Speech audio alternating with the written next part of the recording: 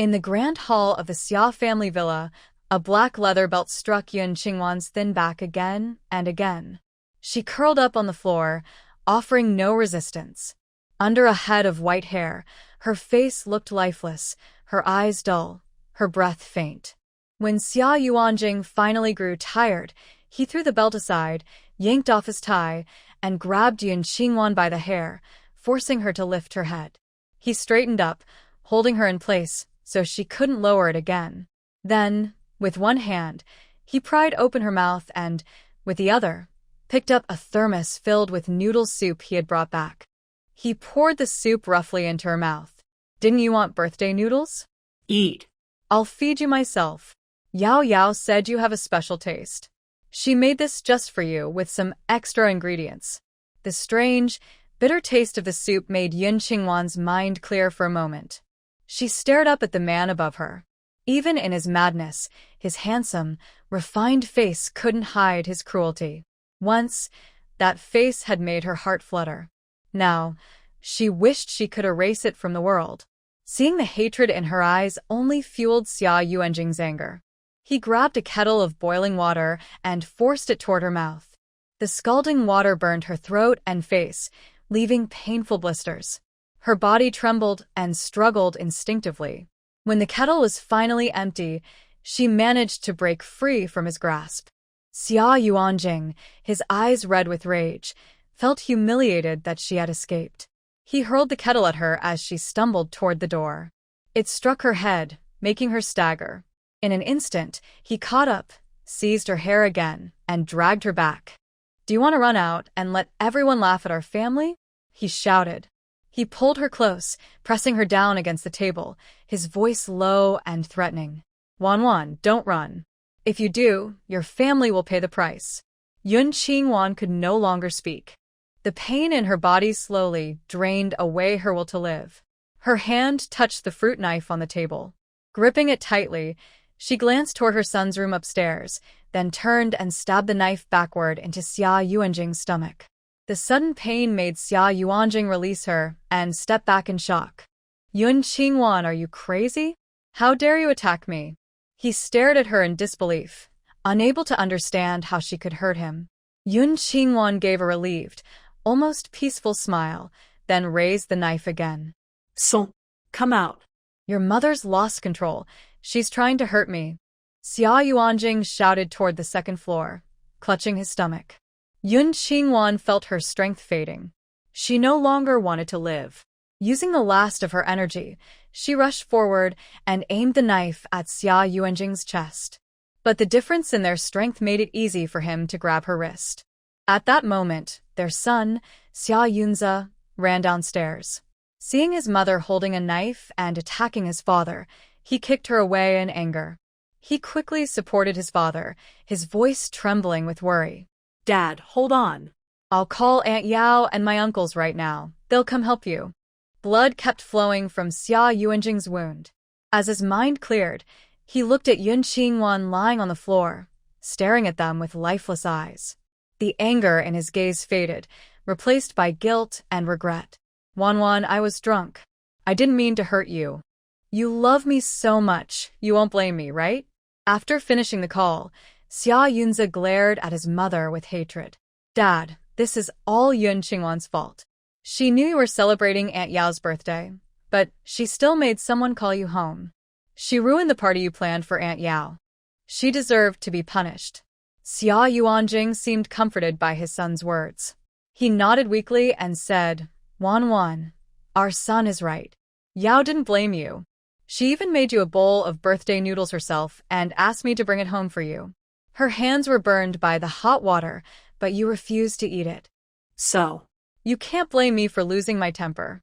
Xia Yunze scolded angrily. "Yun Qingwan, you're already 50 years old.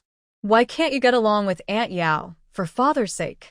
Yun Qingwan had used up all her strength in that final strike, but her 18-year-old son kicked her hard, sending her crashing into the wall. Even though her eyes were still wide open, her breath was gone. Still, she heard their words clearly.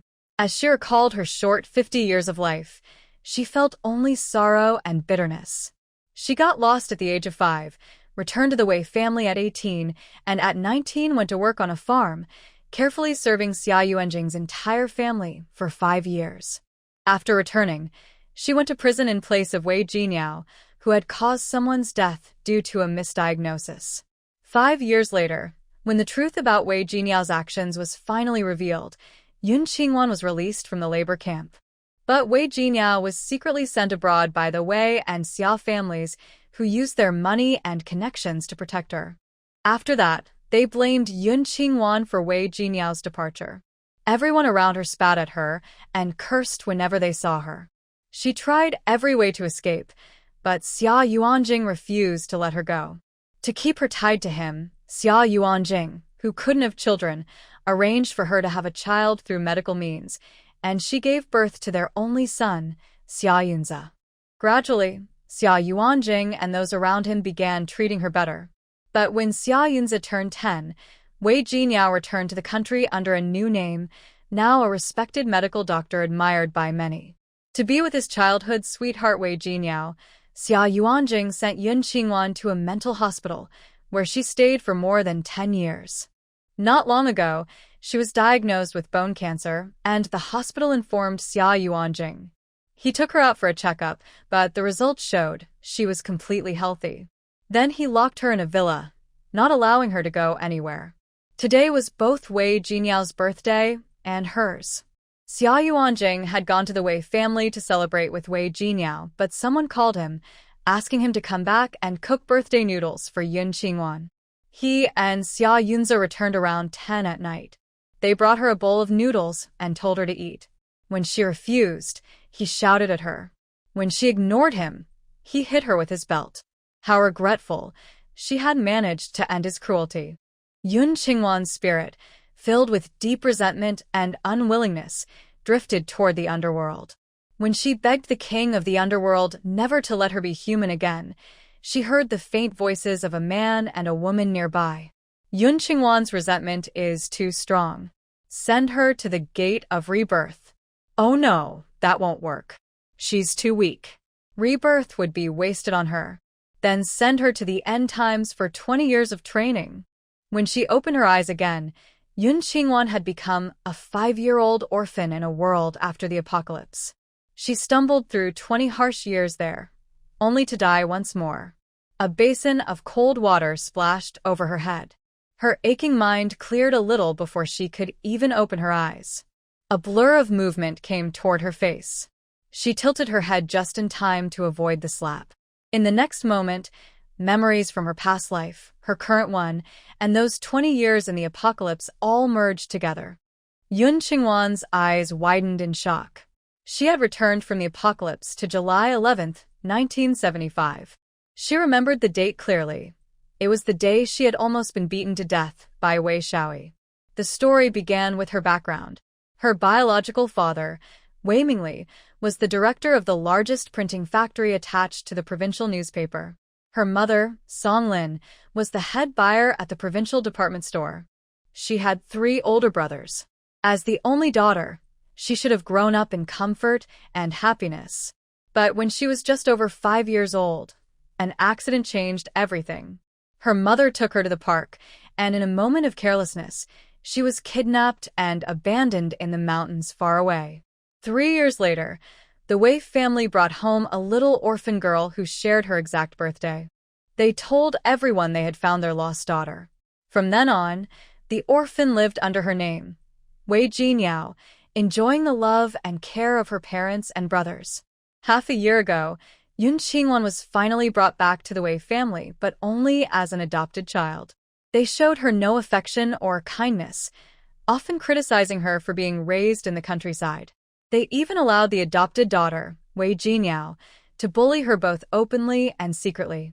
That day, Yun Qingwan had prepared lunch as usual and first fed her paralyzed grandmother.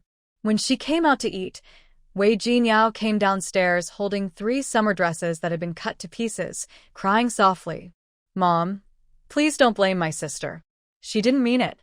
She's just upset. You can say I was the one who ruined the dresses." Before she could finish speaking, her third brother, Wei Shaoi, who had just finished eating, slammed his bowl down in anger.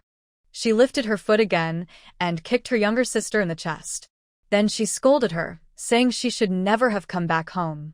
In the 6 months since she returned to the Wei family, Wei Jinyao had falsely accused her of ruining her clothes at least 10 times.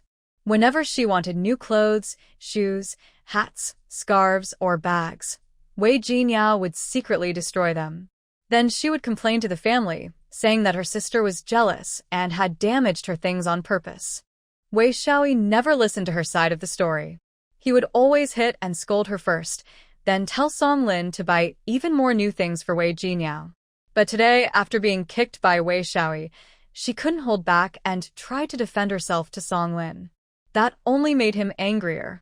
He kicked her so hard that he broke 2 of her ribs, bruised her face, and hurt her heart so badly that it would ache for years afterward. After living through 20 years in the end times, she had long buried the painful memories of her past life. Now, those tragic memories came flooding back, and with them, all her hatred. Since fate had given her another chance, none of those who had hurt her would escape this time. Yun Qingwan lowered her eyes to the small red mole at the base of her left little finger, her teeth grinding tightly. It was the mark of the golden space she had once gained by chance during the apocalypse. Inside it was a vast storage area and a well filled with spiritual spring water.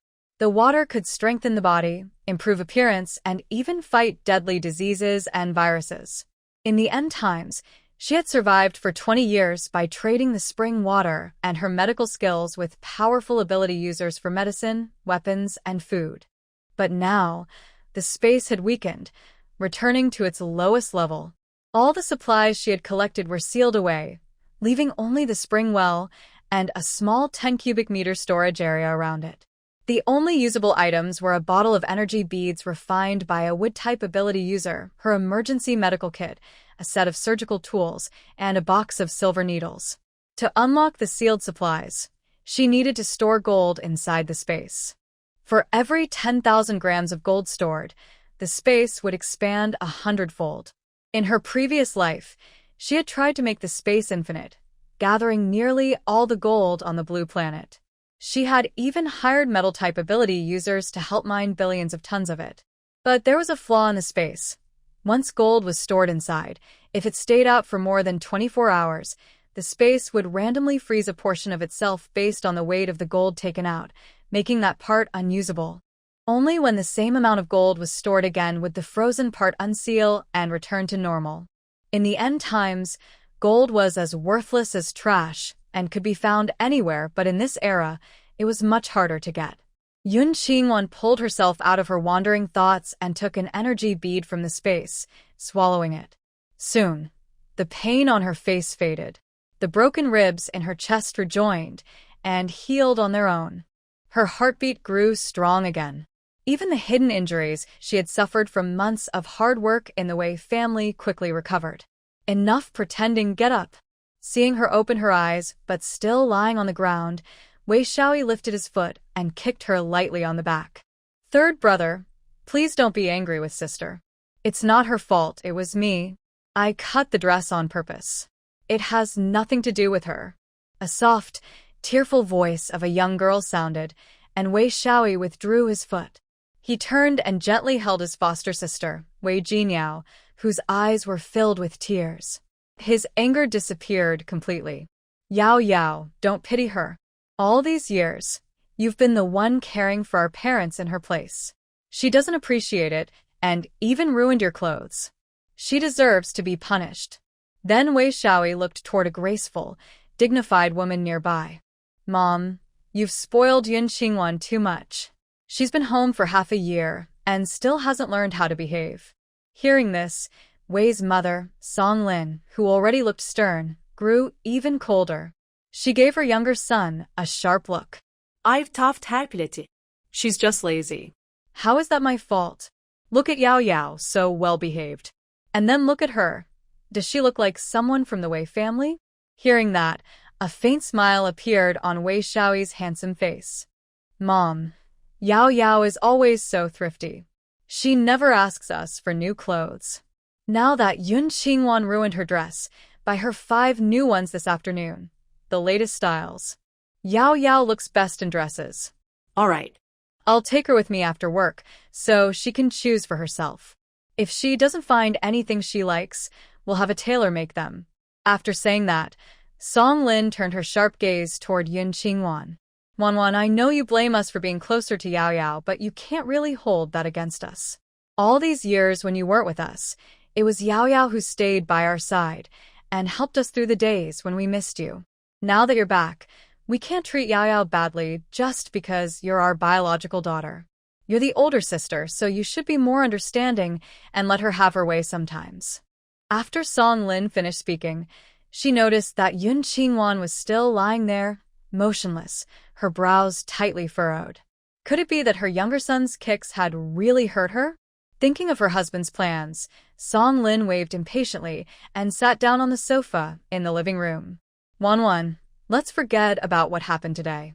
Pick up those clothes and make them into cotton pads for your grandmother. That will make up for your mistake. As soon as Song Lin finished, Yun Qingwan, who had already recovered, stood up from the floor and let out a mocking laugh. Then she looked at Song Lin coldly.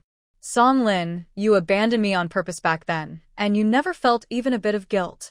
You treated someone else's child like a treasure. I hope you never regret what you've done. It was only her suspicion, but not without reason.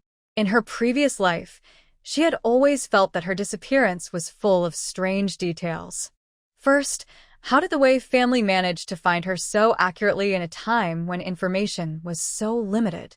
And the human trafficker who took her away, he didn't hurt her or sell her, but instead carried her deep into the mountains and left her there. Why would he go through all that trouble for nothing? When Song Lin heard this, a flicker of guilt flashed in her eyes. Just as she was about to argue back, Wei Shaoi, who had missed kicking Yun Qingwan earlier, became furious at the words someone else's child. He rushed in front of Song Lin, ready to hit again. You awful girl. Let me tell you, in my heart, Yao Yao is my real sister. If you dare insult her again, I'll make you pay for it. You're right, Yun Qingwan said, still staring at Song Lin, her tone full of hidden meaning. She really is your real sister. Song Lin's eyes filled with confusion. What did Yun Qingwan mean? One moment she accused her of abandoning her, and the next she said Yao Yao was the real daughter. What exactly did she know?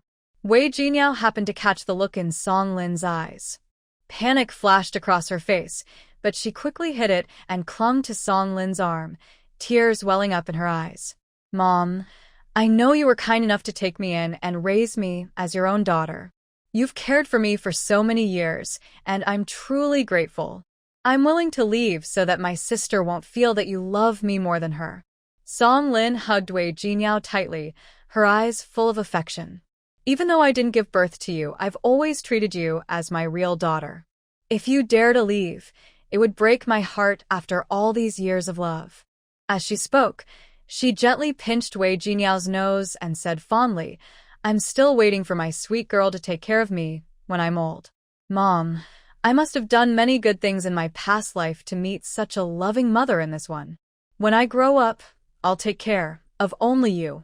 Wei Jinyao buried her face in Song Lin's arms, crying uncontrollably. Don't cry, Yao Yao. I'll stand up for you. Wei Shaoi, who always spoiled Wei Jinyao, couldn't bear to see her cry so sadly. He pulled off his belt, folded it in half, and swung it toward Yun Qingwan. Yun Qingwan didn't move. A cold, mocking smile appeared on her lips. She caught Wei Shaoi's wrist, twisted it sharply to the side, and threw him to the ground. In the next moment, she knelt on his back and struck him hard. Wei Shaoi's ribs cracked, and he was left seriously injured. Yun Qingwan knew he was the type to hold grudges. After suffering such a loss today, he would definitely go find others to take revenge. That was fine with her. She needed time to find all the Wei family's valuables for her own plans. She injected a numbing medicine into his back, so he could still move enough to leave. Unable to resist, Wei Shaoi lay on the ground, twisting in pain like a trapped lizard. He thought bitterly, that girl used to be my punching bag. When I was in a good mood, I'd tease her a bit. When I was upset, I'd hit her to vent. She never dared fight back. What's gotten into her today? Yun Qingwan, you troublemaker. Let me go right now. The mother and daughter, who had just been showing affection moments ago, stood frozen in shock at what they had just witnessed. When Wei Xiaoyi shouted, everyone immediately came to their senses and rushed forward to pull Yun Qingwan away. Yun Qingwan stood up smoothly, but not before kicking Wei Xiaoyi twice in the waist. Then she turned around, raised her hand, and slapped Wei Jinyao's face 10 times in a row. With a cold smile, she said, "Remember this, little troublemaker. If you ever accuse me of something again, I'll make sure to do exactly what you claim." Her slaps were not light. Wei Jinyao's fair face turned red and swollen, and she spat out a bit of blood. She threw herself into Song Lin's arms, crying miserably. "Mom, third brother, it hurts.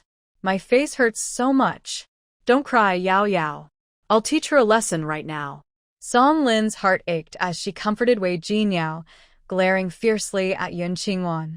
"Have you caused enough trouble? Get over here and kneel." Yun Qingwan didn't even glance at her. She strode upstairs to the second floor, quickly entered Wei Jinyao's room, and shut the door behind her. She opened the drawer of Wei Jinyao's desk, found a large pair of scissors, and went to the wardrobe. With several sharp snips, she cut all the clothes inside into pieces.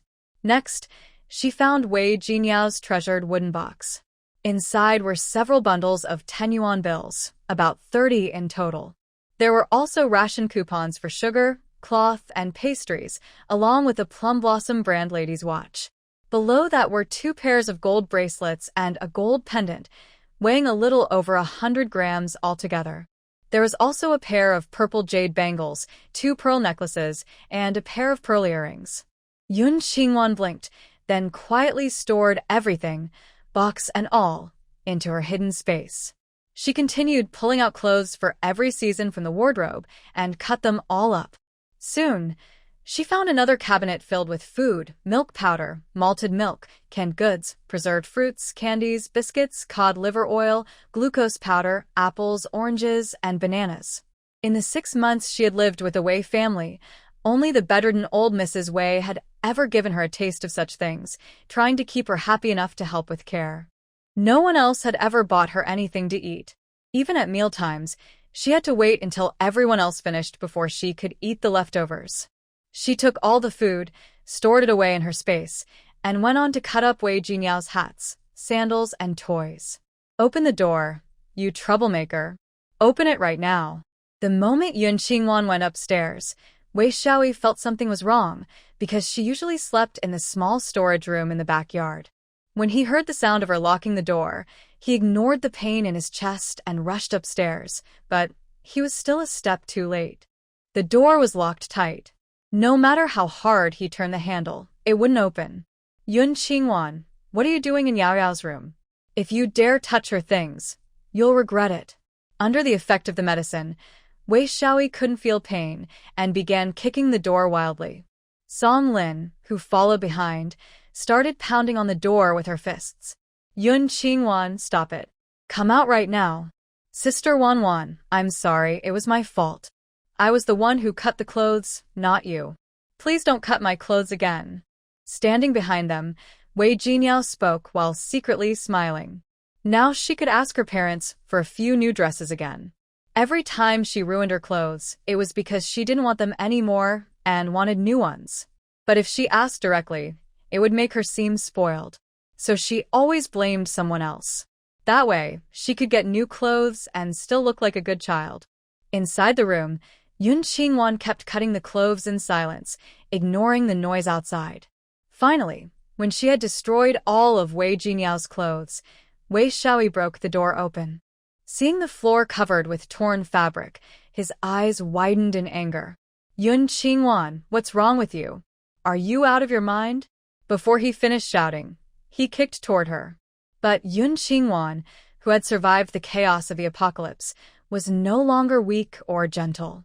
She grabbed his leg with one hand and struck his knee with the other. Unfortunately, he couldn't feel pain at all. "Stop. Do you still want your medicine or not?" Song Lin, who had followed Wei Xiaoyi into the room, was so frightened that she stepped back again and again. At the last moment, She shouted the one thing that could make Yun Qingwan hesitate. Yun Qingwan paused for a second, her eyes turning cold and sharp. The eldest grandson of the Yun family, Yun Huaiyan, who had adopted her, had once saved her from danger. Because of that, he lost too much blood and was later infected with hepatitis while being treated at the hospital. In the 1970s, hepatitis was considered incurable and herbal medicine alone couldn't heal it. Good Western medicine was too expensive and hard for ordinary people to get. The Wei family had taken her in back then, promising to cure Yun Huaiyan. She willingly stayed with them for the sake of that medicine. Now that she had returned, she could heal her brother using only the spiritual spring water. The Wei family would no longer be able to control her. She looked at Song Lin, a teasing smile curling at her lips. She grabbed Wei Xiaoyi by the neck, dragged him to the window, and pushed him out. Wei Jinyao's room was on the second floor, the brightest one, with windows facing east. Below was the back garden, filled with red roses that Wei Jinyao loved. When Wei Xiaoyi fell, he landed among the roses, covered in scratches, but felt no pain. Seeing this, Wei Jinyao was so frightened that she crouched down, holding her head. A moment later, she saw torn fabric all over the floor and burst into tears. Yun Qingwan, how could you cut up all my clothes, shoes, and bags? Mom, please help me. That awful Yun Qingwan had ruined all her clothes, and her mother surely wouldn't buy her new ones. Yun Qingwan raised her hand and pretended to pick her nose, but in fact, she took out a powerful healing medicine from her secret space. She flicked it into Wei Jinyao's mouth, and it immediately made her feel unwell. Wei Jinyao stopped crying and began coughing and spitting. Yun Qingwan, you made me eat that. That's your good luck, Yun Qingwan replied. She turned to Song Lin. You know I didn't cut her clothes. Why did you let her blame me? Her birth mother, Song Lin, looked graceful and kind in the eyes of others, elegant, gentle, and always polite.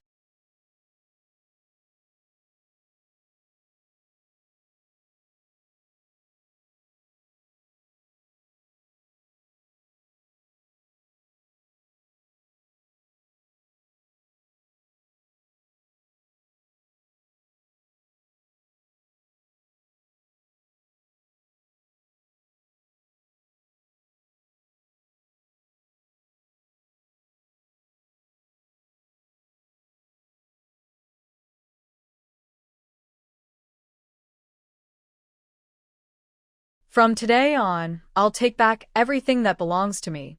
After speaking, she pushed Song Lin aside and walked over to Wei Jinyao, grabbing her chin. You little brat, this bedroom is mine. Clean it up right now. When I come back, if it's not tidy, you'll regret it. Hearing that, Wei Jinyao couldn't hold back her disgust.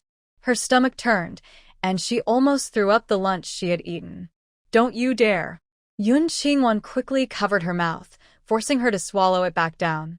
Then she turned to Song Lin and said, Song Lin, I am Wei Jinyao. From now on, whatever this little brat gets, I want 10 times more.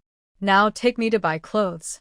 She let go of Wei Jinyao, grabbed Song Lin's wrist, and pulled her downstairs.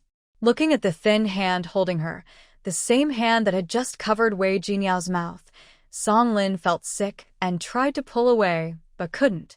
She glanced sideways at Yun Qingwan and became certain this wasn't Yun Qingwan anymore.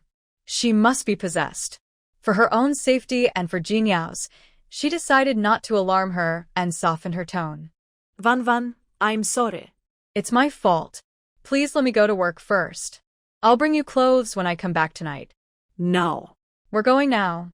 Yun Qingwan dragged Song Lin to the bedroom that Song Lin shared with Wei Mingli and kicked the door open. Give me money. Song Lin trembled in fear. She knew she couldn't fight this strange girl, so she decided to calm her down first. She went into the room, took out 100 yuan and a stack of fabric coupons from the wardrobe. But then Yun Qingwan's cold voice came from behind her. All these years, whatever you spent on that little brat, you'll spend 10 times more on me. If you don't, I'll make a scene at the department store. Song Lin's chest rose and fell sharply with anger. This was no ordinary person. She must be dealing with a spirit. Gritting her teeth, She took out all the money and coupons, put them into her usual black leather bag, and handed it over. Yun Qingwan didn't move. She searched through the wardrobe and found a new white blouse and black pants that Song Lin had just bought. She took them and went into the bathroom, turning back to add, "Find me a new pair of shoes." Song Lin nodded quickly, took out a pair of black leather sandals, and placed them by the bathroom door. Only when she heard the sound of running water inside did she dare to run to the backyard. "Third brother, are you all right? Did you hurt yourself?" Wei Shaoyi struggled to crawl out from the flower bushes, his white shirt covered with small spots of blood. He held his right arm with his left hand, gritting his teeth. "Mom, my arm is dislocated, my ankle is twisted, and my chest and back hurt. I think that girl might have broken one of my ribs." "So serious? Go lie down on the sofa. I'll get the car and take you to the hospital." Song Lin helped her son into the living room, but no matter how she looked at him, he still seemed full of energy, not like someone badly hurt. "Mom, it's fine. You should go to work. I'll go to the hospital myself." Wei Shaoyi also found it strange. He could clearly feel that his bones were out of place, yet he didn't feel any pain. "She caused such a mess. How can I still think about work? You stay here and rest. I'll be right back." Song Lin pushed her bicycle and hurried out. She planned to go to the police station and bring 2 officers back to scare that troublesome girl. Wei Shaoyi was still worried about Wei Jinyao. He stood up, looked around, and seeing that Yun Qingwan wasn't there, he went upstairs. He stopped at Wei Jinyao's door, but no one was inside. Worried, he called out, "Yao Yao, where are you?" "Third brother, I'm in the bathroom." Wei Jinyao was feeling upset. She didn't know why, but her period had come half a month early. She had just wanted to check on her money, but suddenly, she had to rush to the bathroom. Hearing that she was fine, Wei Shaoyi leaned gently against the bathroom door and said softly, "Yao Yao, don't be afraid. I'll go get someone to stand up for you." As he spoke, his eyes turned cold. "Yun Qingwan, just wait and see what I'll do to you." Wei Jinyao smiled slightly. "Third brother, go ahead." "All right, I'll be back soon." Wei Shaoyi left, locking the front door behind him so Yun Qingwan couldn't escape. Song Lin reached the police station but stopped at the entrance. What should she say to the officers? Should she say Yun Qingwan was possessed? Then they might think she was the crazy one. Should she say Yun Qingwan hit Shaoyi? But Shaoyi had also hit her. She couldn't possibly say Yun Qingwan had cut up Jinyao's clothes either. If Yun Qingwan argued back, wouldn't that just make them all a laughingstock? After thinking for a long time, Song Lin decided to take a detour and go to the printing factory to find her husband, Wei Mingli. At home, after Yun Qingwan came out and saw that Song Lin had left, she wasn't surprised. In the past, whenever she faced the Wei family, she was so timid that she couldn't even lift her head or speak loudly. But today, after what happened, even a fool could see that she had changed. Song Lin, who only looked strong on the outside, naturally didn't dare to stay at home. "Wanwan, my dear granddaughter, did they bully you again? How could they be so heartless to their own child? Come here, Wanwan, let Grandma take a good look at you. You haven't had lunch yet, have you? Go make yourself a cup of malted milk from my room." Just as Yun Qingwan was about to go to the kitchen to find something to eat, she heard the old Mrs. Wei's voice coming from the small bedroom at the end of the first floor. She couldn't help but laugh mockingly.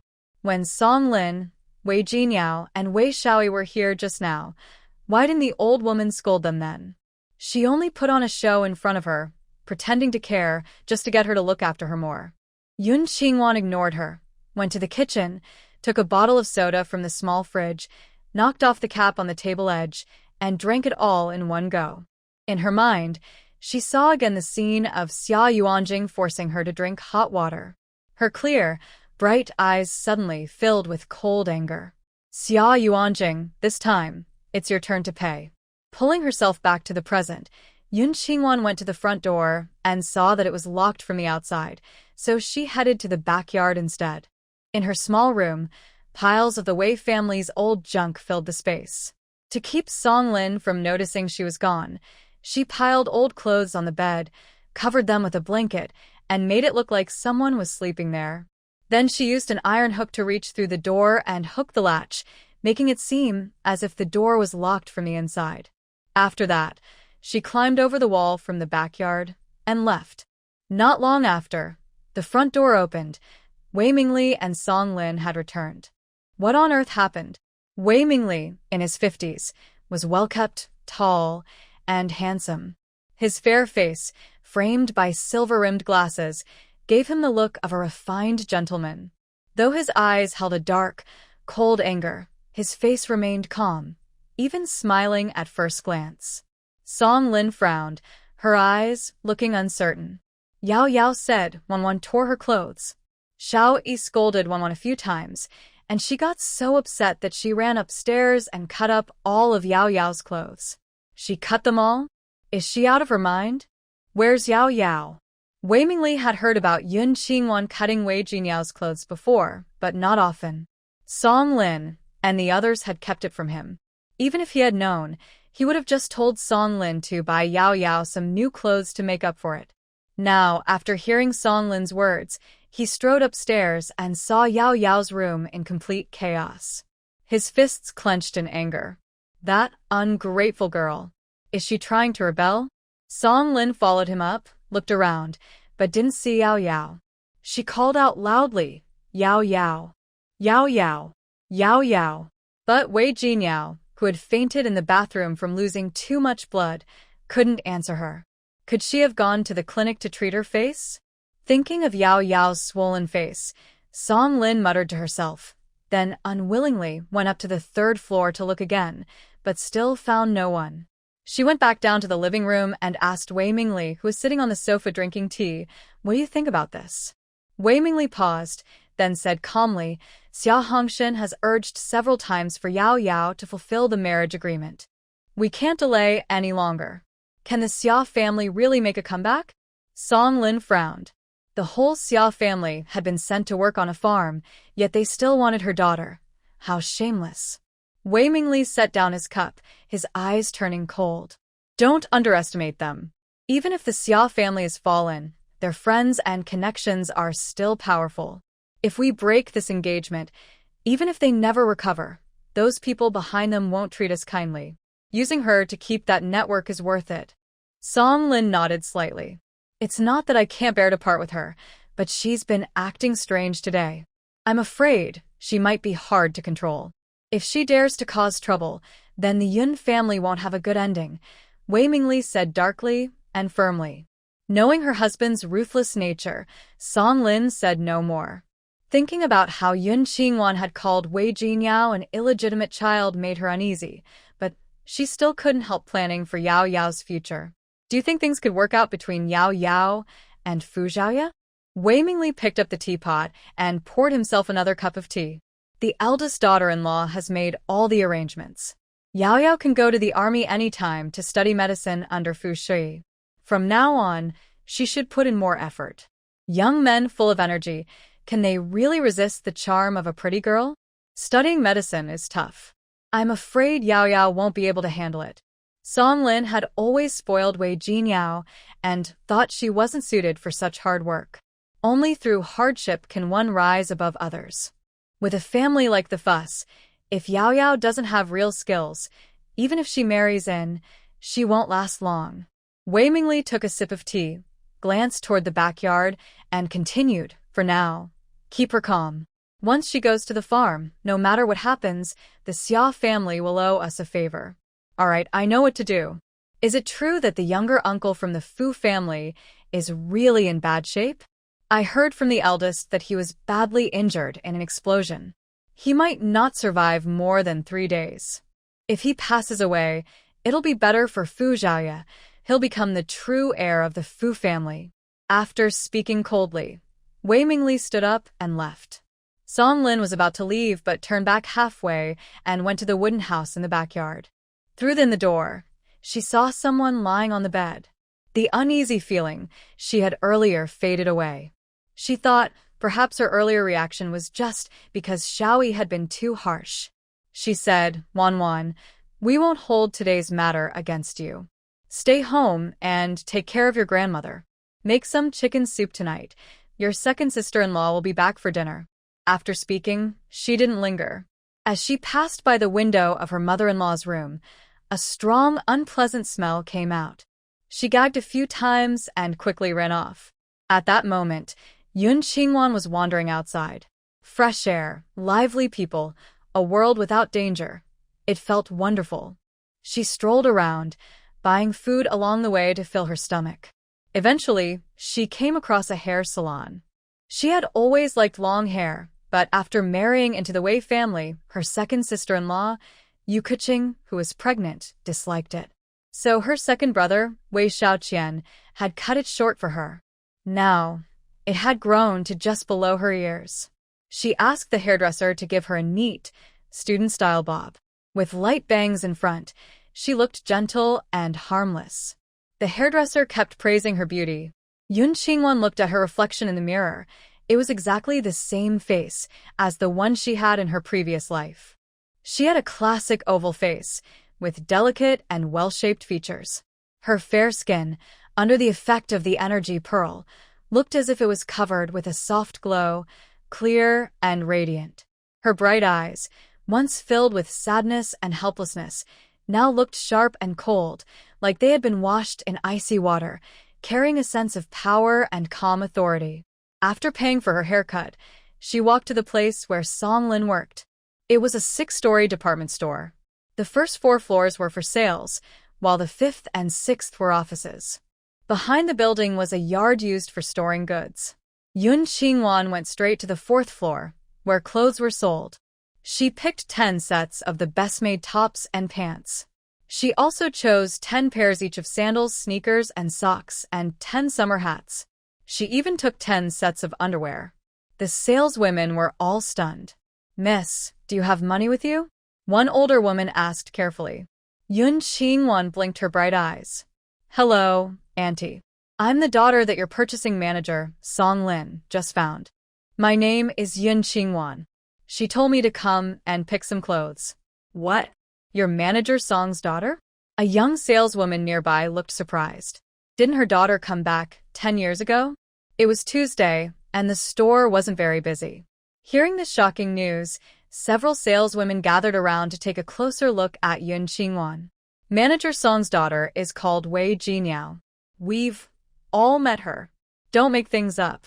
You don't look like Manager Song at all. Are you sure you haven't mistaken your mother? Be careful, young lady. Pretending to be someone's child can get you in trouble. I've been living with the Wei family for half a year. How could I be mistaken? Yun Qingwan replied calmly. Then she continued, "When I was 5, Song Lin took me out to play, but a bad man kidnapped me and took me to the mountains. 3 years later, Wei Mingli brought home another girl my age to replace me. That's the current Wei Jinyao. In truth, I, Yun Qingwan, am Song Lin's real daughter. I lived in the mountains all those years until they found me half a year ago." Standing among the crowd, Yun Qingwan spoke clearly and confidently, telling her story so vividly that it sounded like a tale from a storyteller's book. The saleswomen listened in shock, their mouths wide open. It turned out that the daughter director Song had always cherished like a treasure was actually adopted. At that moment, Song Lin sat in her office, feeling uneasy. She had made several phone calls but still couldn't find Wei Jinyao, worried that the girl might be too upset. "Director Song, your daughter is here." In the department store, the leader of the clothing section came to tell her the news happily before leaving quickly. "Oh, I must be overthinking. Yao Yao is such a cheerful and lively girl. How could she do something foolish just because of a few clothes?" Song Lin patted her chest in relief, smiled, and stood up to head to the department store. When she reached the 4th floor, where clothes were sold, she saw a crowd gathered around a short-haired young woman. Her expression turned serious. Talking during work hours meant a pay deduction. But as she got closer and heard what they were saying, her face suddenly turned pale. The first saleswoman who had spoken to Yun Qingwan noticed Song Lin outside the crowd and quickly walked over. "Oh, Director Song, you're here? Congratulations on finding your real daughter. You should treat us to some sweets." The others also came over, offering their congratulations. "Director Song, Your daughter is as beautiful as you. Our store is hiring new staff soon. Why not let your daughter work here? Then you two can see each other every day. Yun Qingwan smiled brightly as she walked over. She had been living with the Wei family for half a year and had rarely gone out. One reason was that there was always too much work to do at the Wei household, leaving her no free time. The other reason was that the Wei family didn't allow her to go out or tell anyone that she was their daughter.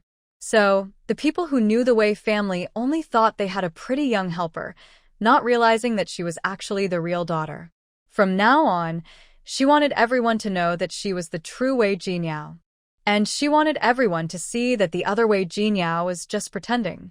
She walked up to Song Lin and said, "Didn't you say you'd buy me clothes and shoes? I've already picked them out. Please pay for them." Song Lin's irritation was now mixed with fear. This couldn't be Yun Qingwan. Yun Qingwan would never act like this. "Director Song, what's wrong?" An older woman beside her nudged her gently. "Are you so happy to see your daughter that you're speechless?" Ha. Ha ha. Song Lin stared at Yun Qingwan's face, feeling a faint fear in her heart. YGs. Yun Qingwan held Song Lin's hand and shook it gently, looking grateful and sweet. "Didn't you bring 1,000 yuan to buy me clothes? Hurry, give me the money." Yes, I'll give it to you." Song Lin felt uneasy, as if a chill spread from Yun Qingwan's palm through her whole body. She nervously paid the bill. They spent just over 300 yuan, and then Yun Qingwan pulled her downstairs to buy another 100 yuan worth of food. There were too many things, so Yun Qingwan bought 2 handbags and a black shoulder bag. She put the clothes and food into the 2 bags, then secretly moved some items into her hidden space. Next, they went to the daily goods section to buy a comb, hair ties, glasses, face cream, lipstick, toothpaste, toothbrushes, cups, towels, and other toiletries. In the kitchenware section, she bought 2 rolling pins about half an arm's length long. In the farming tool section, she bought an iron chain. She asked the shop assistant to drill holes at the ends of the 2 rolling pins and connect them with a chain. "Miss, rolling pins are usually used separately. If you link them together, they won't work well for making dough," the shop assistant kindly reminded her. Song Lin, who was with her, didn't think Yun Qingwan was buying them for cooking. After all, there were already 6 rolling pins at home. More than enough. She asked, "What are you buying these for?"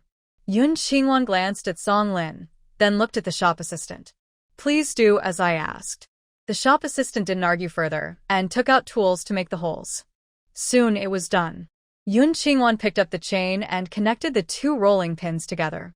She swung them around playfully, imitating a famous martial arts star. Watching her, Song Lin felt even more uneasy, convinced that Yun Qingwan was acting strangely. She silently prayed that Xia Yuanjing would come soon to take her away. Yun Qingwan put the sticks into her bag, then bought a bundle of strong rope, 3 rolls of nylon thread in different thicknesses, a roll of wire, and 5 rolls of elastic bands in various widths. She also bought 2 large rakes for digging and a pair of climbing hooks. Finally, she bought 2 kitchen knives and 2 machetes. Song Lin grew more nervous. "We don't even farm. Why are you buying all this?" "They're for the Yun family," Yun Qingwan said calmly. "You don't mind, do you?" After Yun Qingwan finished speaking, she picked out 2 shovels and 2 hoes. "Hee, I don't mind. You can buy more if you like." Song Lin was doubtful, but didn't dare to stop her. Yun Qingwan didn't hold back and chose a few more farm tools that could be used as weapons. Finally, she said to Song Lin, "I'm hungry. Take me to eat." "I'm at work. I can't just leave." Song Lin escorted Yun Qingwan to the security office at the mall entrance. "I still have 3 hours before I finish work. Wait here and don't go anywhere." With so many strong guards around, they could surely keep an eye on her. Yun Qingwan grabbed the black bag under Song Lin's arm, took out the money and tickets, and put them into her own new black leather shoulder bag. Then she leaned close to Song Lin's ear and whispered, "I'm your real daughter. No matter how good Wei Jinyao seems, she's still the child of Wei Mingli and another woman. Don't be foolish and care for the wrong person." Song Lin was stunned by her sudden words. After a long pause, she shouted angrily, "You silly girl. What nonsense are you talking about? How can you insult your father like that? I'm telling the truth. I heard Wei Jinyao say that you don't love your real daughter and treat her, an outsider, like a treasure. When I was washing Wei Mingli's clothes, I saw lipstick on his collar and a long strand of hair on his button. Last Sunday, I even found something that clearly belonged to a woman in his pocket. Of course, all of this was made up by her.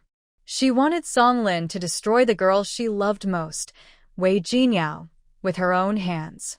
Her story sounded so convincing that a seed of doubt began to grow in Song Lin's heart. After all, once when Wei Mingli was drunk, he had called out another woman's name while with her.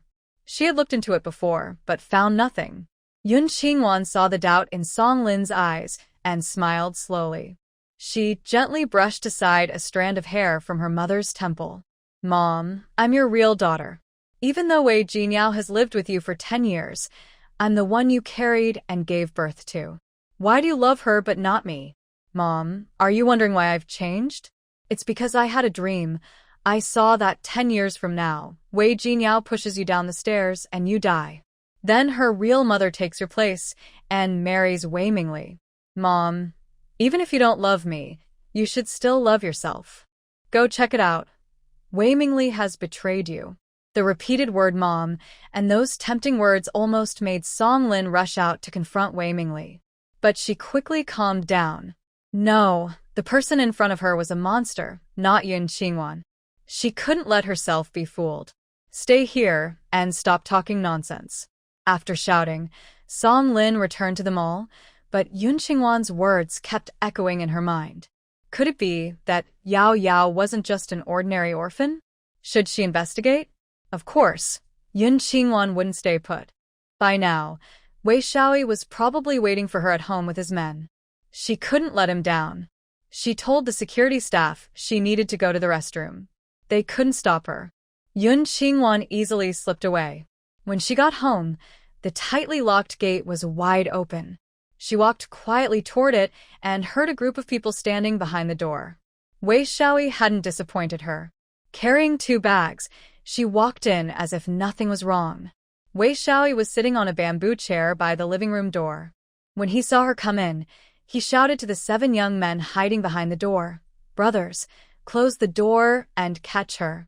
I'll give each of you 30 as a reward." At that time, whether factory workers or farmers, everyone had to do some military training. They not only knew a few fighting moves, but were also strong. The 7 tall, sturdy young men looked at the slim Yun Qingwan and thought they could easily catch her. They quickly shut the door and stared at her beautiful face, rubbing their hands with mischievous smiles. "Hey, little girl, you look so delicate. Come here and let us take a closer look. You fools, you're not even worthy." Yun Qingwan sneered and pulled out 2 rolling pins tied together like nunchucks from her bag. Before the 7 men could react, the nunchucks rained down on them. "Stop. It hurts. Please forgive us. We were wrong. Wei Shaoyi, you coward. Tell her to stop." The 7 men tried to dodge, but there was no escape. Their chests, backs, legs, and heads, not a single spot was spared from Yun Qingwan's fierce strikes. Wei Shaoyi trembled when he saw the scene before him. That girl actually knew martial arts?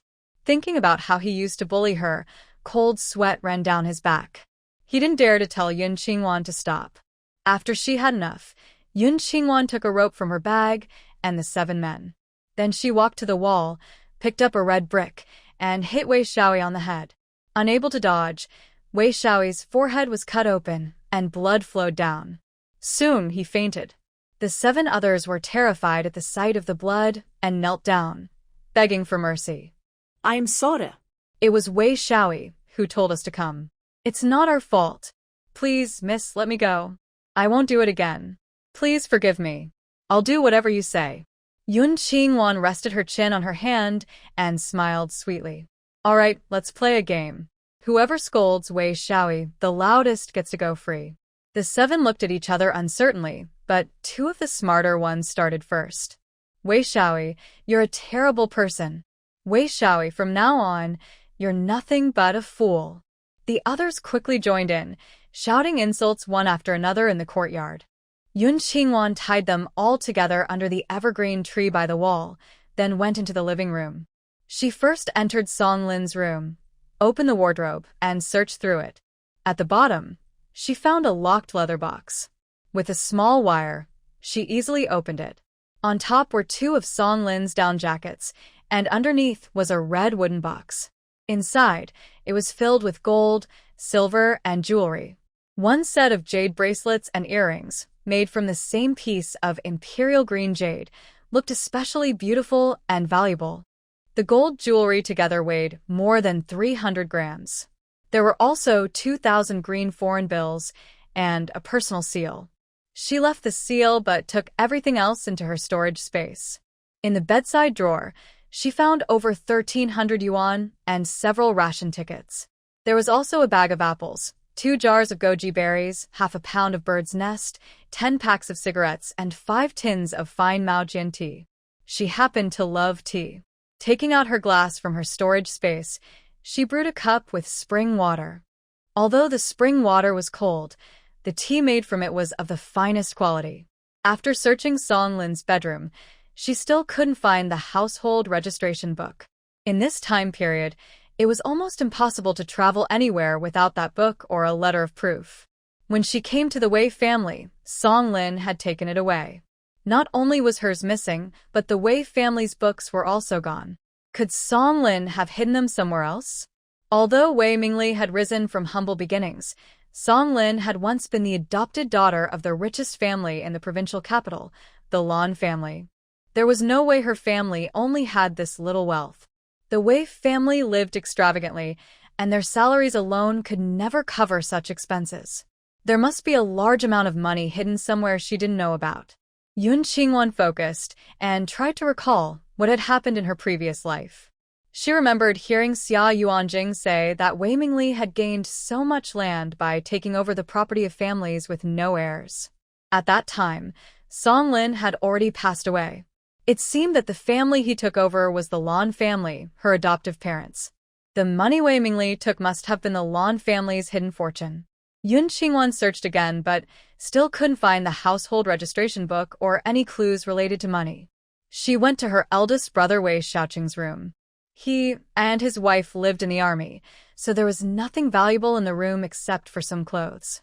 She went upstairs and found Wei Jinyao fainted in the bathroom, but didn't stop to help. Then she went to the rooms of her third brother Song Shaoi and second brother Song Shaoqian. Song Shaoi had already been tricked out of his money by Wei Jinyao, and she only found a little over 100 yuan and a few ration tickets in his room. In the room of her second brother Wei Xiaoqian and his wife Yu Keqing, however, there were quite a few valuable things. In the bedside cabinet, she found a leather bag containing more than 1,000 yuan and a bundle of tickets. Then she opened the innermost wardrobe, which was filled with all kinds of health products, goji berries, white fungus, bird's nest, shark fin, ginseng slices, royal jelly, cod liver oil, milk powder, malted milk, and glucose. The next cabinet was full of snacks, fruit, milk candy, preserved fruits, and sweet cakes. Yun Qingwan took them all. Under the bed, in a hidden compartment, she found a wooden box. Inside were gold and silver jewelry and a bankbook showing a deposit of 10,000 yuan. It was Yu Keqing's dowry. However, the bankbook was fake. Wei Xiaoqian was a gambler, and the money had likely been withdrawn long ago to fund his gambling. Yun Qingwan weighed all her gold jewelry together. It was less than 500 grams. Then she put all the jewelry and the bankbook into her storage space.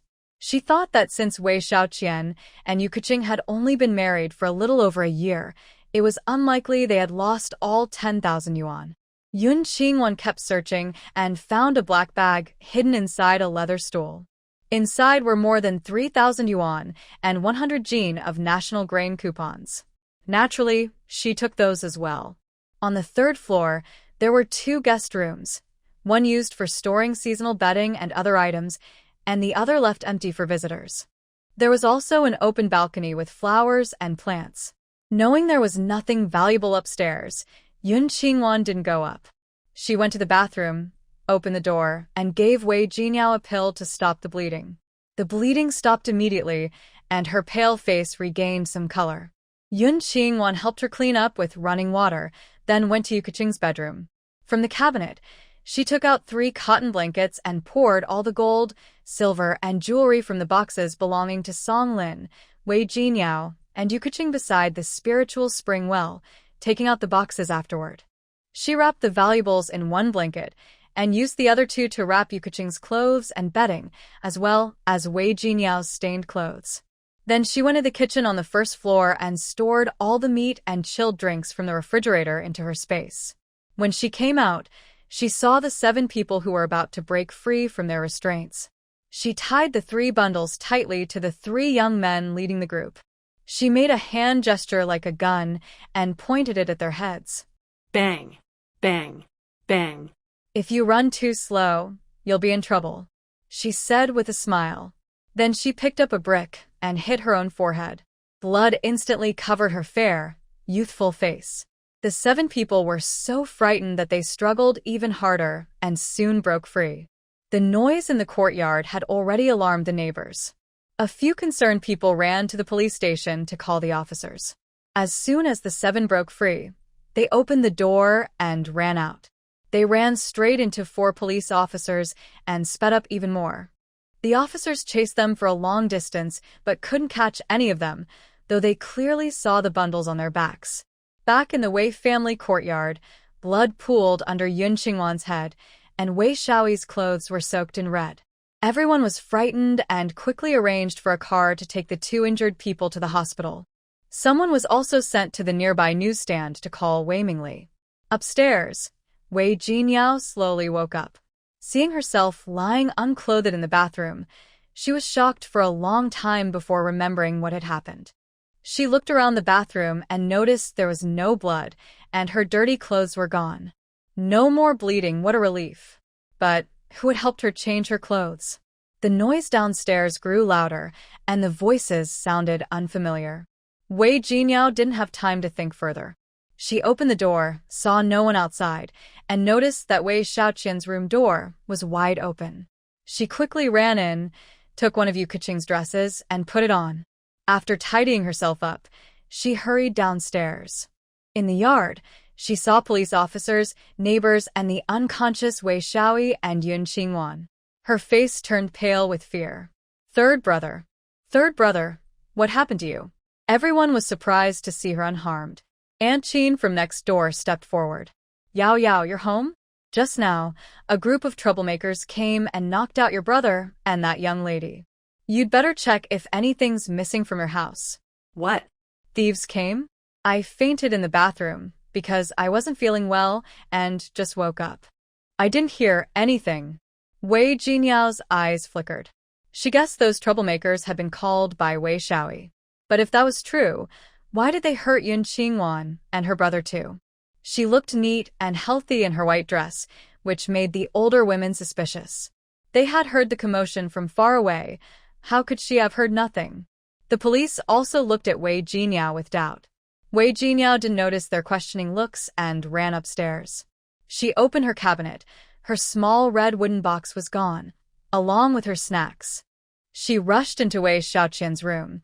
Her sister-in-law's snacks were missing too.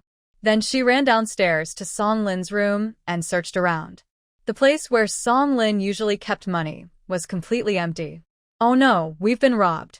Mom, Dad, please come home. We've been robbed. She sat on the bed and burst into tears. The police officers looked serious. They took out their notebooks and began recording her statement to look for clues. When Song Lin and Wei Mingli rushed back, Yun Qingwan and Wei Shaoyi had already been taken by the police to a nearby hospital. After learning what had happened, the two exchanged a look, both guessing that it was Wei Shaoyi who had called those people, and that things had gone wrong when they got greedy. Song Lin stayed home to look after Wei Jinyao, while Wei Mingli went to the hospital with the police. Yun Qingwan had already woken up. She was alone in the hospital room. When Wei Shaoyi arrived, the doctors quickly discovered that his arm was dislocated, his ribs were broken, and he had serious internal injuries. With the large wound on his head, he was immediately transferred to the provincial military hospital. Yun Qingwan's head was wrapped in white bandages. When she saw Wei Mingli, She began to cry in pain. Dad, it hurts so much. The police officers who came along were stunned. Wasn't she just a housemaid? Did she hit her head too hard? Why is she calling you that? Wei Mingli pushed his glasses up the bridge of his nose, his eyes cold and sharp. Yun Qingwan seemed not to notice and cried even harder. I'm sorry, Dad. No, Mr. Wei, I was wrong. The police exchanged a puzzled look. Then one of them gently asked, Miss, please don't cry. Can you tell us what really happened today? How did you both get hurt? I don't really know. Today, Mom took me to the department store to buy clothes. She told me to wait for her at the security office so we could go home together.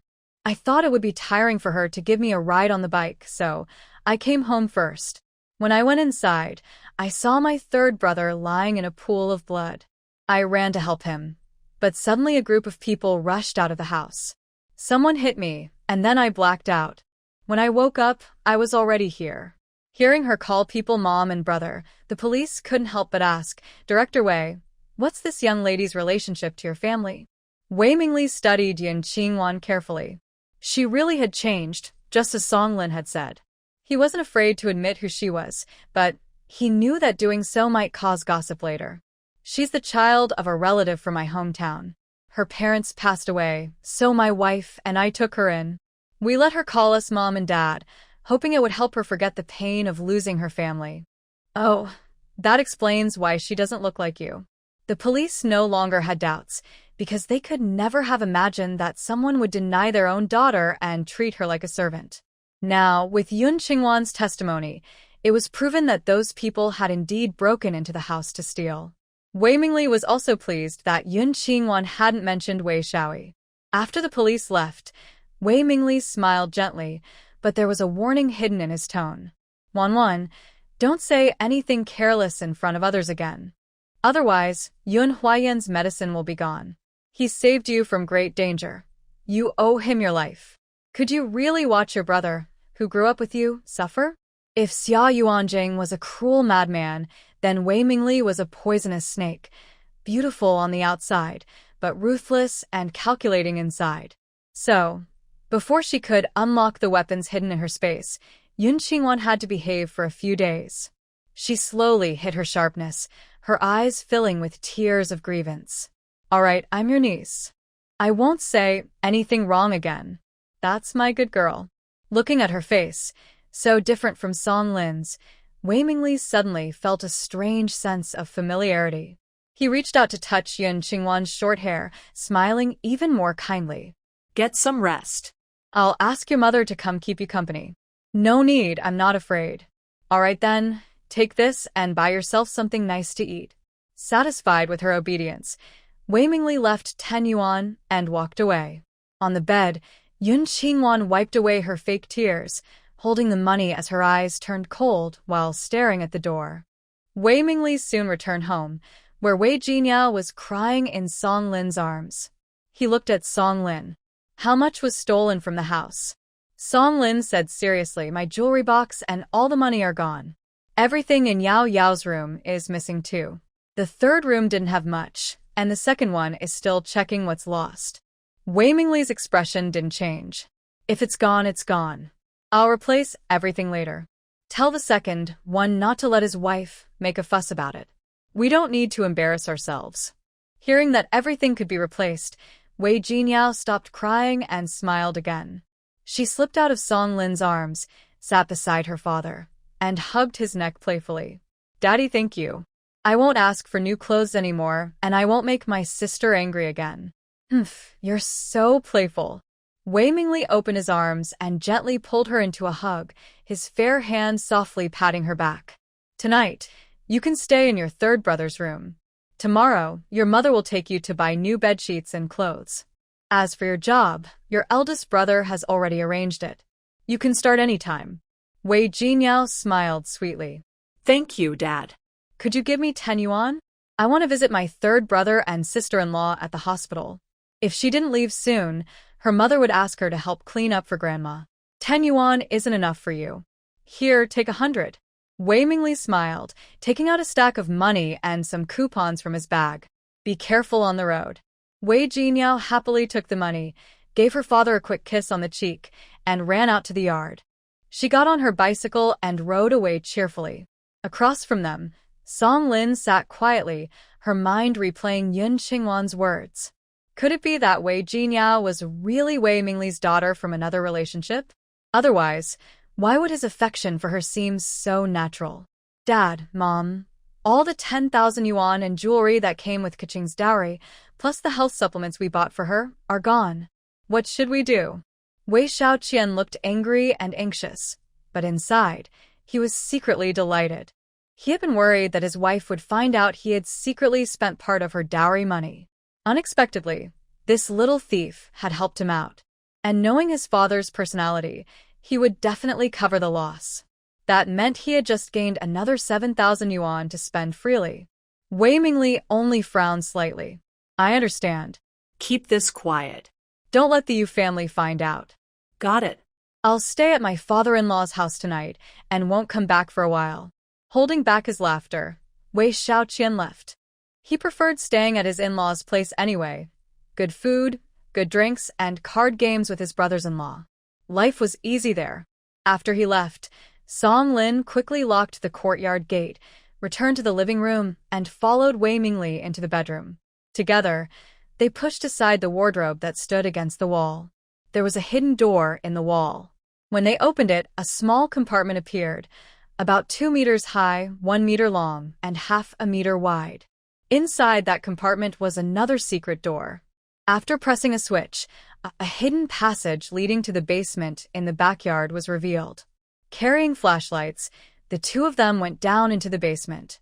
The space inside covered about 50 square meters and was 3 meters high. It was filled with redwood boxes of all sizes. Song Lin opened a few boxes near the front. Inside, they were packed with gold, silver, and jewels. Following Yu Kaching's dowry list, she picked out several pieces of jewelry that matched the same style. She chose a few jade accessories for herself. When she was about to pick something for Wei Jinyao, she remembered what Yun Qingwan had said. She put down the gold bracelet she had taken and only kept a pearl necklace. Nearby, Wei Mingli took 2 stacks of money, 20,000 yuan, 3,000 in foreign currency, and some bonds, from a wooden box about half a cubic meter in size. After taking what they needed, the two restored the wall and moved the cabinet back to its place. Wei Mingli sat down in the office area. Song Lin asked, "Did you notice she's different?" Wei Mingli nodded. Yes, she's changed. It seems her weakness before was just an act. Good timing. Yuan Jing will come to pick her up in a few days. When she returns from the hospital, let her stay in the 3rd floor living room. Don't let her do any heavy work anymore. What about Mom? At the mention of her mother-in-law, guilt flashed across Song Lin's face. That afternoon, when Yun Qingwan wasn't home, neither she nor Yao Yao had gone to check on her. The old lady must be in a bad state by now. Wei Mingli guessed what his mother's condition might be.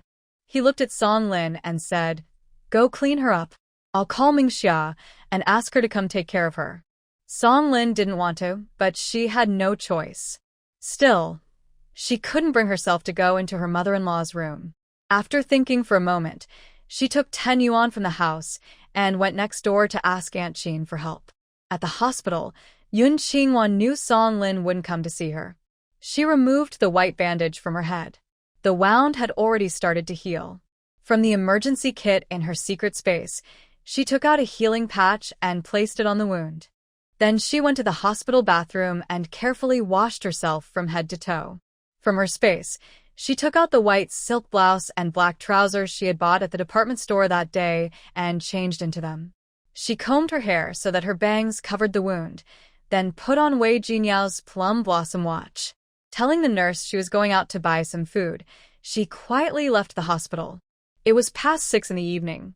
Outside, elderly people were sitting together, chatting and fanning themselves after dinner. Children held their parents' hands, crying and laughing, asking for ice pops. Looking at this lively scene, Yun Qingwan's eyes sparkled with light. She had truly come back. After wandering for more than half an hour, Yun Qingwan finally found the state-owned restaurant known for its sweet and sour fish and meat-filled buns. Inside, fans and ice kept the place cool, so it was full of customers. Seeing more people come in to eat, the busy waiter looked displeased. "Why are you coming to eat so late? We're about to close." They finished work at 8, and it was already 7. More customers meant working overtime again. Yun Qingwan took out 15 yuan, 5 pounds of meat coupons, and 5 pounds of grain coupons. With a calm but firm tone, she said, "I want 1 sweet and sour fish, 1 stir-fried green beans with shredded pork, and 1 bowl of rice. Use the rest of the money and coupons to buy meat buns." "Why do you need so many buns?" the waiter asked in surprise. "They're for important guests from above. They specifically asked for your restaurant's meat buns." Yun Qingwan took a box of tea from her black bag and handed it over.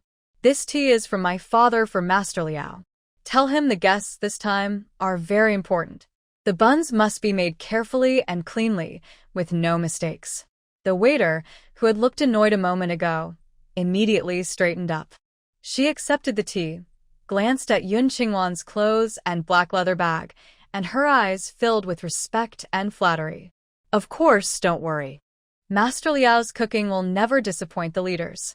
Their conversation wasn't quiet, so nearby customers heard everything. Their eyes turned toward Yun Qingwan. Even without looking at her strikingly beautiful face, the plum blossom watch on her wrist showed she wasn't from an ordinary family. People whispered among themselves, guessing which leader's daughter she might be. Yun Qingwan looked around the hall and found an empty seat. She sat down and took out a glass cup from her black bag. Inside was green tea brewed with spring water. When she opened the lid, a gentle fragrance spread through the air, drawing more glances her way. Yun Qingwan remained calm, sipping her tea slowly. After a while, people lost interest and went back to their own conversations. "Hey, did you hear? The Chu family is offering a huge reward for 100-year-old ginseng. They'll pay any price if someone brings it." They're in such a hurry. Could something have happened to the Chu family? Not from the Chu family, but from the Fu family. That young master was ambushed by spies and died on the spot. The acupuncturist at the military hospital saved his last breath, saying they could try to find 100-year-old ginseng to keep him alive a bit longer. Behind Yun Qingwan, at the table, 2 young men were whispering to each other, their voices drifting into her ears. Her calm eyes suddenly turned red. Chu family, Fu family, young master, spies? These 4 words together clearly refer to Fu Yao. His father is a founding elder. His 3 half-brothers hold important positions. His nephews are all outstanding. His full sister, Fu Shui, learned medicine from their mother since childhood. Now she is the director of the provincial military hospital. Her brother-in-law, Chu Busheng, is a commander in the special forces. Fu Yao, at 13, completed a solo mission and earned a first-class merit. Now, at 25, his military achievements are enough to make him a division commander. But he still leads his own special forces team on various missions. Thinking of Fu Yao's deeds, tears welled up in Yun Qingwan's eyes. At that time, he not only avoided danger but also uncovered a large spy organization. Then he was sent abroad for 5 years on secret missions. After returning, he even had drinks with his nephew, Fu Zhaoye, at the Xia family. Later, he went on another mission and left again. She took the blame for Wei Jinyao's imprisonment.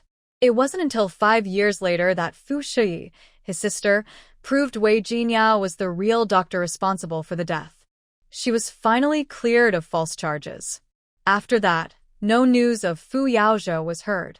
Until 10 years later, when he was injured by poison during a mission, affecting his memory, and became mentally disabled. He was sent to the mental hospital where she worked. Yun Qingwan thought about her and Fu Yao's friendship over those 10 years of mental illness. She absolutely couldn't let him die. The waiter brought the food, and Chef Liao came along, smiling warmly. "Thank you, comrade, for the tea. May I ask your surname?" "This isn't convenient to say." "Master Liao, thank you for your hard work today." Yun Qingwan politely expressed her thanks, making Master Liao more cautious. "It's no trouble. Take your time eating. The buns will be ready after 9 o'clock. Cloud Qingwan calmly said, "No rush. They are in a meeting and probably won't finish until 10 o'clock. All right, take your time and eat slowly, Master Liao, and the waiter left. Cloud Qingwan smiled as she picked up her chopsticks to eat. When you're away from home, your identity is what you make of it. But how can she contact Fu Shui? Should she find some ginseng as a token of introduction? Ginseng has always been rare, and if it's easy to find, Fu Shui wouldn't pay a high price for it. While thinking and eating, Cloud Qingwan finished her meal, then drank tea for half an hour until the steamed meat buns were ready. They cost 1 cent each, totaling 143 buns. Master Liao packed them in a brand new large bamboo basket, covered with a white cotton cloth. These were breakfast for tomorrow morning, so she could only give them to the leaders first. She opened the basket to look. Thin skin, big filling, and a strong aroma of sauce. As expected, it was their signature dish. She smiled as she took the basket, giving 5 more yuan. This is a deposit for the basket. Thank you for today. Master Liao kindly said, You're welcome. If the leaders want more buns, just call us and we'll deliver. Okay, goodbye. After leaving with the buns, Cloud Qingwan went to a deserted place and put the buns into her space. It was exactly 9 o'clock now, and it was completely dark outside, with many people still relaxing on the street. Walking to Fu Shui's hospital would take 2 hours. So, Cloud Qingwan had no choice but to return to the Wei family, climbing over the back wall. The entire mansion was quiet, only the scent of Wei posy lingering. She didn't go inside but headed to the garage, took Wei Xiaoyi's bicycle and rode away. An hour later, she arrived at the military district hospital. Although they accept outside patients, entry requires a household registration, an introduction letter, and a transfer certificate for serious illnesses. Cloud Qingwan had none of these, so she could only climb over the wall. She parked the bike, circled around the hospital's perimeter, and found a section of the wall without guards. Using the rope and grappling hook from her space, she threw it up. The hook caught the top of the wall securely. She pulled the rope and gently jumped over. She first wandered inside the hospital, found Fu Yao's intensive care unit, then sneaked into the nurse's lounge and put on a nurse's uniform she found there. She had a mask in her emergency kit. After putting it on, she headed straight to the floor where Fu Yao was staying. At the entrance, there were 2 guards with guns. They were very alert and asked her to show her ID. Fortunately, when she was adjusting her clothes, she also borrowed a nurse's ID. They didn't notice anything suspicious and let her in. Yun Qingwan went to the 2nd floor in the evening. From a distance, she saw a group of people gathered outside the intensive care unit. Most of them were in military uniforms, and their faces looked serious. As Yun Qingwan approached, she received a few glances of suspicion. She kept a calm expression and looked around the crowd. She didn't see Fu Shui, the person she was looking for. She guessed she was inside the ICU. She knocked gently on the door, calling out softly, Director Fu, someone is here selling ginseng. This caused a big stir. Everyone at the door looked at her. One tall, broad-forehead young man with bright eyes and a high nose stepped forward excitedly. What kind of ginseng? Where is it? Take me to see it. Yun Qingwan still remembered him, Chu Bushing, Fu Shui's husband. Before she could answer, a woman with pretty features, looking exhausted, with dark circles under her eyes and bloodshot eyes, grabbed her wrist. Her voice was hoarse, but filled with excitement. Is it 100-year-old ginseng? Yun Qingwan also knew her, Ming Xilan, the daughter of Fu Shui's and Fu Yao's mother's friend. Her father used to work under Fu Yao's father and is now a senior military leader. Their families were very close. Originally, she and Fu Yao were supposed to get married, but it didn't happen. Yun Qingwan supported Ming Xilan's arm and said calmly, that person said, she only saw Director Fu Shui. The person selling the ginseng was a story she made up. She definitely couldn't take them to see her. Hearing this, everyone at the door started knocking and calling for Fu Shui to come out. After a moment, the door opened. A thin, hunched woman with a look of grief and despair, supported by 2 nurses, came out. Yun Qingwan took the opportunity to look inside. On the bed, there was a dark figure lying down, with an elderly doctor nearby, inserting a silver needle into him. When Fu Shui came out, She listened to her husband's account and told him to keep everyone safe and not follow. Then she approached Yun Qingwan. Her voice was hoarse, like an 80-year-old woman's, and her skin was wrinkled from severe dehydration. Greasy hair mixed with summer sweat, sticking together in clumps. Her body still emitted a strong, sour, rotten smell.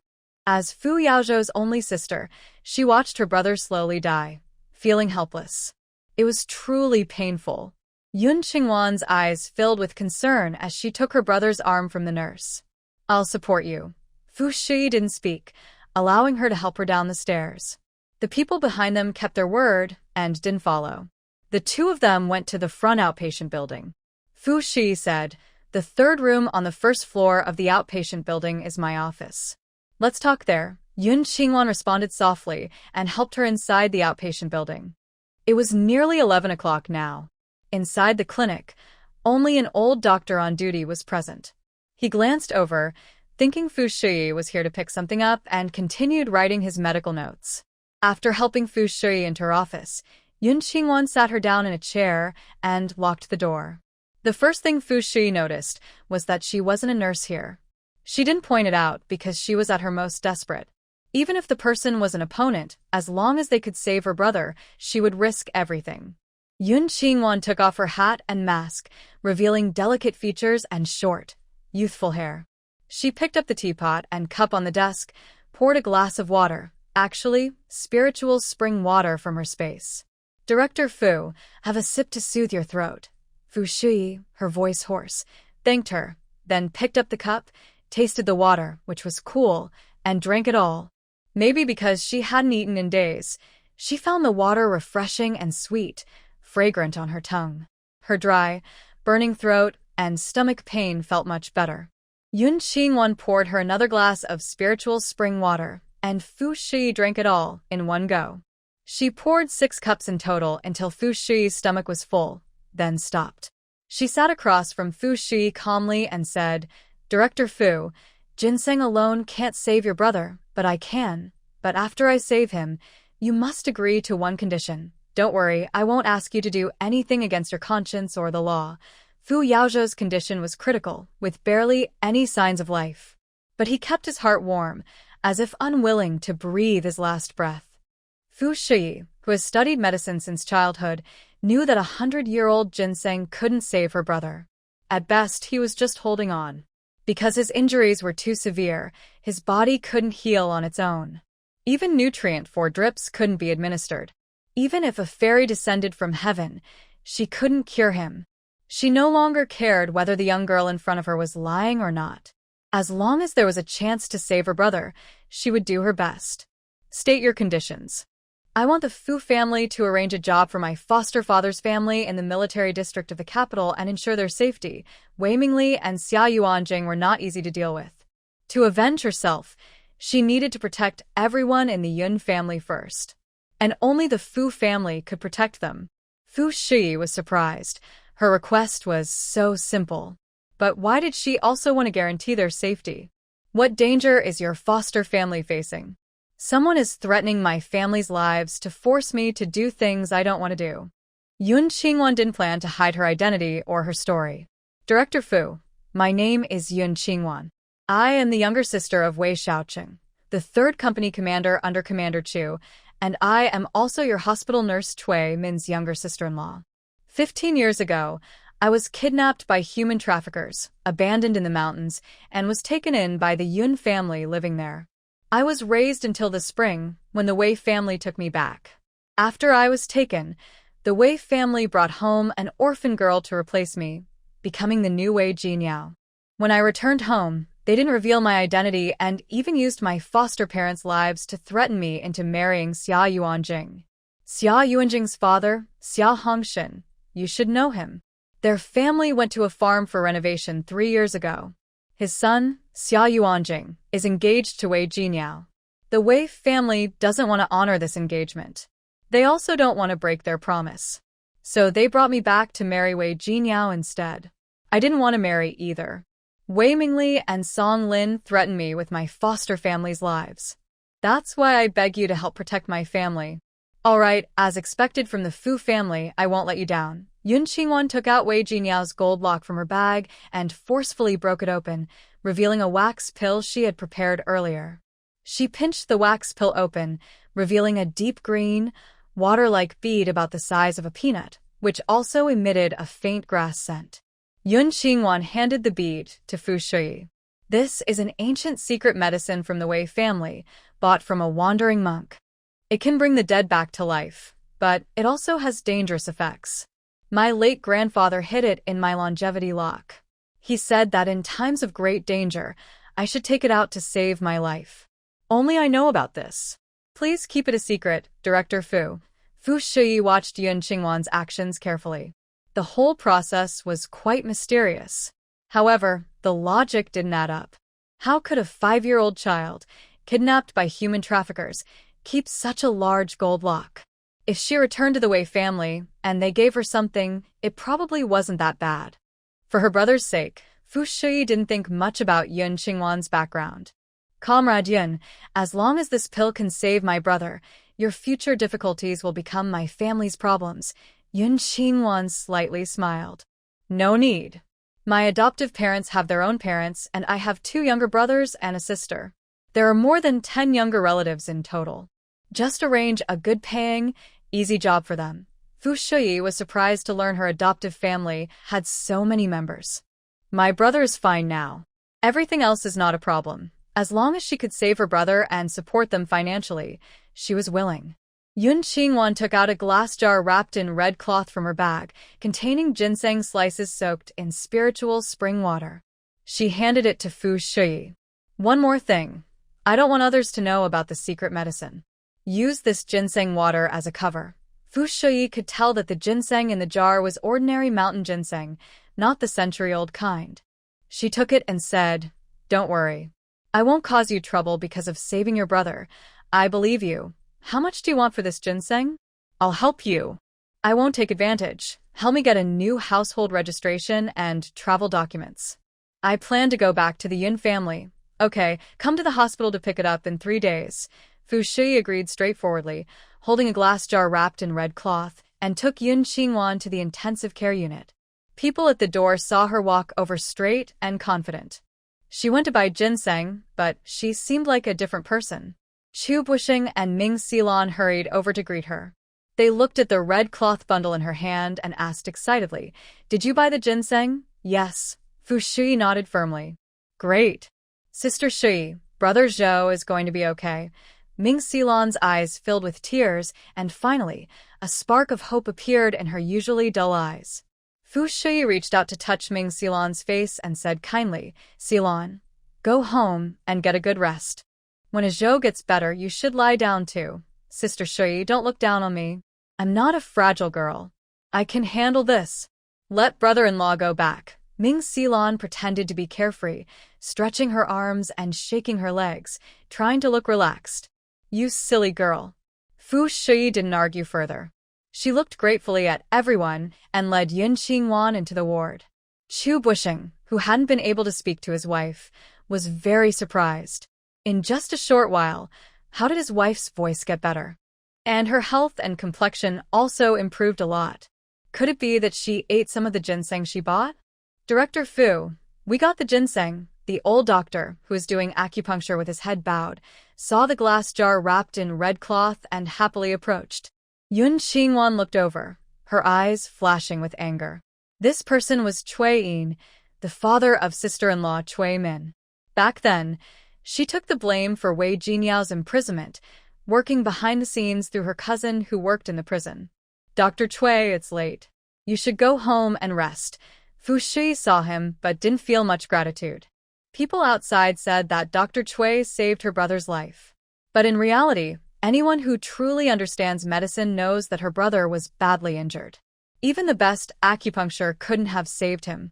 It was the most advanced medicine sent from the capital, combined with their efforts in rescue and her brother's strong will to survive. All these factors together kept her brother alive for a little longer. Cui Yin actually claimed that all his skills came from his family's traditional acupuncture techniques. He took all the credit for others' achievements. It was very annoying. Cui Yin waved his hand nonchalantly. "It's okay, I'm not tired." For Captain Fu, I am willing to risk my life, no problem. He kept following behind. How could he let the Fu family forget his great kindness? Yun Qingwan's deep eyes fixed on him. Once the energy bead was fed, it would work quickly. He absolutely couldn't let Cui Yin stay here. Fu Shi also didn't want Cui Yin to stay, but this person lacked awareness. She could only sternly order, "Dr. Cui, you should go back." Such a clear dismissal made Cui Yin suspicious of her unusual behavior tonight. Earlier, Fu Shi had been eager for him to stay close to Fu Yao at all times. But since Fu Shi held a higher position, she insisted he leave, and he couldn't stay. Cui Yin left, full of doubts. Fu Shi quickly closed the ward door and locked it. Then she told Yun Qingwan about her brother's injuries. His whole body was torn apart by explosives and burned by fire. He was turned into a charred body. There were 17 gunshot wounds, 6 broken bones, 3 large cuts from blades, and 5 small wounds. If he hadn't been so desperate to survive, he might have died then.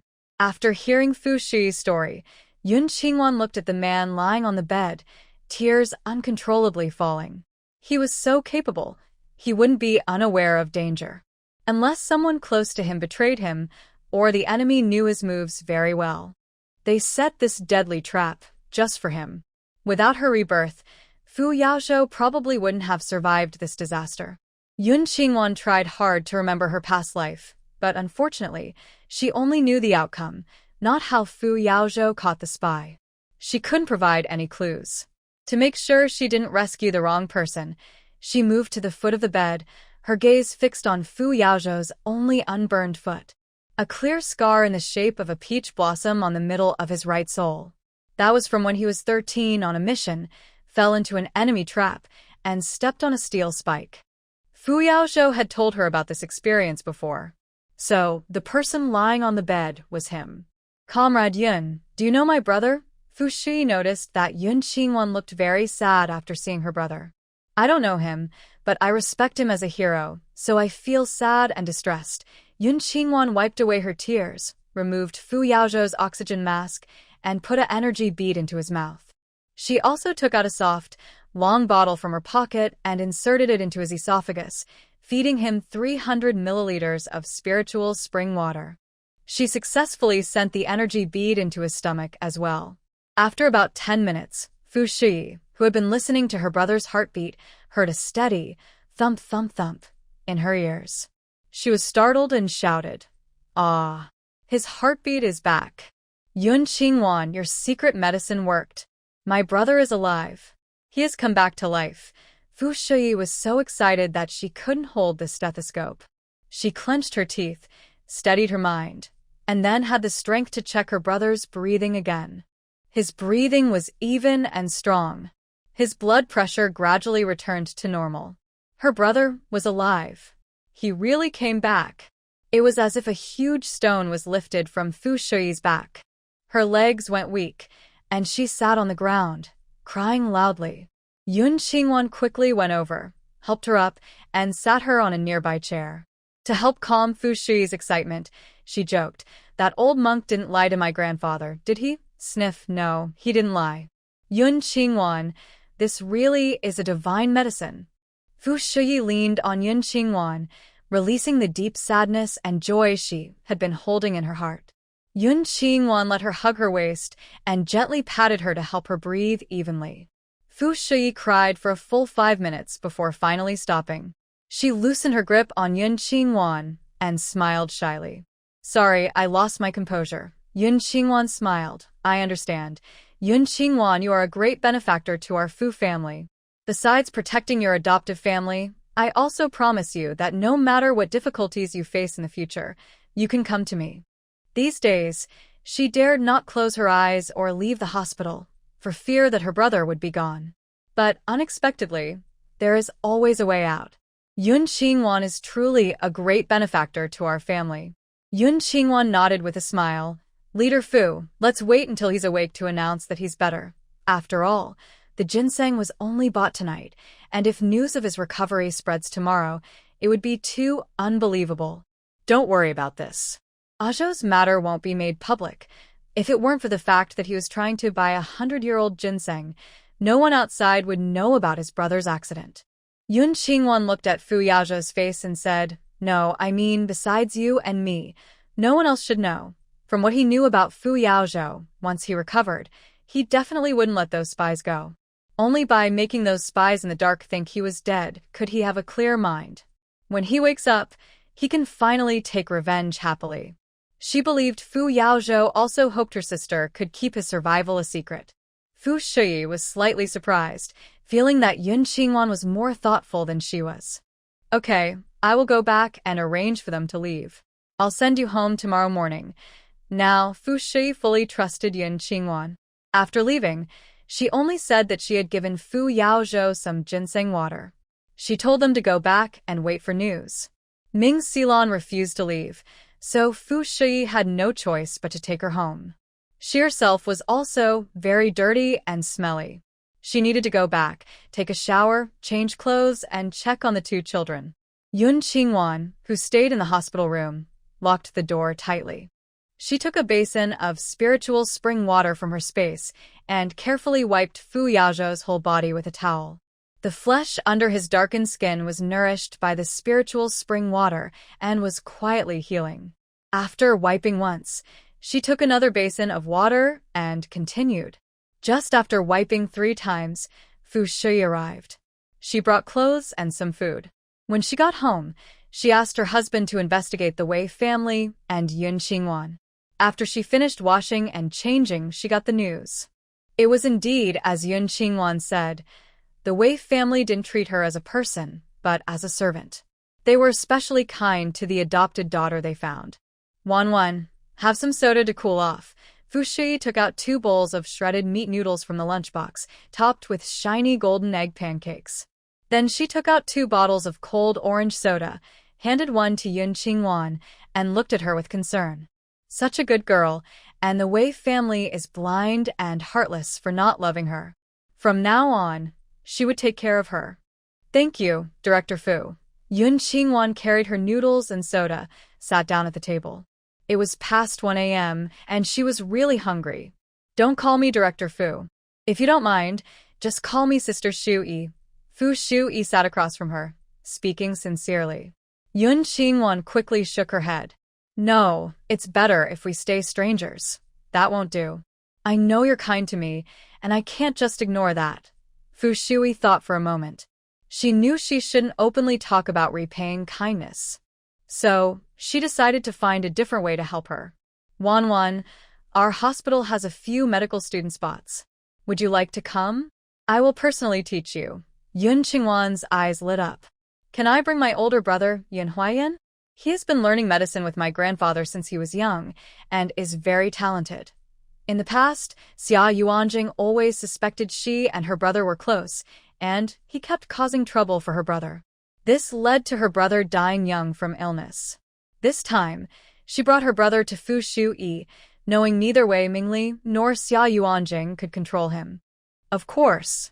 He has a talent for medicine, and we need such a person. You're helping me." Fu Shui agreed happily. Yun Qingwan felt grateful and a little guilty for her kindness. "Director Fu, I don't plan to stay here long. Once I finish my work, I want to return to the Yun family." She had to eliminate everyone at that farm before the Xia family returned. Even though that place was her nightmare in her past life, she needed to go back one more time. Fu Shui saw her longing for the Yun family and guessed they treated her well. "It's okay. You can leave any time. Once everything is arranged in the capital, I will have a Zhou accompany you back to the Yun family and personally bring them to the capital. Thank you." After they finished talking and eating, Yun Qingwan took out 500 milliliters of spiritual spring water and fed it to Fu Yao. Fu Shui tidied up the nearby care bed. "Wan, you can sleep on this bed." Suddenly, the door opened, interrupting their conversation. It was her nephew, Fu Zhaoya. He and Fu Yao are only 3 years apart and grew up together, sharing a very close bond. When Fu Yao had an accident this time, Fu Zhaoya was the most upset and angry. He didn't stay at the hospital but took people and went on a wild hunt to seek revenge on the spies. He came at this time because he received news that his sister-in-law had bought 100-year-old ginseng. He specifically came to see it. After entering, he went straight to the hospital bed, his cold and sharp features gradually showing sadness. He reached out to check his brother-in-law's pulse on his neck. "Sister-in-law, does the ginseng work?" Fu Yao quickly grabbed his hand. "The medicine just started. Don't knock it off." To ease his nephew's sadness, she couldn't help but reveal a little. "The ginseng is over 100 years old. Very good. After your brother-in-law drinks the ginseng soup, his breath is stronger. Go back and rest, then come back in 3 days." "I'm fine. I'll just lie here for a while." Fu Yao came to the bedside, glanced at Yun Qingwan, then lay down. His brother-in-law had been lying there for 7 days, and he had been busy for 7 days, without sleep. Yun Qingwan knew him. Like Fu Yao, he was also a very handsome man. Broad shoulders, a slim waist, long legs. His skin was dark from the sun, but the clearly defined abs under his green military uniform were full of wildness and strength. His features were sharp and deep, with cold, noble phoenix eyes that shone with rebellious spirit. He looked like a wolf king standing on a snowy mountain, ready to conquer the world. "Drink some water." Yun Qingwan poured a large glass of spring water for Fu Yao. This young soldier had achieved many victories on future battlefields. In the end, he lost a leg. He was the most adorable and most respectable person. Fu Yao paused for a moment, took the cup, and looked at Yun Qingwan's peach blossom eyes behind her mask. His heart suddenly raced. He reached out and pulled off Yun Qingwan's mask. In his sight was a glowing white face, a tall, elegant nose, pink lips, and a moist, shining complexion. He was so handsome that he forgot to drink water. Yun Qingwan's peach blossom eyes instantly turned cold and angry. She hurriedly put her mask back on and looked at Fu Yao. "Director Fu, I'll go change clothes." Fu Yao glared at her nephew with annoyance, took out a key, and handed it to Yun Qingwan. "The room at the very end of the east side downstairs is my restroom. Lock the door and have a good sleep." Yun Qingwan took the key and the clothes Fu Yao gave her and left. Fu Yao felt regretful inside, but now was not the time to flirt. After drinking the water, he lay down and fell asleep. Fu Yao leaned on her brother's bedside table and dozed off for a while. Yun Qingwan first went to Wei Xiao's room. The nurses on duty on that floor were all dozing off, so no one paid attention to her because she was wearing a nurse's uniform. She checked the nurse station and found Wei Xiao's room, then carried a small tray with an injection over. It was a 4-bed ward. Besides Wei Xiao, there was a young male patient. Like Wei Xiao, his chest and limbs were bound with bandages and plaster, and his head was wrapped with white cloth. Both of them were sleeping soundly. Yun Qingwan approached Wei Xiao, her eyes filled with a fierce intent. "Wei Xiao, just sleeping and healing like this is so boring." She took out 7 silver needles from her space and inserted them into his head. Then she took 2 1-centimeter steel needles and hammered them into the hooks on both sides of his lower jawbone. Soon, the pain that had made Wei Xiao disappear felt like a wild beast escaping from a cage. It surged through his limbs and bones. The large wound on his forehead, the 6 broken ribs in his chest, his fractured right arm, and the injured thigh with rose thorn wounds, all of these, which had not hurt before, now hurt all at once. And the pain kept getting worse. Wei Xiao, still asleep, initially made soft noises through his nose. Later, the intense pain caused his whole body to convulse constantly. He wanted to cry out, but his mouth wouldn't open. Yun Qingwan was not satisfied. She wanted him to open his eyes and be fully awake, feeling the pain. Only then could she justify the past when he had beaten her. She took out a syringe of cardiotonic and injected it into his heart. Soon, Wei Xiao woke up. The pain in his body doubled, making him grimace in agony. He stared at Yun Qingwan, his lips trembling. You. Help me, doctor, help me." Yun Qingwan pushed a blood-activating medicine into his mouth, making him bleed uncontrollably, just like Wei Jinyao. "Hey, nurse, what's wrong with him?" Someone on the next bed was awakened. Seeing Wei Xiao shivering all over from what seemed like a cold, they couldn't help but ask. Yun Qingwan withdrew the silver needles, smiled, and walked over to him. He's fine. You can go back to sleep. After speaking, she inserted the silver needles into the man's sleep points. He rolled his eyes and continued sleeping. After leaving, Yun Qingwan also closed the door. In the room, Wei Xiaoyi still didn't feel that anything was wrong. He turned his head and stared at the door, waiting for the doctor to come and save him. It wasn't until dawn that the nurse came to check on him and found that he looked like a bloodied person, with wounds all over his body bleeding.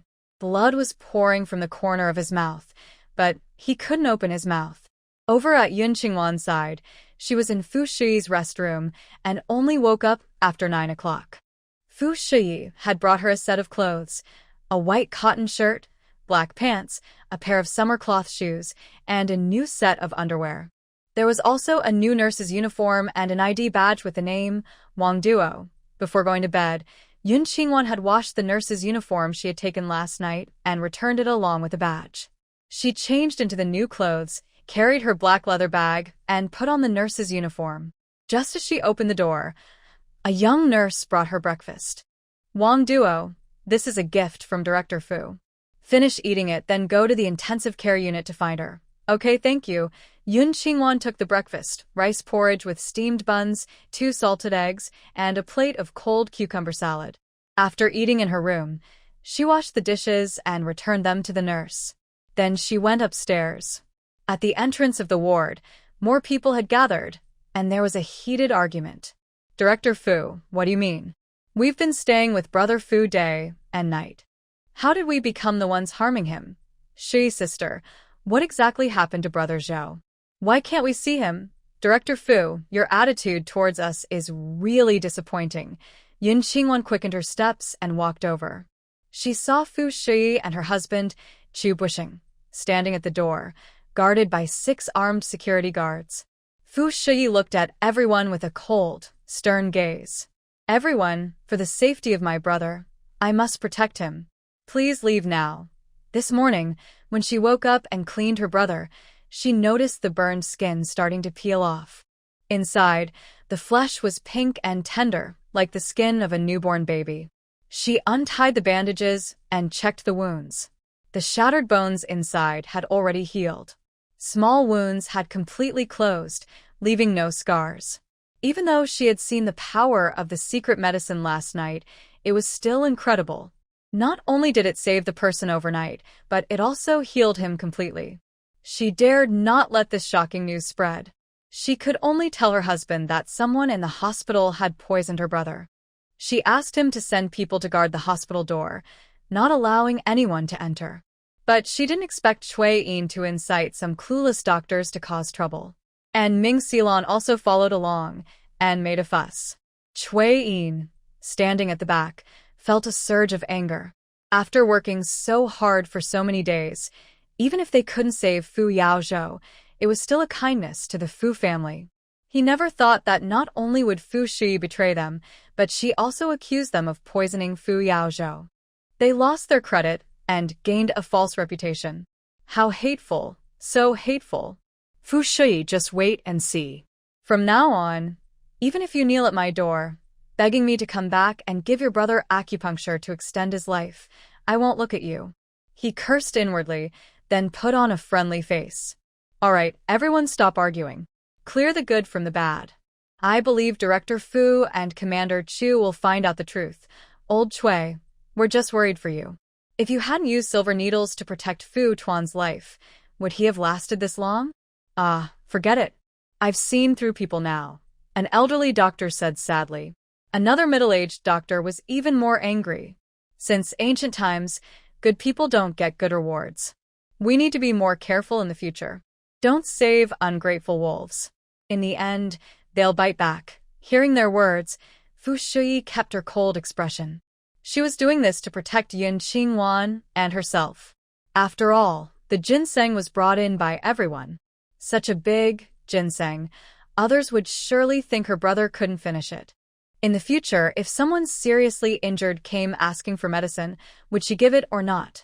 So, Yun Qingwan's advice for her not to tell these people that Zhou was okay was very right. Standing outside the crowd, Yun Xingwan had listened for a long time. She walked over to Cui Yin and sneered, "Saving lives is a doctor's duty.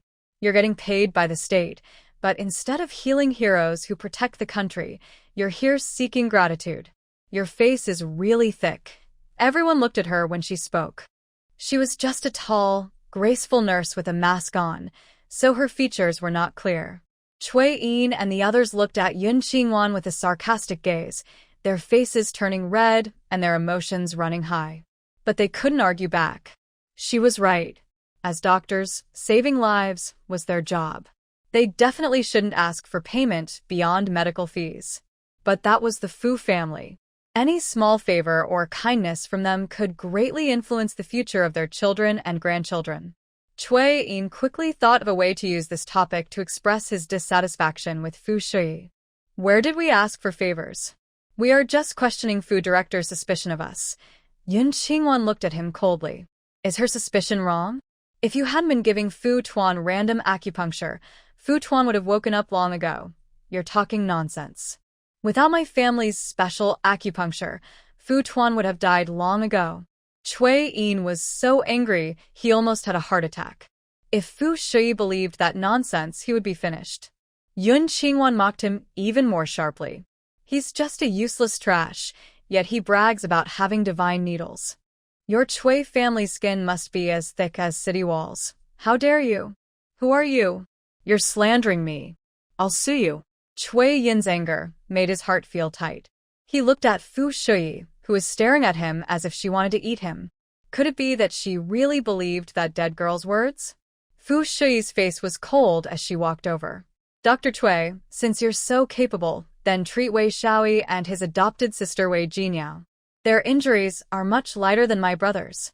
I believe your silver needles can definitely cure them." She only found out about Wei Shaoyi this morning. In the Wei family, he was the one who bullied Wanwan the most.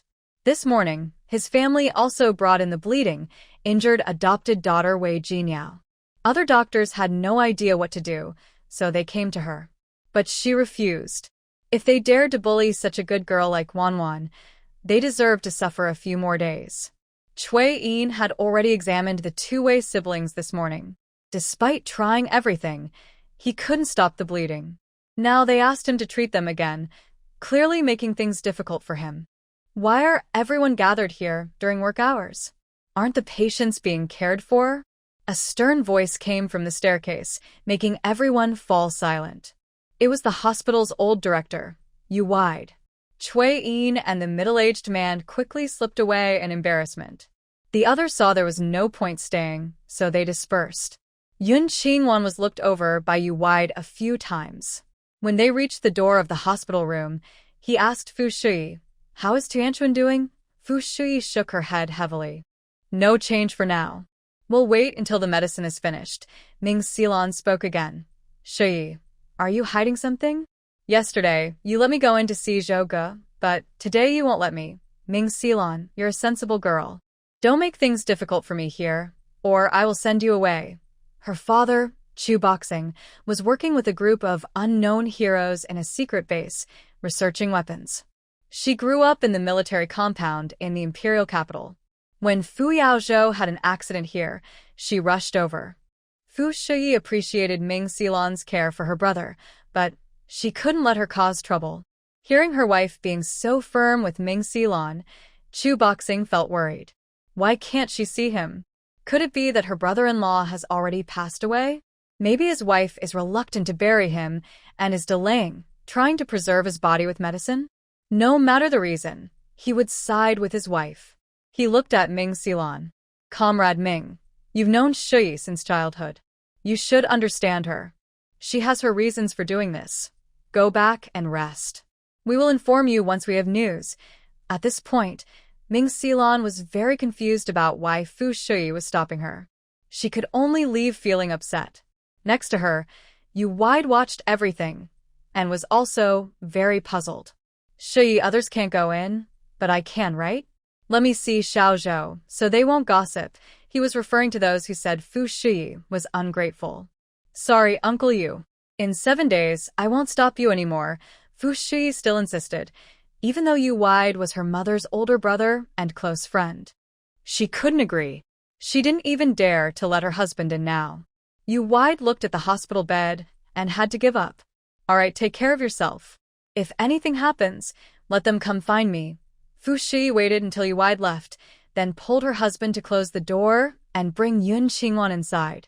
Chu Boxing was even more confused. The young girl just now didn't seem like a nurse from this hospital. Why did his wife pull her in? It didn't seem right. His wife wasn't that kind of person. Could it be that he is trying to leave a message for his wife before he passes away? Chu Bushing's eyes brightened, and he felt he might have guessed the truth. No wonder they didn't allow anyone inside. If someone found out, both he and his wife would be in big trouble. He quickly straightened up and looked at the 6 soldiers he brought. Keep a close watch. No one is allowed to go in.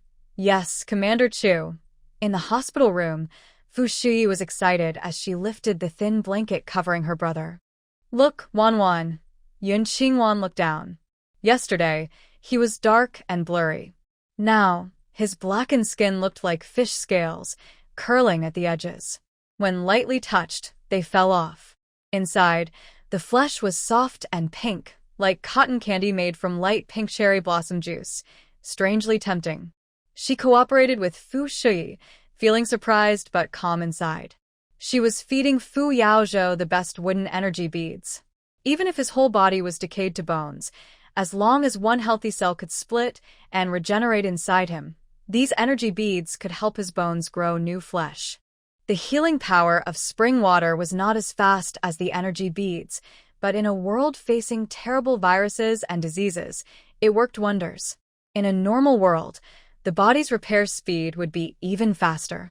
So, it was no surprise that Fu Yao recovered so quickly. After a night outside, she decided to leave. Director Fu, I will come to pick up the household registration certificate at 8 p.m. 3 days from now. I've taken the clothes and documents. Wan, I've already arranged for someone to reissue your household registration. You can come to get it the day after tomorrow. Fu Shuyi took out 1,000 yuan and a ticket from her pocket and handed them to Yun Qingwan. Wan, these nurse clothes and documents are specially prepared for you. When you come, wear the nurse uniform. No one will stop you. And this money, use it to buy things. Don't refuse. Then I won't be polite. Yun Qingwan took the money and ticket, then poured 500 milliliters of spring water into a cup. Water instead of wine. Thank you, Fu family, for your protection. Huh? Okay, don't be so polite.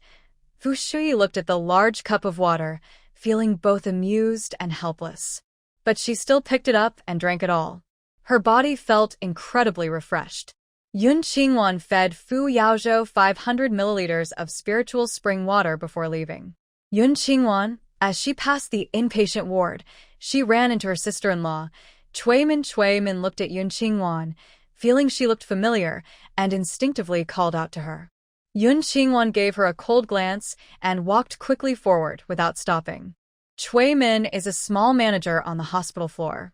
The first time she met her subordinate, she saw Yun Qingwan, the head nurse, and didn't say anything. She coldly called out behind Yun Qingwan's back. Yun Qingwan ignored her and headed for the main door. When she left, she bumped into her second brother, Wei Shaoqian, and his wife, Yu Kexing. Yu Kexing was over 7 months pregnant, her belly very big, and she was cursing all the way. Wei Shaoqian, caring about your sister is your business, but why do you have to drag me along? She didn't want to go out in this hot weather. Wei Shaoqian comforted her. Ching, just think of it as visiting my parents, okay? His little sister Yao was the best treasure of their family, and everyone had to spoil her. Now that she was sick, they would definitely come to see her. Hearing about her parents-in-law, Yu Kexing felt full of complaints, but could only stay silent. When she passed by Yun Qingwan, she also looked at her with some suspicion. But she didn't think much about Yun Qingwan. Yun Qingwan returned to a small clinic next to the Wei family's house. To stay a few more days, she tore open the wound on her head again. The female doctor and nurses saw her bloody wound and scolded her. Your injury is so serious. How can you go home? Yun Qingwan's eyes turned red from crying, and she timidly replied, I need to go home and cook for my parents. The nurse looked disappointed and said, "You're hurt so badly, and you're still worried about cooking for them? Are you stupid?" The female doctor, in her 50s, had a delicate daughter at home and couldn't stand to see young girls get hurt. She looked serious and said, "From now on, you're not allowed to go anywhere. Just stay in the hospital until your wound heals. I'll talk to your parents-in-law. Even if the sky falls, I won't let you go back. Okay? Thank you, doctor." "I'll listen to you." Yun Qingwan sniffed, wiped her tears, and bowed in gratitude. With a few days of rest, she could go to the black market to buy some food and bring it back to the Yun family. Back in the hospital room, she took another nap. At lunchtime, she changed her clothes and went out again. This time, she went to a different restaurant, ordered a few meat dishes, and packed them in a large bowl to bring back to the hospital. In the afternoon, she rode her bike to a small shopping mall and bought a set of clothes and hats suitable for an older man. At dusk, she went to Master Liao's restaurant again. The waiter saw her and happily asked, "Comrade, is the leader still satisfied?" Yun Qingwan still smiled calmly and said, "Very satisfied. This is a gift from the leader for Master Liao." She took out a glass jar with some snow fungus, just a small amount. This item is rare and hard for ordinary people to buy. Because of that, the waiter's attitude became even friendlier. She led Yun Qingwan to the kitchen, where Master Liao was busy working. When he saw Yun Qingwan, he greeted her politely. When Yun Qingwan handed over the snow fungus, he was so surprised he couldn't close his mouth. Yun Qingwan then took out a pound of tea leaves and 50 yuan, handing them over. "Master Liao, the day after tomorrow morning, my father will accompany the leaders on a rural inspection. Please work overtime tonight to make 100 fresh meat buns, 100 egg and rice noodle buns, and 300 soy sauce pork buns for the leaders to take on the road." She didn't have a food and oil book, so she could only buy rice, flour, and oil on the black market. Fortunately, she continued to use her fake identity as the leader's daughter to buy some buns and store them in her space to eat slowly. This time, she needed such a large amount, which made the restaurant a bit difficult. But the tea she provided was so good. Master Liao, who loved tea, gritted his teeth and agreed. "Comrade, that's a lot. You can't forget your meat coupons and grain coupons." Yun Qingwan hesitated and said, "The meat and grain coupons might not be enough. Can we use industrial coupons instead?" In her space, besides food, she lacked nothing else. So, she didn't need the industrial coupons and cloth coupons she looted from the Wei family. Using grain coupons to buy food and bringing it back to Yun's family was the most practical. The restaurant, which was not short of grain coupons, and the cooks and helpers in the kitchen, looked eager. "Sure, we prefer industrial coupons. Then I'll exchange industrial coupons with you." Yun Qingwan took out 5 bundles of industrial coupons from her bag. After Master Liao did some calculations, they still had some left. Finally, they exchanged some grain coupons for her. After Yun Qingwan received the items, she put 2 packs of cigarettes into Master Liao's pocket and whispered, "These buns were personally paid for by my father for the leader. I will come to pick them up the day after tomorrow at 5 in the morning. Please help cover for me." Since they are experienced, Master Liao understood immediately and told Yun Qingwan to wait at the back door of the restaurant. After leaving the restaurant, it was almost dark. She returned to the hospital, cleaned up, and took out a bowl of milk powder soaked in spiritual spring water. After drinking it, she also took out 2 pieces of osmanthus cake. Her stomach was full, so she went to sleep. At about 1 o'clock in the morning, she woke up and changed into an old man's outfit. Using a black pen, she drew a beard on her upper and lower lips, then put on a black cloth mask and a black hat.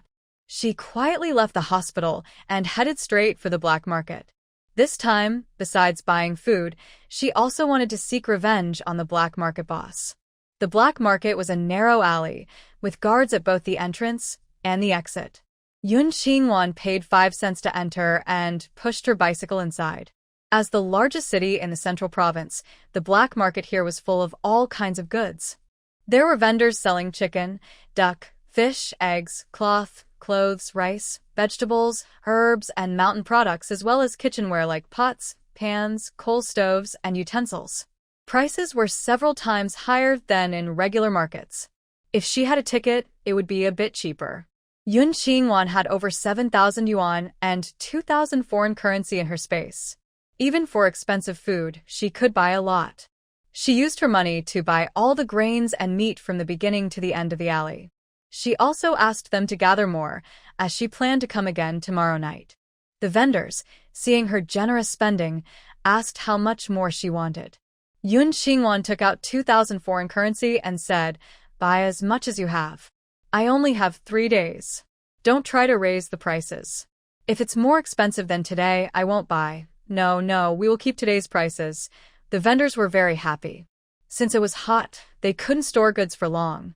The faster they sold, the more profitable they were. They could also restock quickly and make more money. When she left the black market, it was about 4 o'clock. Yun Qingwan bought over 300 jin of rice, flour, and grains. She also bought over 100 jin of fresh meat, 12 hens, 7 ducks, 2 geese, and more than 200 eggs. She purchased over 60 jin of white fish and grass carp, about 30 jin of carp and wild Christian carp, and more than 10 jin of eels, loaches, shrimp, and other small aquatic creatures. I didn't miss any explicit content. Here's the improved version. Vegetables, fruits, medicinal herbs, and mountain goods. She bought all of them. She also purchased candies, pastries, and nutritional products. After storing the goods in her space, Yun Qingwan didn't go far. She stayed hidden in the shadows, waiting for the black market to end. An hour later, after the vendors and buyers left, the men watching the scene looked around and then went home. Yun Qingwan spotted a tall, strong man leading the group. She followed him quietly to the northern shanty town. In the messy, broken-down area, the man turned several corners and finally reached an old, dilapidated station. He looked around carefully before knocking on the door. Yun Qingwan looked up and saw that the scrapyard was quite large, covering about 200 or 300 square meters. At the back of the yard, there were 5 small wooden houses surrounded by a wooden fence. Inside, there were piles of miscellaneous junk. In the middle of the yard, there was an evergreen tree, and a wolf dog was tied beneath it. At that moment, the door of the easternmost wooden house opened, and a taller, stronger young man stepped out. He had a round face, fierce eyes, and a rough, tough look. Seeing his face, Yun Qingwan's eyes flashed with killing intent. "Tan Fong, it's really you." 5 years after that, Xia Yuanjing returned from the farm just as reform and opening up began. Tan Fong and others involved in the black market became increasingly bold and reckless, committing all kinds of crimes. During the crackdown years later, they were all caught. Xia Yuanjing used connections to rescue Tan Fong. From then on, he became Xia Yuanjing's close aide, doing many dark deeds for him. Every time she was caught escaping, it was Tan Fong's doing. In this life, she wanted him to never live to see Xia Yuanjing again. Yun Qingwan didn't go forward. She turned around and went back to the hospital, cleaned up, and then went out for breakfast. The hospital also had a cafeteria, but the food wasn't very good. She went to a nearby breakfast shop. Before many people got up for breakfast, she bought a lot: fried dough sticks, sweet cakes, buns, steamed bread, dumplings, and eggs. By around 6 o'clock, people started coming out for breakfast, and long lines formed outside each shop. She couldn't buy so much anymore. She chose a breakfast place that served tofu pudding, ordered a bowl of tofu pudding, a plate of fried buns, and a plate of steamed dumplings, and started eating. "Hey, it's you." Halfway through her meal, a lively young girl sat across from Yun Qingwan. "Do you remember me? I'm a classmate of Wei Jinyao." Cloud Qingwan looked at the girl across from her and showed a sincere smile. "Lu Yujin, how could I not recognize you? 3 years from now, in spring, you will marry Wei Shaoi and have 2 daughters. After your father dies, he will treat you like a toy, hitting you whenever he wants. But you are always kind and want to help me escape from Xia Yuanjing. You have limited power, so you secretly support me. In the end, Wei Shaoi will kill you, and your 2 daughters will live very sadly. Fortunately, I have returned. I have defeated Wei Shaoi and probably changed your life." "Hello, your name is Yun Qingwan, right?" When Lu Yujin visited the Wei family, she saw Yun Qingwan twice. Because she is very beautiful, she recognized her immediately. Yes, I am Yun Qingwan, the biological daughter of the Wei family. My original name was Wei Jinyao. Yun Qingwan clearly remembers that Lu Yujin's father's death was caused by Wei Mingli. After the reform and opening up, Lu Yujin's father bought a failing machinery factory and switched to making motorcycles. In the late 1980s, when motorcycles became popular, Lu's father took advantage of the trend and expanded the factory. Unfortunately, his son was born with a heart disease and died young. His daughter was innocent and completely devoted to Wei Shaoyi, supporting him to take over the motorcycle factory. Once Wei Shaoyi fully took control of the factory, Lu's father lost his usefulness. Wei Mingli arranged for someone to drive and hit him and his wife. From then on, the motorcycle factory became Wei Shaoyi's and belonged to the Wei family. In the early 2000s, selling motorcycles was very profitable. The Wei family relied on this factory and became very rich. This time, she cannot personally kill her parents, but she will destroy everyone in the Wei family. She will make sure that the events of that time never happen again. You're not the child of Uncle Wei Jinyao's family, so how did you become Wei Jinyao? Lu Yujin's eyes widened. Wei Shaoyi and Wei Jinyao didn't tell her that. They said Yun Qingwan was their uncle's child from their hometown. She asked why, if she was her uncle's child, she didn't share their surname. They said Yun Qingwan was her aunt's child, brought from her ex-husband's family. Yun Qingwan swallowed the dumpling in her mouth and looked up at Lu Yujin across from her. When I was 5 years old, I was kidnapped by human traffickers. 3 years later, the Wei family found a little girl and announced to the public that they had found me. In fact, the girl they found 10 years ago was not me at all, but a wild child born to Wei Mingli and a fox spirit. Song Lin also knows about this. As for why they treated me this way, I am very curious too. She spoke casually, but after hearing her, Lu Yujin was shocked, filled with pity and some doubt. Are you sure you're not lying to me? There's no reason to lie. Everyone in the Wei neighborhood knows that Wei Jinyao is not Song Lin's biological daughter, and they also don't know that I am. Yun Qingwan's bitter smile mixed with sadness, which made Lu Yujin believe her. She looked at Yun Qingwan's face carefully. You look so beautiful. If I were your parents, I would spoil you so much. Lu Yujin truly envied Yun Qingwan's face, especially now. It looks delicate and perfect. When she looked at people, her eyes no longer shy or timid, but cold and commanding. It was so beautiful that even a woman like Lu Yujin couldn't look away. Yun Qingwan suddenly smiled. How about I cut ties with the Wei family and come to be your daughter? Lu Yujin happily nodded. Yes. My brother can't go out much, and I'm all alone. I really want a sister. Yun Qingwan knew she was simple-hearted, or she wouldn't have been easily persuaded by Wei Shaoyi. How is your brother's health now? Lu Yujin's brother was born with a heart condition that he couldn't survive past next winter. His departure also made Lu father and Lu mother place high hopes on Wei Shaoyi, which led to their family's downfall. Not very good. Lu Yujin's face instantly fell. The doctor said his heart condition can't be cured. It's a miracle he's lived this long. Yun Qingwan held her hand. I have a way to cure him. Eating a special energy crystal can cure all illnesses. Really? What's the method? Lu Yujin was excited and sat up straight. Yun Qingwan, sitting opposite her, looked much younger. But somehow, Lu Yujin liked and trusted her. After dinner, let's find a place to talk. Okay. Lu Yujin quickly finished her breakfast, carried her army green school bag, and followed Yun Qingwan out of the restaurant. Wanwan, you're so tall now. If I could grow that tall, I'd be so happy. Two people pushed their bikes along the shaded roadside, and Lu Yujin couldn't help but feel emotional.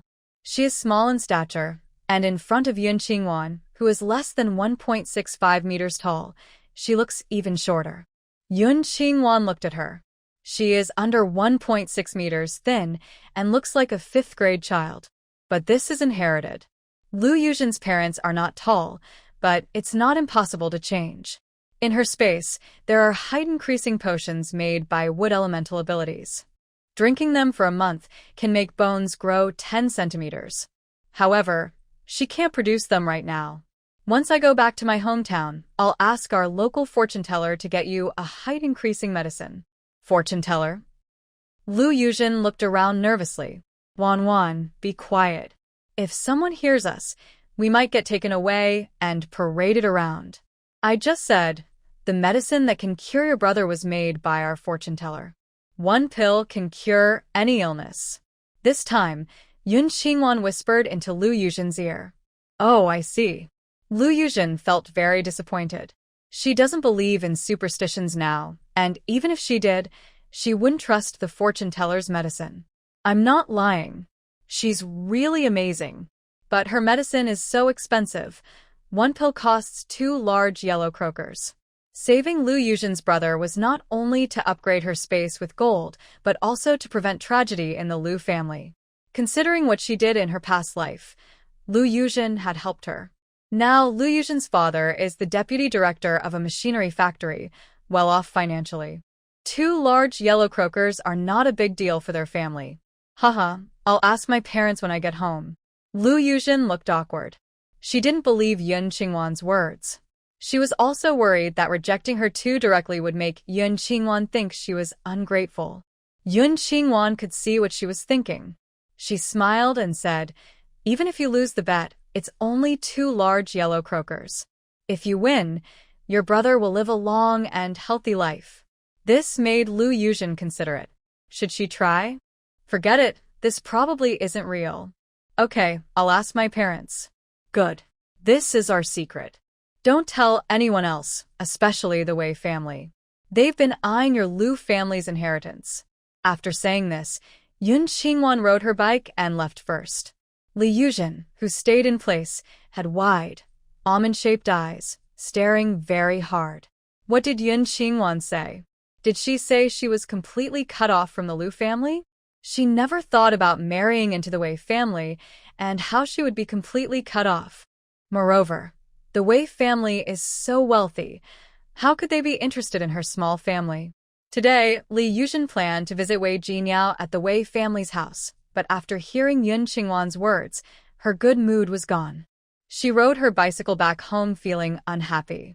Yun Qingwan, who had left, returned to the hospital, slept until 11, then carried a basket to the restaurant to pack food. After returning, she continued sleeping. For dinner, she bought steamed buns, plain porridge, and pickled vegetables at the hospital cafeteria. After eating, she kept sleeping. At 1 in the morning, she sneaked out of the hospital and went to the black market again. She bought over 100 pounds of rice, more than 200 pounds of flour, and a total of over 300 pounds of mixed grains and flour. She also bought more than 100 pounds of vegetables and fruits. She bought over 300 eggs, more than 100 duck eggs, over 50 goose eggs, and kept 50 or so chickens and ducks, along with 7 geese. Yun Qingwan also bought 2 live sheep and 3 lambs. Pushing a fully loaded bicycle, she left the black market, entered a nearby alley, and stored the goods in her space. She took a different route back, made a round of the market again, and bought slaughtered pork, lamb, and beef. She understood that everyone was trying to do business, so as long as the prices weren't unreasonable, she didn't haggle and bought everything. She ended up with over 300 pounds of fresh meat. She also bought all the candies at the market, anything edible. She didn't let go. When she came out again, it was just past 4:30. She took off her old woman disguise and hurried to Master Liao's place. The 500 buns were already packed in large bamboo baskets and placed at the back door of the restaurant. Master Liao was waiting there. When they met, they understood each other without words. Yun Qingwan gave him 2 boxes of cigarettes for large bamboo baskets and quickly ran away. Halfway, she stored everything, including her bicycle, in her space, then continued shopping at various breakfast shops. She returned home to sleep, then went to the restaurant to pack food again at noon and evening, and went back to the black market at night. This time, when she entered the black market, she saw a tall figure among the men collecting money at the entrance, Tan Fong. In the past 2 days, his subordinates told him that a wealthy old man had come to the black market, mainly buying grains. He was still holding 2,000 foreign currency notes, showing them off openly. Today, he came specifically to take a look. He stood behind his younger brother silently, watching Yun Qingwan pay and enter. The first time Yun Qingwan saw him, she remained calm and pushed her bicycle inside. To meet her needs, the vendors brought in a lot of grains and meats from elsewhere. This time, Yun Qingwan bought over 1,000 jin of grains, plus more than 300 jin of fresh meat. She also bought a fresh donkey hide, a basket of new cow bones, over 100 hens, more than 70 ducks, and over 30 geese. She got more than 500 eggs, 200 duck eggs, and over 60 goose eggs. She purchased 3 live sheep and over 100 jin of white carp. Luckily, she also bought a wooden barrel of honey, 300 jin of walnuts, and 100 jin of wild kiwi. Yun Qingwan noticed that vendors selling food kept coming to her, guessing they were waiting for her. She piled her bicycle with goods, sent them out, then returned, making 3 trips to buy all the food. She also told them she wouldn't come again if she had other matters. Now, the space was filled with grains, and if she didn't find gold to unlock the space, she wouldn't be able to store more. When leaving the black market, Tan Fong stopped her, smiling kindly. "Old sir, do you need help? We can deliver it for free." This old man openly came to buy supplies at the black market and made such a big purchase, indicating he must have a special background. They needed to find out more about him. Yun Qingwan looked at him with a commanding gaze. "Tan Fong, if you want to find out my background, you're still too inexperienced." Tan Fong smilafada. "You know me?" Yun Qingwan shot him a sharp look. "A trash like you, I could crush you like an ant." After saying that, Yun Qingwan left. Tan Fong, intimidated by her attitude, became even more eager to learn her secrets. He took people and secretly followed Yun Qingwan, but once they entered an alley, they lost her. They could only return.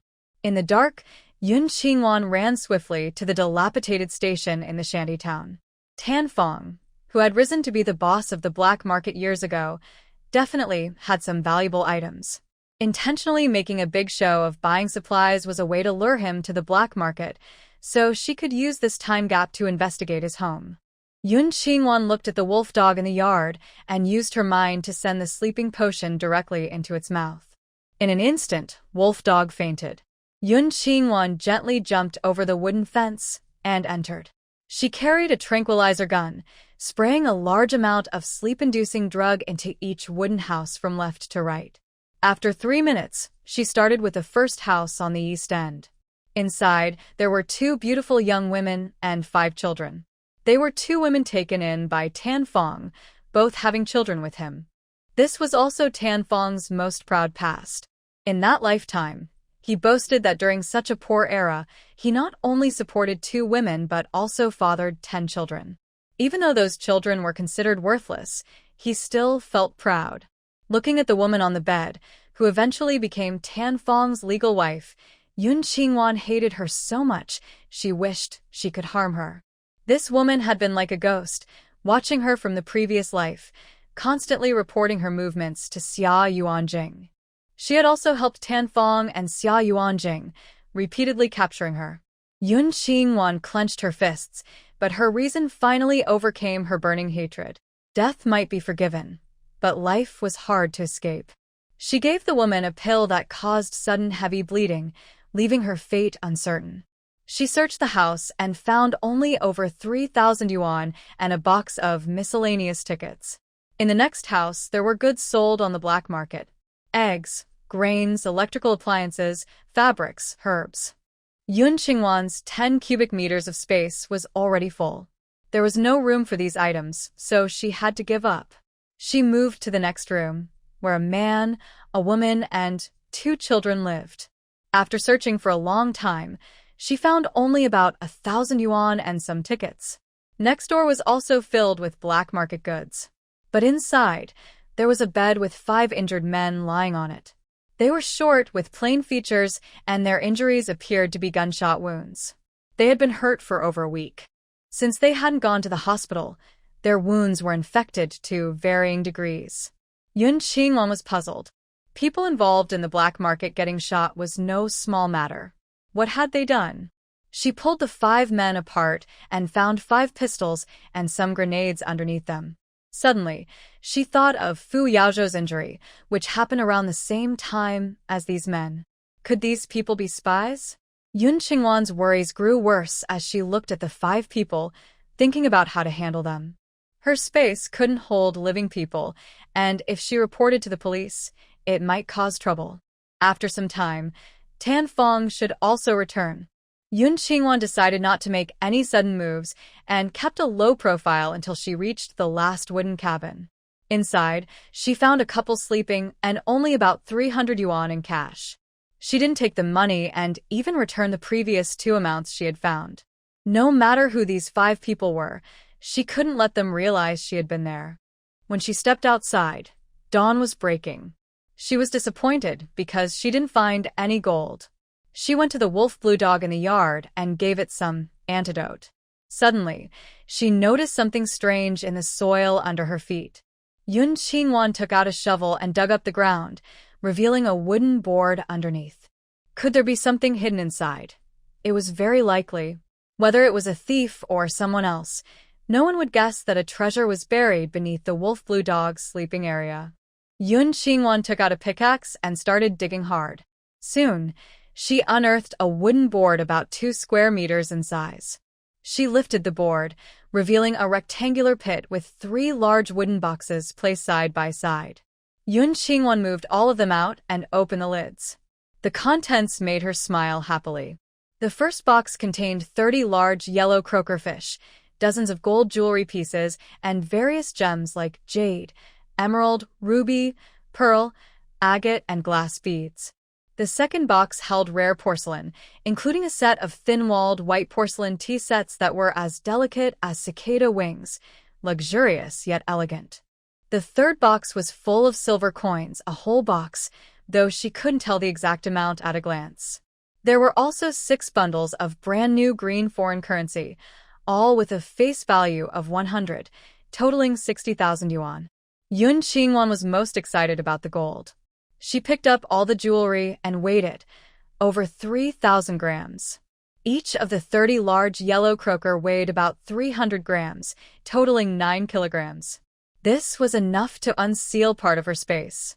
She took out the food stored inside her space and stored all the gold, silver, jewelry, porcelain, and foreign currency into the space. The original 10 cubic meter space suddenly expanded to 1,000 cubic meters. All the goods she unsealed were items she often used in her previous life during the apocalypse. 3 modified battle vehicles, 7 smart motorcycle robots capable of crossing mountains and rivers, some with weapons for fighting zombies, a sterile operating room for medical treatment, a pharmacy filled with high-level medicines, 2 smart RVs, 1 large and 1 small, for her living and resting needs, a portable steel tiny house that can be taken out anywhere, and a collection of her daily supplies. These items take up half of the unlocked space, leaving 500 cubic meters of empty space, perfect for storing more things. Yun Qingwan happily stored all the items she had taken out. She returned the empty wooden boxes and planks, filled the soil, and it was already bright outside. She took a packet of marking powder from the weapon pile and went to the room where 5 people were sleeping. She sprinkled the powder on their hair, watching as it was colorless and odorless. If she looked with her laser glasses, she would see a greenish glow on their heads. Even if they washed their hair every day, the color wouldn't fade within a month. If they were good people, it wouldn't harm them. If they were bad, it would make it easier for Fu Yao to catch them. Next, she took her smart camera and printer from her second-floor workshop in the steel tower, took 5 high-definition photos of their faces, and also took individual photos of their bodies and a group photo. The printer automatically printed the photos while she was taking them. She stored the camera, printer, and photos in her space, then took out a smart recording and surveillance ball. She installed it on the ceiling beam to record their relationship with Tan Fong, so even if they ran away, she could learn their details through Tan Fong. Afterward, she placed a 360-degree mini smart camera on the evergreen tree to monitor the entire yard. Then, Yun Qingwan removed the sleeping pills from them and the Langqing, climbed over the wooden wall, and left. In a deserted area, She washed off her makeup, changed her clothes, and returned to her original appearance, heading back to the hospital. She took out a square cardboard box from her space, placed the photos, marking powder, and laser glasses inside, and left a note. The note explained how to use the marking powder and laser glasses and included Tanfeng's address. She planned to give it to her quietly when she visited Fu Yao. After finishing her tasks, she rode her bicycle to the street to buy steamed buns, fried dough sticks, buns, crispy cakes, and pastries. When the mall opened, she used her sugar coupons to buy lard candies, milk candies, fruit candies, white sugar, and brown sugar. I bought more egg cakes, mung bean pastries, osmanthus crisps, milk powder, malted milk, canned syrup, and other treats. I kept shopping until after 9 o'clock, then returned to the hospital. From afar, I saw a familiar figure. Wan, you're okay now. Song Lin saw that Yun Qingwan's head was no longer bandaged, and a tired but genuine smile appeared on her face. The night before, Yao left home shortly after, and someone came to tell us she had fainted outside a public restroom. Wei Mingli and I rushed over and saw her bleeding heavily underneath her. We were terrified. We found a car and took her to a nearby hospital. We worked all night, but the bleeding wouldn't stop. So, we transferred her to the military hospital where my eldest daughter-in-law, Cui Min, works. But when she saw us, she said Xiao Yi had multiple wounds and was bleeding heavily, and he was close to death. Wei Mingli and I didn't even have time to rest. We stayed by the children's side, busy all day. The bleeding from both children just wouldn't stop. Yao was unconscious, quiet and calm. Our younger son, Xiao Yi, seemed possessed, crying out in pain, but he couldn't open his mouth. Blood was spilling from his mouth, which broke my heart. In the afternoon, Director Fu finally had time to check on Xiao Yi and Yao. After examining them, her face grew serious. She said Xiao Yi had 2 nails in his lower jawbone groove, which caused him not to be able to open his mouth. If they removed the nails, his lower jawbone wouldn't fit into the upper jawbone socket anymore. He wouldn't be able to eat or speak, and his jaw would hang open, unable to close. If they didn't remove the nails, his mouth wouldn't open, he couldn't eat, and he might get tetanus. She also said that as long as his external wounds stopped bleeding, they could heal. But internal injuries to his organs would stay with him for life and could never be fully cured. Especially his waist and kidneys, both were damaged, losing his manhood and making it hard for him to stand straight. She thought about Yun Qingwan hitting Xiao Yi and found it hard to believe. If Xiao Yi had been beaten that badly, how could he run out to call the troublemakers? It must have been those troublemakers who saw money and tried to steal it, but Xiao Yi stopped them, and they hurt him badly. Once Director Fu figured out how to stop the bleeding, night fell. She handed the children over to Cui Min and went home with Wei Mingli. The smell of sewage from her mother-in-law's room had filled the whole house. She wanted to ask the neighbor's wife for help, but Wei Mingli stopped her. Saying that others are called over just to embarrass the factory director is like insulting her. It's as if her role as a supervisor is shameful. She forced herself to suppress her disgust, cleaned up her mother-in-law, and fed her until it was late at night. The next morning, before leaving the house, the eldest daughter-in-law, Cui Min, called from the military hospital. She said Xiao Yi and Yao were bleeding heavily again and were close to death.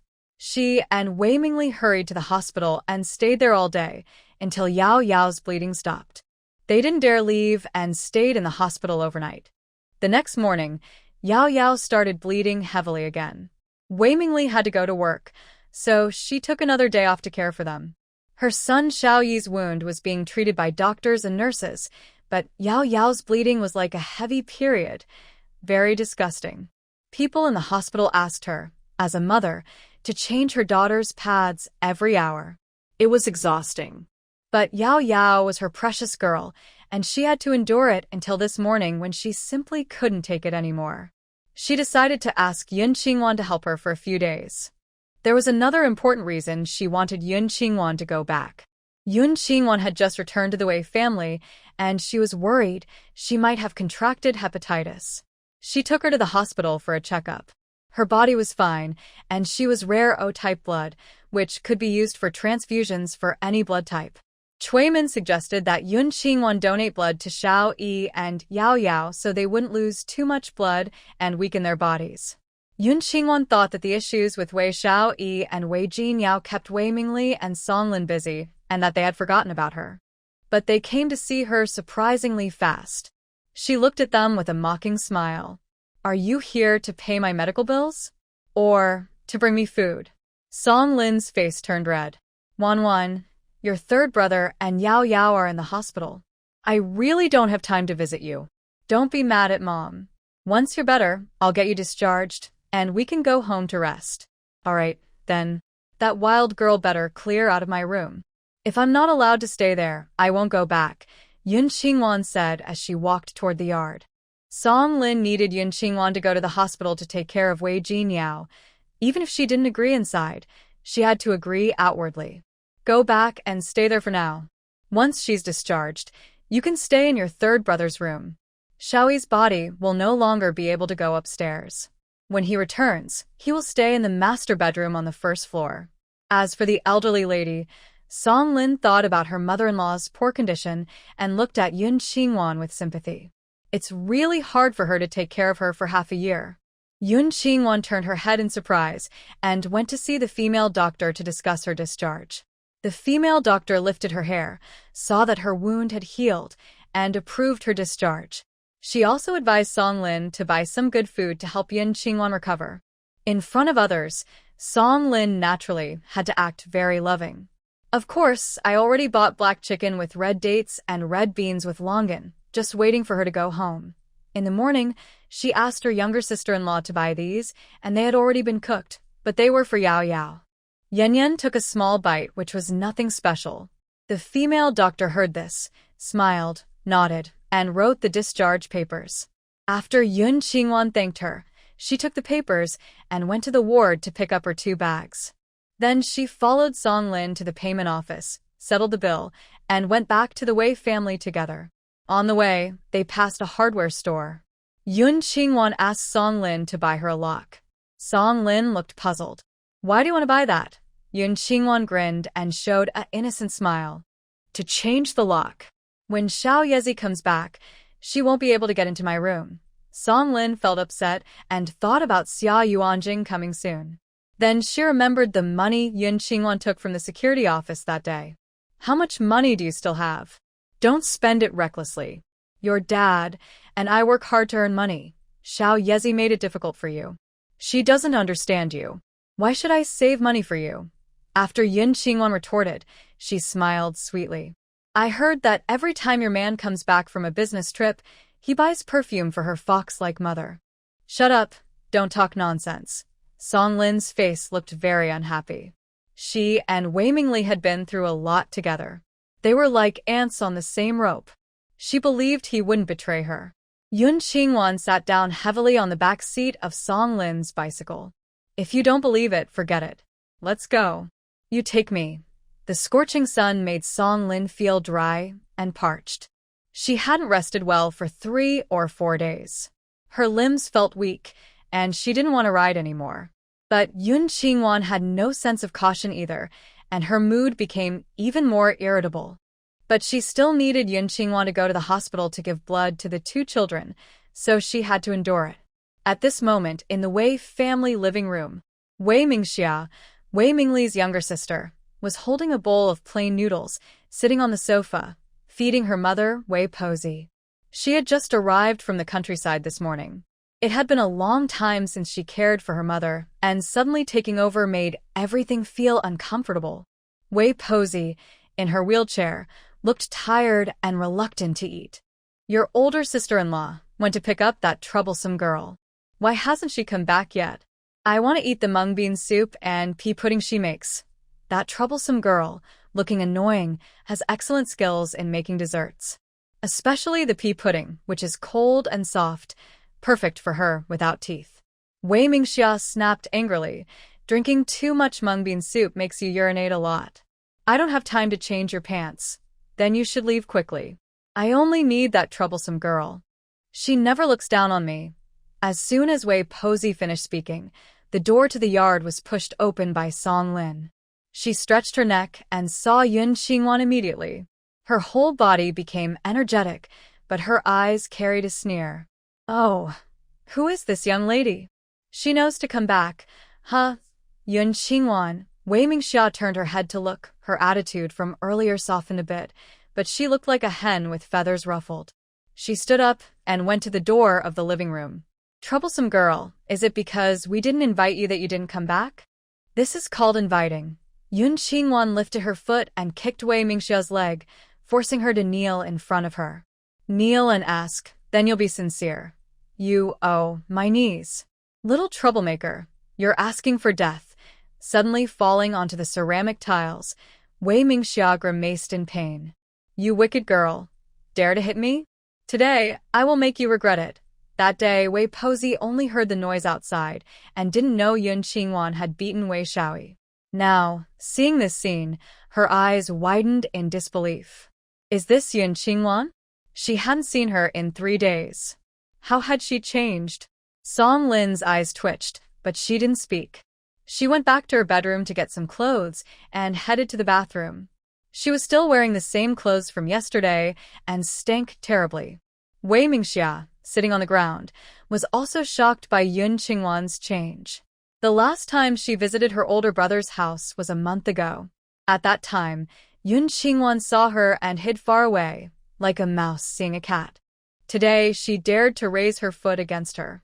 Wei Mingxia looked around and spotted a mop stick at the door. She quickly grabbed the mop cloth and ran to the entrance. Holding the mop stick, she approached Yun Qingwan. You little brat, today I must teach you a good lesson. Mingxia hit her hard.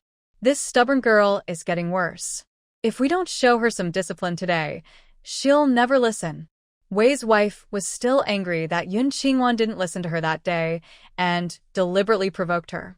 Wei Mingxia was tall and strong, especially since she had been living at her older brother's house these past years, growing plump and healthy. Encouraged by Wei's wife, she swung the stick and started hitting Yun Qingwan. You troublemaker. Today I'll bring your parents here to teach you a lesson. Hearing their words, especially Wei's wife's, Yun Qingwan felt a cold wave of anger rising inside her. She had returned to Wei's house in the first month of the lunar year, and it had been over half a year now. Following Song Lin's instructions, she took care of Wei's wife carefully, making sure she had no accidents like or stool on her. She changed her clothes and bedding every day. Wei's wife was also a difficult person, always demanding water or fruit, but when she needed to urinate, she wouldn't call her, deliberately urinating on the bed to torment her. Since she showed no gratitude, Yun Qingwan decided she would let her stay in her mess forever. Yun Qingwan grabbed the stick and pulled hard, snatching it from Wei Mingxia's hand. She raised it and struck Wei Mingxia hard.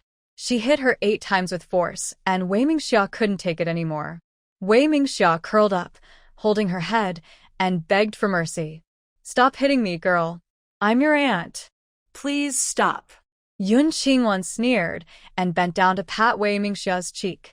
Wei Mingxia, remember this. If you dare to curse me again, I'll knock out your teeth. After saying that, she went upstairs. Wei Mingxia, who had been hit, quietly got up and followed her, trying to pull Yun Qingwan down the stairs from behind. But just as she reached the staircase, Yun Qingwan suddenly turned around, wielding the wooden stick and stabbing it into Wei Mingxia's chest, pushing her down the stairs. Ah! Help! Help me! Wei Mingxia, a big and heavy woman, rolled down to the bottom of the stairs. Looking downstairs, Granny Wei was once again surprised. How dare Yun Qingwan? Yun Qingwan supported herself on the stairs, looking down at them from above. Starting today, I will take back everything that belongs to me. If you have any sense, follow my lead. Don't be fools and make me angry. Don't blame me for being ruthless. After speaking, she threw down the mop handle, stabbing it straight into the glass coffee table in the living room. A loud crash followed, and the glass shattered all over the floor. Granny Wei, sitting beside the glass table, looked at the stick in front of her. A foul smell rose from her lower body. Her mouth twisted, her eyes slanted, and she couldn't speak. Wei Mingxia, struggling to get up, broke out in cold sweat on her forehead. If that stick had hit her head, it would have hurt so much. Yun Qingwan entered Wei Jinyao's bedroom, which was still messy and not cleaned up. She went to the staircase on the second floor, grabbed a broom, and started sweeping herself. She packed all of Wei Jinyao's belongings into a sack and threw them out the back window into the storage room. Half an hour later, the dirty, messy house was as clean as new. She replaced the lock with a new one. Downstairs, Song Lin had already come out, staring at the shattered glass table with veins bulging on her forehead. Finally, she ordered Wei Mingxia to clean it up. Wei Mingxia, who was quite fleshy, rolled down the stairs but wasn't seriously hurt. Only her head and waist felt sore when they hit the steps. She supported her lower back, rubbed it carefully, and quietly asked Song Lin. Second sister-in-law, was that Yun Qingwan? Deep inside, Song Lin always thought Yun Qingwan was possessed by a ghost, but she knew she couldn't say that aloud. Moreover, Wei Mingli needed Yun Qingwan to marry Xia Yuanjing to maintain the relationship between the two families. So, she just hoped time would pass quickly. She hoped Xia Yuanjing would come soon and take Yun Qingwan away. She didn't speak when she saw Yun Qingwan come down with clothes, a towel, and a toothbrush, then turn and go to the kitchen. Yun Qingwan finished her shower and also went to the kitchen. Song Lin was frying green beans, and a pot of red date black chicken soup was simmering on the stove. It was obvious she was making it for Wei Jinyao. She picked up a piece with chopsticks to taste. It was cooked perfectly.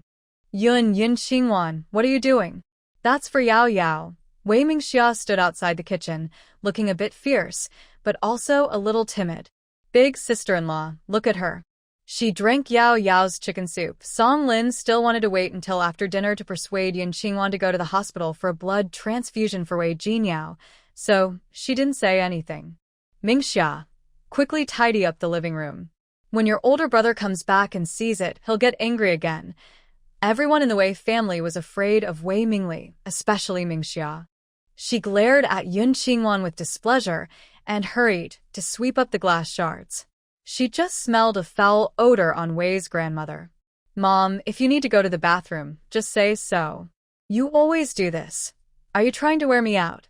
Angrily, Wei Mingxia threw down the broom, pushed Wei's grandmother into her bedroom, roughly changed her pants, and carried her to bed. She didn't notice that her own mother's mouth was crooked and speechless. In the kitchen, Yun Qingwan filled a bowl with chicken and sat at the small table, eating slowly. Only after the foul smell in the living room faded did she carry her bowl to the dining room and continue eating. When Wei Mingli returned riding his bicycle, she was about to serve a second bowl. She looked up and obediently called out, "Uncle Wei, you're back." Wei Mingli nodded, put down his bag, sat at the main seat at the table and smiled gently. "Good, from now on just call me Dad. Don't call me Uncle anymore. Does your head still hurt? Is there anything you want to eat? Your mom can buy it for you." He was always as gentle and kind as when Yun Qingwan first saw him. He made people lower their defenses and willingly listen to him. Now, knowing his true nature, Yun Qingwan remained calm and played along with him. "It doesn't hurt anymore. Mom made me some nourishing blood soup." After dealing with Wei's grandmother in the backyard, Wei Mingxia saw her older brother return. Thinking about the few hits she received, she quickly went to complain. "Big brother, Yun Qingwan hit me," and she broke the coffee table in the living room. She also. Wei Mingli glanced at the living room, then impatiently interrupted her. Enough. "She's just a child. Why are you arguing with her? From now on, Mom will take care of her. The wages are the same as before, 30 yuan a month, including food and lodging." Wei Mingxia felt wronged and held it in her throat. No wonder Yun Qingwan was so arrogant. Her older brother was backing her up. It seemed her older brother and sister-in-law had changed. They no longer wanted a foster daughter, but a real one. From now on, would she also need to find a niece to spoil? Yun Qingwan, standing nearby, rolled her eyes, looked at Wei Mingli and smiled innocently. "Dad, taking care of grandma also comes with a salary, so how will I get my salary?" Wei Mingli's expression stiffened slightly, but he quickly smiled affectionately. I'll save it for your dowry. When the time comes, you'll marry in style. Is it the same as Yao Yao's? I heard she said that when she gets married someday, you'll give her 100,000 as dowry. Cloud Qingwan's bright eyes were full of hope and envy, like a little deer in the forest, untouched by dust. Wei Mingli felt a strange itch in his heart and suddenly thought of someone. He picked up his cold tea, took a sip, and his smile deepened. Nonsense. We don't have that much money at home, but both you and Yao Yao are my daughters. I won't favor one over the other. Xia Yuanjing has liked Yao Yao since he was young. Now that Wanwan has been given to him, he wouldn't give her less dowry. Of course, the dowry wouldn't go to Cloud Qingwan but to Xia Yuanjing, to show his sincerity. Cloud Qingwan secretly sneered but pretended to be sad, tears falling slightly. Dad, I'm not a 3-year-old. Since I came home, Yao Yao has had everything, but I haven't. If you really want to be fair, then today, give me my wages first, so I can see your sincerity. Wei Mingli's eyes darkened. The stubborn girl was playing tricks on him again. He looked at Song Lin, who brought the food. After dinner, give Wanwan some money and take her to open a savings account. Girls should learn to save money so they can have a good life when they marry. Cloud Qingwan rolled her eyes silently. This was a clear hint for her not to spend money recklessly. Fine. She could see where Song Lin had hidden her household register.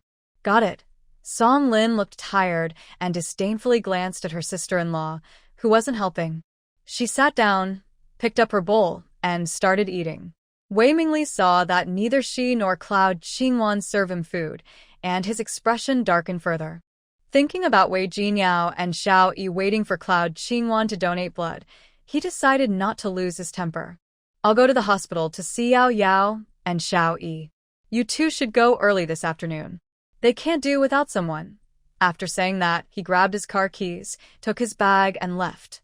Song Lin didn't really want to go. If the fact that her biological daughter was tricked into donating blood to her adopted daughter got out, her career would be over. But this wasn't something Wei Mingli could do himself, so she had to go. Wei Mingxiao waited for her older brother to leave, quickly threw down the broom, and went to the table.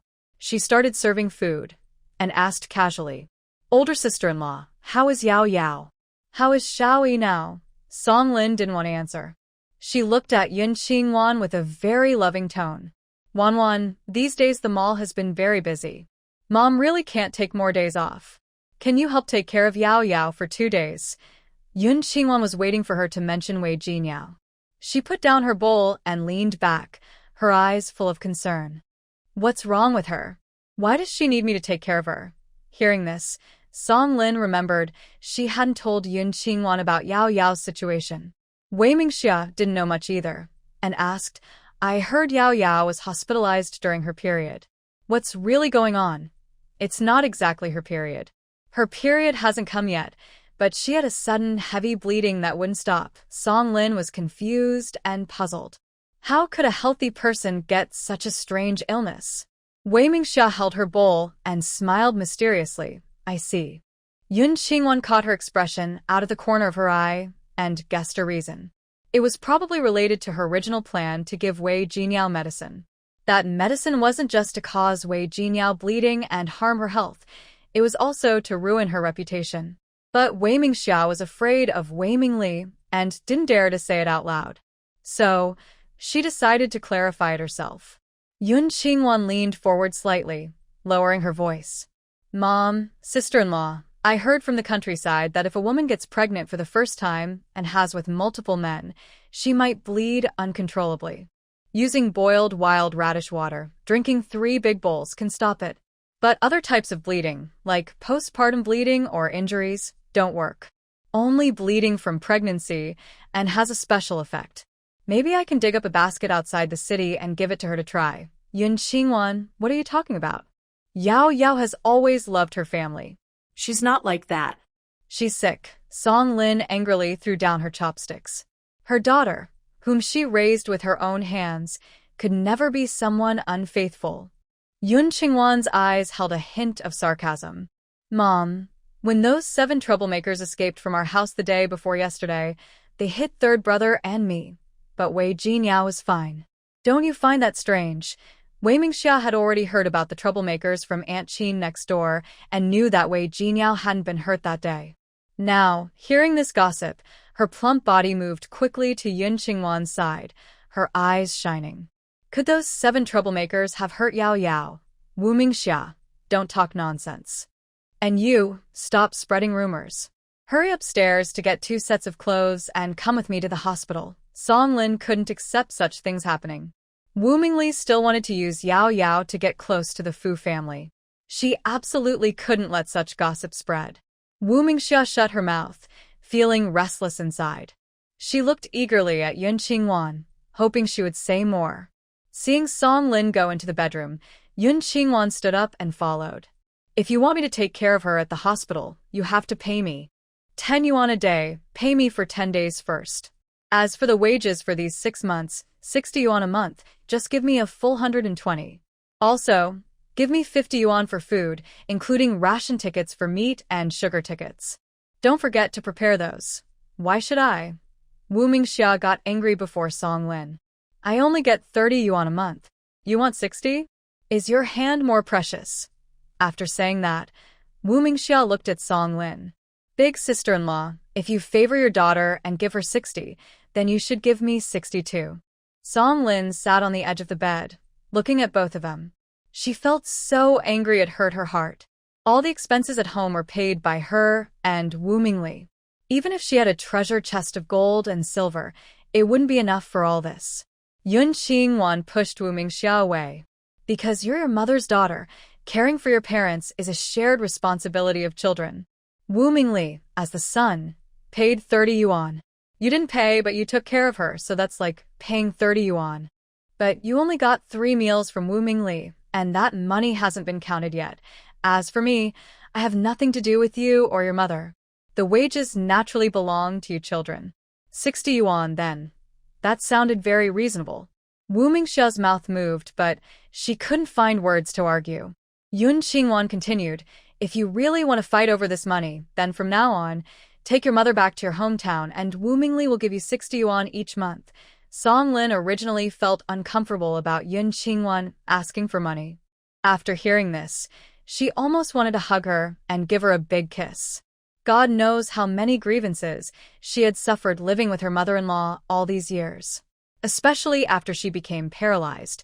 It was so frustrating, so exhausting. But Wu Mingli was her mother-in-law's only son.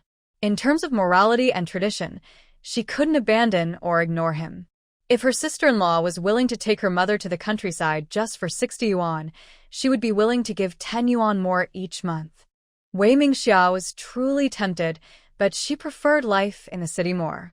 She had enough food, good sleep, and didn't lack anything to eat, drink, or wear. Most importantly, she didn't have to do farm work. How comfortable that was. But that was 60 yuan and she really wanted it. Hurry up and go out to think about it. Yun Qingwan pushed her away, closed the door, and looked at Song Lin. Hand over the money. Song Lin didn't move. You also go out. TCH, Yun family's manners are much better than yours. If I had grown up with you, I might have ended up like Wei Jinyao, getting pregnant by mistake and causing a lot of trouble. Shut up. If you keep talking nonsense, Yun Huayan won't give you the medicine either. Song Lin knew that rumors could become true if repeated enough times. If Yun Qingwan spread these words today, even false ones might seem real. Got it. I won't say anything. Remember to bring my household register. I want to deposit the money. Yun Qingwan opened the door and left. If Song Lin took out the household register from this room, it meant there was still a secret room she hadn't found. Song Lin got up, locked the door, took 500 yuan and a ticket from the cabinet, and looked at the secret room. Yun Qingwan hadn't registered her marriage with Xia Yuanjing yet, so she couldn't give her the household register. After leaving, she took out 300 yuan, 5 jin of grain coupons, 1 jin of meat coupons, and 2 liang of sugar coupons, and gave them to Yun Qingwan. Our family only has this much money. Use it carefully. The household register is with your father. She didn't say whether it was at home or outside. Yun Qingwan was thinking about installing a smart camera in Song Lin's room. She didn't take the money, but her eyes carried a warning. 600 yuan, not a penny less. Otherwise, I'll go to the neighbors and tell them the story of Wei Jinyao and the 7 troublemakers. You. Song Lin didn't expect Yun Qingwan to make up those stories just to blackmail her for money. Now, paying her would be admitting to it. If she refused, and Yun Qingwan spread the story, she and Wei Mingli would be ashamed to face anyone. Yun Qingwan, if you want to cause trouble, don't blame us for being harsh. Starting this month, Yun Huayan's medicine will be gone. Song Lin's eyes were fierce. Could she really be controlled by a young girl? Yun Qingwan raised an eyebrow. Hepatitis won't kill you, but rumors can ruin the entire Wei family. Are you sure you want to fight over just a few hundred yuan?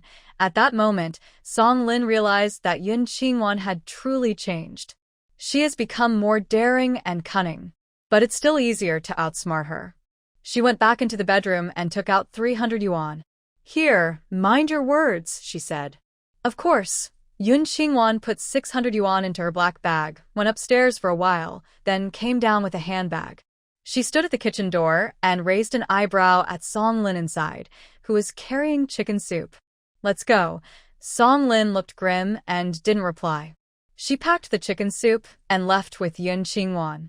They arrived at the roadside and waited for the bus. It was around 2 p.m., the hottest part of the day. Waves of heat hit them one after another, making Song Lin sweat heavily. Yun Qingwan kept drinking spring water to quench her thirst. She felt hot but wasn't too uncomfortable. She tilted her head and asked Song Lin, "Do you know that some children with special health conditions can only receive blood from their biological parents?" Song Lin was confused by this sudden question and felt a bit guilty. Could it be that she knew Yun Qingwan took her to the hospital to give blood to Yao Yao and Xiao Yi? Yun Qingwan explained, Wei Mingli and Xiao Yi share the same blood type. You can test him through Wei Jinyao. See if he dares to donate blood to Xiao Yi. That will show if he is Xiao Ye's biological father. Enough. Don't mention this again. They are not related.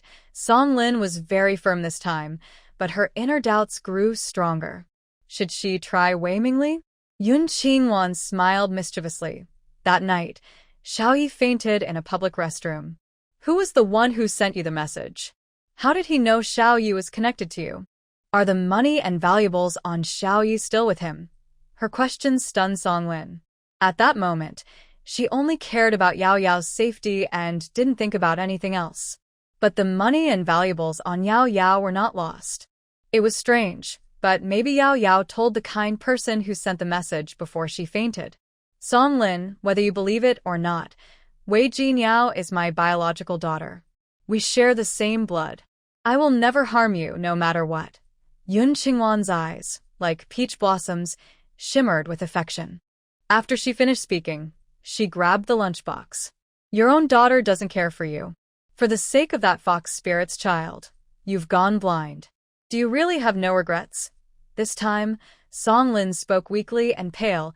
Yao Yao is not your dad's. Yun Qingwan quickly interrupted her. Okay, she's not a wild child. You go home and rest. I'll go to the hospital myself. You are my real mother.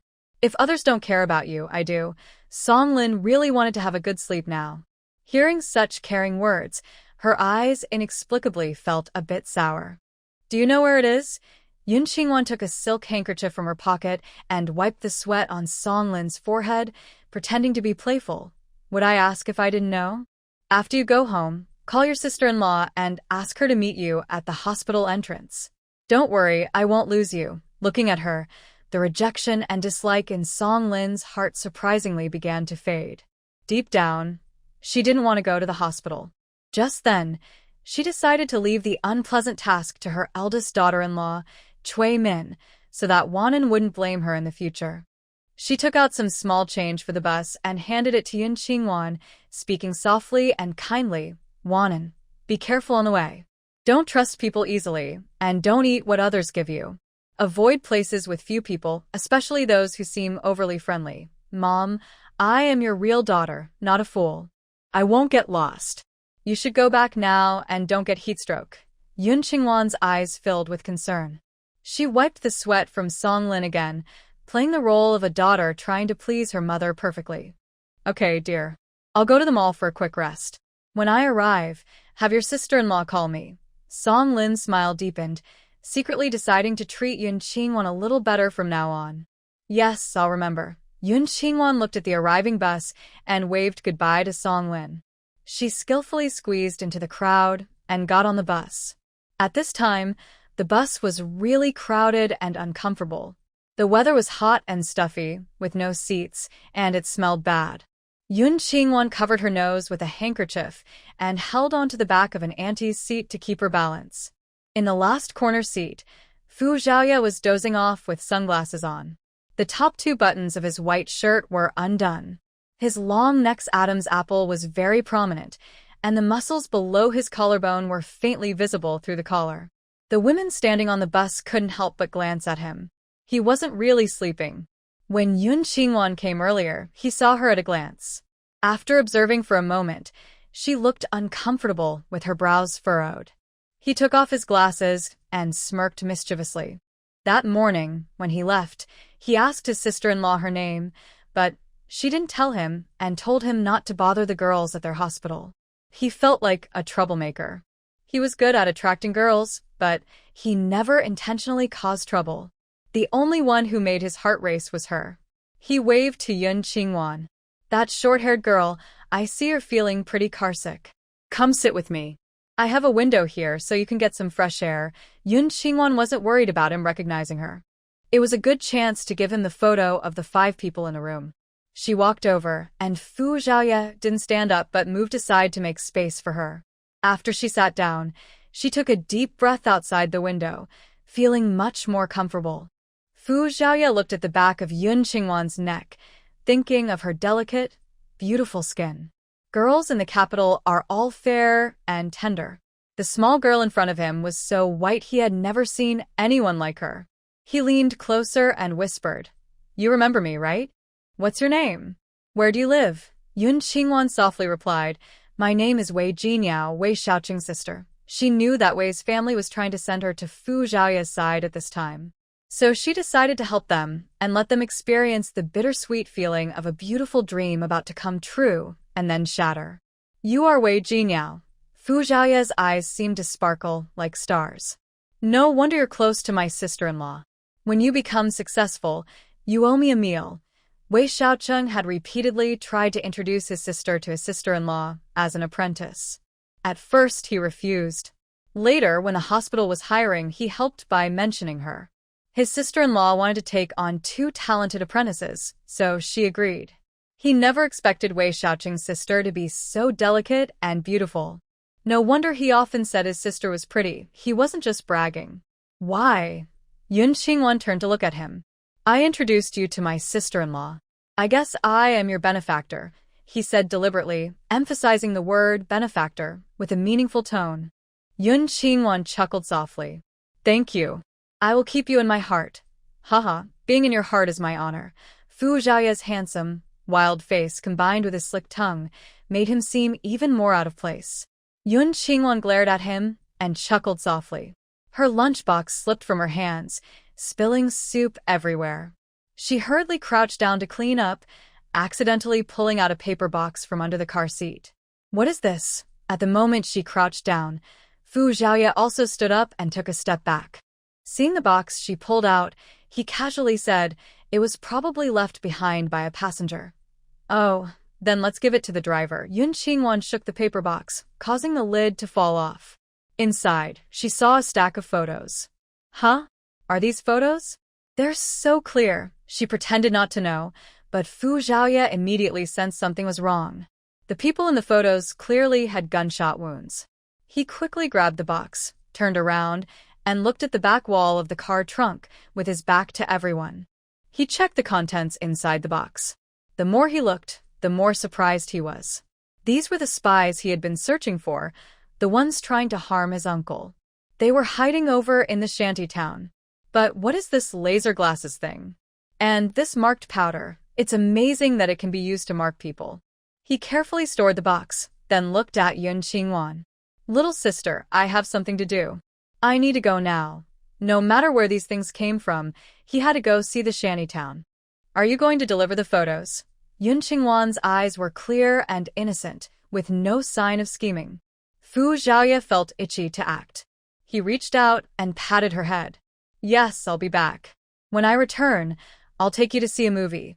Yun Qingwan smiled brightly, making Fu Yao feel happy inside.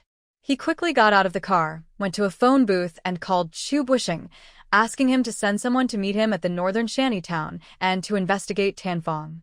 After hanging up, he changed cars and headed to the northern shantytown.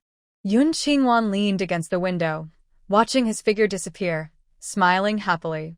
Those 5 people were definitely spies. She hoped Tianfeng would die this time. Half an hour later, the bus stopped at the hospital entrance. As she expected, Chuiman didn't come to pick her up. She went straight to the tea house across from the hospital. Choosing a seat near the fan, she ordered a cup of jasmine tea. While drinking, she looked at the stored supplies in the space. When she first arrived in the end of the world, she had a space. But her body was very small. When she saw the zombies and mutated plants and animals for the first time, she instinctively cried loudly. Fortunately, a kind older brother saved her. He took her to hide here and there until after a month, she started to get used to it. During that month, she fully understood the end of the world situation. She also told her older brother openly that she had a space.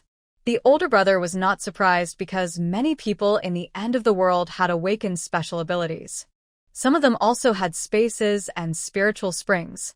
The older brother himself awakened a powerful thunder-type ability. When fighting zombies, he even got a storage ring from the Zombie King that could hold billions of cubic units. While searching for food, they found that when zombies and mutated plants and animals attacked them, their bodies did not change or mutate. They realized that the spiritual spring water in her space, if drunk often, could prevent their bodies from being infected by the virus of the end of the world. So, the 2 of them wandered around looking for food. Because she remembered her past life, she couldn't help but wash the unwanted gold, silver, jewelry, and treasures with spiritual spring water to remove the viruses and store them in her space. This also led her to discover the secret that gold turns bigger when stored in her space. Later, she kept collecting gold and jewelry, and her space became endless. But inside, it felt too empty and uncomfortable. When she saw the boxes of clothes, shoes, bags, and cosmetics in the factory, she felt it was a pity for them to rot away on their own, so she stored them in her space too. In case the world returns to normal someday, they can still be used. Valuable items like airplanes, cannons, rockets, yachts, aircraft carriers, ships, and weapons, she washed them with spiritual spring water and stored them in her space. All kinds of machinery piled up in the factory were made with human effort and couldn't just be left to decay, so she stored them too. All metals, even a single nail from the roadside grass, she collected. Plastic products, wooden items, glassware, and textiles, all were precious and couldn't be wasted, so she stored them all. Books from around the world are the essence of human civilization and must not be discarded. She asked the purifiers to use their purification skills to remove the viruses from these items and store them in her space. Through these books, she learned that the end of the world she was in was a different parallel universe from her original world. The historical process is similar, with a 100-year gap between her death and the end of the world. During this 100 years, human civilization developed rapidly. However, overdevelopment led to destruction. She believes that she can live again, and her heart always trusts that the end of the world will pass, and humanity will thrive once more. So, she stored all high-tech gadgets and data in her space, in case they are needed in the future. Medical equipment and medicines that are useless in the end times she also collected. There are also cigarettes, alcohol, tissues, cleaning products, bricks, cement, tiles, paint. Any new items, she cleans with spiritual spring water to remove viruses and stores in her space. In 20 years of the apocalypse, she traveled almost all corners of Blue Star and collected countless supplies. Survivors of the end times call her the King of Trash and Blue Star's cleaner. Actually, her journey across the planet was to find her older brother, who mysteriously disappeared when she was 16. Sadly, she never found him, even after she died. The only thing left was a storage ring he left behind, still in her steel building. Yun Qingwan took her older brother's storage ring from the steel building and put it on her thumb, but there was no reaction. This ring automatically recognizes its owner, but she is not its owner, so it doesn't accept her. She can't see what's inside, or find clues about her brother's life or death. Feeling disappointed, Yun Qingwan put the ring back into her space. Her sadness was interrupted by loud laughter. The younger generation is impressive, truly impressive. It was a group of old men having tea. One pointed at a newspaper article and praised enthusiastically. Another old man beside him looked at her with admiration and a smile. If this project is successful, it will be a great achievement that benefits generations and brings blessings for thousands of years. That's right. This young man's status was the reason he went, but we didn't expect his talent to be so extraordinary. His method of desertification control is truly unprecedented and brilliant. As the old saying goes, the waves behind push the waves ahead, each generation stronger than the last. Their unreserved praise made Yun Qingwan curious. She looked up at the newspaper and saw only the headline, "Give me 30 years, and I will turn the desert into fertile land." A cold feeling ran through her heart. Her family, the Xia Yuanjing family, was right next to the northwest desert at the military farm. However, the people from the Xia family never suggested any methods to control the desert. It seems that the people in the newspaper have nothing to do with them. But she has never heard of this desert control method in her previous life. She only learned about it from history books of a post-apocalyptic world. It appeared only a few years after her death. Could it be that different times and spaces caused some events to happen in a different order? Yun Qingwan didn't think too much about it. She looked away and glanced at the hospital entrance across the street. Seeing her sister-in-law, Cui Min, looking around for someone, she stood up and left. The old men in the tea house were still talking about desert control. You guys probably don't know. This talented young man is from our province. His father, Xia Hongshan, was a big figure 3 years ago. Is it their whole family? One old man was surprised, then nodded. The main branch of the Xia family was once very powerful. The family's children are well educated from a young age. Whether in government or business, they are outstanding. The branch families often produce talented people. It's not surprising that this young man from the Xia family came up with such a clever desert control method. The lively talk in the tea house continued. Yun Qingwan had already reached the hospital entrance. Cui Min, waiting there, saw Yun Qingwan and showed an unmistakable look of anger. Why are you so late? Even if you walked here, it should have taken you half a day. Yun Qingwan's face was calm. I arrived half an hour ago. You weren't here, so I had to wait for you at the tea house across the street. Hearing this, Cui Min was furious. Are you stupid? Why didn't you wait here? Yun Qingwan looked innocent. I was waiting, but you didn't come. Cui Min was speechless. She just wanted to take Yun Qingwan inside to save Wei Jinyao and didn't want to argue in the hot sun. After talking to the security guard, she led Yun Qingwan to the back hospital ward. Cui Min was of medium height, slightly overweight, with androgynous features. When she looked coldly at Yun Qingwan, her expression was fierce. On the way, she whispered again, listen, in the hospital, don't call me sister-in-law. Call me Comrade Cui. Don't tell others you're the sister from the Wei family you found. If you dare to say it, don't blame me for reporting you. Her tone was full of disgust, and when she looked at Yun Qingwan's face, there was also a hint of jealousy. Yun Qingwan didn't want Cui Min to realize she had changed. She nodded timidly, just like usual. Yes, I remember, Comrade Cui. If you dare forget, I'll make you pay, Cui Min said harshly and didn't say anything more. They went upstairs to the hospital ward where Wei Shaoi was. The other male patient, who was with him, had left. Inside, only Wei Shaoi and Wei Jinyao were there. Both were unconscious. Wei Shaoi's wound was no longer bleeding, but Wei Jinyao was bleeding intermittently.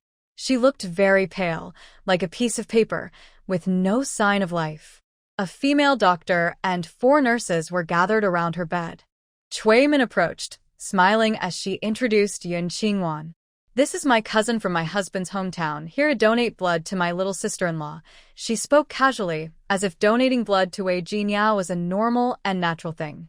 The doctors and nurses looked at Yun Qingwan, secretly admiring her fair skin and delicate features, then shook their heads in disapproval. Cui Min, this girl is too thin. She can't donate blood. She looks under 18, a minor. How can she donate blood? Cui Min didn't care about that. She only wanted to cure Wei Jinyao so she could learn medicine from Fu Shiyi and then get close to Fu Zhaoye. She was trying to promote herself, saying, "Don't look at her thinness. She's healthy. She's not a minor anymore. She's almost 20. She can donate 1,000 milliliters without any problem. Big sister-in-law, I'm not even 18 yet. I don't want to donate blood. Please spare me." Yun Qingwan suddenly started crying, tears falling rapidly, and she begged for mercy. No wonder Song Lin and Wei Mingli had such a good attitude today. They were waiting for her here. Then she decided to give them a big show. "What are you talking about? You're the same age as Yao Yao, and you're already an adult. How come you're not 18? Cui Min was impatient and ambitious. As the eldest sister-in-law of the Wei family, she never scolded Yun Qingwan or gave her a chance to speak back. After speaking harshly, she grabbed the blood-drawing tools beside her and tied them to Yun Qingwan's arm. Yun Qingwan struggled fiercely, tears streaming down her face as she cried painfully. "Big sister-in-law, please, for the sake of my older brother, please let me go. If Mom finds out that you bullied her daughter because of the other man's child outside, she will be very angry with you." The doctors and nurses in the room didn't understand Cui Min's sudden strange behavior, and after hearing this, they were even more shocked. Cui Min was also stunned. How dare Yun Qingwan say that?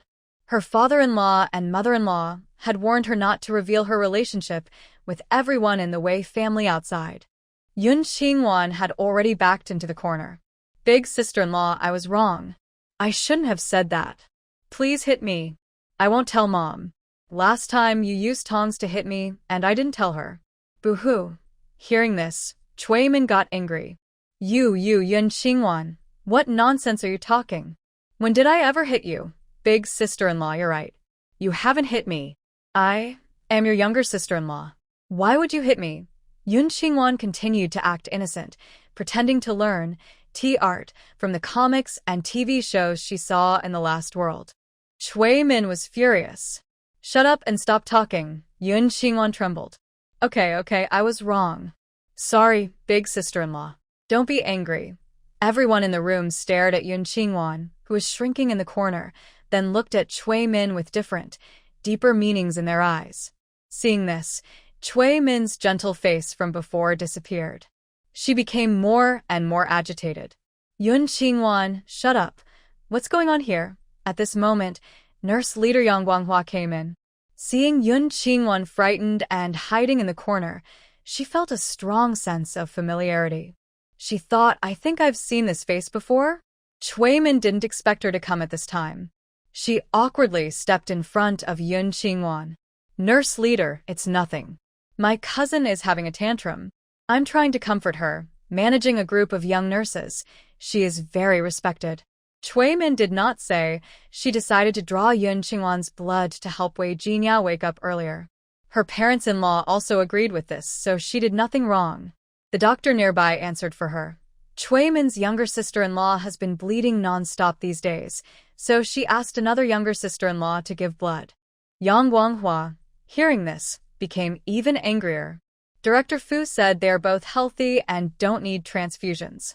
Why did they break the rules and force someone to give blood? Nurse leader, I only wanted to help my younger sister-in-law because she kept bleeding and I was worried her health would suffer. Fearing this would reach Fu Shiyi, Cui Min quickly explained. Yun Qingwan softly said, Wei Jinyao had a bad miscarriage because she was playing too wildly. A simple injection would fix it. This made everyone in the room stop in surprise. She called Wei Jinyao a wild girl and said her heavy bleeding was from a miscarriage. What is really going on? Everyone looked at Yun Qingwan, waiting for her explanation. Cui Min also heard bits and pieces, but knew she shouldn't spread this gossip, whether true or not. She secretly glared at Yun Qingwan and then smiled at Yang Guanghua. Nurse leader, this girl is talking nonsense. Don't believe her. I won't draw her blood anymore. I'll send her back now. You all can go about your work. When they returned, they would definitely teach her a lesson.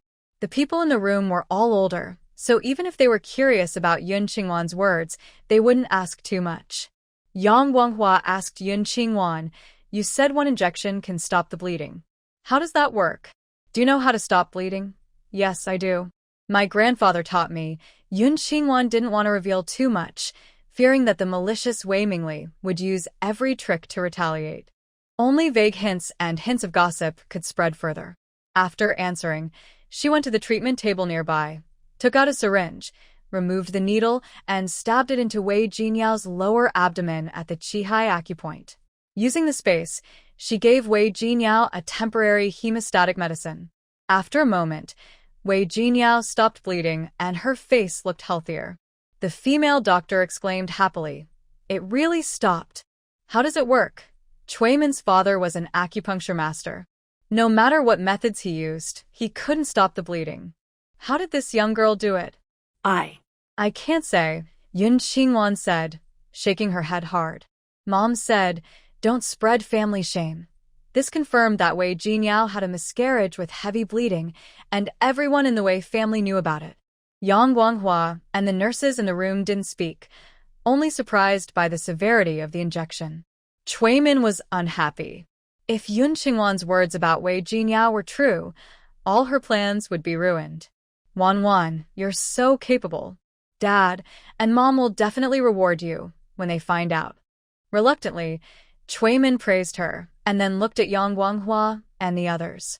Thank you all for your hard work these days. When my sister-in-law and brother-in-law are discharged, I will treat everyone to sweets. Don't mention it.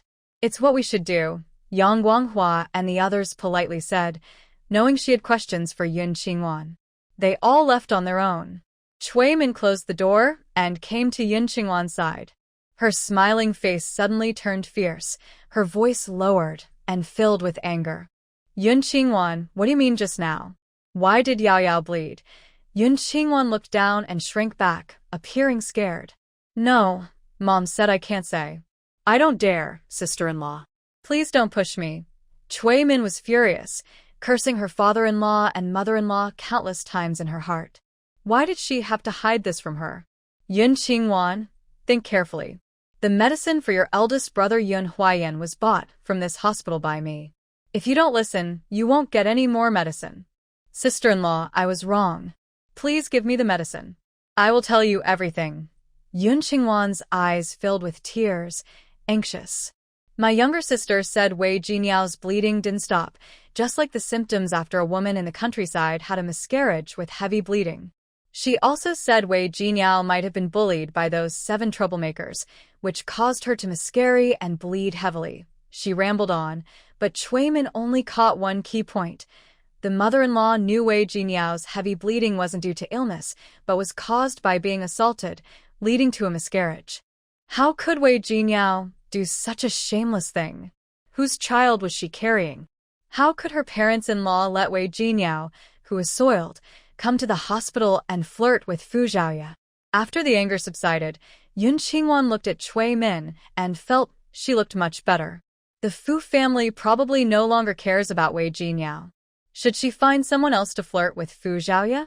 Never mind, she will wait until she returns home and discusses it with Wei Shaochen. Yun Qingwan, don't tell anyone what we talked about today. If I hear any gossip from others, I will tear your mouth apart. Yun Qingwan looked at her with a sad face. I definitely won't say anything. If you didn't pressure me today, I wouldn't have said anything. You, just stay here and don't go anywhere. Chui Min looked at Wei Jinyao angrily and left in a huff. Yun Qingwan put away her sad expression and walked coldly to the bed. She touched Wei Jinyao's pale, weak face, then looked at Wei Shaoyi in the next bed. In a past life, you falsely accused me and brother Huayan of having an affair.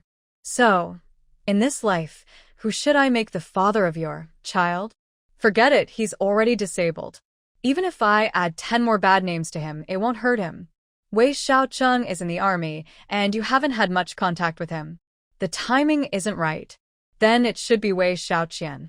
Not only could he be harmed, but maybe he could also prevent the little troublemaker in Yukushing's belly from ever being born. In that life, the child in Yukushing's belly grew up to cause trouble for many girls. But all of this will have to wait until she returns from the Yun family. Yun Qingwan took out a special potion from her space and injected it into Wei Jinyao. This potion can make Wei Jinyao reject all outsiders' blood. Only her biological parents' blood can be injected. She looked forward to the day Song Lin and Wei Mingli would start fighting each other. Yun Qingwan put away the needle, went to the nurse's station, asked for the dining hall location, then went downstairs and left.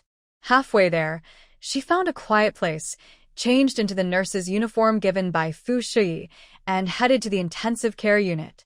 As she reached the second floor, she heard heartbreaking crying. "Zhou Ge, how could you leave us like this?" "Boo-hoo." Yun Qingwan slowly walked over. Among the crowd, there were Director Yu Wide, several doctors from the hospital, Chu Bushing, and a dozen soldiers in uniform. The one crying loudly was Ming Xilan. She was kneeling at the door, crying uncontrollably, clearly very heartbroken. Everyone else was also in grief, but no one paid attention to her. Fu Yao, who was crying against the door, accidentally saw Yun Qingwan. Her eyes brightened briefly, but quickly returned to sadness. "Wang Duo, come with me to the lounge. Help me send a letter to the capital." "Yes, Director Fu." Yun Qingwan followed Fu Yao downstairs to the innermost room at the east end. Seeing her, Fu Yao couldn't hold back her tears and hugged her tightly. "Wanwan, my brother's fine." He's completely fine. "You saved her." "Wanwan, I don't know how to thank you. You also promised to help me with a difficult task. We're even now. You don't need to worry." Yun Qingwan comforted her with a pat on the shoulder. "Captain Fu, has he already left the hospital?" Fu Yao released her. "Yes, he left last night. Your matter will be arranged once he completes his task. Don't worry, just get it done before the end of the year." Yun Qingwan remembered that in her previous life, it was January next year when Xia Yuanjing came to take her to the farm. As long as her family was settled before the end of the year, she could confidently go to the farm with him and take revenge on the Xia family. Fu Yao poured her a cup of tea. "When he returns, I will carefully tell him about your situation. I've already sent someone to deliver your brother's medical apprentice acceptance letter to the Yun family as a reward for your grandfather's kind heart in medicine. It won't let outsiders suspect anything. Thank you, Director Fu." Yun Qingwan was very grateful for Fu Yao's carefulness and sincerity. "Please have your nephew Fu Yao give the acceptance letter to Wei Xiaoqing." Fu Yao paused briefly but quickly understood Yun Qingwan's purpose. She smiled and nodded. "I won't write your name on it. If they dare to bully you, just call me directly." "Thank you. I will return to the Yun family tomorrow morning and report back in 2 days." "Wanwan, don't be polite. You haven't seen your family for half a year. Spend more time with them. There's no rush to come back. If anything happens, call me or Commander Chu." Fu Yao took out her newly issued household registration and travel permit for Yun Qingwan, along with a note containing 2 phone numbers. Yun Qingwan took them, feeling very excited. From now on, she wouldn't be restricted by the Wei family wherever she went. She carefully stored the phone numbers and bowed deeply to Fu Yao. "Director Fu, I won't say much about my gratitude. I will keep this kindness in my heart and repay you in the future. Silly girl, our Fu family will always remember your great kindness." Fu Yao took out a large paper-wrapped package containing 1,000 yuan and some food coupons, cloth tickets, oil tickets, sugar tickets, and industrial tickets. Wang, this is a small token of my appreciation. Please thank the Yun family for me and tell them how well you were taught." Tears welled up in Fu Yao's eyes. She was truly grateful to the Yun family. If it weren't for them teaching Yun Qingwan to be so kind, she wouldn't have given her brother the secret medicine that brought him back to life. The 1,000 yuan she gave was insignificant compared to her brother's life, almost too stingy. Yun Qingwan refused. "The money you gave me last time is enough for the Yun family to use for a long time. I can't take more. Don't be polite with me.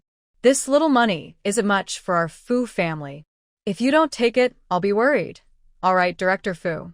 On behalf of my family, thank you. When I return, I'll bring some mountain produce." It's getting late, I should go now. Yun Qingwan accepted the money and tickets, then stood up to say goodbye. Be careful on the way.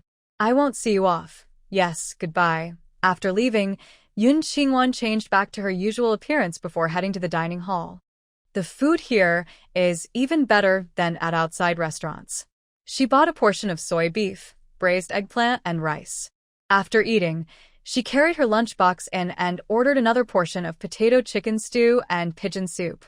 Later, she went out, stored the food in her space, and bought fishball soup and winter melon duck soup. She did this 3 times, which caught the staff's attention. Why are you here again? Someone in the ward asked me to help buy these. Yun Qingwan smiled brightly, making the rice-serving auntie less likely to ask questions. After buying, she didn't continue shopping. Now that her space is unlocked, she can enjoy delicious food just by taking out her smart kitchen, adding ingredients, and the kitchen will prepare everything automatically. After leaving the dining hall, Yun Qingwan didn't go back to her ward, but left the hospital directly. It was already very dark outside. She walked into a dark alley, changed into an old man's black outfit, took out her bicycle, and headed to the North City shantytown. By the time she arrived, it was already 10 o'clock. From afar, she saw a few well-trained plainclothes officers patrolling with sharp eyes. Yun Qingwan didn't dare get too close. She looked around and noticed a tall building nearby, so she moved toward it. She put on smart thermal imaging glasses, which allowed her to scan even if someone was behind a wall, within a distance of 500 meters.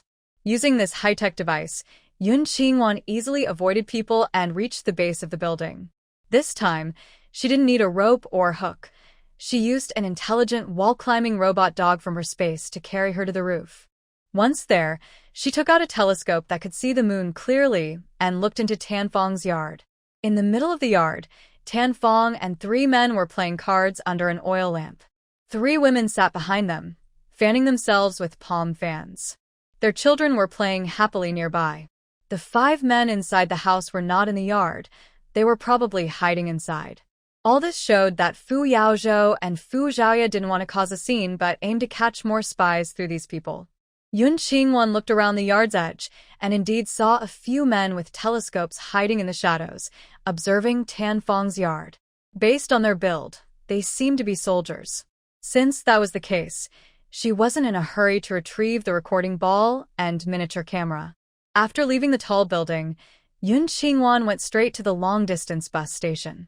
It was already past 11:30 when she arrived. Many people waiting for early buses were lying on the ground, using torn mats or old clothes as cushions. Yun Qingwan chose a spot, took out a dull gray cloth, and lay down.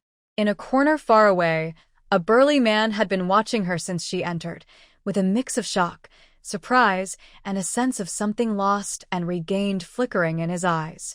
Around 5 o'clock, the first bus departed. Yun Qingwan followed the crowd and boarded the long-distance bus back to Yun's home. Yun Qingwan knew that buses at this time were crowded. Her small body squeezed through the crowd quickly and secured a seat by the window. It had been a long time since she last rode on such a big bus. The bus swayed and rocked, making her fall asleep. "Young lady, wake up quickly." A gentle old lady's voice sounded in Yun Qingwan's ear. She opened her sleepy eyes and looked at the older woman beside her. "Grandma, is something wrong?" The older woman had gotten on the bus halfway through and arrived home before her. When she got on the bus, she was very tired and only took a quick look before falling asleep again. "Girl, do you want to get off the bus with me?" The older woman glanced forward as she spoke, seeming a little scared. Yun Qingwan was confused. She looked up and was shocked. Opposite, sitting on the seat behind the driver, was a tall man with messy, dirty hair almost covering his eyes. He had a tan, shiny skin, a fierce scar on his right cheek, and some crumbs of bread on his chin and beard.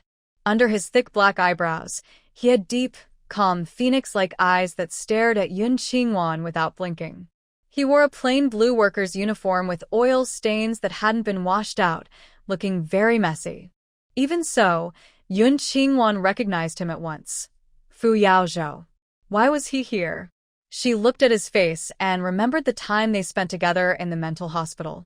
When Fu Yao arrived, She had already been there for 3 years.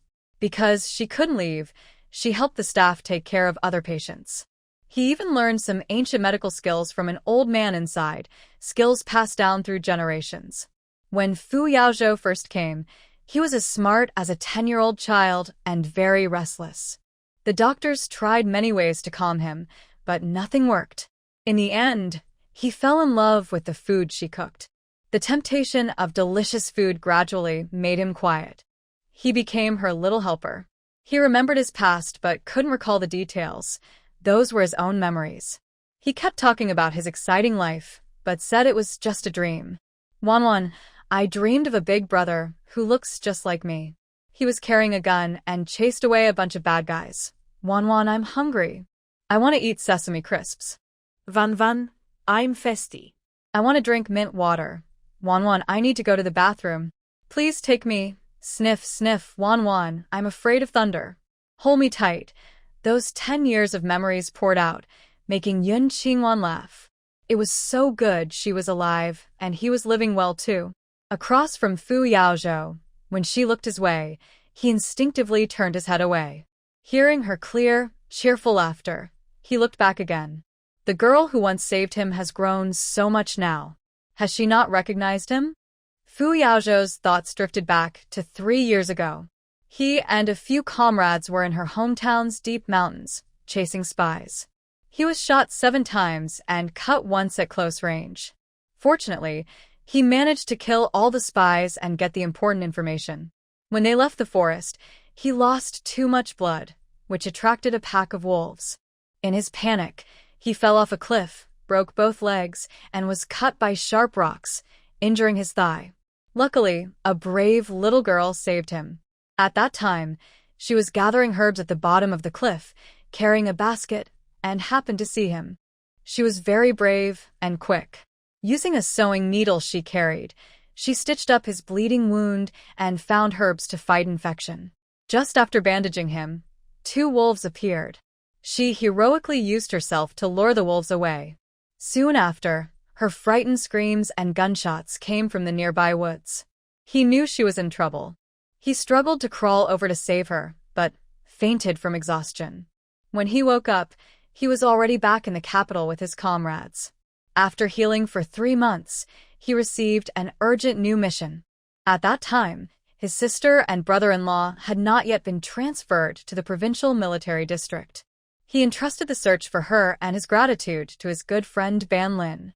2 months later, Ban Lin told him she was an orphan raised by many families. She was rescued by hunters in the mountains and then went north with a girl from a nearby village. They had no contact. He donated 500 yuan to her village as a thank you. So, his plan to find her and repay her was delayed. He had intended to finish this mission, take a half-year break, and go north to find her himself. But last night, he unexpectedly met her at the station. He couldn't believe his eyes at that moment. By some strange coincidence, he followed her onto the train. At first, he only watched her from behind.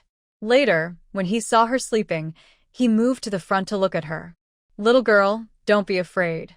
Later, you can get off with me. When the next bus comes, my wife and I will take you home.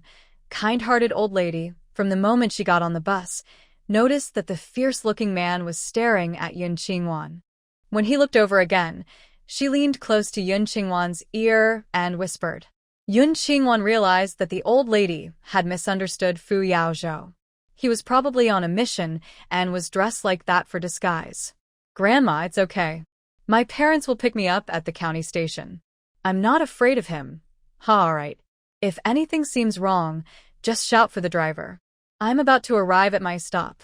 Be careful and don't fall asleep again, okay? Okay. Thank you. Yun Qingwan admired the old lady's warm-heartedness. When they reached her stop, she stood up and helped her get off. A vacant seat opened up nearby, and a stylish young man got on. He immediately fixed his gaze on Yun Qingwan. After sitting down, his eyes kept scanning her face.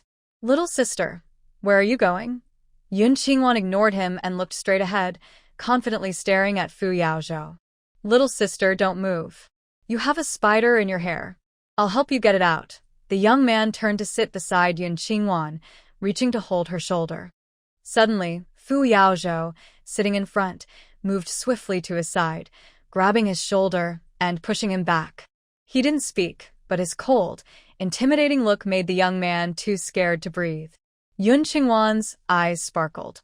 When Fu Yao was about to leave, she reached out and grabbed his sleeve. "I'm scared alone. Can you sit next to me?" Fu Yao looked at her delicate, fair wrist, hesitated for a moment, then sat down. He was tall and sat beside Yun Qingwan like a small, elegant mountain, blocking all outside dangers for her. Since he was out to catch spies, Yun Qingwan smiled and said thank you, not daring to talk much with him. "My name is Lu Yujin. What's yours?" Fu Yao suddenly asked softly. He was afraid of losing her again, so he told her another name he used. In any case, Fu Yao would never treat his benefactor unfairly. Thinking of his benefactor reminded him of the person his sister mentioned, the owner of that secret medicine. When he had time, he would visit to express his thanks. Yun Qingwan wasn't surprised that he called himself Luo Qing. She knew that Fu Yao's mother's surname was Luo, and he often used that name when traveling. What surprised her was how casually he told her the name he usually used. Wasn't he afraid that spies might notice something unusual? To avoid drawing attention, she didn't dare look around. She leaned a little closer and whispered, "My name is Yun Qingwan." Fu Yao lowered his gaze to the small head near his chest. His breath caught, and his heart began to beat faster. He usually disliked women getting close to him and avoided contact with them, but somehow, this young girl didn't make him uncomfortable. "Where do you live now?" Fu Yao asked again. Yun Qingwan lifted her head and met his eyes. The faint scent of tea from her breath reached him. Hadn't he heard her name from his sister? Didn't he know she had asked the Fu family to help her find a job? Perhaps he had just woken up and rushed off on a mission before Fu Shi had time to tell him. 9 Ridge Mountain Team, Group 5, the Yun family, Yun Qingwan said softly, then straightened up and sat back in her seat. Fu Yao said nothing and didn't move. His breathing grew faint. His mind was filled with the image of her face. Delicate features, smooth skin, a slender neck like carved jade, and soft lips that moved gently as she spoke, making his heart restless. His ears grew warm, and he clenched his fists, forcing himself to calm down. She was his lifesaver, a kind and innocent young girl. How could he, a grown man, have any improper thoughts about her? "Are you still going north?" he asked. Yun Qingwan was puzzled. When had she ever gone north? "I've never been to the north. Why would I go there?" Now it was Fu Yao's turn to be confused. "Aren't you an orphan?" He didn't even know she was the one who had given him the secret medicine. Why would he ask such a question? Yun Qingwan leaned closer and said, "I have grandparents, parents, 2 uncles, a young aunt, an older brother, and many younger siblings. How could I be an orphan?" Fu Yao did not ask again, but his clenched fist with bulging veins showed he was very angry. Jian Lin dared to lie to him. Yun Qingwan leaned against the car window, just enough to see his profile, cold and distant. She didn't know what he was thinking. She took a ceramic cup from her bag and also a military green water bottle. She poured water from the bottle into the enamel cup. Actually, it was spiritual spring water secretly taken from her space. She handed it to him. "Drink some water." "No, thank you." Fu Yao sat up straight and looked ahead. "Don't be polite." Yun Qingwan firmly pushed the cup into his hand. "You must drink." His body was still weak, and he had just come out to do a task. Really reckless. Maybe because of the time they spent together in the past life, she couldn't help but feel sorry for Fu Yao. He looked down at the cup in his hand, and in his peripheral vision, he saw her slightly annoyed look, which made him feel unexpectedly timid.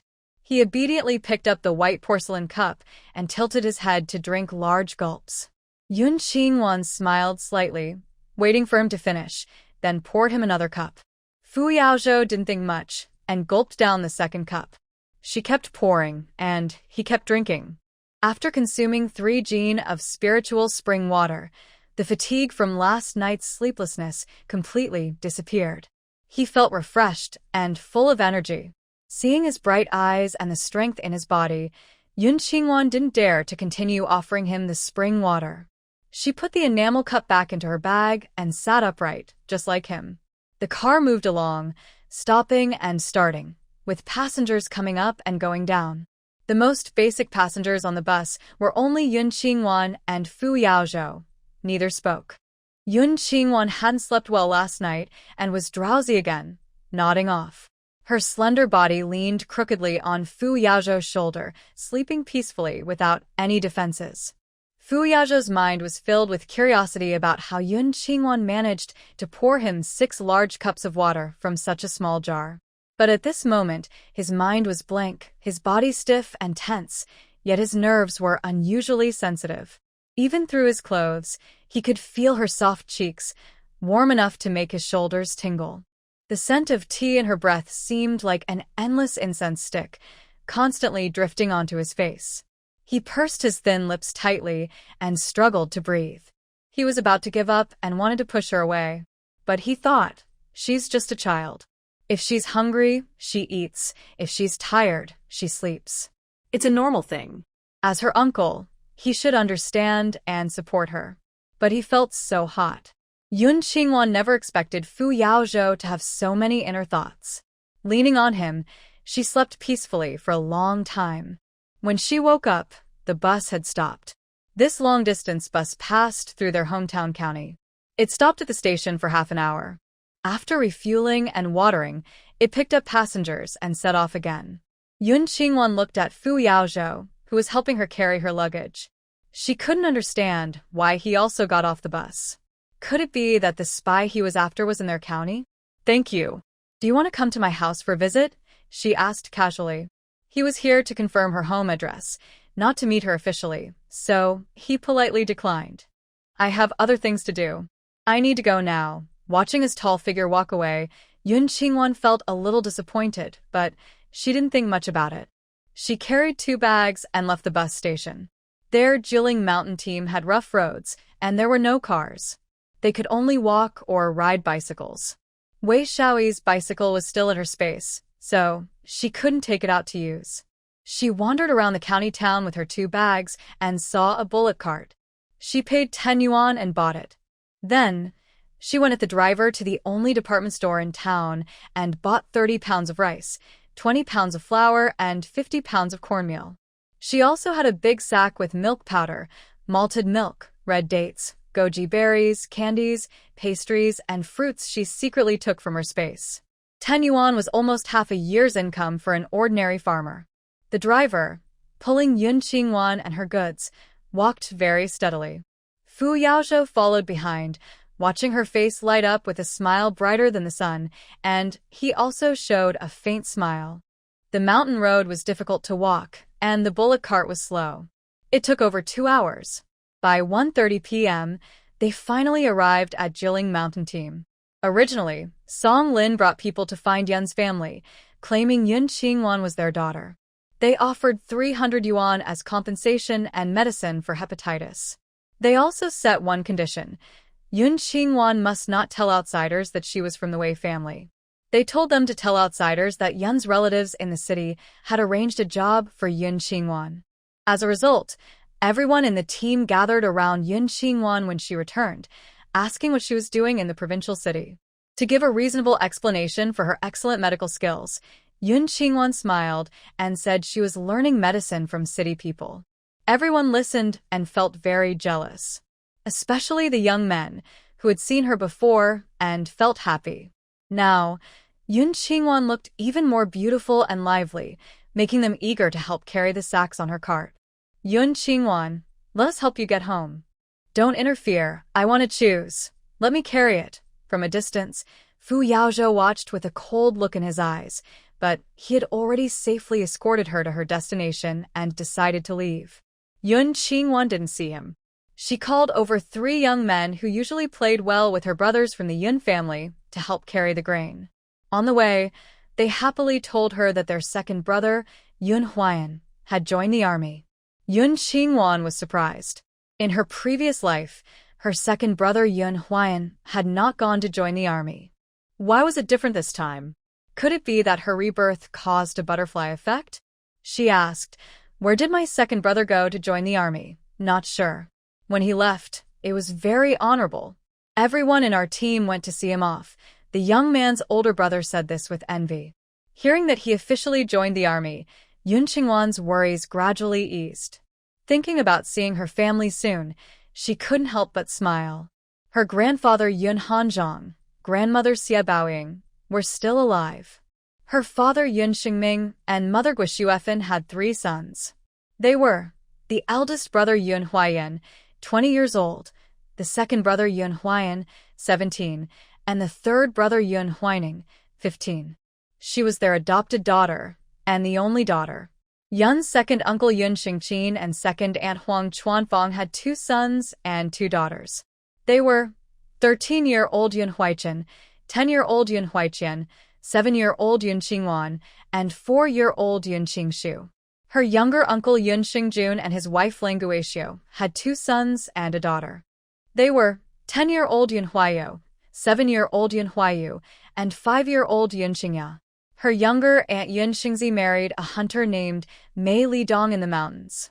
Their eldest daughter, Mei Shuang, was 8 years old, and they had twin brothers aged 5, named according to the Mei family's generational naming rules, Mei Xuezong and Mei Xuerui. Grandpa and Grandma used to be wealthy city folks, but they moved to Jiling Mountain to escape war and chaos. Their looks and knowledge are different from mountain people.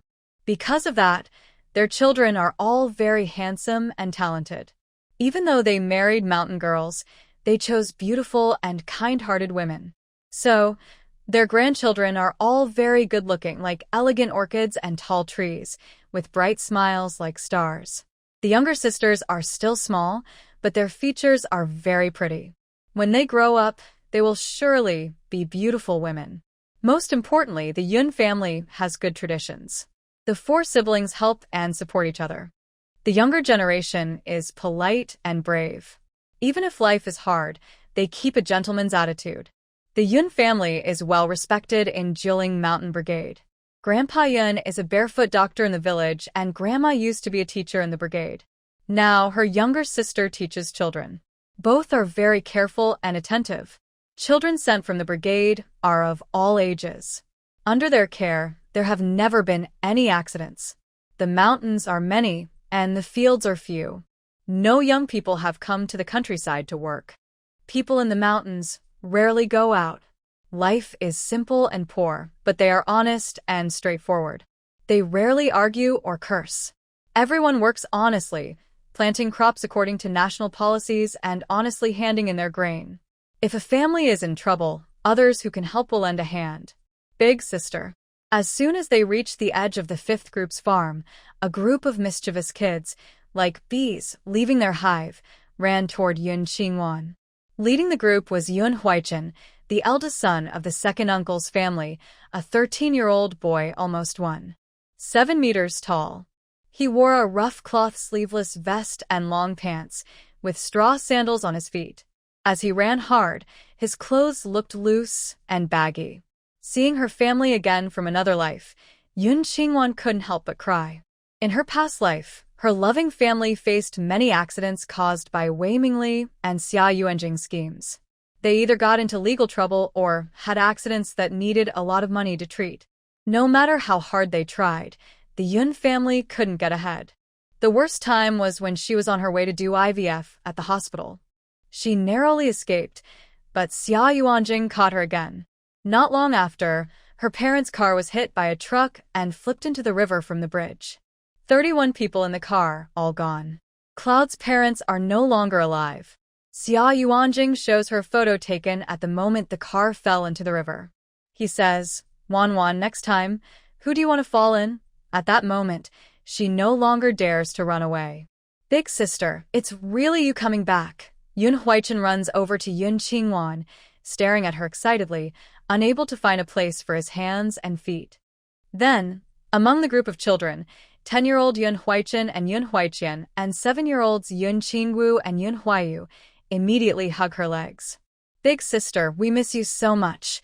Big sister, why did you take so long to come back and see us?" Grandpa and Grandma talk about you every day. They are worried that you are being bullied in the city.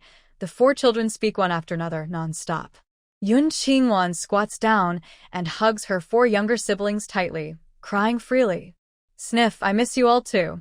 I miss you so much. Hearing Yun Qingwan cry, Yun Huichen clenches his fists. Big sister, don't cry. Did the people in the city upset you? I will go fight them. No, I just miss you all too much. After calming her emotions, Yun Qingwan wipes her tears, stands up, and sees her father Yun Xingming and mother Gui Xuefan running over from a distance. Yun Qingwan's tears burst again, and she runs to them. Dad, Mom. Seeing her mother and father again after 3 generations and 2 timelines, Yun Qingwan can no longer hold back her emotions and tightly hugs her mother, Gui Xuefan. Mom, sniff. Don't cry, Wanwan. Mom is here. My Wanwan, don't cry. Mother Gui Xuefan, who has worked hard for many years, is tall and thin. She holds Yun Qingwan in her arms and also cries out loud. Father Yun Xingming, watching the mother and daughter embrace and cry, repeatedly wipes tears from his rough hands. Both are gentle and kind-hearted. When they adopted Yun Qingwan, they already had 3 sons and had always wanted a daughter, but they dared not have more children. So, they especially liked Yun Qingwan. Now, hearing her distressed crying, both of them guess that their daughter hasn't had a good time at the Wei family. But at this moment outside, the couple doesn't ask anything. Soon after, second Aunt Huang Chuanfang and little Aunt Lang Guixiu also arrive. Yun Qingwan hugs them and cries again. Yun Xingming led the children from his family, took the items brought by Yun Qingwan from 3 young men, expressed thanks, and then the family gathered around Yun Qingwan as they walked toward the back of the village. The village where the Yun family lives was originally a hillside by the river.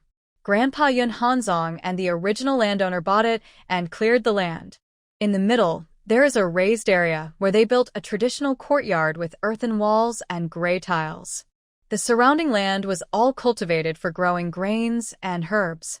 The river in front was dammed by people to prevent floods from destroying crops and houses during heavy rains. Later, other refugees arrived, attracted by the good environment with mountains behind and water in front, and decided to stay. Grandpa Yun, after checking their character, kept those with good morals, assigned them land, and helped them build houses. After building their homes, they went to cultivate the same size of land on the back mountain and returned it to him. Since they had no money to buy land, they exchanged it for barren land, which everyone was happy to do. Over time, the number of residents grew from 1 family to more than 30, forming Yunjia Village. Later, Yunjia Village was renamed the 5th group of Jiling Mountain Brigade. The private land that was once cultivated by individuals also became shared land for everyone. The villagers worked together planting crops and returning home, and there were no major conflicts. However, later, Yun family was forced to exchange their house with the poorest family at the top of the back mountain. Their living conditions became cramped. Passing through the village, Yun Qingwan saw familiar faces. As before, she greeted them warmly. Everyone was curious about her return, gathering around like they were seeing something rare. They especially envied her for bringing back so much grain. They whispered that even in the city, Yun Qingwan still thought of Yun family, which showed how much Yun family had cared for her. The group arrived at a broken courtyard surrounded by mud and bamboo poles on the hillside. Grandma Yun was already waiting with her 2 young granddaughters. Seeing Yun Qingwan, the old woman's eyes filled with tears. The grandmother and grandchildren hugged and cried, attracting neighbors to watch, who also couldn't help but shed tears. They remembered when little Yun Qingwan first came to their village, crying and calling for her mother. She couldn't clearly say where her home was, only calling for her mother and looking for her. Everyone had no choice but to keep her. But at that time, they had just survived a famine, and their own children couldn't get enough to eat. No one wanted to keep Yun Qingwan for long. Finally, Grandma Yun stepped forward and told Yun Laoda and his wife to take care of her. They cared for her for 13 years. After crying enough, the grandparent and grandchild smiled at each other. Grandma Yun took Yun Qingwan into the yard. Originally, the poorest family lived here, with only a simple two-room mud wall thatched house. After the Yun family moved in, they cleared a flat piece of land on the back hillside and built 3 more thatched rooms. At the same time, they left a steep cliff on the back hillside. To prevent landslides during rain, the Yun family planted fruit trees like cherries, green pears, apricots, peaches, pomegranates, and persimmons on the top and bottom of the cliff. Every spring, a beautiful sea of flowers blooms behind the Yun house. Later, Uncle Yun Er and Uncle Yun Sin married, and they built 2 more thatched rooms on each side of the original 3. They added a small house on the west side and a kitchen on the east side of the original 2 rooms. The main gate was on the lower side of the west wing. Overall, it looked like a small thatched courtyard, much smaller than the original Yun family house. For safety, the Yun family also built a bamboo and mud wall around the yard. Outside the wall, they planted a circle of cat ear thorns for protection. Inside the mud wall, they grew peanuts, rapeseed, sesame, and other crops to supplement cooking oil. The 3 main rooms facing the mountain included a central hall and 2 rooms on each side. On the west side lived Yun Qingwan and her younger sisters. On the east side lived Grandpa Yun and Grandma Yun. The 4 rooms on the left and right were for Uncle Yun Er and Uncle Yun San's families. The younger aunt married a hunter from the mountains, and they built a house there. When they came to the Yun family, the younger aunt stayed with Yun Qingwan and the other girls. Her husband stayed in the small house they built in front. The original 2 rooms in front were for Yun's father, Yun's mother, and their 3 sons. At the back of the yard, next to the steep hillside, there was a small poultry yard. It housed 12 chickens, 2 pigs, and firewood. Although the 3 brothers lived together, their household registrations and parents were separate. The rule was 1 family could raise 3 chickens, and with 4 households, that made 12 chickens. 1 household could keep 2 pigs, but pigs ate a lot and were hard to feed, so the Yun family didn't raise many pigs. After Grandma Yun pulled Yun Qingwan to sit in the yard, the youngest sisters, Yun Qingya and Yun Qingshu, leaned their small heads into their older sister's arms. They happily called out, "Big sister, big sister, big sister." Yun Qingwan sat with the 2 girls on her lap, kissing each of them. She took out 2 milk candies from her pocket and peeled them open to feed into their mouths. She didn't give any to her other slightly older brothers and sisters because the neighbors' children crowded at the door, and children from other villages were also outside. The snacks she bought weren't enough to share. So, no one received any. Second Aunt Huang Chuanfang brought a cup of honeysuckle tea from inside the house and handed it to Yun Qingwan. "Wan, you stay at home to keep your grandma and mom company and chat. I'll go work with your little aunt." They had already gone to work and only just returned from the fields after hearing their eldest niece was back. Third Aunt Languatio, a gentle and refined woman, gently brushed Yun Qingwan's hair. "Wan, we're leaving now." Yun Qingwan stood up and took a few steps to see them off. "Second aunt, third aunt, go ahead and busy yourselves. We'll talk again tonight." Both aunts waved their hands, telling her to sit and not stand up, then chased all the children away as they left. Smart Yun Huaiqian held Yun Huayu's hand and closed the gate. In the yard, only the 6 children of the Yun family remained. Yun Huaiqian quietly took Yun Qingwan home and then left secretly. He planned to go to the river at the village entrance to catch 2 fish for his big sister to eat. Yun Dad and Yun Mom were in the kitchen cooking for their daughter. With no outsiders present, Yun Qingwan took out all the food she brought back and placed it on the wooden table in the yard. "Huayo, Huayu, Huaiqian, Qinggu, Qingya, Qingshu, come quickly. Wow, big sister, did you make a lot of money? This is milk powder. Big sister, these milk candies are so sweet. Auntie, uncle, come look." Big sister brought back lots of food. The 6 children gathered around the table but didn't reach out to take anything. Yun Qingwan opened each snack package and said, "Don't be shy, help yourselves." She took a package of pea cakes and handed it to her grandmother. "Grandma, you should eat too, foolish child. First take this to your parents." Grandma Yun was the epitome of a traditional elegant lady with a gentle and noble aura. To outsiders, she seemed calm, graceful, and content. The child naturally feels happy when she is close to her mother. but she hopes her older granddaughter will be grateful to her parents. Yun Qingwan smiled and nodded, placing a pea cake into her grandmother's hand. She picked up a bag of green bean pastry and took it to the kitchen to feed a piece to Yun's mother. Still feeling sweet and spoiled, she said, "Mom," her mother, Guishuefan, who was kneading dough to make noodles, didn't refuse. She put the whole green bean cake into her mouth. She smiled happily and said, "This is really delicious." Yun Qingwan then fed a piece of green bean cake to her father, Yun Xingming, who was tending the fire. She said to Yun's mother, "Your daughter's cooking skills are even better than this. Tomorrow, I will cook for you myself." Her playful joke made the couple feel a bit emotional. Wangwan only knew how to make simple meals and didn't know much about desserts. In just half a year, she had learned to make such complicated dishes. If she stayed at the Wei family, wouldn't she be living like a servant? Seeing their faces change, Yun Qingwan realized she had spoken too much. She moved a small wooden stool to sit beside Yun Xingming, leaning her head on his arm, smiling happily. "Dad, Mom, I'm actually fine. I learned these because they taste good. I haven't suffered." Yun Xingming's gaze fell on her hands, which were white and tender, without calluses. It seemed they had overthought it. He raised his hand and gently patted her head. "Wanwan, if you're unhappy, just come back.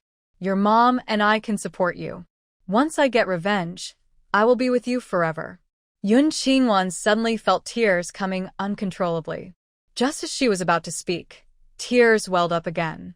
She quickly picked up a pastry and fed a piece to her father. She even took a big handful of milk candies from her pocket. "These are what I bought with my own money. Try one." She got up and put 1/2 kilogram into her mother's pocket. "All right, silly girl, keep some for yourself." Guishuefan turned back and couldn't help but nuzzle her daughter's head.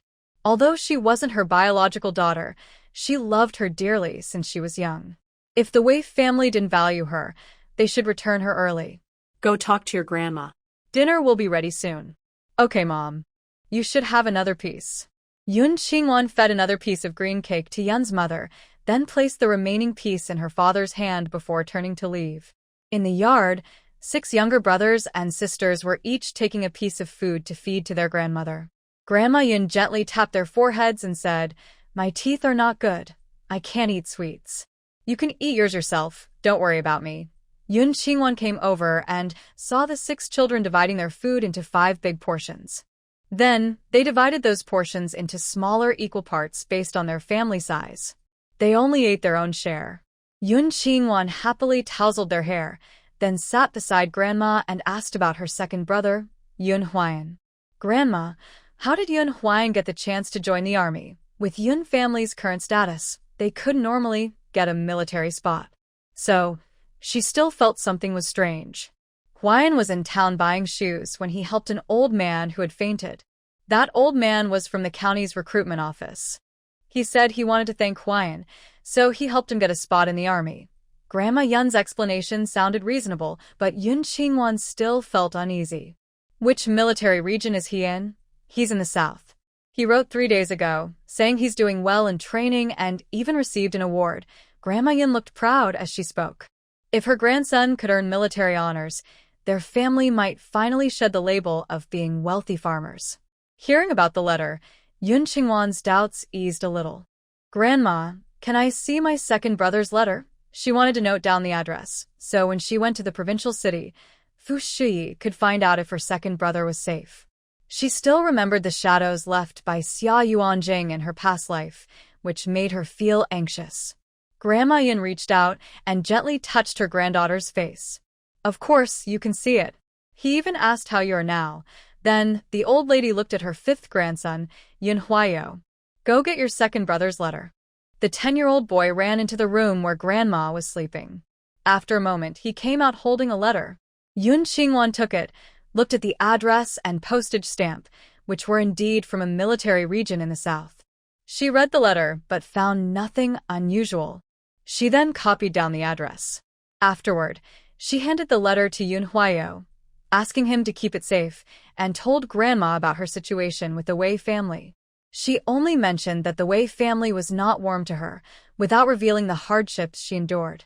Soon, Mother Yun brought out a big bowl of egg and vegetable noodles from the kitchen and placed it on the table in the yard, inviting Yun Qingwan to eat. Father Yun followed with 7 small bowls on a tray, meant for Grandma Yun and the 6 children, so they could eat together with Yun Qingwan. Although the 6 children were small, they were very disciplined and didn't greedily eat all the snacks. They sat around the table with proper posture and ate gracefully. Yun Qingwan looked at them and thought about the oppression they faced in their past lives. It made her sad that they, who once had a good life, could only live a miserable life hiding in these mountains. Her hatred for the families of Xiaowei grew even stronger. After finishing the noodles, Yun Huaiyou and Yun Huaiqian cleaned their bowls and utensils in the kitchen. Yun Xingming patted his daughter's head, gave her a few words of advice, and went to work. Guo Shuefan went to the backyard, caught an old hen, and planned to stew soup for her daughter tonight. Grandma, is Big Brother still herding cattle on the back mountain? I want to find him. Yun Qingwan was eager to see Yun Huaiyan and use the energy orb to cure his hepatitis. Yes, he's still there herding cattle. Go ahead, but be careful on the way. It's hot now, and there are many snakes in the grass. Grandma Yun smiled and nodded. It was more accurate to say that Yunwan was raised by Yun Huaiyan himself, rather than by the Yun family. The bond between the siblings was so deep that no one in the Yun family could compare. Okay, I'll go find him. Yun Qingwan happily carried her bag and left through the small back gate. She walked toward the back mountain, gazing at the familiar grass and trees. She secretly pinched herself. It hurt. This was not a dream. She had truly returned to the time when everyone in the Yun family was still alive. Following the mountain trail, she crossed a hill and arrived at a wide valley. Looking around, the valley was lush and green, with 7 old blue cattle leisurely grazing. Under a large mulberry tree at the edge of the valley, a young man in white was reading a book, lost in his reading. His skin was pale and yellow due to hepatitis, looking old and tired. Even his beautiful eyes were yellowed, lacking any sparkle. He looked like autumn leaves, with vitality quietly fading away. Yun Qingwan slowly approached. Yun Huaiyan seemed to sense her presence, slowly looked up, and gazed at his sister in the sunlight. His pupils trembled, then he smiled. He must be missing Wanwan so much that he was hallucinating in broad daylight. Yun Qingwan ran over happily, and Yun Huaiyan instinctively stood up and quickly hugged his sister tightly. This beautiful and cute sister, when they were young, he often carried her around and played together. As they grew older, boys and girls became different, and he dared not touch her anymore. Later, he contracted hepatitis and was even more afraid to get close to her. Now, in his dreams, let him be reckless just this once. Yun Qingwan also held him tightly, feeling his lively body, tears streaming down her face. In their past life, their eldest brother was tortured the most by Xia Yuanjing. Whenever she was a little disobedient, Xia Yuanjing would find ways to trouble their older brother. Even more hateful, Xia Yuanjing told their older brother about her suffering, making him willingly endure the torment for his sister. His hepatitis had never been cured, and his body was weak. Not only was he tortured by Xia Yuanjing, but he also wanted to save her and protect the family.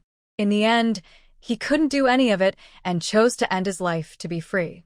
When Yun Qingwan was crying while holding her older brother, her hands unconsciously grabbed the flesh on his back. The pain on his back made Yun Huaiyan realize he was not dreaming. He pushed his sister away and looked back at the stone. His body was not there, and he was not a spirit. He looked around. This was the valley where he used to herd cattle. He truly saw his sister. He suddenly let go of her and stepped back far away. Wanwan, is it really you? How can you be so willful? You know that Yun Huaiyan was very angry. Everyone knew he had contagious hepatitis, so no one wanted to get close to him. He also consciously avoided everyone and chose to do chores like herding cattle, cutting grass, and gathering firewood to earn work points. Hearing this, Yun Qingwan's tears couldn't help but fall again. 3 years ago, she, her older brother, and her 2 younger brothers followed their grandfather into the mountains to pick herbs. They got playful and ran off alone. They saw a man falling off a cliff. His legs were broken, and his left thigh was cut open by a stone, severing a major artery.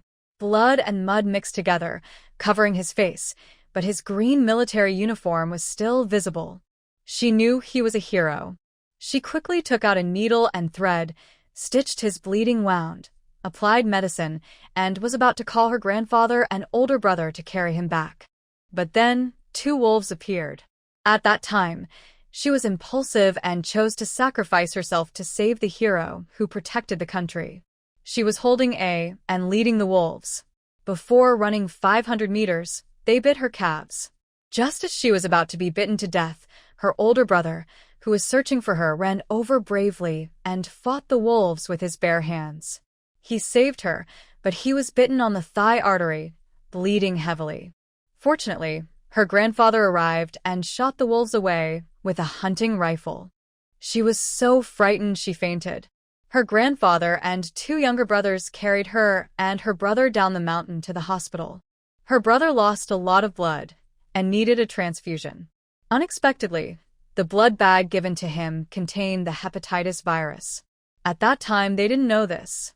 When she woke up in the hospital, she told her grandfather about the soldier.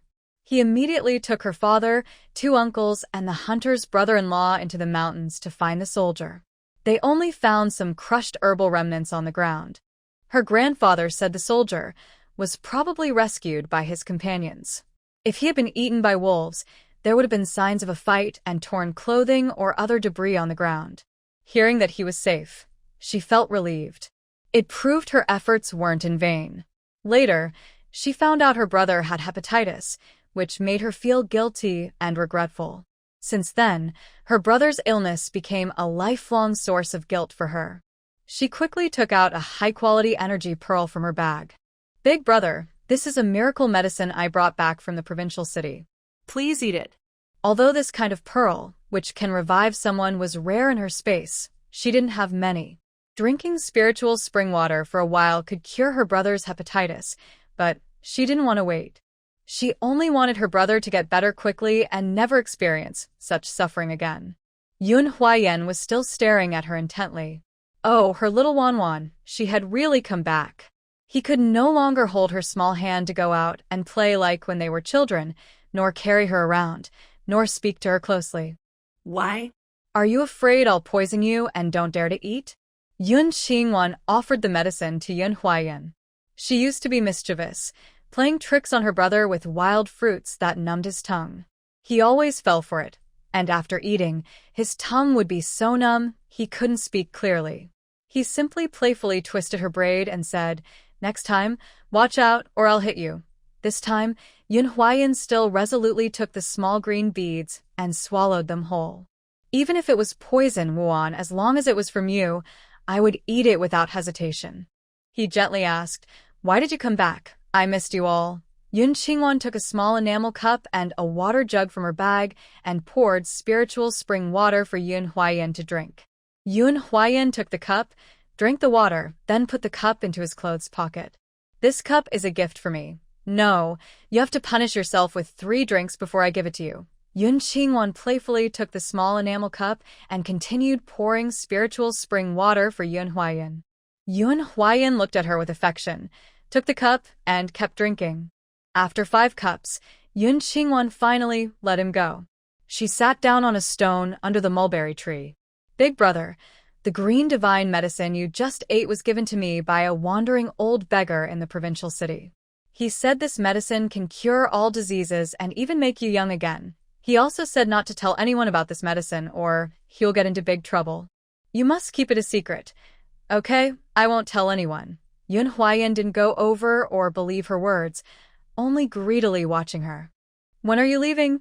Yun Qingwan smiled happily. "The day after tomorrow morning." "Big brother, I have good news to tell you. The soldier we saved back then, I met him in the provincial city. He is an officer from the imperial capital, and my sister is the director at our provincial military hospital. She knows I am her brother's lifesaver, and she wants to take me as her disciple. I also introduced you to her. From now on, we can be together every day." The Yun family was smart. Without a good explanation, they wouldn't want to leave for the imperial capital. Coincidentally, The soldier we saved 3 years ago never came back, so I can use him as an excuse. This way, I can hide the fact that I used this secret medicine to save Fu Yao. When Yun Huayan heard this, his hand trembled slightly and his heart pounded like drums. Did he hear right? Wuan said they would be together every day in the future? I will think about it. No, he shouldn't go after all. His current appearance is too terrible to stay by Wuan's side. Yun Qingwan pretended to be angry in the evening. You don't get to choose. Director Fu has already sent the recruitment notice to the county. Prepare yourself in the next few days. When the notice arrives, go with me to report to the provincial military hospital. After she finished, Yun Huayan showed no reaction. At this moment, his mind was focused on the changes happening in his body. 3 years ago, he not only contracted hepatitis but also suffered serious injuries, leaving him with a weak heart and slow pulse. He still had a few ugly scars on his body, and even his private parts were damaged, leaving them incomplete due to a hoarse voice. Now, he felt as if he had taken a powerful tonic. An indescribable, strong force was surging inside him. He wanted to rush out and cut down the big tree on the hill. He took deep breaths, and the tightness in his chest eased. He reached for his pulse and found it strong and vigorous. All his past illnesses seemed to vanish at this moment. He looked at Yun Qingwan in disbelief. Could it be that his sister really met some hidden master? Wanwan, the medicine you just gave me, was it really bought from that old beggar? It wasn't bought. He gave it to me. He said I was his destined person and gifted me a divine medicine to keep me forever young and adorable. Yun Qingwan cupped her face with her hand, pretending to be a flower, making Yun Huayan smile affectionately. He reached out and patted his sister's head. If I took your divine medicine and ruined your youth and beauty, how should I make it up to you? Yun Qingwan hugged her brother's arm. Come with me to the provincial city to learn medicine properly, become the best doctor, save lives, and earn good karma for me. Yun Huayan instinctively believed that the medicine had cured his hepatitis and all his internal injuries. But he still didn't dare let Yun Qingwan get close to him. He stepped back more than a meter, with a firm look in his eyes, promising, Okay, I will study hard and accumulate endless good fortune for you, to bless your future and keep you happy, safe, and smooth. After speaking with a smile, Yun Huayan's pale, yellow skin visibly whitened. Seeing this, Yun Qingwan happily took out a mirror from her bag and handed it to Yun Huayan. Big brother, look. I wasn't lying to you. You really look better now. Yun Huayan took the mirror and looked at himself inside, feeling almost unable to believe it. The man inside has skin as white as snow, smooth bone structure, and sparkling eyes that make even himself unable to look away. The beauty effect of this medicine is truly impressive. Haha, are you so beautiful that you're amazed by yourself? Yun Qingwan looked at her older brother and thought of a line from a poem, a person like jade on the road, a young man unmatched in the world. Her healthy older brother is really very handsome, especially his eyes. He has double eyelids above and a small fold below, with bright pupils. When he smiles, his eyes look like crescent moons, full of youthful charm. If he gets angry, his dark, shiny eyes resemble a cold star, giving a distant feeling that people should stay away. But he rarely gets angry. Most of the time, he is quiet. Except for family, he rarely smiles at outsiders. Yun Qingwan quickly took out a box of yellowish foundation from her bag. Big brother, use this to cover up. Don't let Grandpa see, and I won't dare take you to the provincial city. Yun Huayan pinched his fingers, gently tapped his sister's forehead, took the foundation, opened it, and applied some on his face. In a moment, the handsome young man turned back into his original thin and pale appearance. Big sister, big sister. At this moment, a joyful shout came from afar. Yun Qingwan knew without looking that it was her younger brother Yun Huaining, a 15-year-old boy taller than her. He didn't like working in the fields for points or staying at home to study. He loved going into the mountains with his little uncle Mei Lidong to hunt and gather mountain goods, then selling them on the black market in the county town for money. In the previous life, after the reform and opening up, he didn't continue school but chose to work in the south. He was born to be a good businessman. After a few years in the south, he saved a lot of money and originally wanted to return to his hometown to develop. But he was tricked by Xia Yuanjing, lost all his money, and got involved in a scandal, sentenced to 20 years. Until her death, he never left prison. Yun Xingwan smiled and waved at him, then ran over. Whining, Yun Whining ran over, staring at his sister with a silly smile. How could you bring yourself to come back? Humph. Are you blaming me for not coming home? Yun Xingwan playfully scolded him, then took out a cup and poured him some spiritual spring water. You little monkey, what bad things have you done lately? Big sister, you underestimate me. Cloud Whining took the cup and drank it all. I'm so capable now. I've fully learned from my little brother-in-law. I can go hunting alone in the mountains without any problem, but you shouldn't go alone. Yun Xingwan pulled her younger brother, and they walked to the big rock together. She asked about her little sister-in-law Yun Xingzi. Will they come tonight? Yun Whining lay on the rock and said, yes. When Huai Chun went to call me, your little brother-in-law heard you were back and went into the mountains again, saying he was going to catch 2 rabbits for you. Then let's go back and help Mom. Yun Xingwan stood up and looked at Yun Huayan, who was preparing to lead the oxen back to the village. Big brother, we're going home. Yun Huayan looked over and smiled. Yes, let's go home. The 3 siblings, just like in the past, led the oxen out of the valley. When they returned to the village, it was almost 6 o'clock. Neighbors who finished work early greeted Yun Xingwan warmly, and she chatted happily with them. Seeing her good friends from before, she gathered with them to share girl secrets. It felt like in this life it was all just a dream. She was still the innocent girl Yun Xingwan from Yunjia village.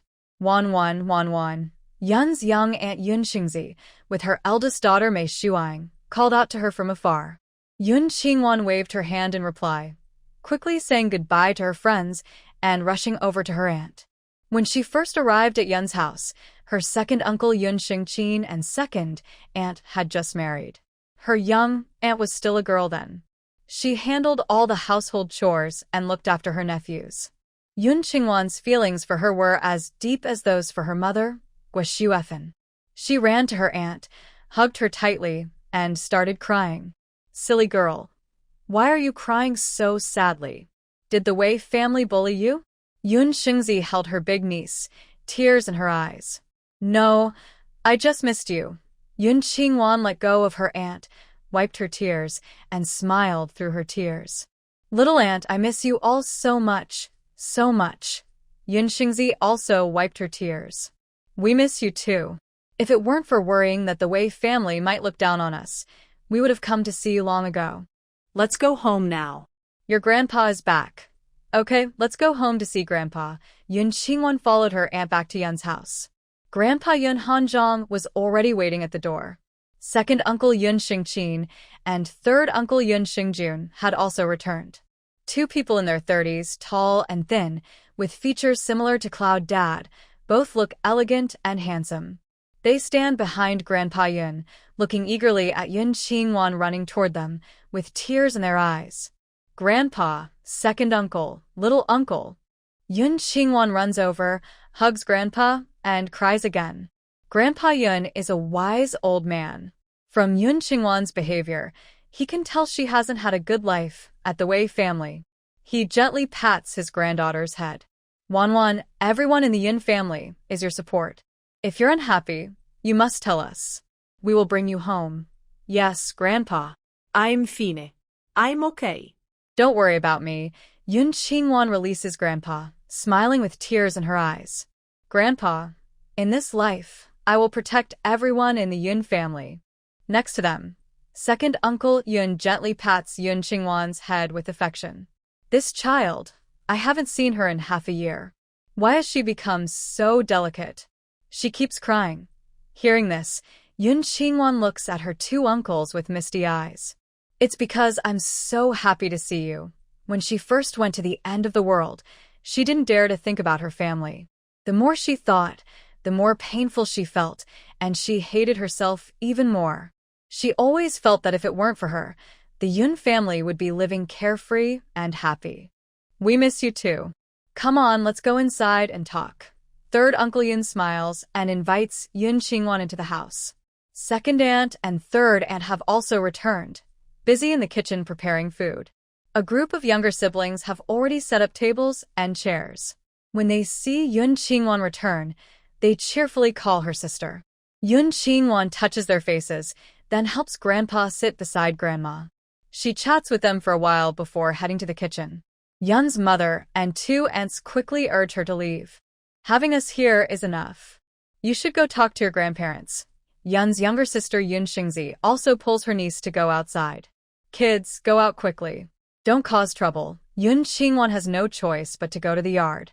It's still early. Grandma Yun pulls Yun Qingwan into her room.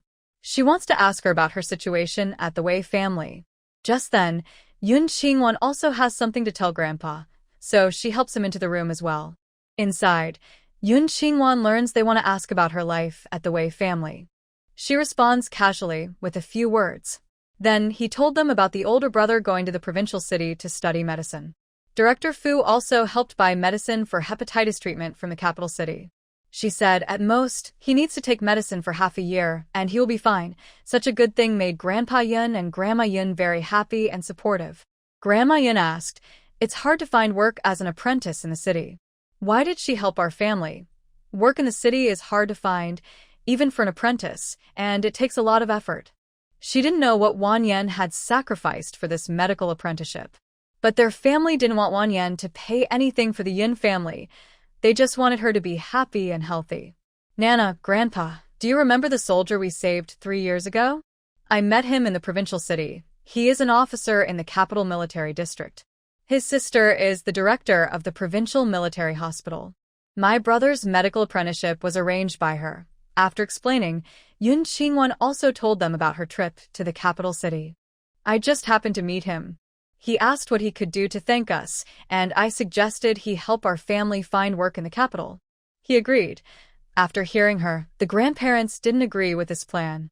They have more than 10 adults in the family, and if they all go to work in the capital, they would need to change their household registration and find places to live. Even if the man had great power, it would be hard to make this happen because they are still considered wealthy farmers. So, why make things difficult for him? Grandpa Yun said, child, our family has so many people. How can everyone get a job in the city? Go back and tell him we mean to help, but we won't go to the capital. No, Grandpa, he promised he can do it. Yun Qingwan was a bit anxious. As long as you agree to leave, that's enough. Grandma Yun and Grandpa Yun looked at each other, feeling something was wrong. Deep down, they probably wanted to leave. Not for themselves, but for their children and grandchildren. When they escaped the war and hid in the mountains, they just wanted a peaceful life. They never thought they would be labeled as wealthy families. This would unfairly mark their descendants as lower class, leading to a dark future. If they could take this chance to change their environment and status, it would be very good for the children. But this matter was too difficult for them. Yun Qingwan saw that the two people were silent and then talked about the country's future development. Grandpa, Grandma, I heard from the Wei family that in 2 years, the country will relax the college entrance exam. In 5 years, the land will be divided equally among families, and the economy will also open up, allowing individuals to do business. I asked a military officer in the imperial capital to arrange jobs for our family, hoping to give my younger brothers and sisters a good start. Yun's grandparents, when young, were educated city folks. Now, at their age, having experienced many things, they understood the deeper meaning behind Yun Qingwan's words. Their cloudy old eyes sparkled with light, but also showed some doubt. Grandma Yun asked, do you have any proof? Not yet, but these words were leaked by insiders. They definitely are true. Yun Qingwan spoke very firmly. Seeing her, Grandpa Yun nodded in approval. Old saying goes, reading thousands of books is not as good as traveling 10,000 miles. This child has only been out for half a year, but her perspective on things has already changed. Our family has many members, and we are still farmers. With so many people, it's hard to arrange jobs. Let your dad, your second uncle, and your third uncle go to the imperial capital to work first. We'll stay in the village until they establish themselves.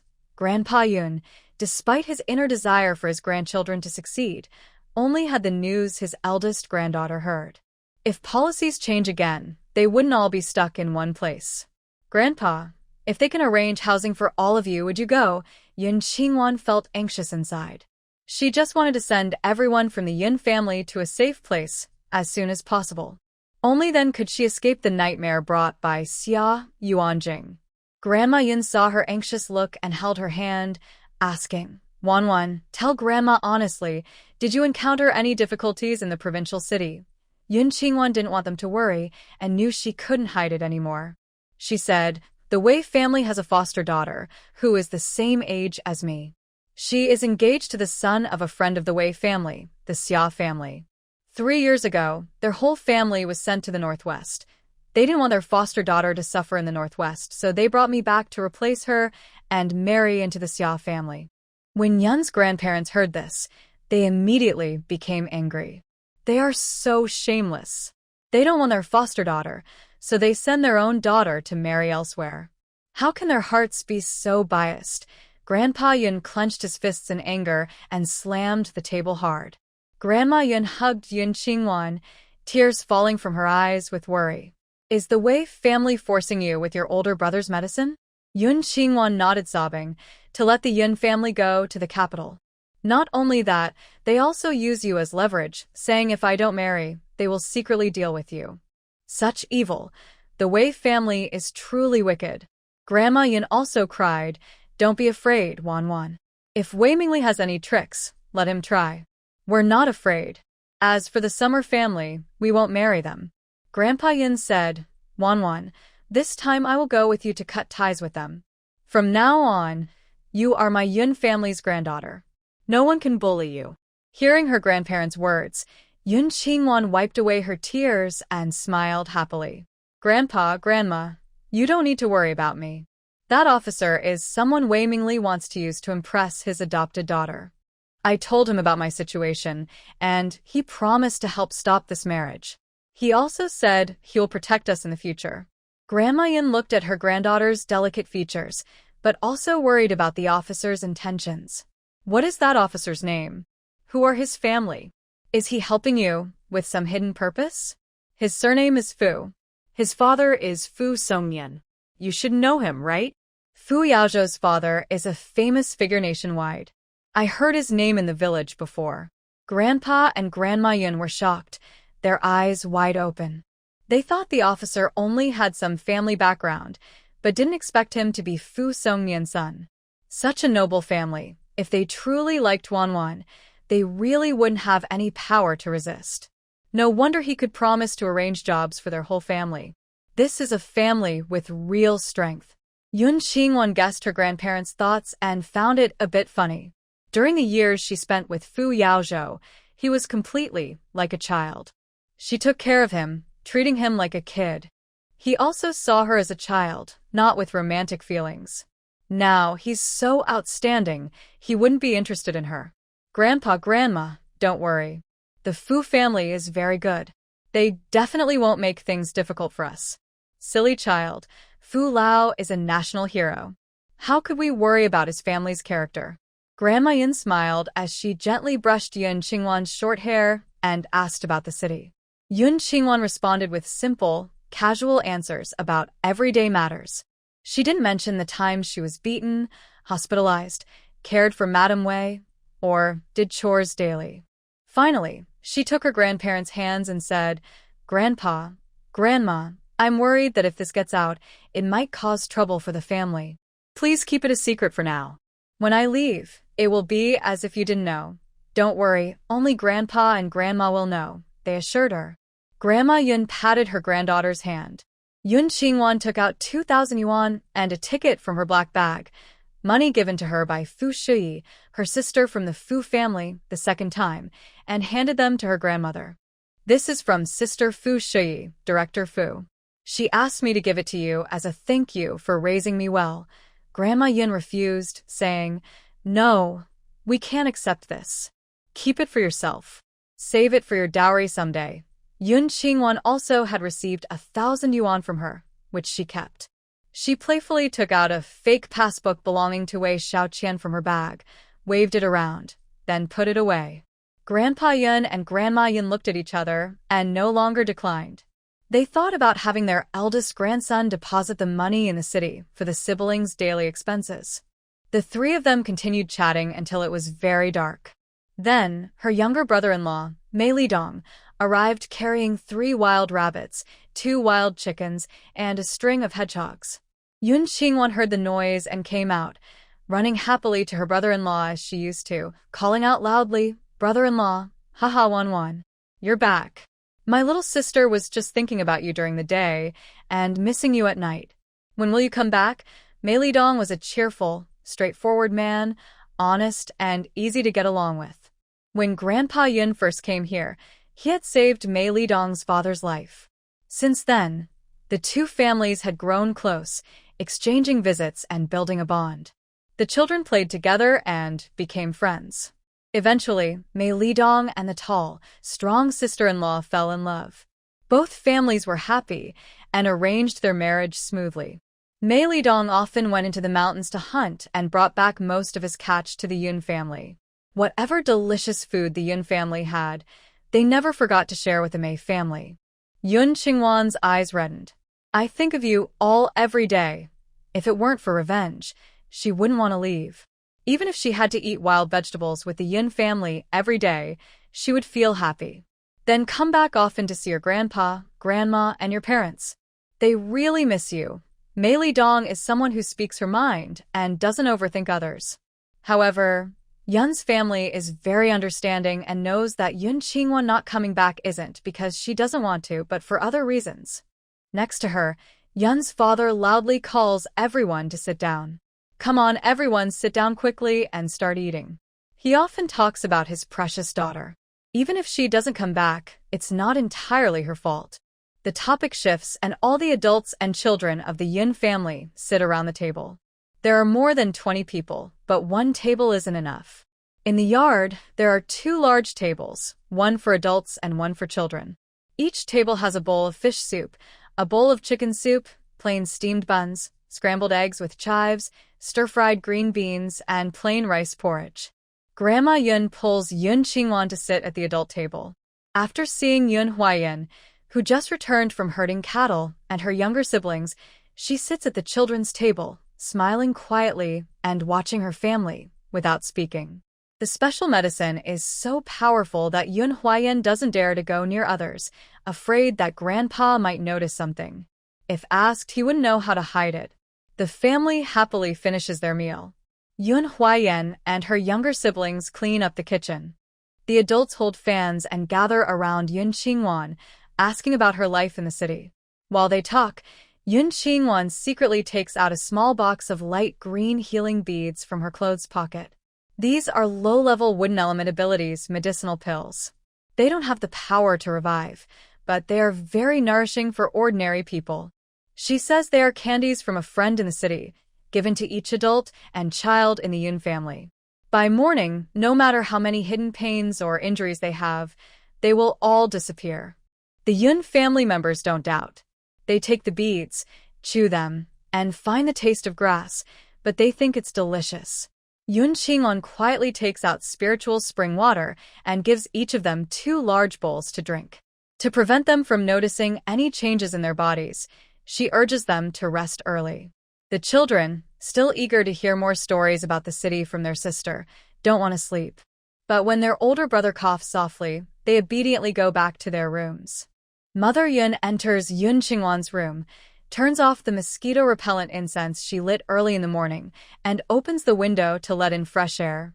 She keeps reminding them to sleep early and not chat too late. Yun Qingwan watches her busy figure, her eyes moist again. During the New Year, when she returned to the Wei family, and it was snowing heavily, Song Lin gave her 2 old, worn blankets. She was told to clean up the clutter in the backyard shed and to make a bed with a wooden board herself. Song Lin never went inside to look. In summer, she didn't care whether there were mosquitoes or flies in the backyard. Mama Yun finished packing her medicine and left. Yun Qingwan took her 4 younger sisters inside to sleep. Soon after, her younger sister-in-law, Yun Xingzi, also came in after taking a bath. She saw her daughter and 3 nieces still asking Yun Qingwan questions and gently patted each of them on the back. "Go to sleep quickly. You have to get up early tomorrow to study. The 4 little girls were reluctant, but had to obediently go to bed. Yun Qingwan and her sister-in-law looked at each other and smiled. Then each went to sleep. After midnight, Yun Huaining and her brother-in-law, Mei Lidong, quietly got up. Yun Qingwan heard the noise and also woke up. Her sister-in-law asked her softly, Wanwan, why are you getting up? Yun Qingwan, lying by her bed, replied, Sister-in-law, when I came back yesterday, I brought some food. It's just right for brother-in-law and the second and third uncles to move back. When she mentioned food, Yun Xingzi sat up quickly, nervously asking, where did you hide it? It had been more than half a day. She hoped no one had found out and that it had been moved away. It's in that mountain hollow near the big team. Yun Qingwan didn't say earlier because she was worried they might worry and go watch over it. She couldn't lie about it. After speaking, she opened the door and went out. Yun Xingzi followed her. She first went to the backyard to use the toilet. Her eldest brother, Yun Huaiyan, who lived in the opposite house, also came out of his room. Mei Lidong saw they were dressed neatly and guessed they wanted to go to the black market. Huaiyan, Wanwan, don't follow us around. We're coming back late tonight. Yun Qingwan raised her index finger and made a shu gesture. She whispered, brother-in-law, be quiet. Don't wake up grandpa and grandma. Brother-in-law, I will take good care of Wanwan. After saying this, Yun Huaiyan looked at Yun Qingwan with gratitude in his eyes. He hadn't slept at all. He had been observing the changes in his body. His internal injuries weren't just healed. The missing flesh on his thigh had grown back, visibly. Especially in the private area, it had recovered completely and even looked more robust. The sensitivity of the 5 senses was unusually sharp, and even the mind became more clever. Many childhood memories that were hard to recall suddenly became clear in his mind. He remembered clearly what Wanwan had said when she first came to their village. She had cried and said that a bad uncle with dark spots on his neck had brought her to Yunjia village. He also recalled all the little moments he spent with Wanwan.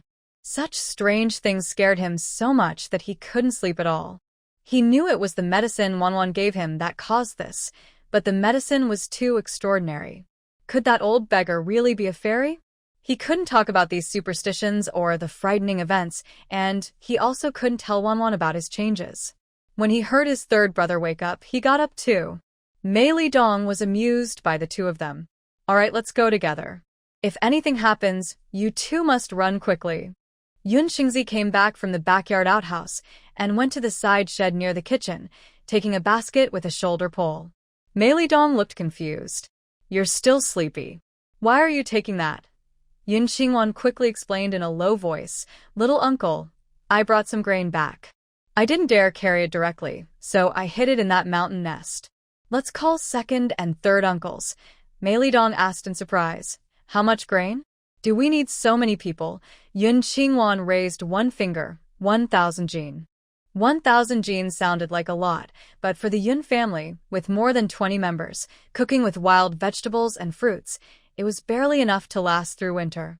If neighbors faced difficulties and helped them a little, they would run out in about 3 months. What? 1,000 jin? Child, aren't you afraid someone will steal it? Mei Lidong couldn't hold back his excitement and quickly knocked on the windows of second and third uncles, calling them out. Second and third uncles had woken up early and heard for people in the yard talking about crickets, but they didn't understand what they were saying. Now, hearing that Yun Qingwan had brought back 1,000 jin of grain and hidden it in the mountain nest outside, they didn't dare delay. They even called their wives to wake up. This commotion woke up Grandpa Yun, Grandma Yun, and Yun Dad, and Yun Mom. When they came out and heard about the 1,000 jin of grain, they were both amazed and moved to tears. Yun Dad had injured his waist years ago while repairing a water channel and couldn't carry heavy loads. Everyone decided not to take him along, so they asked him and Mother Yun to clean out the cellar. Mei Lidong and the others carried their tools, bamboo poles, ropes, and baskets, and followed Yun Qingwan out of the house. 13-year-old Yun Huaichen also got up and followed behind them. They went around the back hillside into the deep woods and turned into a small valley. When they were close to the spot, Yun Qingwan took out the food stored to her space, then covered it with dry pine needles collected along the way. They excitedly pulled back the pine needles, revealing 10 large, bulging burlap sacks, along with 2 sacks of snacks, dried fruits, herbs, and medicines, as well as 500 eggs, chicken and duck eggs, and a sack of farming tools she bought. Originally, these were for self-defense, but now the weapons in her space were unlocked and enough for her to use. The farming tools were no longer needed and could be used by her family. They couldn't take out fresh meat now, but Yun Qingwan planned to find an excuse to go to the county town tomorrow and take some then. As for live animals, she wasn't planning to take any for now. She would slaughter and preserve them in winter, then send some to the Yun family later. Everyone was stunned on the spot. How did Wanan manage to hide so many things by the roadside without being noticed? No. How did she buy so much food, and how did she bring it back? Yun Huayan looked at Yun Qingwan. From the medicinal pills to these supplies, he had the strange feeling that his sister now was not the same girl from half a year ago. Worried they might ask how she got everything, Yun Qingwan quickly pulled her third brother aside. Whining, "Hurry up and move." Yes, I'll move. I'll carry it." Yun Whining ran daily in the woods, very strong. He grabbed the 2 corners of a sack, swung it lightly, and threw it onto his back, then ran off. Her brother-in-law and 2 uncles used bamboo poles and ropes, each carrying 200 jin. Aunt and second aunt used baskets, each carrying 100 jin. The remaining snacks, farming tools, and a large and small basket of eggs and ducks were left with Yun Qingwan, Yun Huainan, Yun Huaichen, and Yun Huachen to watch over. Yun Huainan directly pulled a small pine tree about his arm's thickness, tore 2 vines, and lifted the 2 sacks of snacks and herbs. He also casually picked up half a sack of farming tools, then nodded at his younger cousin Yun Huaichen. "You carry the big basket and my sister carries the small one. Big brother, can you do it?" Yun Huaichen was worried about him. His big brother's health was getting worse. What if he tired himself out? Yun Huayan felt very sad. Why did this young man start talking now? He must be capable. He didn't speak and walked away quickly. Yun Qingwan carried a small basket and followed behind, secretly smiling. The energy orbs contained strong life force. Even if the older brother carried 300 jin, it was no problem. The 3 of them soon caught up with their family. Uncle, aunt, and cousin turned around and saw their nephew carrying so many things, running lightly as if he had wings, and were very surprised. At the same time, they realized they also seemed to be incredibly strong. Carrying a 200 jin load felt as easy as carrying 20 jin. All their previous aches and fatigue disappeared. When they got home, Yun Dad and Yun Mom were so amazed by the large amount of food that they couldn't speak. They helped hide all the grain in the cellar under the wall. After finishing, everyone in the Yun family looked at Yun Qingwan with love and gratitude. Now, the Yun children were growing up, and even if Mei Lidong occasionally went into the mountains to hunt wild game, it couldn't fill the family's needs. Yun Qingwan brought back so much grain that the family wouldn't face hunger from this year to next. To avoid villagers from hearing any noise, no one spoke. After tidying up, they went back to their rooms to sleep. Since it was still early, Mei Lidong took his 3 nephews, Yun Huaining, to the black market to buy meat, and Yun Qingwan went along. She needed to find a chance to take some meat from her space to give to the Yun family. Yun Huayan also had to go. The 4 of them moved quickly and reached the county's black market in just over an hour, right at the busiest time. Yun Qingwan initially stayed in the middle of the group, but in the blink of an eye, Yun Huayan lost sight of her behind. He hurriedly called out to his uncle and cousin ahead, "Wan is missing. Didn't you follow her?" Mei Lidong looked around but didn't see her figure anywhere. The 3 of them had no choice but to give up on buying meat and started searching everywhere. Yun Qingwan stood behind a big tree on the street, took out 2 large burlap sacks, one with pork and one with beef and mutton. When Yun Huaining passed by her for the 3rd time, she finally called out to him. "Big brother, what are you doing here?" Yun Huaining ran over and saw the 2 bags. "What are these?" Yun Qingwan raised her right index finger and said, "2 outsiders didn't understand our local market. They were hiding here selling meat, but I saw them and bought everything." Yun Huaining checked her bag, which was full of meat, enough for their family to eat for a year. "Big sister, don't wander around." I'll go call big brother and little uncle. After saying that, the boy ran off. Yun Qingwan took the opportunity to carry a basket of duck eggs, which she planned to salt and store for a long time. Soon, Mei Lidong and Yun Huayan arrived. They weren't as naive as Yun Huaining. They looked at the meat and Yun Qingwan, feeling something was off. Especially because Yun Qingwan had mysteriously disappeared and then suddenly appeared with so much meat. Someone must be helping her. Yun Qingwan blinked innocently, pretending to be naive. I just met someone selling duck eggs, and I bought all of them. Little uncle, should we stop buying meat? Yun Huaining wanted to go back quickly to avoid trouble with the people in the black market. They would surely cause problems. No more buying, let's go home. Mei Lidong looked at the meat and dared not stay long in the market.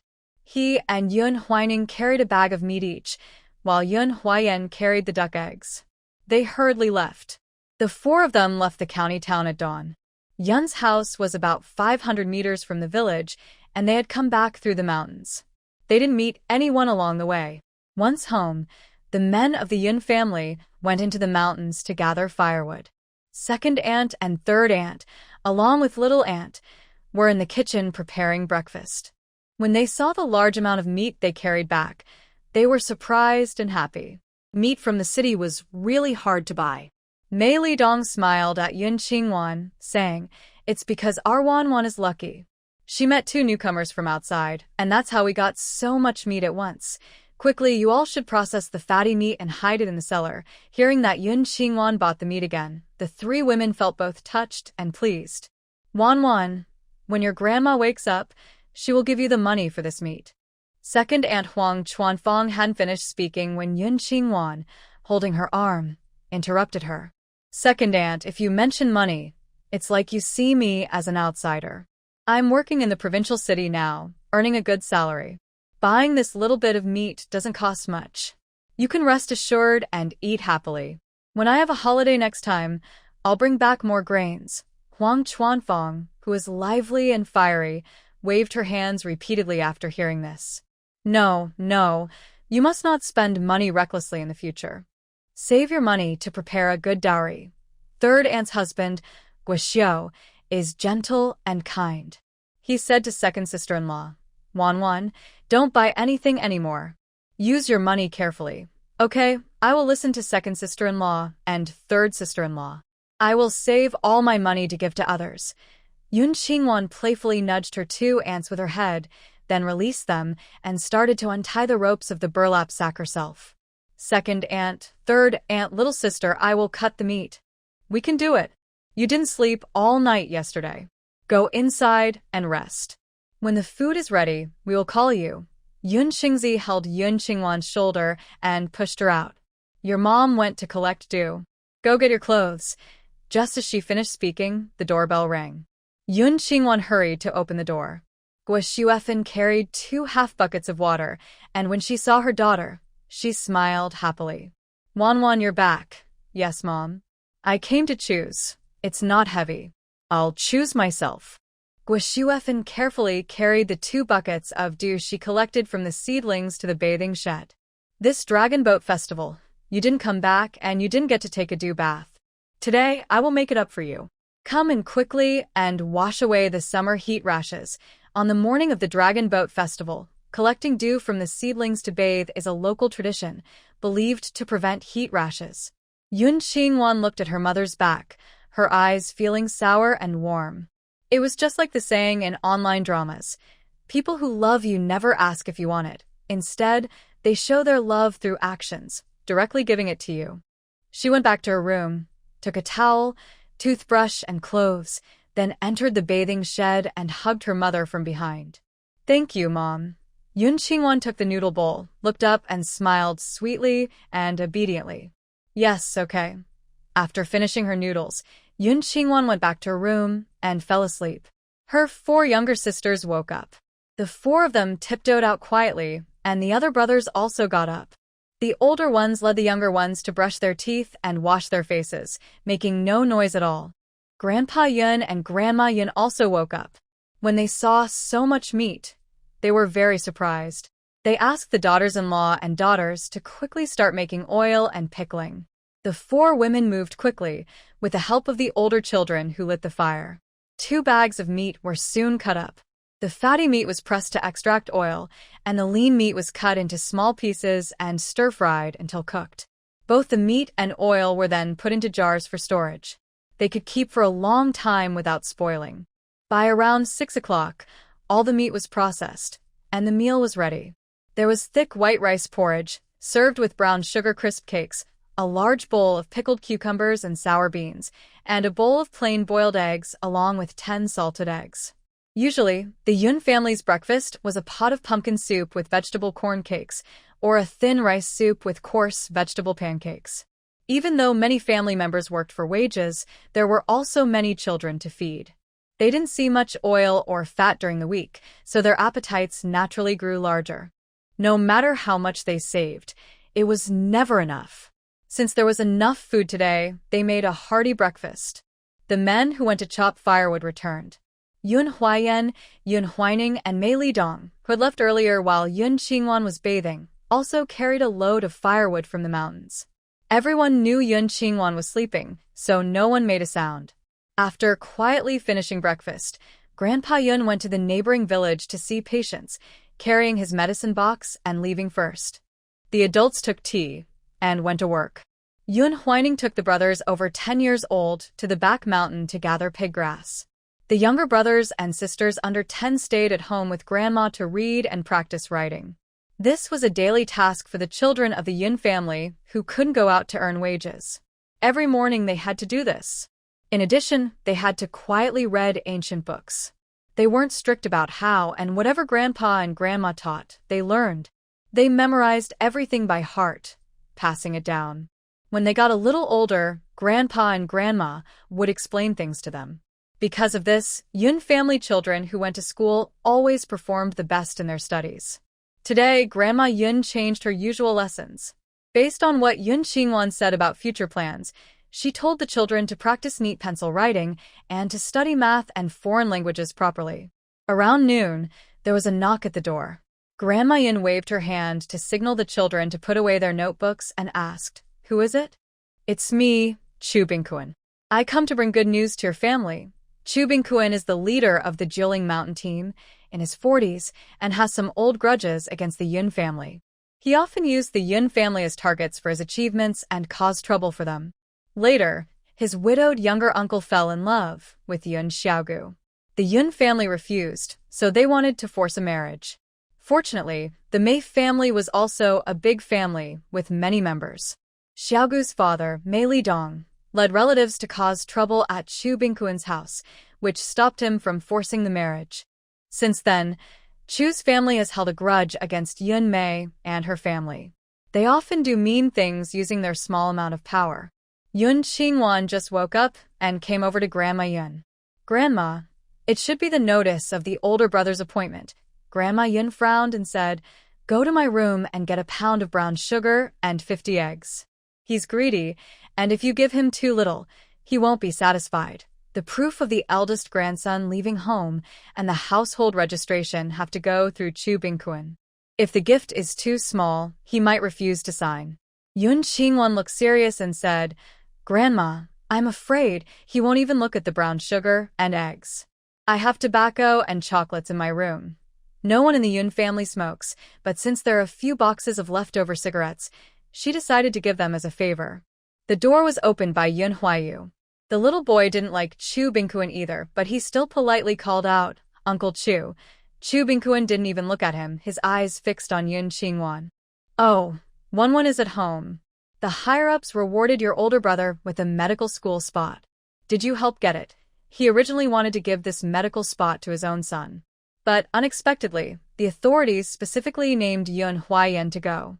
"Yes, I saved the grandson of the provincial military district commander, and he recognized me as his goddaughter. Getting a medical spot isn't hard." Yun Qingwan started to invent her identity again. Anyway, ordinary people couldn't verify whether she was telling the truth. Even if someone could, there was still the great master Fu Yao. She wasn't really bragging. Chu Bingkuan was stunned. The commander's goddaughter? He looked at the notice in his hand and confirmed it was from the provincial military hospital. It was not something ordinary people could access. Perhaps Yun Qingwan really met a high-ranking person. Otherwise, how could her second brother, Yun Huayan, go to join the army so easily? After thinking, Chu Bingquan became more friendly and eager to please. He handed the notice to Grandma Yun with both hands. "Madam, your family has succeeded. Thank you." Grandma Yun took the notice, looked at it for a while, and tears welled up in her eyes. She was happy not only that her grandson could leave this remote mountain area and see the big city, but also that his illness could be cured there. "Old madam, don't be polite. When your two grandsons make it big, don't forget the folks from Jilling Mountain." As he spoke, Chu Bingquan took the tea brought by Yun Huayu and sat waiting for lunch. Grandma Yun put away the notice, stood up with her cane. "Of course. When Huayan returns after his studies, I'll treat everyone to drinks. Since there are no men at home, I won't keep you." Chu Bingquan paused, then finished his tea with a cold smile and stood up. "There's a village meeting this afternoon, so I won't stay long. When you need me, I'll be here." "Captain, wait a moment." Yun Qingwan took out 2 jean of milk candies, a box of fine chocolates, and 2 boxes of peony cigarettes, handing them to Chu Bingquan. "Today, it's hard work for you, Captain. This is some foreign chocolates given by my godfather. If you don't mind, take it home for Tianbao to enjoy." Tianbao is Chu Bingquan's 1-year-old grandson, the little treasure of their family. "Haha, Wanwan has become a city person and is much more sensible. I won't be polite then."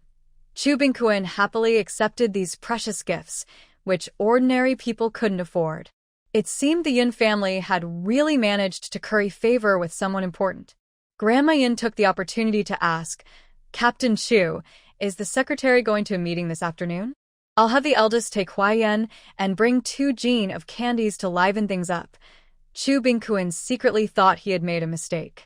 He smiled and said, "Haha, I remembered wrong. The meeting is tomorrow. You all can go this afternoon. I've prepared the stamp. I'll be waiting for you." Grandma Yun also smiled. "Thank you very much. We're all family, no need to be polite. I'll be leaving now." Chu Bingquan put the candy, chocolate, and cigarettes into his big pocket, smiling happily as he left. He thought to himself that the Yun family was getting more successful, and he needed to change his attitude when dealing with them. Yun Qingwan closed the big door and returned to her grandmother. She looked at the notice and happily leaned on her grandmother's lap. "Grandma, don't worry. I will take good care of my older brother. His illness will get better too." Grandma Yun gently brushed her hair. "Now that your older brother is with you, we feel more at ease. You two focus on studying medicine. Don't worry about home, okay? During the Mid-Autumn Festival holiday, we will come back to see you." Yun Qingwan thought that when she returned, she would buy some food supplies. During the Mid-Autumn Festival, she would send them back. If the clothes in her space were still not unsealed, she would spend money to buy fabric and cotton to make winter clothes to send back. No need to rush back for the festival. Just come home during your regular holidays. Grandma Yun also wished her grandchildren could come home during festivals to enjoy a family meal. But she knew that if her eldest granddaughter really returned during the Mid-Autumn Festival, the Wei family would definitely be unhappy. So, she didn't want her granddaughter to be put in a difficult position. Yun Qingwan understood her grandmother's meaning perfectly. She didn't argue. "Okay, we'll come back when we have time." After they finished talking, Yun Qingwan looked at the time. It was past 10. She quickly went into the kitchen to check. Inside, a clay stove was simmering a pot of hedgehog meat. Wild chickens and rabbits had been cleaned and blanched, sitting ready. The side dishes were also washed. She had just steamed a pot of rice in a large clay pot when her younger sister Yun Xingzi came to cook. "Mom, Wanwan, I heard the city hospital is recruiting apprentices for Huayan, is that true?" Yun Xingzi was very excited. She heard the news while pulling weeds in the peanut field. Her brother and sister-in-law were very happy too. This meant Huayan's illness might be cured, and with Wanwan accompanying him, they felt more at ease. "This is the notice Captain Chu just sent."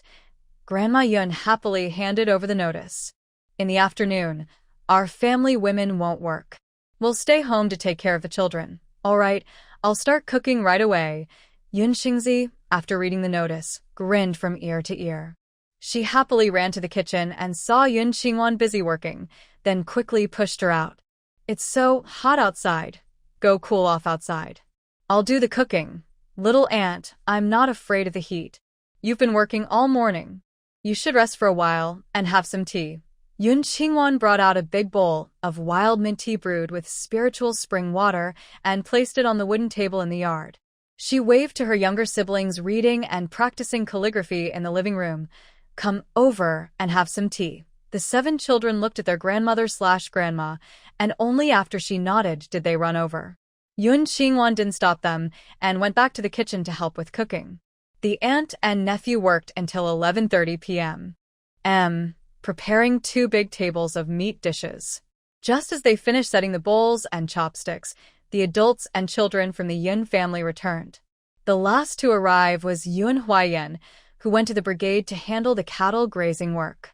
He hurried in with a bright smile, and everyone noticed that his eyes were no longer yellow. However, everyone was so happy about Yun Huayan going to the provincial city to study medicine that no one paid much attention. After everyone sat down, they all advised Yun Huayan to take good care of Yun Xingwan in the city. They didn't discuss why Yun Huayan was accepted as a disciple. Of course, besides the grandparents, the family guessed that Yun Xingwan was the one thinking of a plan. But this plan was not suitable to be shared openly. The adults kept silent, worried that the children might tell others. Yun Huayan's eyes also held back a smile. His illness was cured, and now he could go to the provincial city to study medicine with Wanwan. He felt his life was complete and had no other needs. Yun Xingwan also smiled faintly. Since her rebirth, she had changed a lot. The future of the Yun family would no longer be tragic because of her. They happily finished their meal. Guo Shuefeng took a bag of candies from the cellar and told Yun Xingming and Yun Huayan to take them to the brigade to share. Yun Xingwan also took out all the remaining cigarettes from her space and gave them to them. After they left, the second aunt, third aunt, and little aunt were chopping meat to make dumplings in the kitchen, while Guo Shuefeng held her daughter and chatted inside. She took out a secret stash of money and put it into her daughter's hand. Wanwan, I know you don't lack money, but this is from Mom and Dad's hearts. Keep it. Since we're not with you and your brother, if anything happens, you two should discuss it. If someone bullies you, don't suffer in silence. Just go back home to farm. Mom and Dad can support you. Yun Xingwan didn't take it and, with tears in her eyes, hugged her mother. Thank you, Mom. I'll listen to you. If I can't stay in the provincial city anymore, I'll come back. But I can't accept this money. Now that I can earn my own money, I just want to repay you. When leaving the Yun family in the first month of the Lunar New Year, her mother gave her 300 yuan to take to Wei's house, telling Wei Xiaoqian to persuade her to stop gambling. Foolish child, we don't ask for your thanks. As long as you're well, we're happy. Guo Shuefeng's eyes were full of tears. A mother who truly loves her child is always worried she hasn't given enough, so she doesn't expect thanks. While speaking, she tried to put money into her daughter's bag, but Yun Xingwan stopped her. Mom, don't secretly put money in my bag. I won't take it. She pushed the money into her mother's pocket, refusing to let her take it out. You're still being polite to your mom. Guo Shuefeng couldn't argue with her daughter, so she had to put the money away. After the mother and daughter finished fussing, they went to the kitchen to help. An hour later, Yun Xingming and Yun Huayan returned with a letter of introduction and household registration documents. They looked happy. Clearly, everything was settled. Grandma Yun called Yun Huayan into the bedroom and took out the 1,000 yuan Yun Xingwan had given him, handing it to him. This money was given by Wanwan. You should deposit it in the bank in the provincial city and keep it for emergencies. Wanwan had something on her mind but didn't want to say. They could only take this money for her to use in critical moments. Seeing so much money, Yun Huayan was surprised. How does Wanwan have so much money? Even a skilled worker at level 8 wouldn't save this much in a year. Grandma Yun said seriously, don't ask about this. When you get to the provincial city, watch carefully and think carefully. Also, pay attention to the people and things around Wanwan. See if she's in any trouble. I have a feeling that when she came back this time, she was hiding something urgent in her heart. After you go, keep an eye on her. I have the same feeling, Grandma. Don't worry, I will take good care of Wanwan. Yun Huayan knew the family had some savings. The money Wanwan gave wouldn't be refused by the family. It was better to keep it with him, so he could use it quickly if Wanwan needed it. He took the money and wrapped it tightly in cloth. Grandma Yun reminded him a few more words, and then they left. The family gathered in the living room and talked for a long time. By around 6 o'clock, the dumplings were ready. Uncle 2, Uncle 3, and sister-in-law Yun Huining and Yun Huanqing also returned from work. The whole family finished dinner early and sat in the yard, talking until after 9 o'clock. The next day, before dawn, the Yun family all got up. The women cooked. The children surrounded Yun Qingwan and Yun Huayan, talking about their reluctance to leave. The men packed all the dried goods they had collected from the mountains. Yun Qingwan couldn't help but laugh. The capital city doesn't lack anything, except for my eldest brother. I didn't bring anything else. She even took the 1,000 yuan that Grandma Yun asked Yun Huayan to bring. Last night, Yun Huayan packed his bags, but didn't take anything except his usual medical record book. Yun Qingwan only brought her small black purse. The 2 handbags she brought back were also left for the Yun family to use. She firmly refused to take anything, and the Yun family had no choice but to take back all the money and items they had given her and put them inside the house. In the kitchen, they made shredded pork hand-pulled noodles with 2 large bowls for each person. After eating, Yun Qingwan and Yun Huayan, escorted by Mei Lidong and Yun Huining, said goodbye to the Yun family and went to the county station. They were lucky to catch the earliest bus. Today, not many people were going to the capital city, so they chose seats near the front. After the bus traveled for over an hour, Yun Qingwan took out the space ring, played with it for a while, and then put it on Yun Huayan's left pinky finger. Unfortunately, the ring was too big, loose on his finger, and showed no signs of recognizing its owner. Yun Qingwan was very disappointed. Her older brother's space contained many self-defense weapons. If it could recognize her brother as its owner, it would be like giving him a suit of armor. Yun Huayan looked down, thinking his sister was just bored on the bus. He whispered, "Where did you get it?" "A beggar grandma sold it to me. She said it was a treasure and tricked me into paying 30 yuan. Yun Qingwan angrily took back the ring, looked at it from all sides, and finally put it back into her pocket in frustration. Yun Huayan smiled and rubbed her head. "Silly girl, whatever people say, you just believe it. Who would lie to you? From now on, with you around, no one can trick me." Yun Qingwan playfully leaned on her older brother. "Big brother, what kind of girl do you like? Stop joking. I'm going to sleep for a while. You watch the luggage." Yun Huayan closed his eyes and ignored her. Cloud Qingwan looked up at his face. "Big brother, in this life, you will surely live a long life and have many children and grandchildren." At around 10 a.m., the 2 arrived at the provincial city bus station and took a bus to the military hospital. They didn't go straight inside but went to a nearby guest house, rented 2 rooms, freshened up, and then went to the shopping mall. Since Yun Huayan came from home, he only brought 1 set of clothes. Yun Qingwan didn't let him bring old clothes, not because she disliked them, but because they weren't needed. She led him through the mall, buying 6 sets of white shirts, black trousers, and shoes and socks for Yun Huayan. She also bought a large travel suitcase and a black leather bag. For bathing and hygiene, she bought 2 of each item: hot water bottles, wash basins, towels, toothpaste, toothbrushes, and laundry detergent. For meals, she bought 3 sets of bowls, chopsticks, and aluminum lunchboxes. After shopping, the 2 went to a restaurant to eat. Yun Huayan wasn't sure if he was fully recovered. During the meal, he was very cautious. He took out the new bowls and chopsticks, and for each dish, he used a soup spoon to serve himself and ate alone. Yun Qingwan watched him and decided that after going to the hospital, she would take him for a checkup to confirm he was fully healed. That way, he wouldn't have to worry about infecting others and would be more careful. After eating, around noon, the siblings returned to the guest house to rest for an hour before checking out and heading to the military hospital. They both had referral letters, household registration certificates, and notices, so they entered easily. On the way, Yun Qingwan said, "Big brother, let's go for a checkup first to see how well your body has recovered." Yun Huayan also wanted to know if he was completely healed.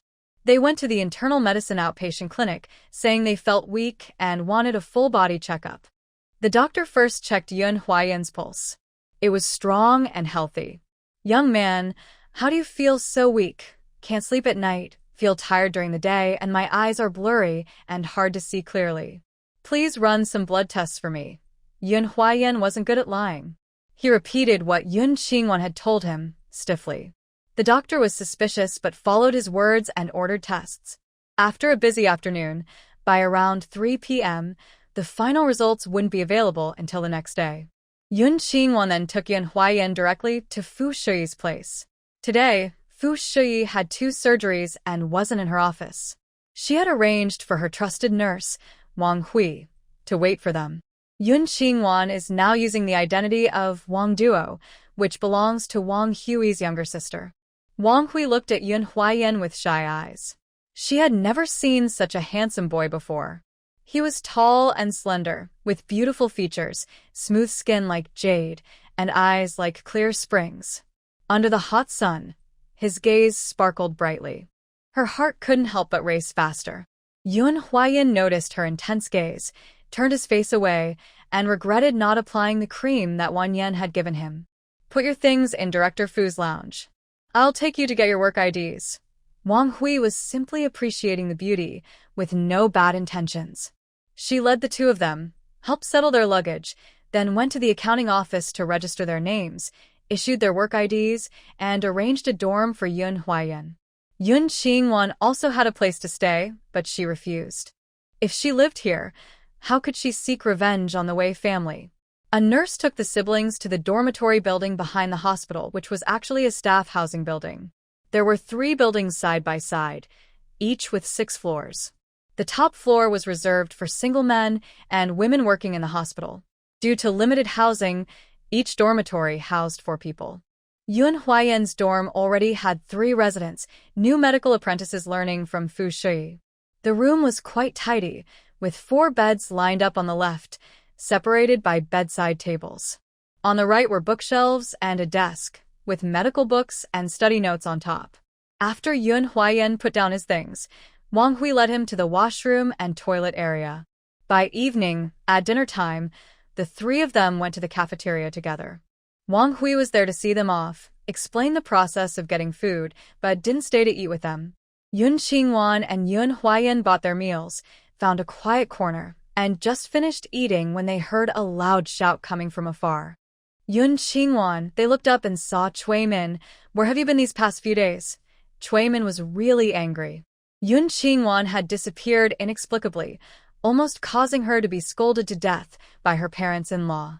Their scolding wasn't because they cared about Yun Qingwan, but because the Summer family was about to come to pick someone up. Without Yun Qingwan, Wei Jinyao would have to get married there, and their plan to cling to the Fu family would fall apart. Yun Qingwan originally planned to settle her older brother and then return to the Wei family. She said to her brother, "Big brother, you finish your meal and go back to your dorm. I will come to see you tomorrow." "Who is she?" Yun Huayan stood up angrily. How dare this woman, who had been loved by him since childhood, speak so harshly to his sister? "She is the wife of the Wei family." Yun Qingwan pushed him back into his chair. "Big brother, eat slowly. When you're done, go back to sleep. I am going to the Wei family. Wan Yu, don't worry, I'm fine." Yun Qingwan gave him a comforting smile, then turned to Cui Min. "Do you need something? What do you think? Where have you been these days?" Cui Min approached Yun Qingwan and looked her over. "Who is he?" "I went to find medicine for Wei Jinyao." "Did your mother-in-law know? Has she told you?" Yun Qingwan took a blue cloth bag from her black purse and opened it. Inside was dried mountain radish grass. "This is specifically for treating Wei Jinyao's miscarriage." Yun Qingwan, shut up. Cui Min didn't bother to ask about Yun Huayan anymore.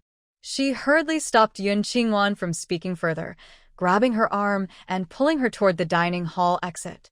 The day before yesterday, she almost believed the nonsense the girl said and gave up on Wei Jinyao. Seeing the acceptance letter Wei Xiaochen brought back for Yao Yao and Fu Zhaoya's suggestion to take Yao Yao to see a movie, she felt so annoyed. That day, she really shouldn't have let Yun Qingwan spread such rumors at the hospital. Fortunately, Director Fu examined Yao Yao and confirmed she was not pregnant and had not had a miscarriage.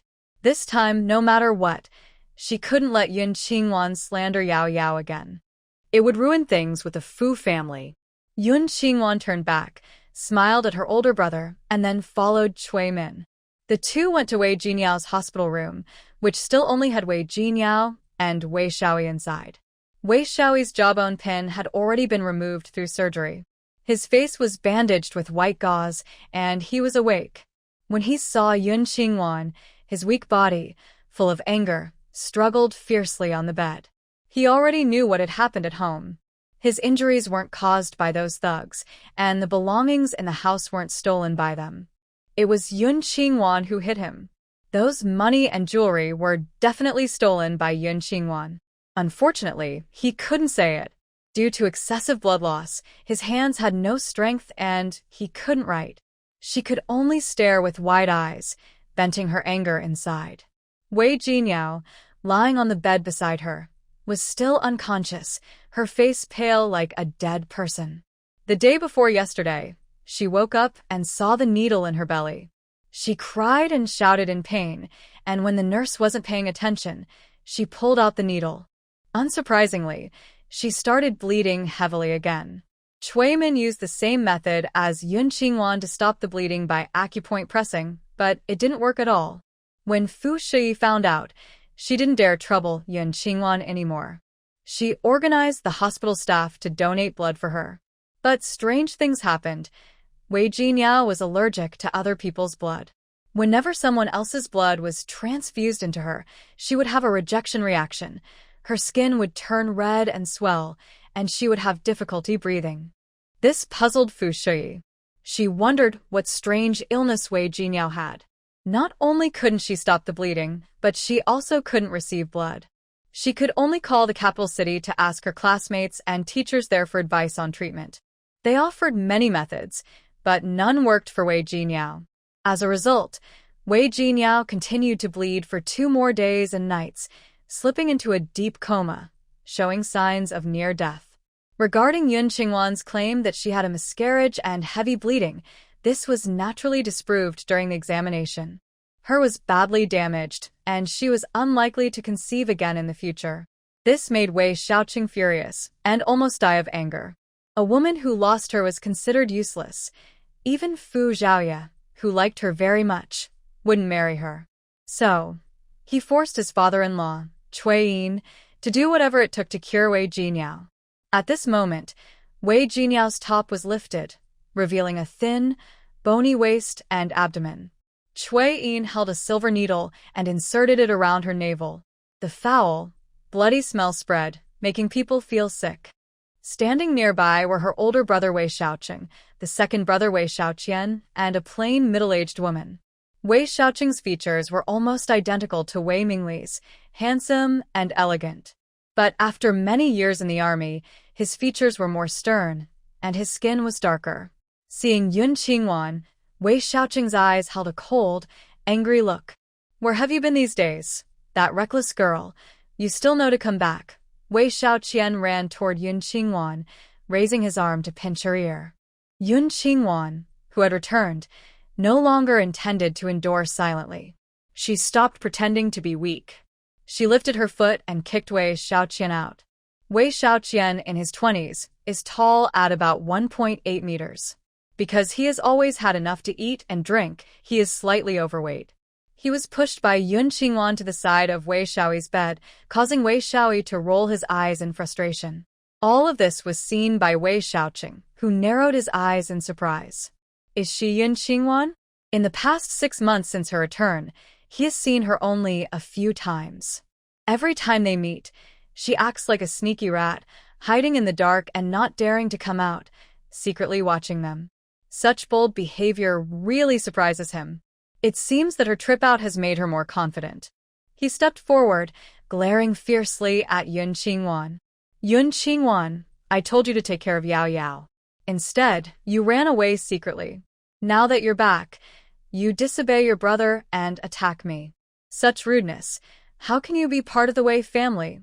If he didn't need her to help win over the Summer family, He wouldn't want to see her even for a moment.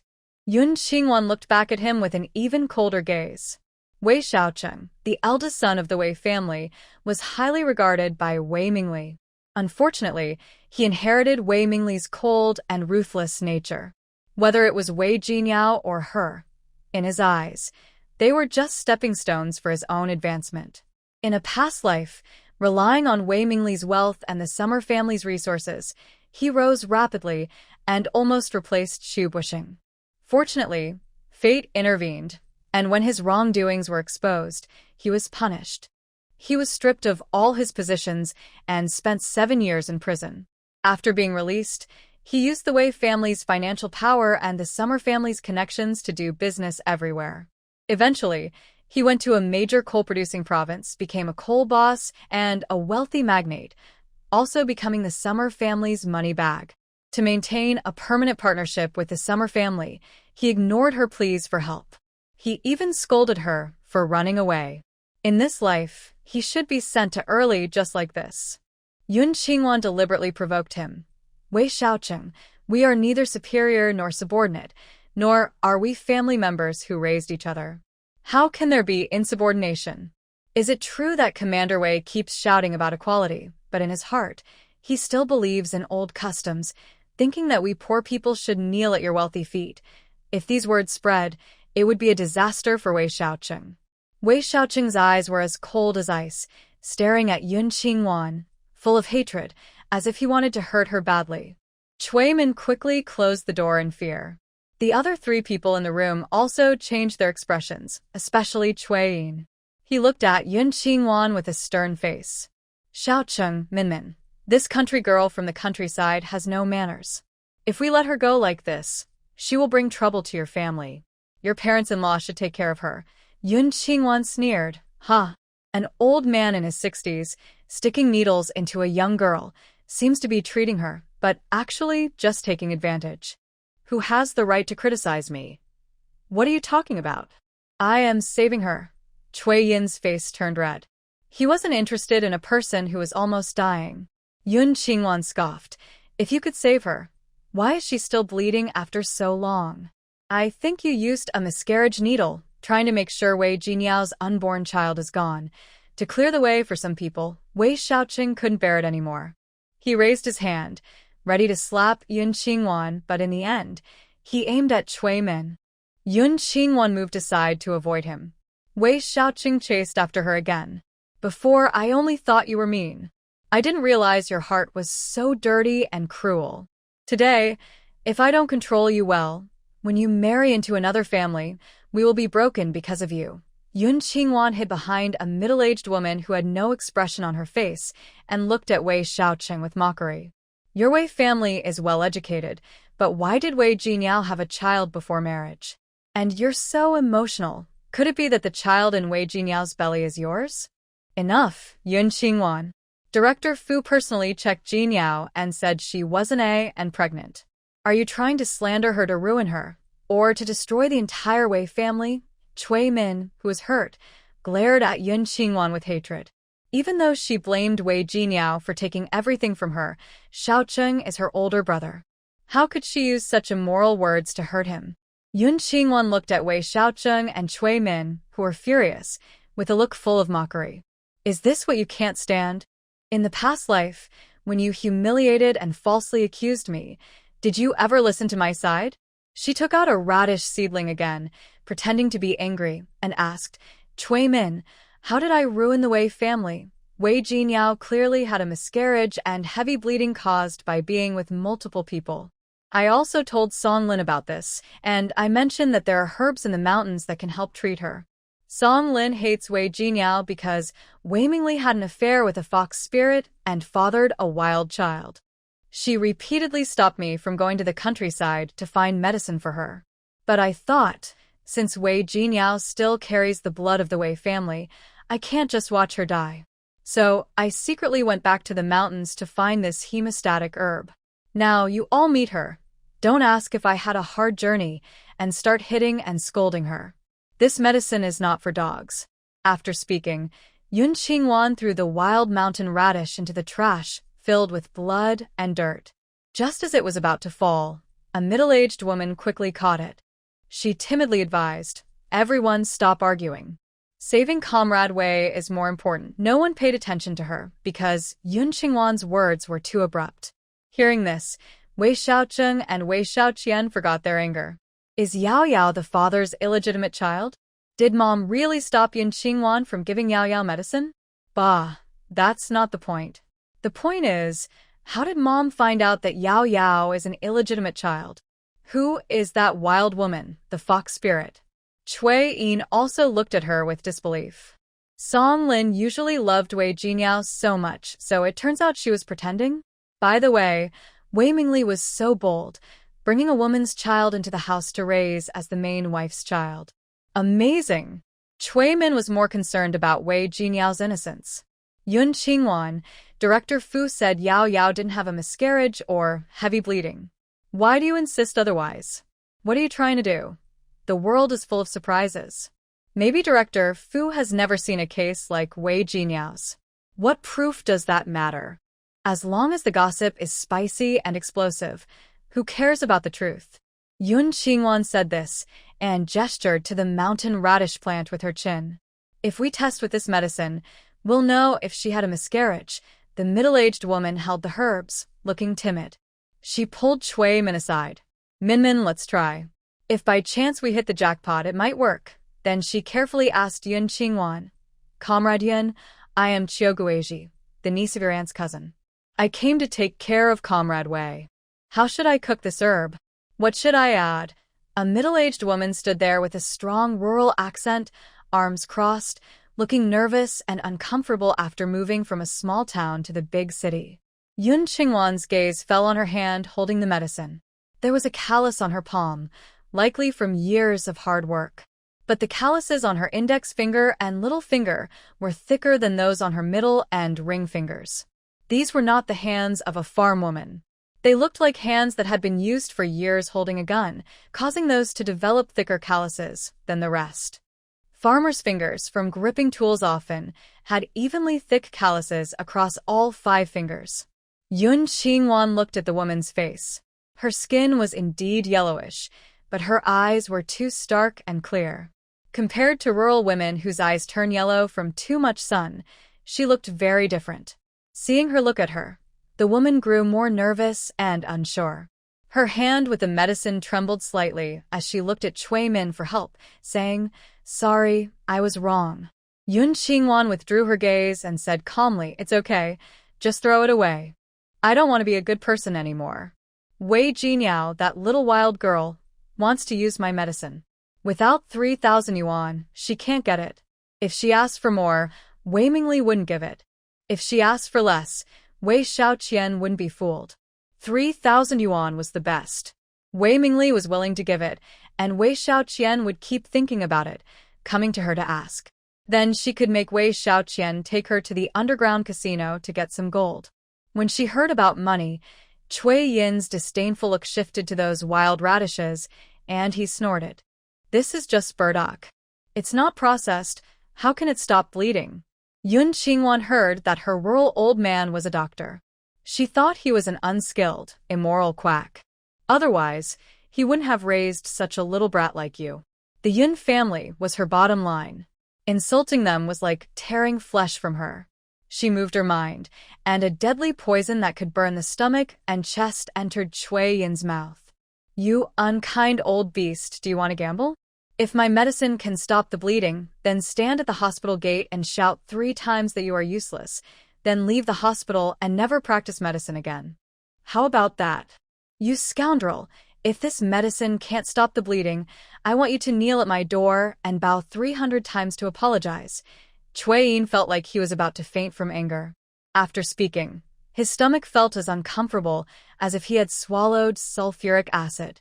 He looked at Wei Xiaocheng. "And your parents, I want them to publish an apology in the newspaper. Father, this is Yun Qingwan's fault. It has nothing to do with my in-laws," Cui Min said, pulling her father's arm. She looked angrily at Yun Qingwan. Yun Qingwan looked carefully. "This is my father. If you dare to disrespect him again, I will tear your mouth apart."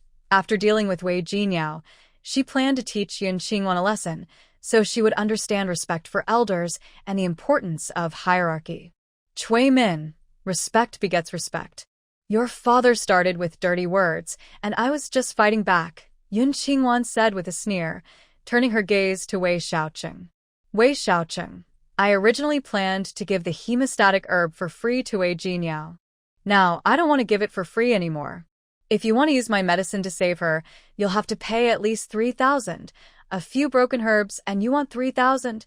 Cui Min mocked first. The toilet is in the southeast corner on the first floor. Go take a look and see if you're worth 3,000. Wei Xiaoqing's eyes darkened with coldness. Yesterday, Fu Yao saw him and mentioned plans to take Yao Yao out to play. Now, even if it meant eating dirt to stop the bleeding, he would do it without hesitation. He looked at Qiu Guizhi, who was holding the herbs. Go find the stove and start boiling the medicine. Okay, I'll go find it, Qiu Guizhi replied, glancing at Yun Qingwan before leaving through the door. Cui Yin's stomach hurt, as if it had been pickled in lime. He glared angrily at Yun Qingwan, wanting to leave, but also curious to see how Wei Xiaoqing would punish her. So he sat down on a chair, forcing himself to watch the scene unfold. Yun Qingwan also sat down on a chair nearby. She looked at Cui Yin's pained expression, took out a glass, and smiled as she sipped the sweet spiritual spring tea. She then looked up and scanned the faces of Wei Xiaoqing, Wei Xiaoqian, and Cui Min. Just this herb isn't enough. I also need to use my own created silver hemostatic needles, which require 3 days of treatment to fully cure her. So, who among you will pay the fee? Wei Xiaoqing's face turned icy cold, as if ice water was dripping from it. Yun Qingwan, don't play tricks on me. Just treat Yao Yao properly. I'll pretend I don't remember your past mistakes and won't argue with you anymore. If you keep causing trouble like this, I will have to properly fulfill my responsibilities as the older brother. Despite his intimidating presence, Yun Qingwan remained completely unfazed. Wei Xiaoqing, you don't need to scare me. 3,000 yuan to buy Wei Jinyao's favor is a good deal for you. If I leave this house and you come to ask me to treat her, it will cost 30,000. Wei Xiaoqian, hiding in the corner at the back, had bright eyes. The money stolen by the troublemaker last time was supposed to be used by the parents to help Qian, but they still haven't given it to him. All the money he had was lost in gambling, and he was heavily in debt. People kept pressuring him. If he couldn't pay back, they would come to cause trouble at his home. If that happened, his parents would be furious with him. If Yun Qingwan can really get 3,000 yuan from her older brother, he can use it to pay back his debts. The more he thought about it, the happier he became. Wei Xiaoqian stepped forward and said, Big brother, this medicine was also carefully gathered from the countryside by Wanwan. It's only fair to give some travel expenses. In my opinion, 3,000 is too little. Just give 5,000 directly. Yun Qingwan couldn't help but smile. Second brother is the best. When I get the money, you can keep it for me. Hearing this, Wei Xiaoqian's excitement made his voice tremble. Big brother, sister-in-law. Shut up.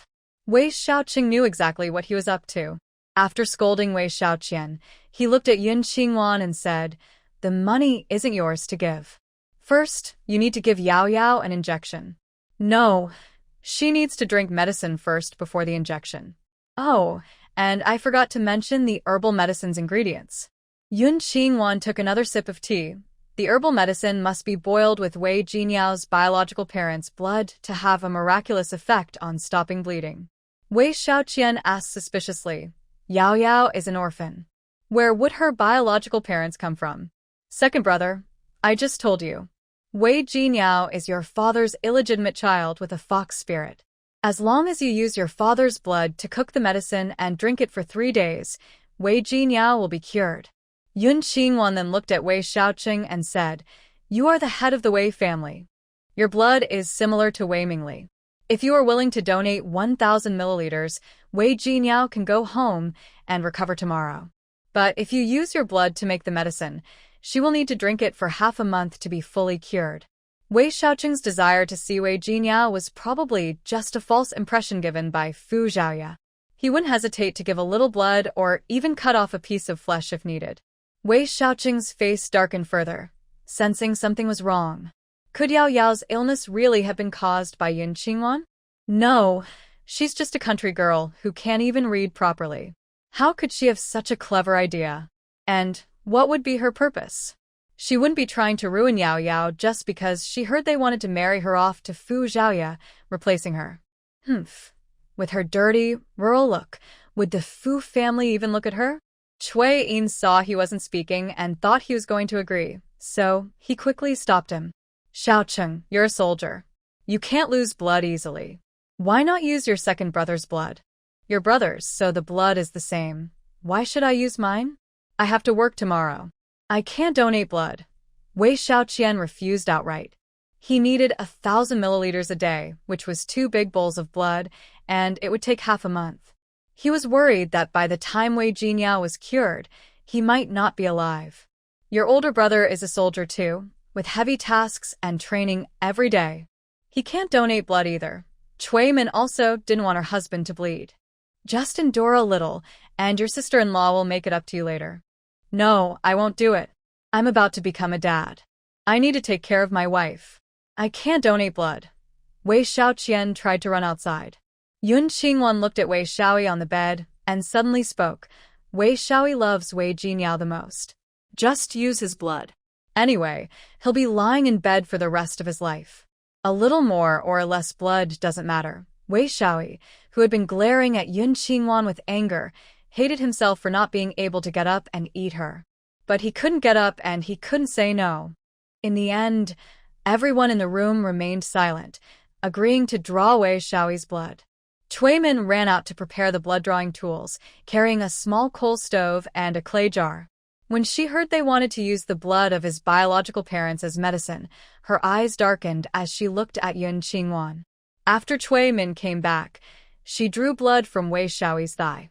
Before she finished, Wei Xiaoyi's face turned pale and he fainted. But who cared about him? After enough blood was drawn, Yun Qingwan directed Qiu Guizhi to boil the medicine and reminded Wei Xiaoqing again. If the money isn't in place, I won't give the injection. All this blood will be wasted. Now, no matter if Yun Qingwan's words were true or false, he had to try.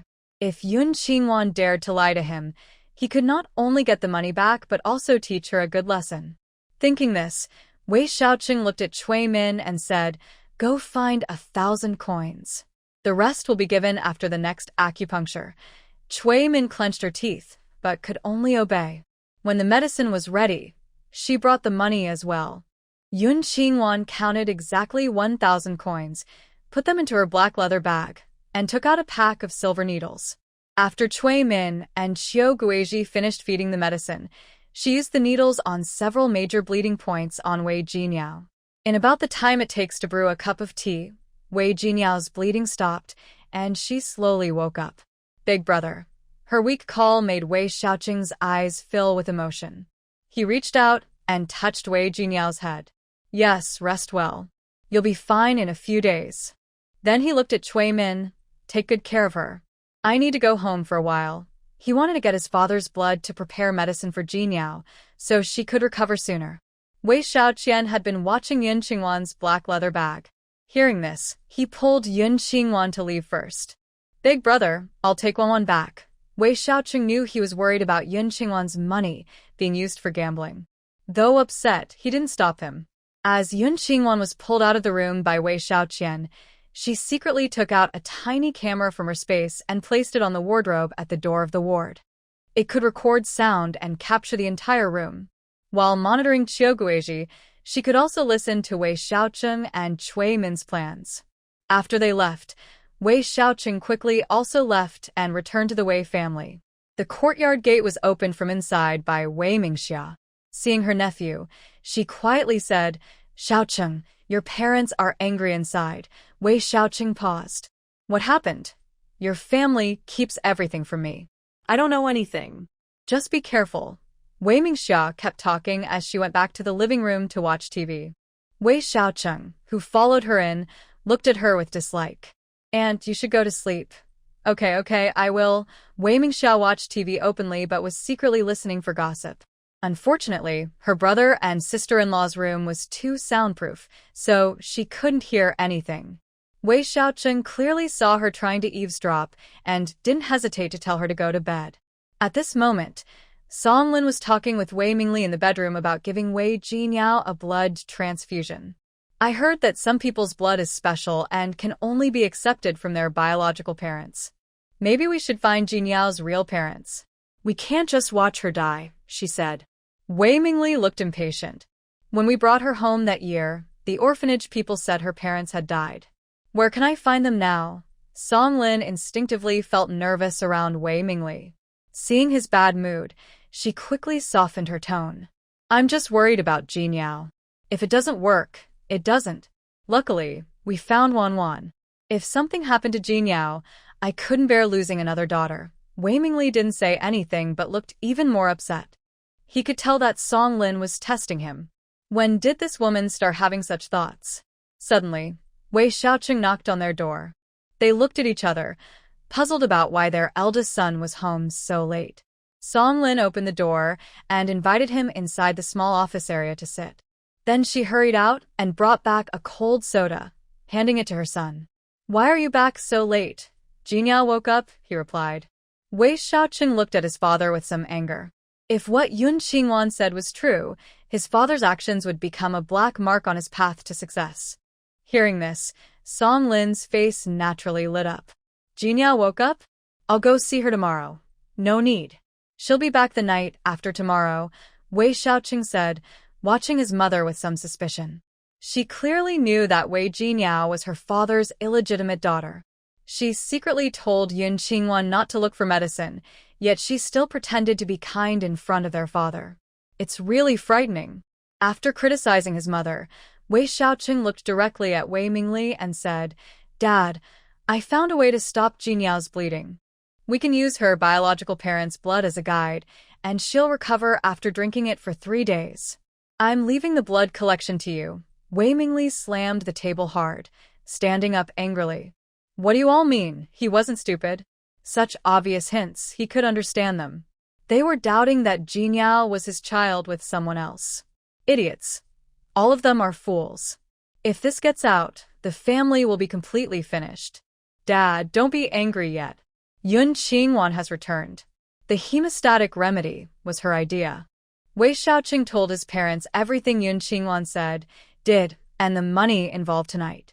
When he heard Yun Qingwan was back, Song Lin didn't look happy.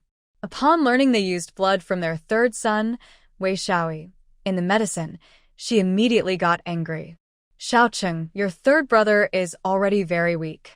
Are you trying to take his life by using his blood? Mom, the second brother doesn't want to do it either. Do you want to use my blood instead? Wei Xiaoqing asked coldly. Yun Qingwan was right. The third brother was already completely incapacitated. As long as he doesn't die, it's fine. Wei Mingli always kept a serious face. He was furious that Yun Qingwan was spreading lies to slander him and Yao Yao. He remembered Song Lin once said Yun Qingwan was possessed by a ghost, so he asked, Song Lin, tell me again what happened that day before and after she damaged Yao Yao's clothes. Be honest and don't hide anything. Feeling guilty, Song Lin nodded. That noon, Yao Yao took down a few torn clothes from downstairs. She implied that Yun Qingwan was the one who cut them. You know Xiaoyi's temper, so he hit her. Song Lin didn't hide anything and recounted in detail how Yun Qingwan suddenly changed that day. So, the injuries on the third brother were caused by Yun Qingwan. Wei Mingli finally realized that those troublemakers might also have been used. But the timing doesn't add up. If Yun Qingwan really beat Xiaoyi that badly, how did he manage to run out and call for help? Those young troublemakers played well with Xiaoyi, and their family backgrounds were not as good as the Wei family. Even if they dared, they wouldn't act recklessly in the Wei household. Maybe they didn't steal those items. Perhaps Yun Qingwan took them. And the police and neighbors didn't see her leave with anything that day. Who really stole the money and valuables from the house? Could it be, as Song Lin said, that Yun Qingwan isn't herself but possessed by a ghost? Did the ghost take those things away? No, there are no ghosts or monsters in the world. Wei Mingli's eyes were firm. He didn't believe in ghosts. It seems he needs to send someone to find the troublemakers and ask what really happened that day. Go upstairs and sleep. I want to talk privately with the boss." Wei Mingli looked at Song Lin coldly and said. Song Lin was thinking about Wei Xiaoqing's words. According to the older brother, he used the blood of the third brother to prove that Wei Jinyao is their half-sister. So, what Yun Qingwan told her was not meant to cause trouble or create misunderstandings. Wei Jinyao is actually Wei Mingli's illegitimate daughter. The more Song Lin thought about it, the angrier she became. She angrily said, "Wei Mingli, in front of the older brother, why don't you tell us who Wei Jinyao's real mother is?" She couldn't believe that she had loved Wei Jinyao so much, only to find out she was born to an outside woman by Wei Mingli. She felt like she had become a big joke. Before Wei Mingli could respond, Wei Xiaoqing took out the acceptance letter and handed it to Song Lin. "Mom, no matter who Jinyao's real mother is, she is now part of our family. She is your and Dad's daughter, and that will never change. Don't argue with Dad. Right now, the most important thing is for Jinyao to marry Fu Yao." Hearing her eldest son's words and seeing the words on the acceptance letter about admitting a girl from the Wei family, Song Lin felt overwhelmed with grievances but had to compromise for her son's future. She put down the letter, wiped away her tears, and left the room. She didn't go upstairs but sat on the sofa in the living room, staring blankly into space.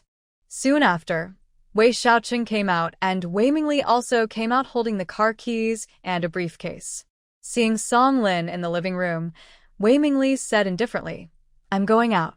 You can go back to your room and sleep." Song Lin instinctively stood up. "Where are you going?" Wei Mingli didn't answer and simply followed his eldest son out. Meanwhile, after Wei Xiaoqian left with Yun Qingwan, he kept trying to comfort her. "Wanwan, my classmate works at a bank. Give me the money, and I'll deposit it with my friend so that Mom and Dad won't take it back. Stop trying to fool me. Are you planning to cheat me out of money to gamble?" Yun Qingwan, sitting on the back of the bicycle, unceremoniously exposed his lie. Nonsense. "When did I ever gamble? Don't talk nonsense." Wei Xiaoqian was the least likely to mistreat Yun Qingwan in the Wei family, but his wife, Yu Kexing, was a spoiled and unruly young lady. She often used cruel and vicious methods to torment others. Yun Qingwan remembered when she first came to the Wei family, Yu Kexing disliked her smell and made her keep taking baths. It was snowing at the time. She made her wash with cold water. Every morning, noon, and night before cooking, she made her take a cold shower first.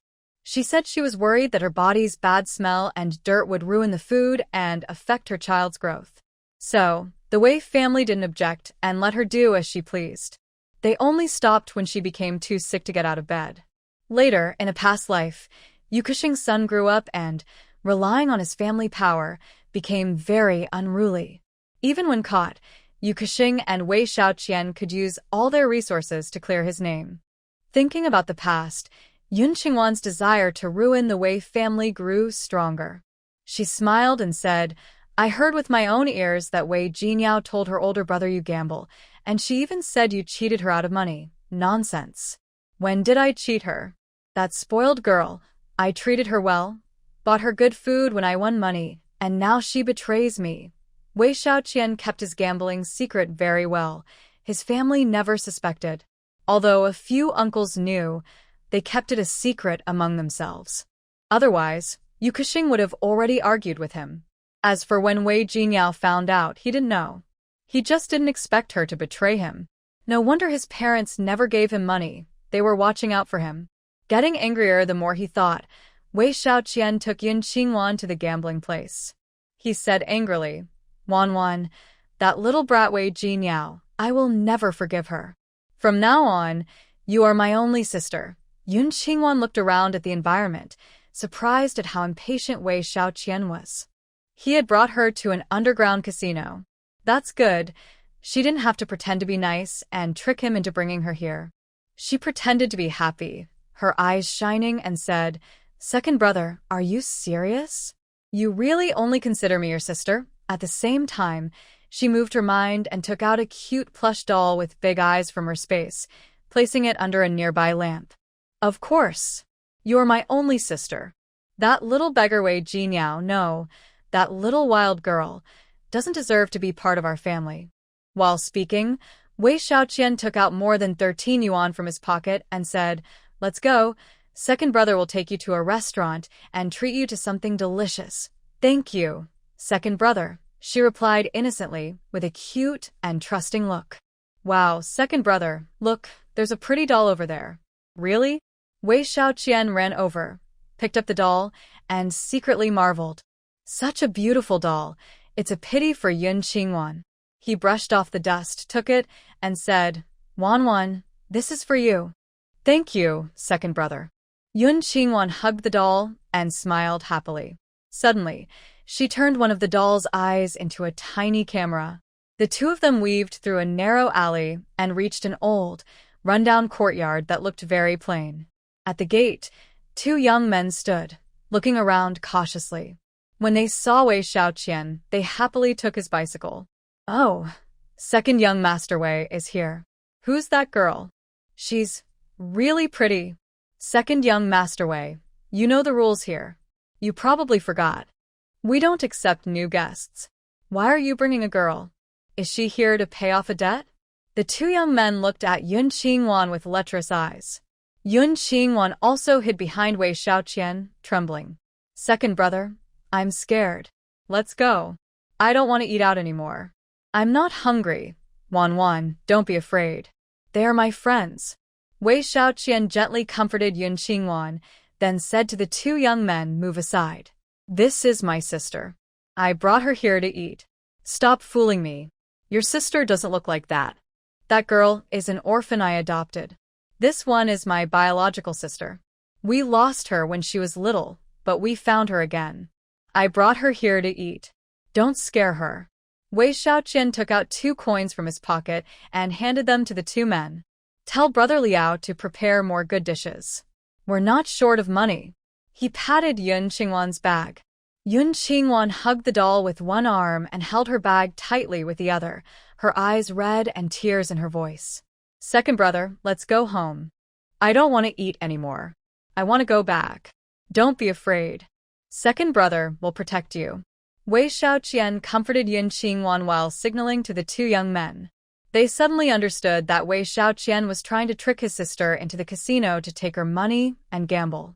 He's really heartless. But they liked it. One of them quickly ran into the courtyard and soon came back out. With a cheerful smile, "Second young Master Wei, Miss Wei, the food is ready. Come inside quickly." Wei Xiaoqian pulled Yun Qingwan and strode into the yard. "Little sister, don't be afraid. I will protect you. Yes, I trust you, second brother." Yun Qingwan looked at Wei Xiaoqian's eager expression, a teasing smile on her face. At the same time, she pretended to be scared, looking around and recording everything with a camera. Inside the yard, there were 7 or 8 brick houses with roofs. Each house was full of people. Wei Xiaoqian led her through a narrow alley between the houses, walking to the end until they reached a dull gray brick house. 2 burly men with their arms crossed stood at the door. Their muscular build suggested they were skilled fighters. They took Yun Qingwan's doll, checked it, and found it was filled with cotton. They returned it to her. Then they pushed the door open and let the two inside. Inside, there were everyday household items: an old bed, tables, chairs, and some coal, pots, and bowls. There were also 2 elderly couples with white hair, dressed in worn-out clothes. Seeing Wei Xiaoqian and Yun Qingwan, the old couple happily stood up, moved the bed aside, and then removed a wooden board from the wall. It revealed a narrow alley. "Second young Master Wei, today you're going to get rich," the old man said meaningfully as he looked at Yun Qingwan. "Haha, bringing my sister in for a good meal," Wei Xiaoqian said. He pulled Yun Qingwan into the alley. "Wanan, don't be afraid. This restaurant looks remote, but the food inside is the best in the world. You'll love it here." Yun Qingwan started to cry softly to hide her true feelings. She struggled hard, crying out, "No, second brother, I don't want to eat. I want to go home. I want to go back. Once you're in here, you can't leave." The old woman with white hair pushed Yun Qingwan inside. Wei Xiaoqian also pulled her forcefully, and Yun Qingwan was completely inside. The alley, over 5 meters long, ended in a jumble of clutter. The elderly couple moved the mess aside, revealing 2 blue stone slabs on the ground. They turned a stone pillar in front of the slabs, and the slabs slowly opened to the sides. A staircase leading underground was revealed. At the staircase entrance, Yun Qingwan struggled fiercely for a while. Wei Xiaoqian looked unhappy. Yun Qingwan, as long as you behave and don't cause trouble, we can come in and go out as we please. If you're not obedient, don't blame me for leaving you here. Yun Qingwan looked scared and almost cried but didn't dare. She followed them downstairs to a large basement. The basement covered over 100 square meters and had more than 20 square tables. Each table was surrounded by people. About 4/5 were men, and 1/5 were women. The place was very clean, with a light, pleasant scent filling the air, making it feel comfortable. The air inside was cool and fresh. It was clear there were other entrances besides the stone door. Yun Qingwan quietly looked around and realized the cool air was coming from above, drifting down from the ceiling, mixed with a faint smell of pork, which was hidden by the nice scent. She quickly thought about the factories and buildings nearby, and guessed this was an underground room beneath the meat processing plant's cold storage. When the people inside heard the noise, they turned to look and their eyes lit up. Wow, Wei Xiaoqian, where did you find this girl to pay off your debts? Such a pretty girl. Brother Liao will definitely help clear your debts. Everyone quiet. She's my real sister. I brought her here to have fun, not to pay debts. Wei Xiaoqian scolded and then led Yun Qingwan to a table near the door, smiling flatteringly. Brother Liao, set up a game of big or small. The more people, the better. Tonight, I want to win back everything I lost. Liao was a tall, strong middle-aged man with a rough look, shirtless and bald. He looked at Yun Qingwan with a sneer, then his smile grew wider. He threw away his cards, turned to look at Yun Qingwan, and asked Wei Xiaoqian, "How much do you want?" "No, you misunderstood. We have money," Wei Xiaoqian said, ignoring Yun Qingwan's frightened and trembling state. He snatched her bag and took out 1,000 yuan. He was happy and shook his head. "Tonight, I want to win enough." 1,000 yuan was a lot for ordinary people outside, but in a casino, it wasn't much. Brother Liao was not surprised. He kept watching Yun Qingwan and said, "Wei Xiaoqian, tonight if you lose all these 1,000 yuan, you have to keep her to pay your old debt." "No, she's my real sister. I will pay you back in a few days for what I owe you." Even though Wei Xiaoqian was reckless, he knew Wei Xiaoqing needed Yun Qingwan to treat Yao Yao, and that the Xia family also needed her to marry into their family. How could he possibly her? Even if he lost everything, Brother Liao wouldn't dare keep him and Yun Qingwan because his older brother is a soldier. All right, I believe second young Master Wei can still afford it. Brother Liao didn't make things difficult. He looked deeply at Yun Qingwan, then ordered his men to arrange opponents and dice for Wei Xiaoqian. The game was simple. Each person rolls once, and whoever has the smaller number wins. The loser pays the amount based on the opponent's roll. The smaller the number, the more money the loser has to give. Next to the table, besides Wei Xiaoqian's opponent, there were about 7 or 8 spectators betting and watching. Yun Qingwan was sitting beside Wei Xiaoqian, surrounded by them. She still looked like she was scared stiff, not daring to lift her head or speak. She didn't dare cause trouble for Wei Xiaoqian. She hugged her plush toy, constantly turning its head. She used the camera to record everything in the room, including the faces of the gamblers. As for Brother Liao, Yun Qingwan remembered him clearly. In the 1980s, he openly ran casinos and brothels everywhere, becoming a big problem in the city. Eventually, Wei Xiaoqing used him to make achievements. Time passed slowly, and Yun Qingwan gradually relaxed, even showing a happy smile. Because Wei Xiaoqian had won over 3,000 yuan. She tugged at his sleeve. "Second brother, let's go home." "Girl, how can we leave just because we won some money?" The opponent smiled. "Second young Master Wei, you're on a lucky streak. It's a pity to leave now." Wei Xiaoqian was so excited he couldn't think straight. He took out 10 big tokens and threw them into Yun Qingwan's arms. "Wan, be good. When I win 5,000, we'll leave."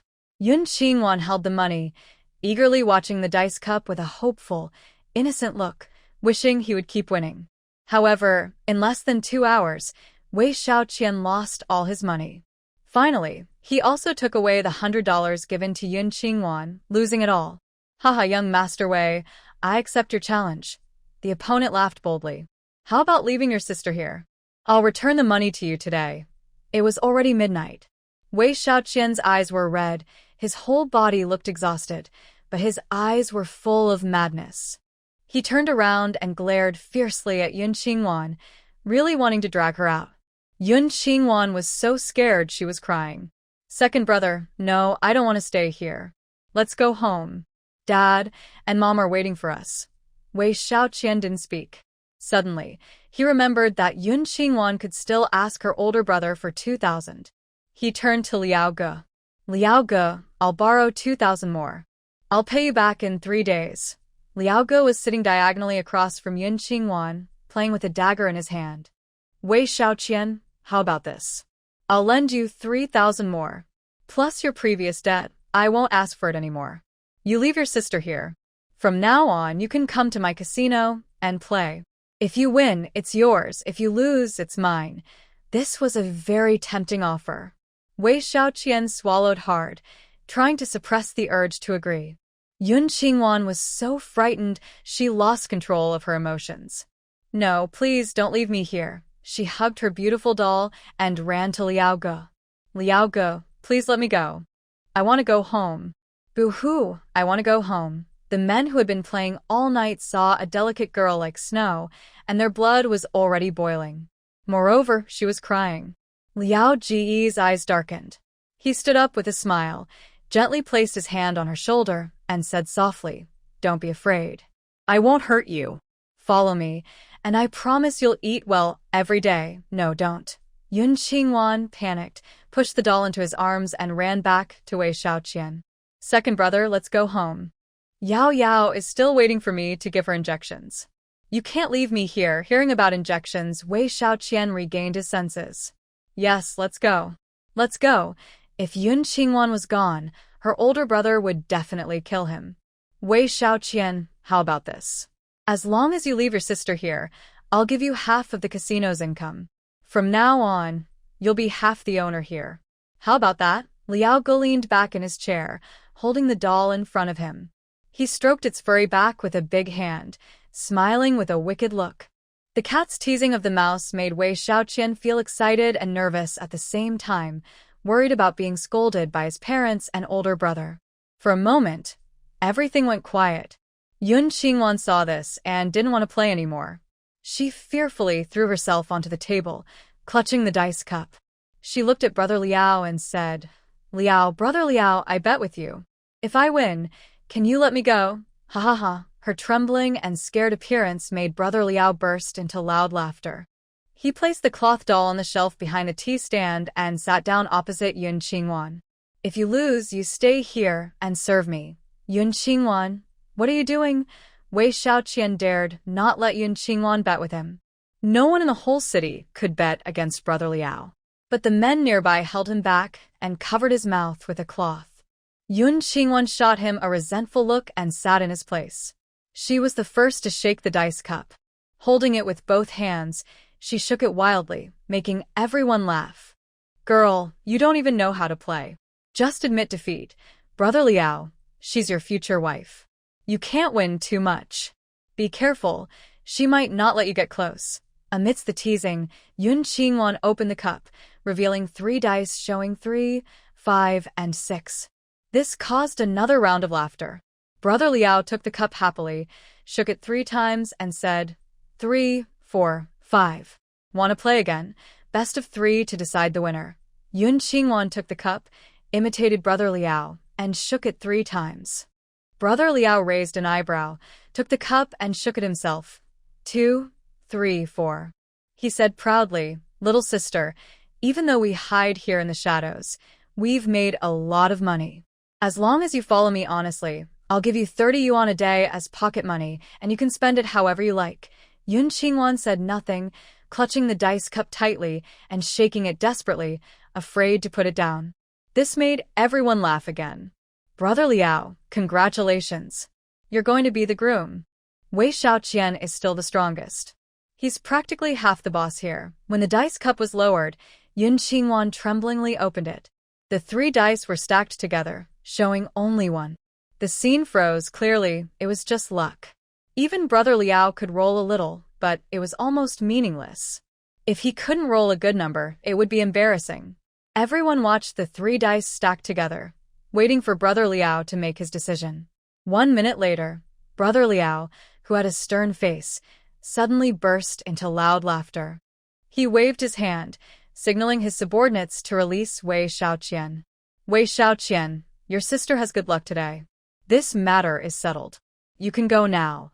Wei Xiaoqian also came to his senses. If he had really kept Yun Qingwan here today, his father and elder brother might have cut off his hand. He pulled Yun Qingwan to the corner of the wall. Thank you, Brother Liao. We're brothers, no need to be so polite. Let's go. Brother Liao smiled and threw a dagger, which landed perfectly in a hole in the wall.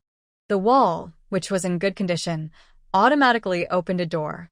Wei Xiaoqian quickly pulled Yun Qingwan out, and the door on the wall closed swiftly behind them. Yun Qingwan looked back at the wall. There was no sign of a door. She looked elsewhere and found herself in the middle of a dark, narrow alley. In the shadows of the alley, a few burly men with crossed arms stood guard. They glanced at the two of them and continued to watch vigilantly. Yun Qingwan looked up and around.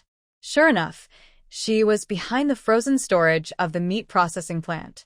Because the area was surrounded by factories, this alley was usually empty at night, with only some people passing through during the day. At night, almost no one was around.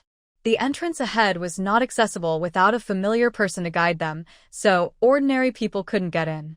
That's why this underground casino could exist so openly and without fear. She hoped that the doll could help her find where their wealth was hidden. Yun Qingwan, enough. If you dare tell anyone about tonight, I will definitely sell you to Brother Liao. Yun Qingwan refused to back down. Then I will tell the police that you are running a gambling house. Don't talk nonsense. Wei Xiaoqian looked around nervously, lowering his voice but speaking firmly. If you report to the police, Brother Liao will come into the mountains and kill all the Yun family members. Yun Qingwan looked scared, stammering and not daring to say anything further. All right, when you get home, just say I took you out to eat. Don't say anything else. Just pretend tonight was a dream. Wei Xiaoqian got on his bike, signaling Yun Qingwan to come over. Reluctantly, Yun Qingwan sat on the bike. I won't tell if you don't, but you have to return my plush doll. That doll is inside. Wei Xiaoqian looked back and saw that the plush doll was indeed missing. His eyes lit up with joy. Then you have to lend me those 2,000 yuan. Otherwise, how can I go in and get it for you? No way. If your luck is bad and you lose again, what then? Nonsense. I won't lose again. I don't believe you. Anyway, I won't trust you anymore. Okay, Wan. You're my real sister. I won't lie to you. Tomorrow, when you get the money, lend me again. I promise to pay you back everything with interest. I don't believe it. They argued back and forth about the money all the way, but Yun Qingwan still refused to lend it. Back at Wei's house, it was past 1 a.m. The front door was tightly shut. They climbed over the back wall to get in. The main door on the first floor was also locked. Luckily, Wei Xiaoqian had secretly kept a key to the back door. Once inside, they quietly went upstairs. Wei Xiaoqian rushed ahead to the bathroom on the second floor. Yun Qingwan didn't want to go downstairs, so she moved her bed and wardrobe into the space. She also took out her small smart camper, where she lived alone. After taking a shower, washing her hair and changing clothes, she didn't put everything away. Instead, she opened the camper door and let the air conditioning into the room. Soon, the room cooled down. She then took out a tiny tracking device from the space, along with an old mechanical watch used by her big brother in the apocalypse and her high-tech robot assistant, AMO, from her safe house. She gave instructions to the robot AMO, asking it to place the tiny locator inside the watch face. AMO's hands were very skillful. In a few moments, it took apart the watch, inserted the tiny locator into the gear's gap, and quickly reassembled it. Yun Qingwan also took out a receiver for the miniature locator from her space, connecting it to the locator inside the watch for a sensing setup. From now on, as long as the watch is within 100 miles of her, she can find it no matter where it is hidden. The watch was a gift for her older brother Yun Huayan. The purpose of this was to prevent Wei Mingli from harming him. After finishing, she took out some mountain goods bought from the black market, packed them into 3 large bags, and bottled 2 jars of honey separately. Tomorrow, she planned to go to the hospital to give some to Fu Shiyi and Wang Hui. Now, it was midsummer, and even at dawn it was very hot. But Yun Qingwan had air conditioning. Lying on the camper bed, she slept until after 6. She was suddenly awakened by a loud knocking on the door. She quickly packed up the small camper, took out the bed cabinet, and opened the door. It was Wei Mingxia. Why is your room so cold? As she opened the door, a cool breeze hit her face, making Wei Mingxia curious as she looked inside. Yun Qingwan pushed her out quickly. What are you knocking on my door for? Hey, you little brat. Wei Mingxia was about to scold her, but remembered Yun Qingwan's violent nature and held back. I'm calling you downstairs for breakfast. Mom made it herself. Yun Qingwan glanced downstairs, then shut the door. She remembered that Wei Xiaoqian had dirted the bathroom on the 2nd floor. She directly took out spiritual spring water from her space to wash her face and brush her teeth. The dirty water was poured out from the back balcony into the rose bushes in the backyard. Then she took out a sky blue shirt and black high-waisted pants from her space to change into. These were clothes from her post-apocalyptic days. They were a bit loose on her current body. She tucked the shirt into her pants and fastened it with a black belt. Her figure was slender and graceful, looking neat and fresh.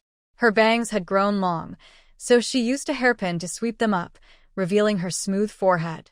After going downstairs, Song Lin looked at her translucent white face with a dark gaze. Then she smiled kindly. Wanwan, you're awake? Come quickly, breakfast is ready. Mom made it herself.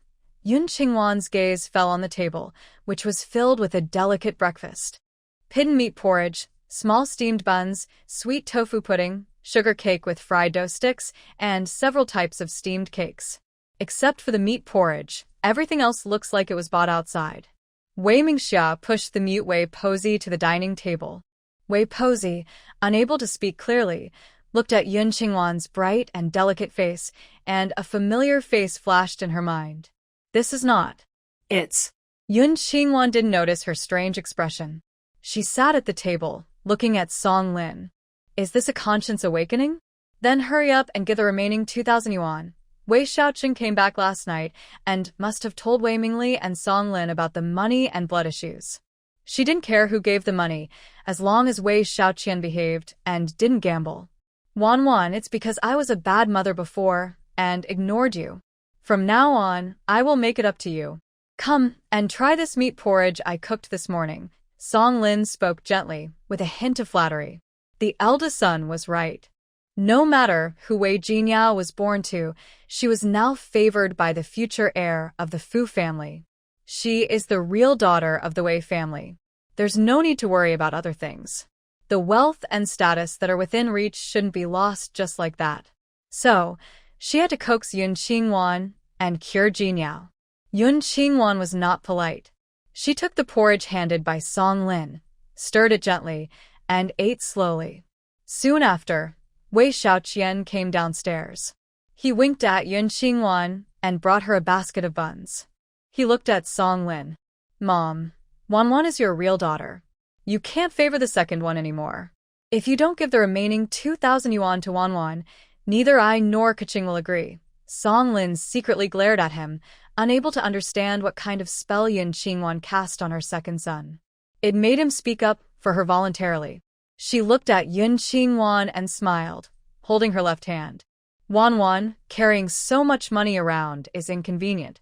Give it to Mom, and I'll go to the bank to get a passbook for you to save the money as your dowry. Yun Qingwan chuckled softly but didn't speak, waiting for Wei Xiaoqian to explain. Wei Xiaoqian was also worried she might reveal something, so he hurriedly said, Mom, don't forget, my classmate works at the bank. I took her there last night to deposit the money. You can give me that 2,000 and I'll save it for Wanwan. Since Yun Qingwan doesn't have a household registration book, the money must be under the second child's name. So, she didn't mention the money anymore. She continued to act as a caring mother, gently touching Yun Qingwan's hand. Wanwan, Our family has had many expenses lately. We borrowed all the money from parents, friends, and relatives. Now, we really can't borrow any more. You go and treat Yao Yao first. The 2,000 yuan, I will find a way to get it for you by the Mid-Autumn Festival. I promise you won't get less. Seeing this obvious excuse for not paying, Yun Qingwan was not naive. She smiled faintly and withdrew her hand. It's okay. When you gather the money, I can treat her later. But the injection from yesterday has already worn off. We need to take blood again, and it will cost another 1,000 yuan. Hearing this, Song Lin was furious but tried to keep a smile. Don't worry, Wan Wan. When Yao Yao is treated, I will send her away. From now on, only your parents will love you. You little brat, dare to argue with me. If they bully you again, I won't protect you anymore. Yun Qingwan raised an eyebrow and sneered. Stop joking. If you truly care about Wei Jinyao or about me, then prove it with money. 2,000 yuan isn't a lot for you, right? Of course, it's not difficult. Wei Xiaoqian jumped in first. Mom, just give Wanwan the money. 2,000 yuan is nothing. Our family can afford it. Your mouth is so full of nonsense. Don't come back here again. Song Lin was almost furious with her second son.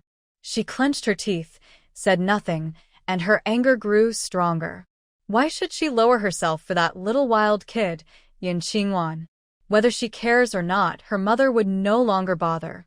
After eating a whole basket of meat buns, Yun Qingwan wiped her hands, forced a smile, and stood up. Mom, second brother is also kind-hearted. Don't be angry. Hurry and prepare the money. I'll wait for you at the hospital. If the money isn't ready, I really can't treat her. With that, she left. Watching her back, Song Lin was so angry she kicked the table and glared hatefully at her second son. Take out the 1,000 yuan you saved and give it to me. It just so happened to be the money given to Yun Qingwan, and she let her second son coax her into saving it for her. Repeatedly doing this, she effectively used 1,000 yuan to handle 3,000 yuan worth of matters. It was a good deal. When Wei Xiaoqian asked him for money, he quickly stood up. Mom, the savings are in a fixed deposit, so I can't withdraw it now. It's late, I need to go to work. Bye. He grabbed 2 fried dough sticks and ran away. Song Lin's plan failed, and she angrily threw down her chopsticks, losing her appetite. She locked the bedroom door, carried her small black bag, and went to work. Wei Mingxiao waited until she was gone, then happily closed the door, looking at the breakfast on the table. She was so happy that her big smile showed her teeth. Rarely is my sister-in-law generous. I must eat enough. Wei Posey crooked her mouth and made a series of, sounds. Girl, don't forget about me. Wei Mingxiao wasn't full yet, so she didn't care about her. Seeing the food on the table almost gone, Wei Posey's eyes filled with tears. Sob, it's all because of Wei Xiaoyi, that stubborn boy. If he hadn't hurt Yun Qingwan, she wouldn't be suffering now. And Yun Qingwan, who left Wei's family, waited at the bus stop. After a long wait, a bus finally arrived. Hi, Wanwan. Yun Qingwan just got off the bus and met Lu Yujin, who was riding her bike out of the hospital. Lu Yujin was at the military hospital to pick up medicine for her older brother. She didn't expect to meet Yun Qingwan on her way back. Yun Qingwan smiled and greeted her. Suddenly, a black cloth bag appeared on her back. I went back to my hometown the day before yesterday. I brought you height-increasing medicine. Do you still want it? Yes, I want it so much. Lu Yujin dreamed of growing taller. She adjusted her bike, grabbed Yun Qingwan's hand, and took her behind a big tree by the roadside. Can I get the medicine today? I have it with me. Yun Qingwan took out 3 glass bottles of height-increasing medicine from her black bag. Each bottle was 1,000 milliliters, and she also included a 100-milliliter measuring cup. She then took out a sturdy pink box to store them. Drink a glass on an empty stomach every morning. After a month, you'll grow 10 centimeters. No results, no charge. The transparent glass bottles contained a light green liquid, which looked strangely unsettling. Lu Yujin carried the medicine, looking awkward. Wanwan, what is this made of? She thought it was black medicine or pills, but never expected it to be green. This is a secret potion from a fortune teller. She wouldn't tell me what's in it. Don't worry, it's definitely not poisonous. Yun Qingwan placed 3 bottles of medicine on a stone bench by the roadside where she was resting. She poured 10 milliliters from each bottle and drank it to prove the medicine was not toxic. If you're afraid to drink it, don't throw it away. The fortune teller said these 3 bottles are worth a big yellow fish. A big yellow fish. That's not a small amount of money. Lu Yujin quickly hugged the medicine tightly. Okay, I won't waste a single drop. After you take this medicine home, just say a barefoot doctor on the street gave it to you. Don't tell anyone I gave it to you. Don't worry, I won't tell my parents. I believe you. Yun Qingwan hugged Lu Yujin's shoulder. The fortune teller said, she can also treat your brother's heart disease. One special medicine can work, but it needs to be bought with 2 big yellow fish. Wan, I'm sorry. My parents heard that heart surgeries abroad are very advanced. They're trying to find a way to go abroad and take my brother for treatment. So forget about that medicine. A few days ago, Lu Yujin told her parents about this. They didn't believe her at all and scolded her, telling her not to talk about superstitions because it only causes trouble. But if this height-increasing medicine really helps her grow taller, she'd be willing to buy a dose and try it on her brother. It's okay. Whenever you want that special medicine, just come find me. Yun Qingwan only wanted to repay Lu Yujin for her past help. If Lu family didn't believe her, that was fine. She still couldn't part with a life-saving energy crystal. After all, this is the normal world. Using one means less for the future. As for the heart surgery, her space medical room's high-tech robots could handle it easily. The only problem was removing the medicine afterward. Lu Yujin heard this, and a faint smile appeared on her face. Her parents didn't believe any of this. Even if she wanted to buy the medicine, she could only do it secretly. Okay, Wan. It's getting late. I'll go home first. When I have free time, I'll come visit you at the Wei family. All right. Be careful on the way. Yun Qingwan saw her off. After she left, she took out her Wangduo work badge and entered the hospital. Just at the entrance of the outpatient building, she saw Nurse Wang Hui, who had attended to them yesterday. She led Yun Qingwan to Fu Shuyi's resting room and took out a nurse's uniform. Comrade Yun, change into this, and today you can stay with your older brother at the hospital. Okay, thank you. Yun Qingwan smiled gratefully, took off her black backpack, and took out 3 large packs of dried mushrooms and wood ear mushrooms, along with 2 glass jars of honey. She handed 1 pack of mushrooms and honey to Wang Hui. Hui, this is something my older brother and I brought from our hometown. It's not anything valuable, so please don't dislike it. Oh, such good local products. We can't buy these anywhere else. Wang Hui happily accepted the mushrooms and honey. Comrade Yun, thank you so much. You're welcome. Yun Qingwan quickly changed into a nurse's uniform. Wang Hui took her to the intensive care unit. Fu Shuyi was leading Yun Huayan, along with 2 middle-aged doctors and 3 young male apprentices and 2 young female apprentices, checking on critically ill patients. When she saw Yun Qingwan, she nodded slightly and continued examining patients in each ward, also explaining medical knowledge to Yun Huayan and the 5 young apprentices. She also asked questions for them to answer. Grandpa Yun, though a barefoot doctor from the mountains, was skilled in both domestic and international medicine. Yun Huayan had learned medicine from him since childhood. Even without attending a medical school, he understood basic medical principles. So, answering Fu Shuyi's questions was easy for him, and he even had his own unique insights.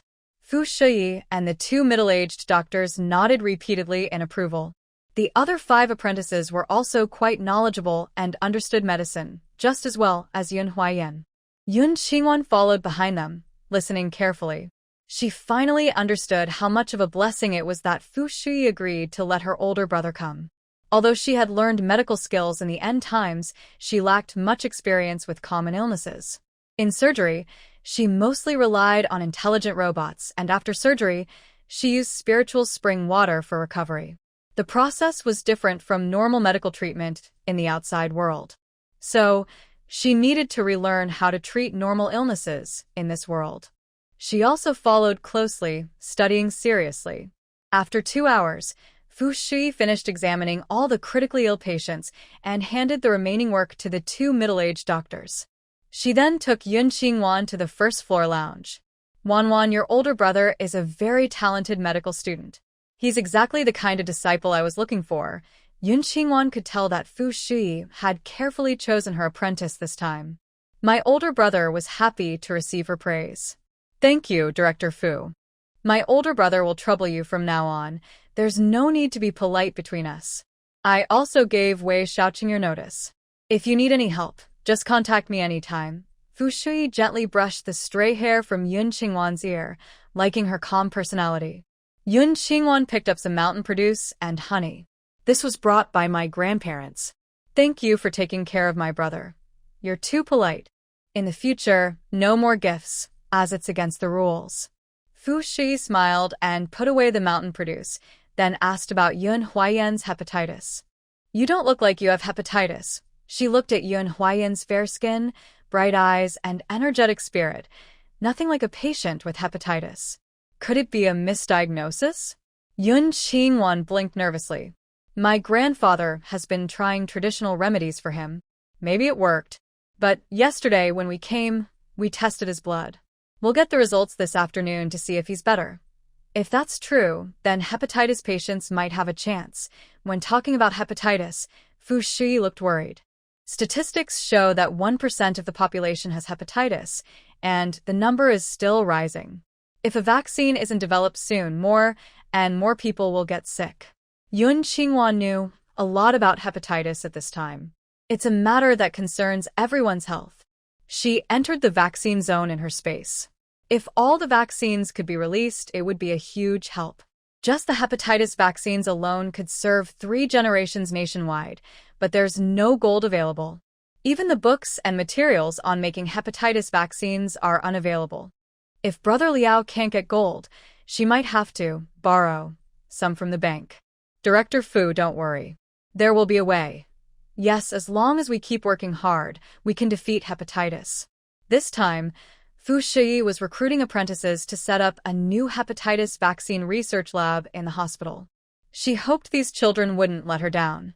Yun Qingwan smiled and took out Yun Huayan's military address, briefly explaining his enlistment process. Director Fu, could you please help me check if my second brother Yun Huayan is really at that military district? I just don't feel at ease. Fu Shi took the address and looked. It was indeed a military district in the south. Don't worry. This address and the military district number are fine. I know who is in charge over there, but I don't know them well. I'll ask my wife to find out. She knows more people than I do. Thank you all very much. There's no need to keep thanking us. We don't need to thank each other. Fu Shi looked at her watch and said, I need to check on the ward. Wait here for a moment. I'll call your older brother down to talk to you. Yun Qingwan didn't say anything polite in return. About 10 minutes after Fu Shi left, Yun Huayan arrived. He was tall, handsome, and fair-skinned, wearing a white coat. Really very attractive. Yun Qingwan's eyes filled with a smile. If my older brother wore a pair of rimless glasses, he'd be the perfect calm and serious type of handsome man. Yun Huayan had never heard these internet words from the future, but the phrase calm and serious wasn't a good one. He gently tapped his sister's forehead. You're just a young girl. Don't talk nonsense. Director Fu is a good person, so don't worry about me. Yesterday, what did Wei's eldest sister-in-law want from you? Yesterday, after his sister left with Cui Min, he followed but was stopped by someone asking for ID. When he went back to his dorm to get his ID and checked, he couldn't find his sister anymore. Her name is Cui Min. She's a nurse over in the regular ward. Wei's third brother and younger sister are hospitalized. She called me to help take care of someone. It wasn't a big deal. Yun Qingwan didn't go into too many details, not wanting her older brother to get involved. She had been through too much darkness and didn't want her family to get caught up in it. The hatred she carried was something she bore alone and would take care of herself. Yun Huayan saw she didn't want to talk more and didn't press her. Now that he's here with her, he would find out the truth little by little.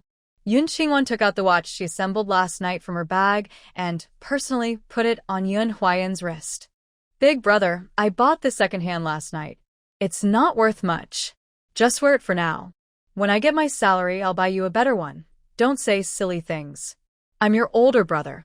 How can I let you buy me things? When I get my salary, I'll buy you a better watch. Yun Huayan looked happily at the watch on his wrist. He knew Yun Qingwan had a very delicate and beautiful expensive watch. Was that a gift from the Wei family? When he finished his training and got his salary, he planned to buy her an even better one. Let's earn money together and buy a watch for each family member, Yun Qingwan playfully said. Afterward, she and Yun Huayan went upstairs to continue studying with Fu Shui. At noon, Fu Shui took their group of apprentices to the cafeteria for lunch. 8 of them sat together, and Yun Qingwan learned the names of the 3 other medical apprentices living with her older brother. The tall, handsome young man with glasses is named Fan Yunjia. He is 18 years old, just finished high school, and his parents are military doctors. The cheerful, round-faced young man is named Shi Weiguo. He is 20 years old, like Yun Huayan, and recently returned to the city from the countryside as a youth sent to the city. He was able to study medicine with Fu Shui not only because of recommendations from acquaintances, but also because he spent 4 years in the countryside learning surgical skills from a skilled surgeon at the health station. Another apprentice, only 17, is named Chu Nan. He has a gentle appearance, is Chu Bushing's cousin, shy, quiet, and somewhat timid. He had no prior medical experience, but has the strongest learning ability among the 4. Yun Qingwan followed behind them, paying close attention to Chu Nan. She noticed he has an excellent memory. Whatever people around him said, he could quickly repeat. With proper training, his future medical skills might surpass those of the other apprentices. There are 2 female apprentices. The first, 17-year-old Suyu, is a healthy, chubby girl. Her parents are doctors at another hospital, and she has been exposed to medicine since childhood. She speaks confidently about medical topics. The other, Yilingqiu, is 23 years old. She has striking features, an unknown background, and cold, clear eyes. She is quiet but knowledgeable about medicine. Yun Qingwan guessed that her environment must include a medical expert, likely someone who studied abroad and returned with advanced knowledge. Because Yilingqiu often uses foreign medical terms mixed with her speech. After lunch, Fu Shui led the group of young apprentices to rest for an hour, and then went to the general ward. They checked patients one by one, explaining the causes, prevention, treatment, and post-surgery care for their illnesses. Yun Qingwan stayed with Wang Hui, taking care of patients in the intensive care unit, and did not go to the other wards. Around 3 p.m., she took out a glass and stood by the window to drink water. As she looked down, she saw 3 nurses under the shade of the trees outside. Even though they all wore masks, Yun Qingwan immediately recognized that one of them was Qiu Guizhi. Even though she was dressed as a nurse, standing straight and confident, no longer appearing timid and weak. Yun Qingwan also recognized her. She quickly took out her phone, adjusted the focus, zoomed in, and took a picture of the 3 nurses' faces. Qiu Guizhi was holding milk candies, sunflower seeds, sweet potatoes, and red eggs, sharing them with the other 2 nurses. They were talking and laughing, looking very familiar. Yun Qingwan carefully looked at the faces of the 2 nurses and realized they were from the intensive care unit. Qiu Guizhi's actions were clearly trying to find out some information. As for the 2 nurses, whether they were her accomplices or she was deceiving them, was unknown. Yun Qingwan and Qiu Guizhi were too far apart to place the recording device near them. After more than 10 minutes, Qiu Guizhi separated from the 2 nurses. Yun Qingwan quickly went to an empty ward and took out her smart robot assistant, Amo. She uploaded the video to it. A minute later, Amo analyzed the lip movements of Qiu Guizhi and the 2 nurses and simulated their voices. Qiu Guizhi told the 2 nurses that she was a new nurse from the general ward, and today was her son's first birthday. She specially brought candies and red eggs for everyone. Perhaps because of the food, the 2 nurses didn't notice anything unusual. During their chat, Qiu Guizhi casually asked about Fu Yao. She asked if he was really dead. The 2 nurses confidently confirmed that Fu Yao had died. Hearing this, Qiu Guizhi's eyes lit up with happiness. Yun Qingwan immediately understood that Qiu Guizhi might be a spy sent to find out about Fu Yao. She wondered if Fu Zhaoye and the others had caught the 5 spies and Tanfeng. Forget it. She would find out tonight by checking the black market. If Tanfeng's people were still there, the slum area hadn't been raided. As for Qiu Guizhi, let Fu Shiyi handle her. At around 4 o'clock, Fu Shiyi led 6 apprentices back from the general ward. Yun Huayan also brought back his medical report. All his health indicators were perfect. Yun Qingwan took the report, tears falling down her face. Her brother's life had finally been changed by her. Yun Huayan was also moved to tears. He was healthy now and no longer worried about infecting others. Fu Shiyi also felt happy. Huayan, do you remember what medicine you took? Yun Huayan looked blank. Master, I took many medicines before. I don't remember exactly which one cured me, but I remember the prescription. After speaking, he took out paper and pen and wrote down 6 prescriptions. These were the 6 herbal remedies for hepatitis that Yun Qingwan had prepared for him early in the morning. Fu Shiyi looked at the names of the medicines, which were different from the usual medicines given to hepatitis patients. As for their effectiveness, that would need to be tested. Huayan, your grandfather is very capable. Once these prescriptions are proven successful, I will recommend him to work at the hospital. Yun Huayan was not good at lying and didn't have the courage to respond to her. Yun Qingwan was very excited inside. These prescriptions were from a doctor in the post-apocalyptic world, carefully tested and selected as the best treatments for hepatitis. She was willing to share them without expecting anything in return. But if this could help her grandfather get a position at the hospital, that would be a great achievement. Thank you, Director Fu. My grandfather says that our traditional doctor always treats each person differently. Different people, different illnesses require different medicines and dosages. This prescription works well for my older brother, but it might not be as effective for others. When giving medicine to others, it's important to record their condition throughout the treatment to adjust the prescriptions and dosages. You're right. Only through continuous testing can we find the best treatment plan. Fu Shiyi was very pleased with Yun Qingwan's careful approach to medicine. After the conversation, Yun Qingwan asked her older brother to go busy with his work. She then told Fu Shiyi about seeing Qiu Guizhi dressed as a nurse today. Are you sure you saw that? Fu Shiyi's usual gentle expression changed instantly, her eyes sharp. Their military hospital was different from ordinary hospitals. Every person who entered had to undergo strict identity checks. If Qiu Guizhi was not an ordinary person, then Cui Yin and Cui Min, who brought her in, would not only be expelled but also face political investigation. No mistake. She was talking with Nurse Huang and Nurse Su from the 3rd floor ward under the magnolia tree on the north wall for over 10 minutes. Yun Qingwan couldn't describe what they talked about, but she believed that with Fu Shiyi's intelligence, she could guess it naturally. Fu Shiyi indeed guessed it. She suspected someone wanted to know if her brother was really dead. Those people are so bold to sneak in here. She looked seriously at Yun Qingwan and said, "Don't get involved in this. Just pretend you don't know anything. I will have someone watch her." Yun Qingwan replied, "Okay, I'll go see Wei Jinyao. I'll leave directly from there after work." Fu Shiyi nodded. "I heard Nurse Yang say that you used great thistle to stop the bleeding for Wei Jinyao. Did your grandfather teach you that?" In the afternoon, Yang Guanghua told her that Yunwan found a large thistle from the mountains near the Yun family and used it with her relative's blood to make medicine, which cured Wei Jinyao. She couldn't believe it, because it defied all medical logic. But after checking Wei Jinyao, she saw that she was no longer in danger. Yun Qingwan winked playfully. Stopping the bleeding mainly depends on silver needles. As for the blood, it's just a small favor I asked from the Wei family. Fu Shiyi knew it would be like this. She irritably poked Yun Qingwan's forehead. "Don't go too far. Wei Xiaoyi can't donate blood again." "Okay, I'll find someone else to play with. Let's go." Yun Qingwan was grateful that Fu Shiyi didn't stop her from seeking revenge. After she left, she went to the cafeteria, bought some food, and only went to Wei Jinyao's ward at 6 o'clock.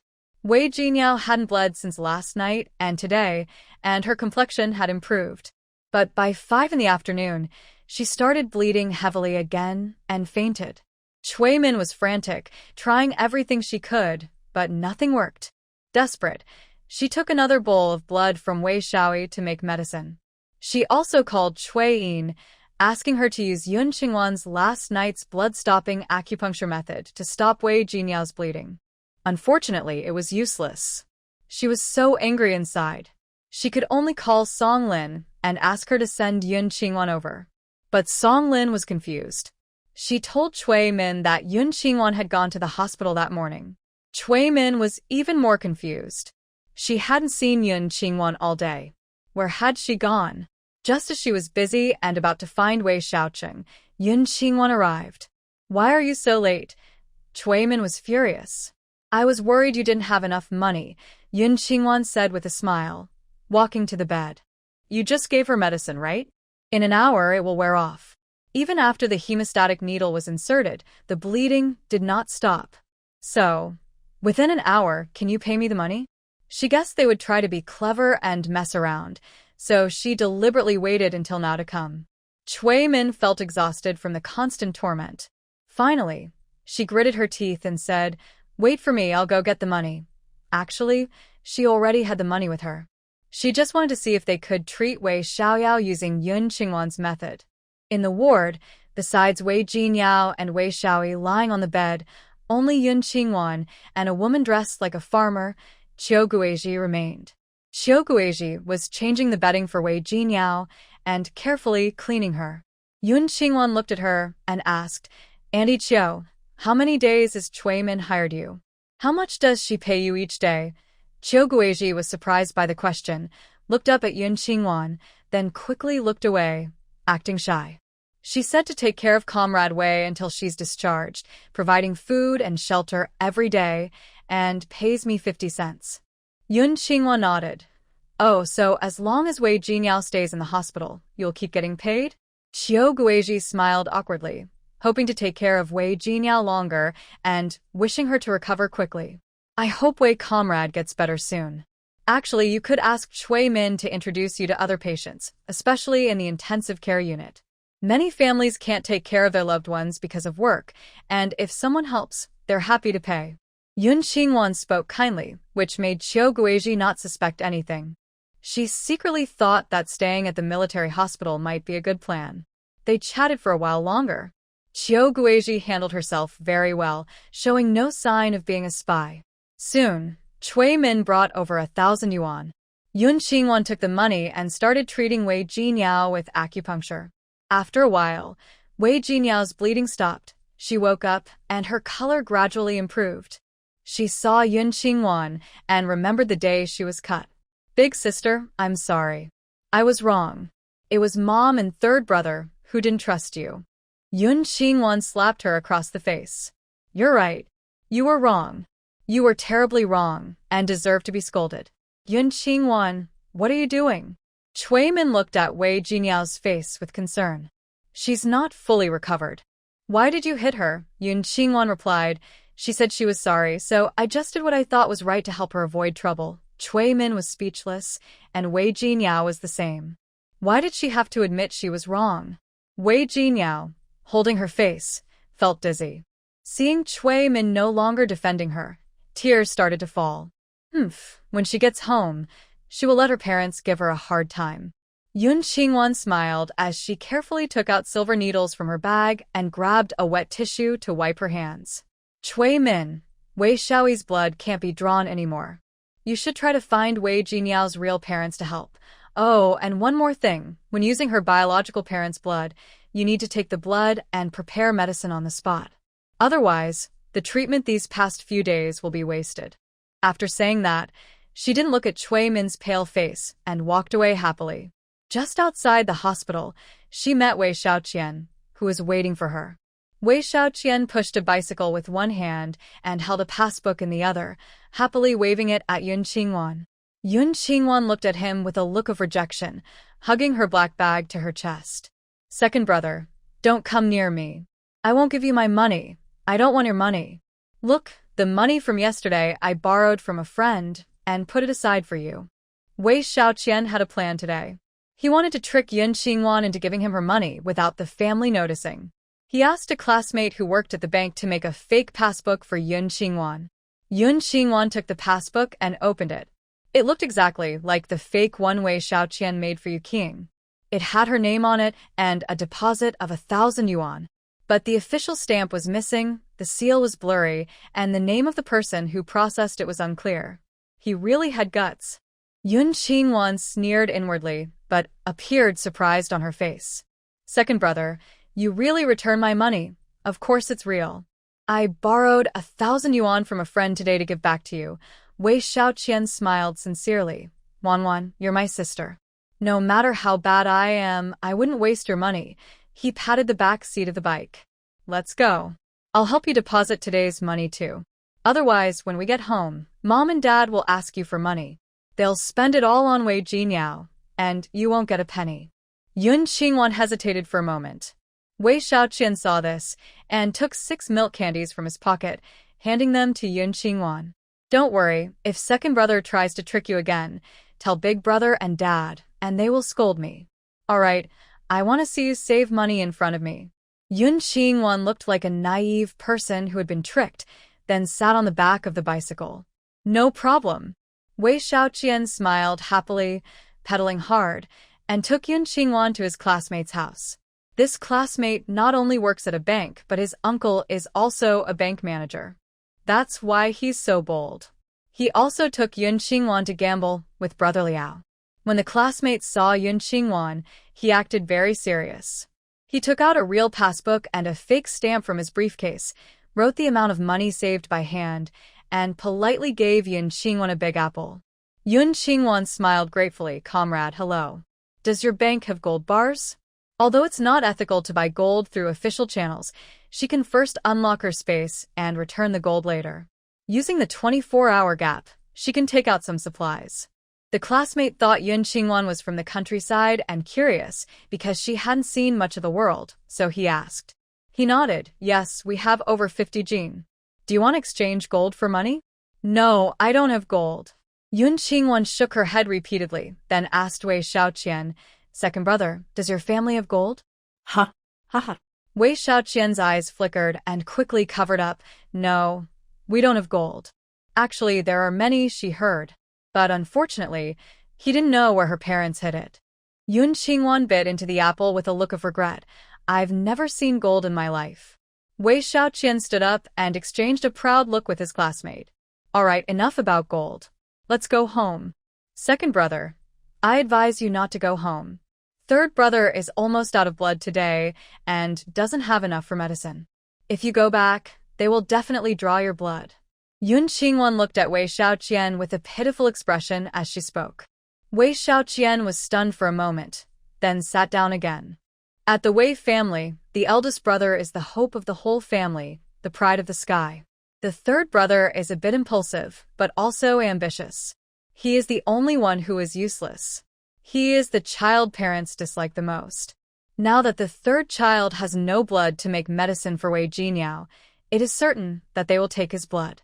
He cannot go back. Wei Xiaoqian handed the car keys to Yun Xingwan. Wanwan, third brother listens to you. I won't go home tonight. You can ride my bike home. I'll pick you up at the hospital tomorrow evening, and you can come here to save money. Okay, I won't tell Mom and Dad that you're hiding here. Yun Xingwan smiled and waved the keys. Second brother, don't forget my doll. I'm leaving now. All right, be careful on the way. Wei Xiaoqian thought about having fun again tonight. Suppressing his excitement, he saw Yun Xingwan off.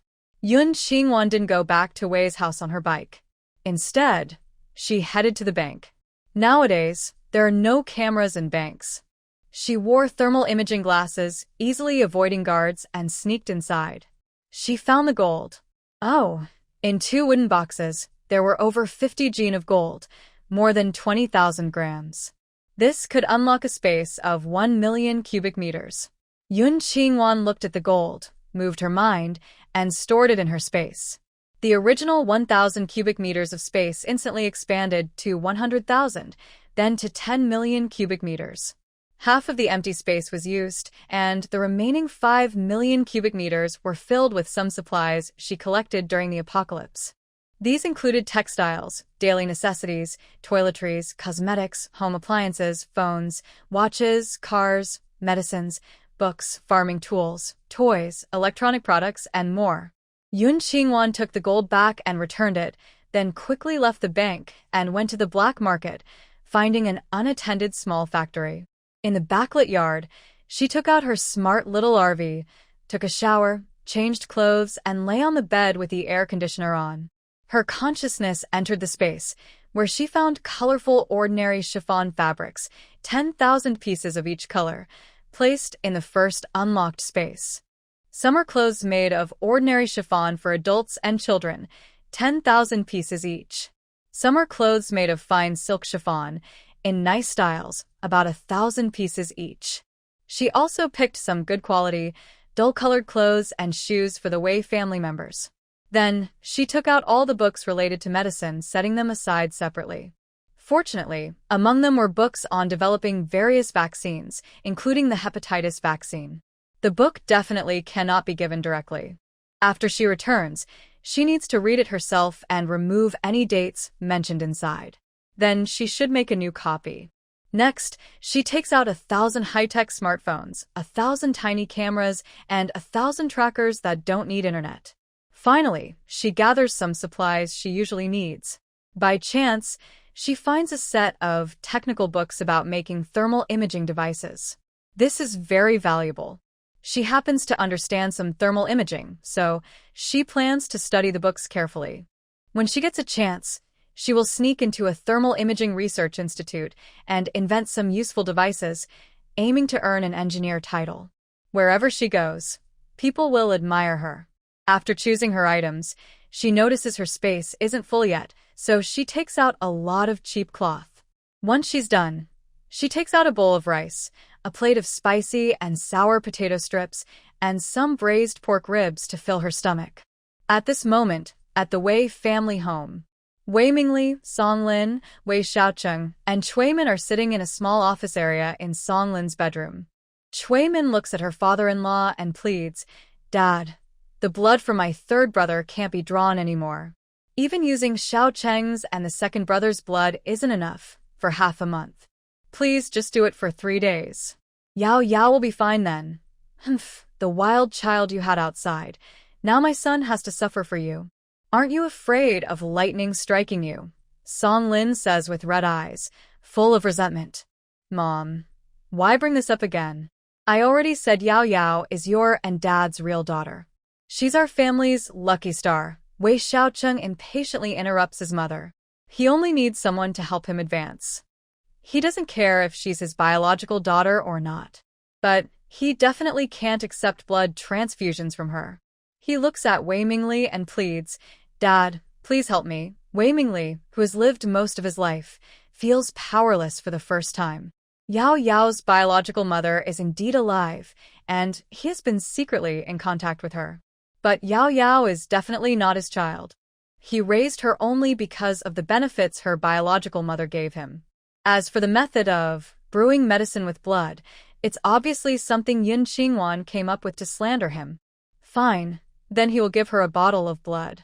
Once Yao Yao is better, he will settle accounts with her. "I'll go to the hospital tomorrow afternoon." "Oh, so you're admitting it." Song Lin sarcastically looked at Wei Mingli.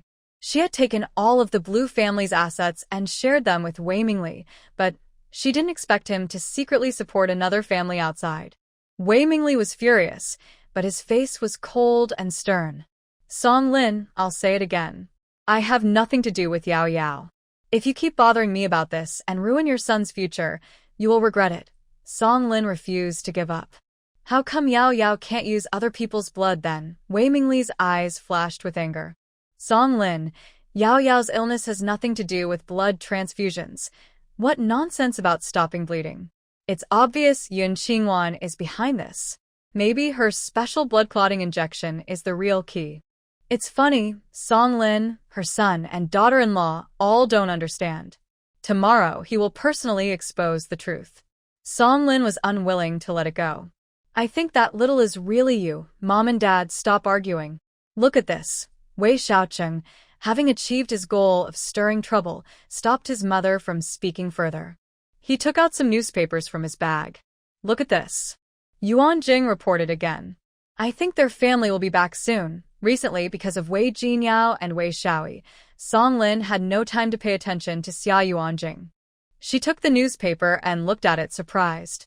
Besides the desert greening project she saw a few days ago, Xia Yuanjing was now helping a southern motorcycle factory send advanced technology and renovation plans that aren't available abroad.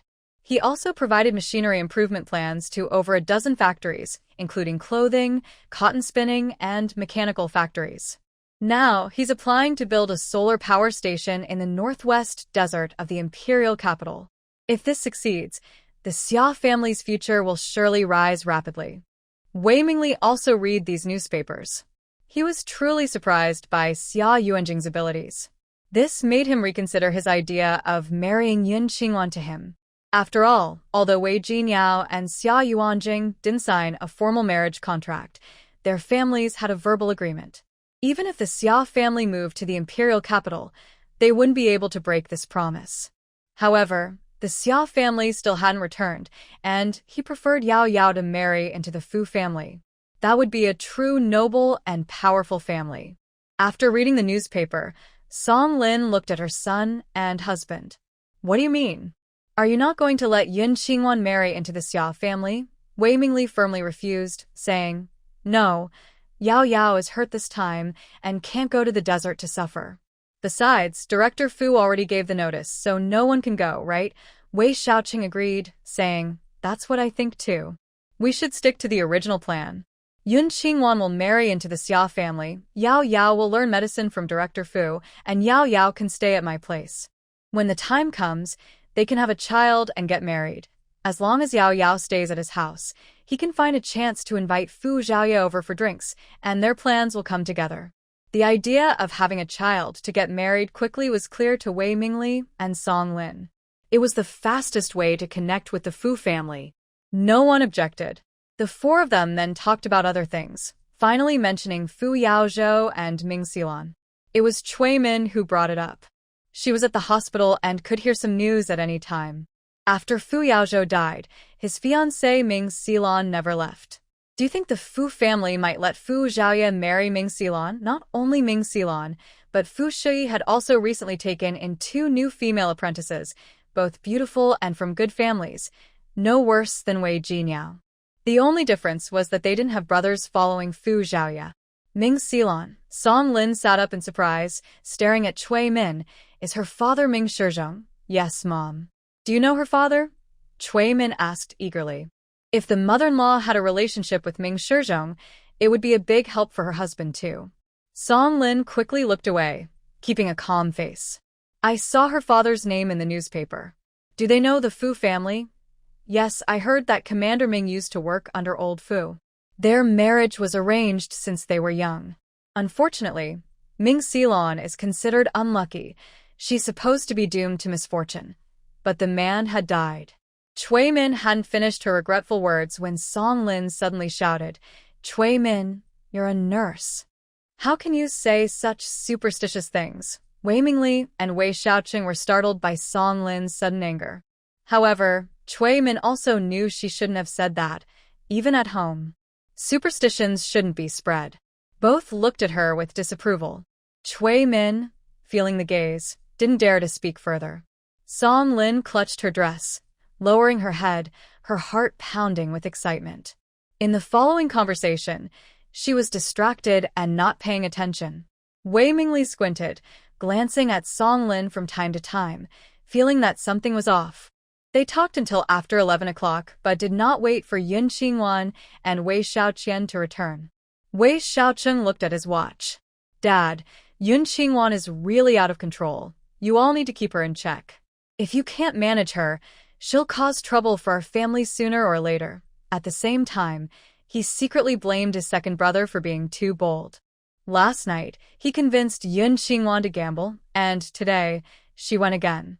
Wei Mingli was even more annoyed. You all should go home first.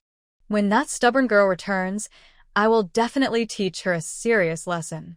Yun Qingwan, who was being scolded, slept until 1 a.m. and woke up on time. She changed into her old man disguise again and went to the black market. This time, there was no one guarding the entrance. After entering the alley, Only a few people were inside, all hiding in the shadows and sneaking around, too afraid to come out. Could it be that Fu Yao and the others already caught Tianfang and the others? Yun Qingwan frowned. When she reached the end of the street, she didn't see any meat vendors, so she turned around and headed to the North City shantytown. Since it was late at night, almost no one was on the street. Yun Qingwan took out a modified silent motorcycle. It took just over half an hour to arrive. Looking around, the entire shantytown was dark. The night was so quiet that only the stars in the sky twinkled. Yun Qingwan first went to the tall building, using her robotic dog to climb to the roof. She took out her telescope and looked out. The large, messy courtyard where Tianfang was hiding was pitch black, with no one in sight. The big tree in the yard was still there, but the wolf-blue dog was gone. She guessed that Fu Yao and the others had already captured Tianfang and the spies. She wondered if a recording and filming device was still there.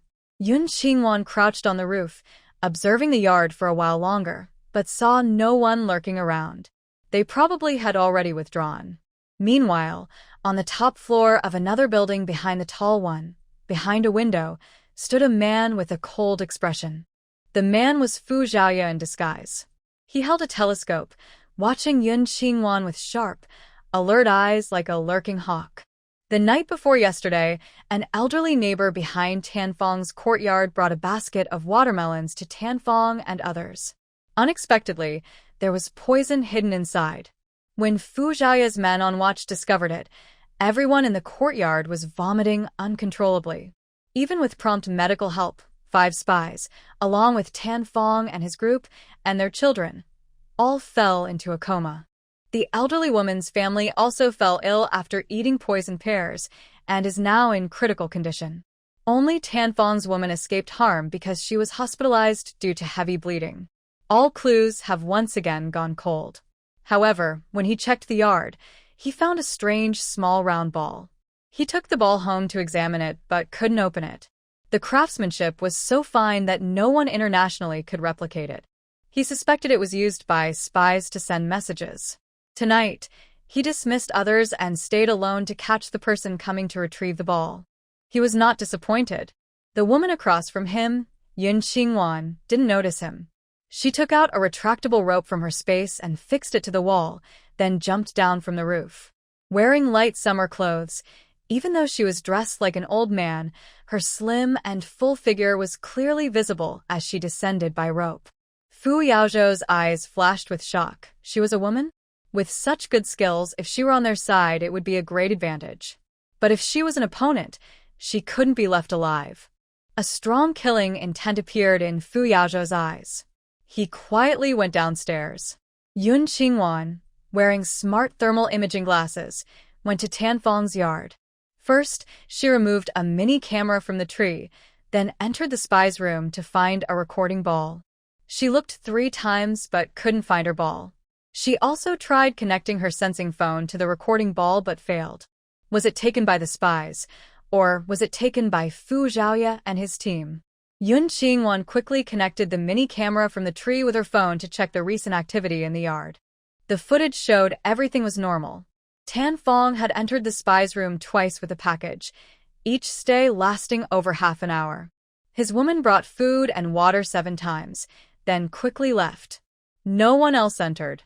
Until the night before last, an elderly woman brought a basket of pears, giving one to Tianfang and the children of the man and woman living with him. There was half a basket left, and she gave 10 more pears to Tianfang. From her tone of voice when talking to Tianfang and others, she seemed very familiar. She was probably a neighbor from the same shantytown. After the elderly woman left, Tianfang took 5 pears into the spy's room. Later, everyone went to sleep. Until late at night, the child living in the wooden shed stumbled out of the door and kept vomiting in the yard. Soon after, Tianfang and the 5 agents also ran into the yard, suffering and vomiting heavily. Eventually, everyone collapsed and lost consciousness. The plainclothes comrades hiding nearby came out and took them away. Yun Qingwan frowned. The symptoms of these people suggest food poisoning. It is likely related to that pair. She wondered whether the old lady was an accomplice of the agents trying to silence others, or if she was being used by someone. Later, footage showed Fu Yao's figure. He entered the wooden house where the agents stayed, and after coming out, he held a recording ball in his hand. He looked at it for a long time before putting it into his pocket. Knowing it was him who took it, Yun Qingwan felt relieved. However, since Tan Fong and the agents were poisoned, Fu Yao's investigation into the agents would face obstacles. To find out what the 5 agents and Tan Fong said, the contents of that recording ball must be shared with Fu Yao as soon as possible. The only way was to give him a phone, because she couldn't steal the recording ball back from Fu Yao. In the end of the video, no one dug up the box under the tree. She had just checked the soil beneath the tree. It was buried very tightly, with no signs of disturbance. Maybe Tan Fong and the 5 agents' accomplices would come back to retrieve it. Thinking this, Yun Qingwan left quickly and placed the mini camera back on the big tree. This type of camera has a large memory, is rainproof, and only needs faint light to work continuously for many years. Yun Qingwan didn't check the other houses and quickly left the yard. Far behind, Fu Yao, hidden nearby, followed her from a distance. His hiding skills were excellent. Even with thermal goggles constantly observing, Yun Qingwan didn't notice his presence. Leaving the shantytown, Yun Qingwan took out a silent motorcycle from her space, rode it, and disappeared into the night like a ghost. Fu Yao, who had seen everything from a distance, was stunned. Had he just seen a ghost? After a few seconds of shock, he took out the smart recording and filming ball from his pocket. No matter if she was the owner of this small ball or not, he had to find her quickly. He remembered Yun Qingwan disguised as an old man and hurriedly left the scene. Back at the military district, she found paper and a pen, quickly sketched the old man in black from Yun Qingwan, and promptly sent someone to find him. Meanwhile, Yun Qingwan returned to the Wei family, climbing over the backyard wall. She couldn't enter through the front gate, so she used an intelligent ladder to go directly to the second floor. She took out the camper, turned on the air conditioning, took a shower, changed clothes, and then retrieved 10 and used high-tech phones and chargers from her space. She deleted all unnecessary apps from the phones, leaving only functions like taking photos, videos, recordings, alarms, translation, notes, and local storage. She also printed 10 user manuals explaining how to operate the phones, including how to view recordings and videos. She packed the phones and notes in a waterproof plastic box, waiting for a chance to give them to Fu Yao. After some thought, she also brought 10 pounds of marking powder and 10 pairs of laser glasses to help them catch spies. Once she finished, she slept until 6:30 a.m., then got up to wash up. Today, she took out a light purple silk blouse with a ruffled collar, paired with beige high-waisted pants and pointed leather shoes. When she came downstairs, she saw Wei Mingxia sitting on the sofa, and after a moment of admiration, her eyes filled with jealousy. That girl was so pretty, and she had so many beautiful clothes to wear. Her older sister-in-law was really biased. She had never bought her any nice clothes. Wait! Last night, her older brother, sister-in-law, and Xiao Cheng's family waited until midnight for Yun Qingwan, but she still hadn't come back. Why is she coming down now? Yun Qingwan, why are you at home? I've been here all along. Yun Qingwan went straight to the kitchen, which was empty of breakfast. She skillfully opened the fridge, found 3 eggs, and cooked a pot of egg noodles herself. Wei Mingxia, standing at the door watching, didn't dare to stop her. Mainly because she was alone at home, and she knew she couldn't fight Yun Qingwan. Last night, your parents, your older brother, and sister-in-law waited for you until midnight, but you didn't come out. Just wait, they'll be back at noon, and you'll have a tough time. Hearing this, Yun Qingwan looked up and gave her a cold smile.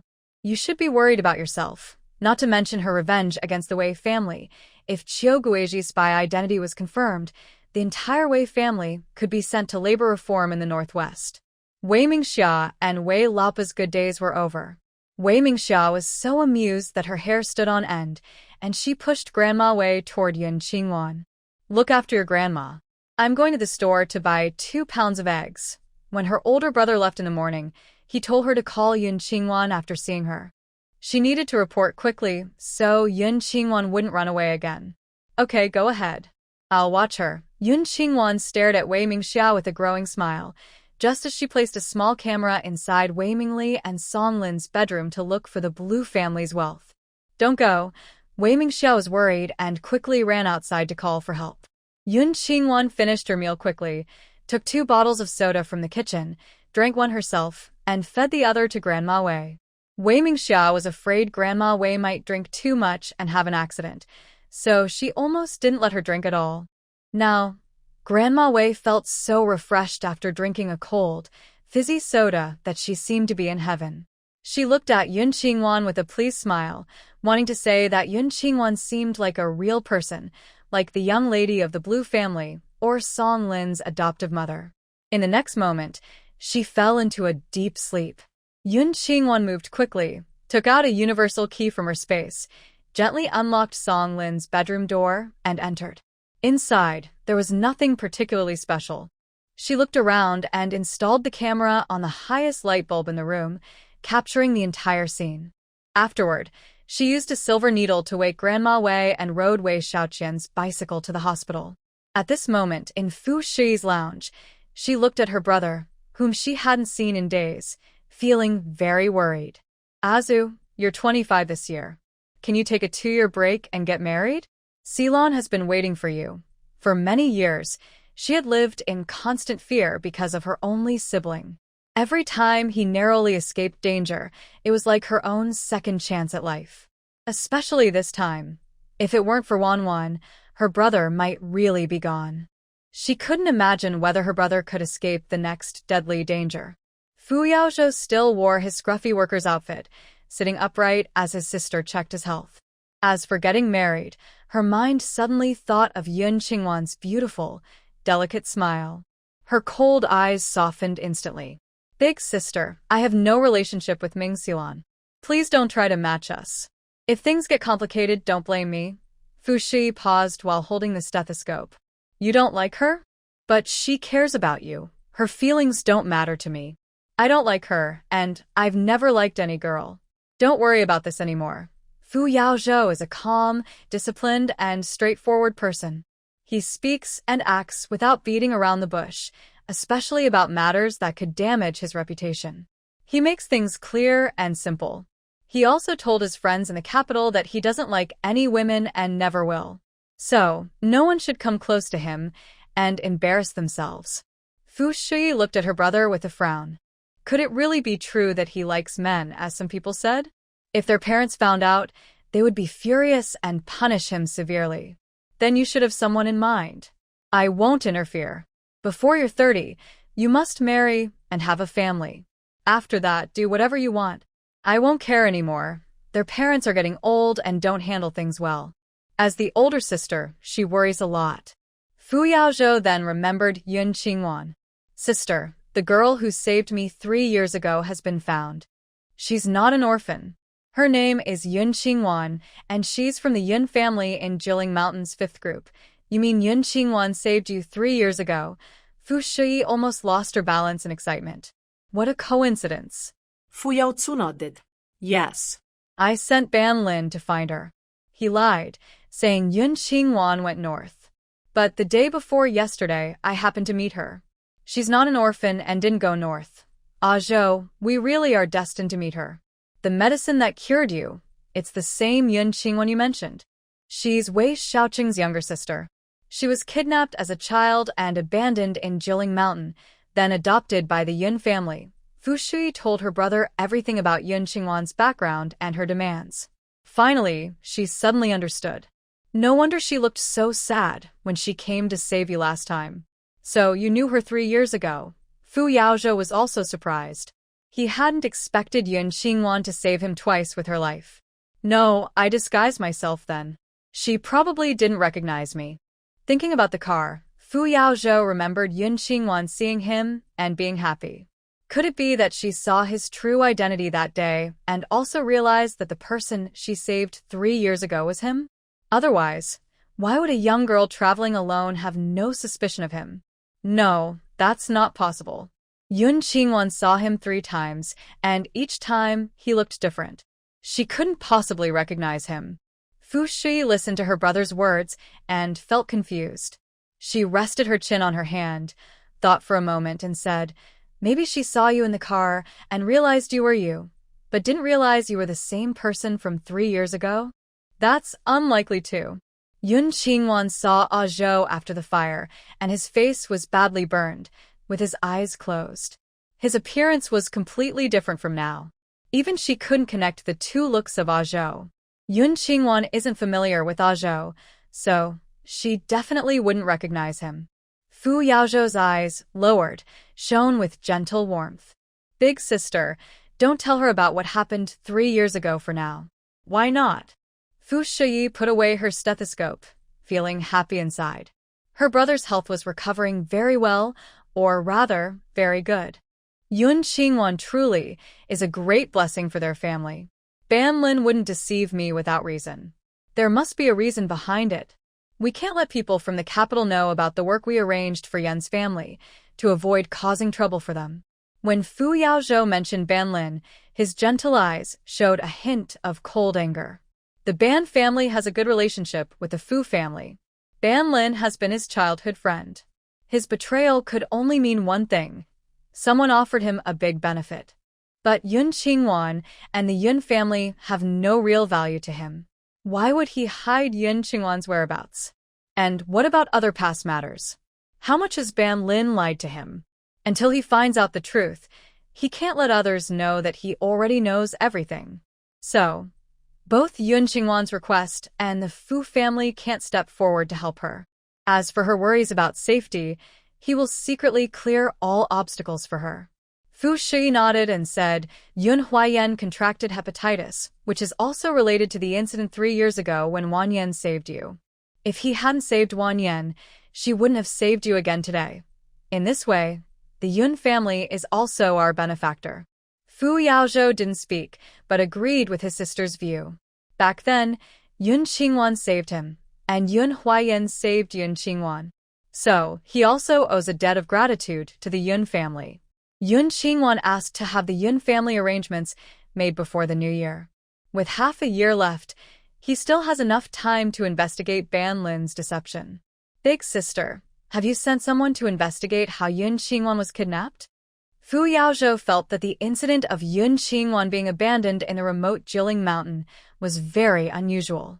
Usually, human traffickers who kidnap children sell them or break their limbs to force them into begging. Why did the kidnapper only abandon Yun Qingwan? And how did the Wei family find her so easily? Were they always looking for her, or was there some accidental event that led them to discover Yun Qingwan at the Yun family? Your brother-in-law sent people to ask at the Jiling Mountain team. Wan Yan was indeed abandoned in Yunjia village 13 years ago. The Wei family took her back because they wanted her to marry this person. Fu Shi took out a recent newspaper which had a prominent headline, "Vast Desert to Become the Largest Power Plant." The first sentence read, Comrade Xia Yuanjing said that transforming the desert into China's largest power station only requires 3 steps. Comrade Xia's technological reforms and development strategies are truly impressive. If implemented smoothly, our country's technology will lead the world. However, she sighed, but such an outstanding person is unfortunately associated with the Bai family. Fu Shi praised Xia Yuanjing without reservation but lamented that such talent was under the control of the Bai family. Fu Yaozhou also read several reports about Xia Yuanjing and agreed he was a genius. But he found something strange. He had never heard of someone suddenly becoming a genius capable of defying the heavens. If Xia Yuanjing was gifted from a young age, why were there no signs of it before? If he was hiding his talents in the past, why did they only emerge now instead of when he first went to the Northwest? And the Bai family, promoting Xia Yuanjing's abilities so vigorously, what are their plans? In short, when something unusual happens, there is usually a reason behind it. Everything related to Xia Yuanjing seems strange and suspicious. As for Yun Qingwan's reluctance to marry, he will help her avoid this marriage. Big sister, Yun Qingwan's disappearance is not simple. You should ask your husband to send a trustworthy person to secretly investigate. Fu Shi also felt that Yun Qingwan's situation was unusual. Now that her brother agrees, There must be something fishy about her disappearance that night. All right. Since Yun's eldest son is at the hospital, I will quietly ask him about what happened back then. No matter what, we must first ensure their safety. Fu Yao remains calm as he talks about Yun Qingwan, then shifts to his main reason for coming today. When will the doctor, who stops bleeding, arrive? Don't worry. Fu Shui pours a glass of water for her brother. That doctor is actually Wanwan. She should be here soon. Last night, she told Chu Bushing about Qiu Guizhi. He said that the special agent that Zhou and his team finally found was poisoned by someone. The only clue is a woman who lived with the agent.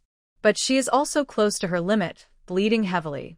When she heard that her symptoms were similar to Wei Jinyao's, she thought that if Wanwan could cure Wei Jinyao, she should also be able to treat that woman. So she asked Chu Bushing to pass a message to her brother, telling him to come personally. Fu Yao knows that his little helper is not only brave and selfless, but also skilled in medicine.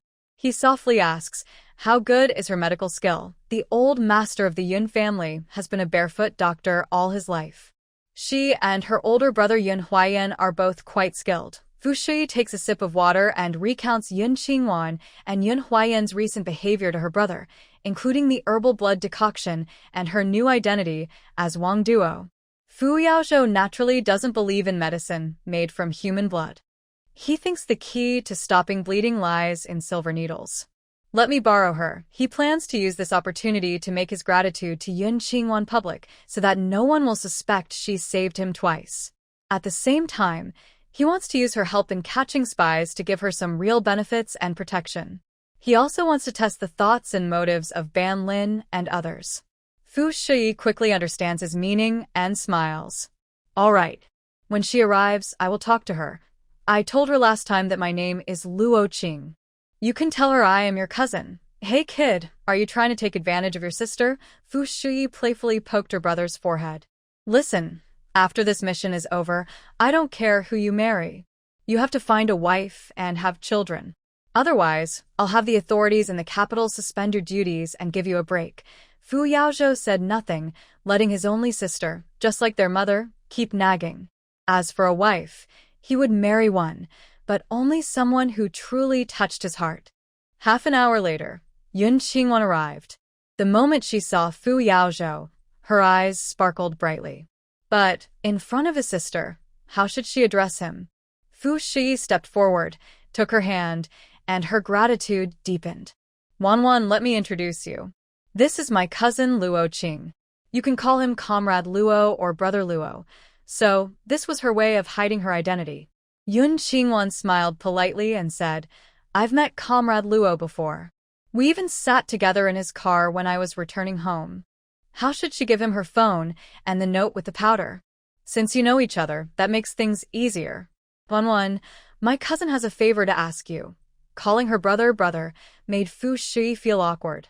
Yun Qingwan smiled charmingly and looked up at Fu Yao. What is it? Fu Yao stood opposite Yun Qingwan, gazing at her bright, beautiful smile. The tenderness in his eyes almost brought tears to his eyes. He remembered her holding a, clearly terrified but brave enough to distract the wolves to save him. Whether before or after that moment, he had never met such a pure, brave girl.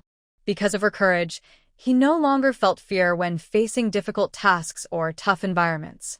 Her bravery was deeply engraved in his heart. But now, he couldn't thank her yet. Comrade Yun, I heard you can do acupuncture to stop bleeding. Could you help treat someone? Yun Qingwan immediately guessed he was talking about Tanfang's wife, but she blinked her watery, peach blossom eyes in confusion. Is it like Wei Jinyao's bleeding? Yes, the bleeding is severe and ongoing.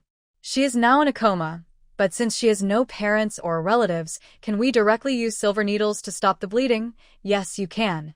Yun Qingwan smiled shyly. In fact, smart people could see that she was deliberately making things difficult for the Wei family by using blood to prepare medicine. However, the Wei family, driven by greed, could only endure their suspicions. Fu Yao noticed her playful expression and showed a gentle, affectionate smile. Is it convenient to go now? I'm fine. Yun Qingwan looked at Director Fu. Director Fu, I'm going now. Don't call me director. Call me sister. Once you're done, you can go out and have fun. Today your wages are doubled. Director Fu's eyes held a rare smile. She rarely saw her usually cold, distant brother speak kindly to a girl. She hoped they would spend more time together. Fu Yao glanced at his sister and led Yun Qingwan away. He didn't walk quickly.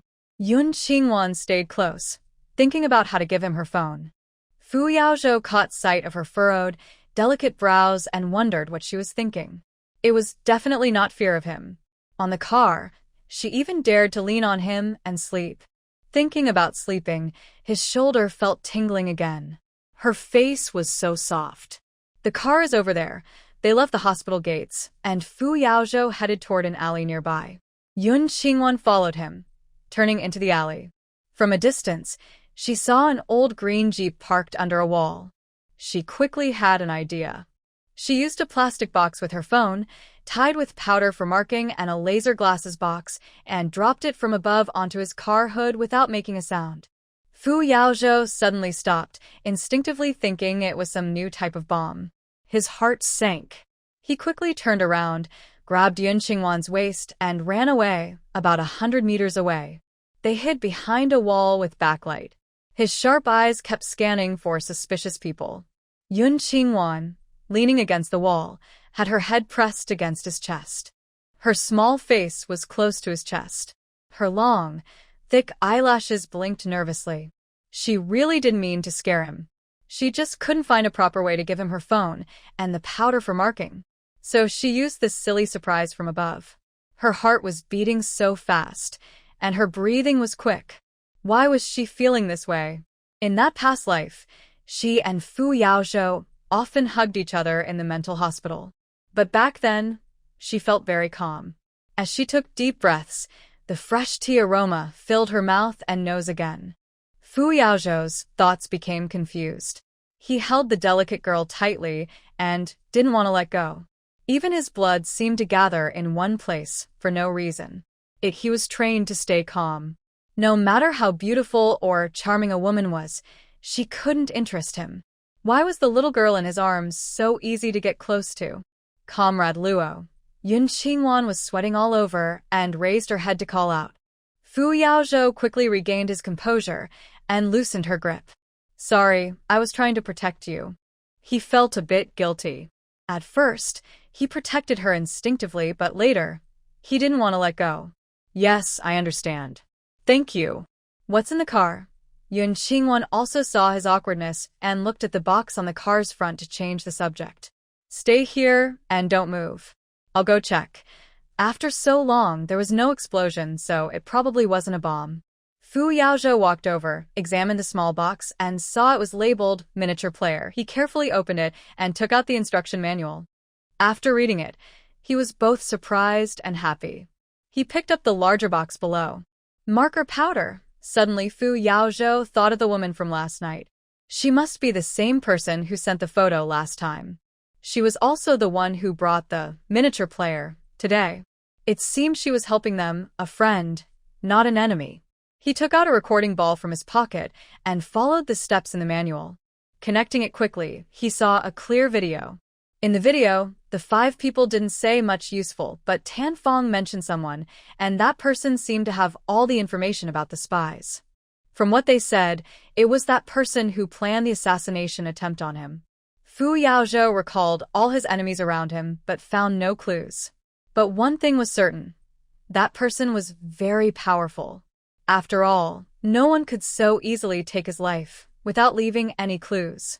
He carefully stored the recording device and the marking powder, then turned back to the corner and waited for Yun Qingwan to get into the car. Yun Qingwan sat quietly in the front passenger seat, not speaking. Fu Yao also said nothing, guessing the woman's identity in his mind. She definitely wasn't a ghost. Ghosts couldn't have such advanced mini players and laser glasses. And she certainly wasn't a person from this world. Otherwise, she wouldn't have suddenly created a strange car out of nowhere. Could she be from outer space? No matter who she was, he had to find her. Otherwise, with her skills, once many people discovered her, it could cause a global crisis. Half an hour later, Fu Yao, feeling serious, took Yun Qingwan to a large courtyard behind the military area nearby, a place where outsiders were not allowed. It was very quiet inside, but the circle of houses looked like a detention area. On the right side of the courtyard, near the main gate, there was a medical room with 3 rooms. Yun Qingwan followed Fu Yao inside and saw that the beds were full of people. They were the 3 couples and their children from Tanfeng's group, along with 5 special agents. There was also the elderly woman who had brought pears. Next to them was the woman she had drugged and who was bleeding. Inside, there were 4 guards, 3 middle-aged doctors, and 5 middle-aged nurses. Because there were so many people, even with 4 fans and 2 buckets of ice, it was still hot and stuffy. When they saw Yun Qingwan come in, everyone looked at Fu Yao in surprise. A tall soldier stared at Yun Qingwan with bright eyes, as if wanting to ask about her background. But Fu Yao shot him a cold look, and he immediately shut his mouth. The doctors and nurses seemed afraid of Fu Yao and stepped back instinctively. Fu Yao approached the pale, unconscious woman and said to Yun Qingwan, "This is her. She looks very serious. I'll check her first." Yun Qingwan went to the woman's bedside, checked her pulse, looked into her eyes, felt her chest and abdomen. Finally, when she opened her mouth to look at her tongue, she gave her a hemostatic pill. Then she took out a silver needle and inserted it into the woman. After 10 minutes, the woman's bleeding stopped, and her skin gradually regained some color. 3 middle-aged doctors were very happy. These days, they worked hard to save her, but the bleeding wouldn't stop. Unexpectedly, Yun Qingwan gave her an injection and stopped the bleeding. One of the middle-aged doctors asked, "Comrade, do you know when she will wake up?" "She will wake up in about 2 hours. Give her some rice soup with oil, and she should recover to normal by tomorrow," Yun Qingwan politely replied. Then she looked at the unconscious people and asked, "Do they need my treatment?" Thinking about her revenge from the past life, she didn't want to save Tanfeng and his family. But if she didn't help, she couldn't find out who was behind the spies. She weighed her options and decided to put her personal revenge aside for now and help Fu Yao and others catch the spies. As for Tanfeng, he was already involved with the spies. She believed Fu Yao wouldn't let him go. The tall soldier who was about to speak, named Su Feng, finally spoke up. "Comrade, they are poisoned. It's the kind of poisoning from taking toxic medicine that causes unconsciousness. Can you cure them?" Yun Qingwan smiled lightly. "I'll try." She needed to see what poison Tanfeng and the others had ingested, so she could prepare the right medicine. Hearing that she could detoxify them, Fu Yao, who was cold and stern like ice, had a calm black gaze that lit up. His intuition told him that that person was a strong opponent. He had to quickly find out who that person was by questioning the 5 spies and Tanfeng. Yun Qingwan approached Tanfeng and the others, checked their pulses, but didn't find anything specific. Their breath was weak, and their pulse was faint. Nothing more clear. She needed to use the high-tech medical equipment in her space to check the cause and treat them accordingly. It wasn't that she didn't know medicine, it was just more accurate and convenient this way. She looked at Fu Yao and asked, "Their poison isn't hard to cure. I need to use their blood to prepare the antidote. Do you have blood collection tubes here?" She needed to take their blood back, test it with her high-tech instruments in her space, and then make the precise antidote. Fu Yao, standing nearby, turned to the chief doctor and said, "Follow her instructions." "Yes, Commander Fu." 3 doctors and 5 nurses worked together, collecting 21 tubes of blood from both adults and children. They packed the blood into medicine boxes. Fu Yao personally carried the boxes and sent Yun Qingwan back. When they left the hospital, he planned to take her out for a walk. Now, he was in a hurry to go back and study the mini-player, so he had to break his promise. Yun Qingwan also saw that he looked calm on the outside, but her heart was already on her phone. She didn't let Fu Yao get out of the car. "Wait until I find the antidote and let Director Fu tell you." "No need, I'll come to get it myself. Just tell me a time." Fu Yao didn't doubt her ability. Yun Qingwan leaned on the car window. "How about I wait for you here at 6 tomorrow morning?" Fearing she might be scared, Fu Yao spoke softly, making Yun Qingwan wonder if he had 2 different personalities switching back and forth. After all, just now, He had been cold and frightening in front of his comrades and doctors. She waved at him and went back to the hospital. She took a walk around the yard and then came out again. Fu Yao had already left. Yun Qingwan went to a nearby guest house and rented a large room. She closed the doors and windows, then stored all the items inside her space.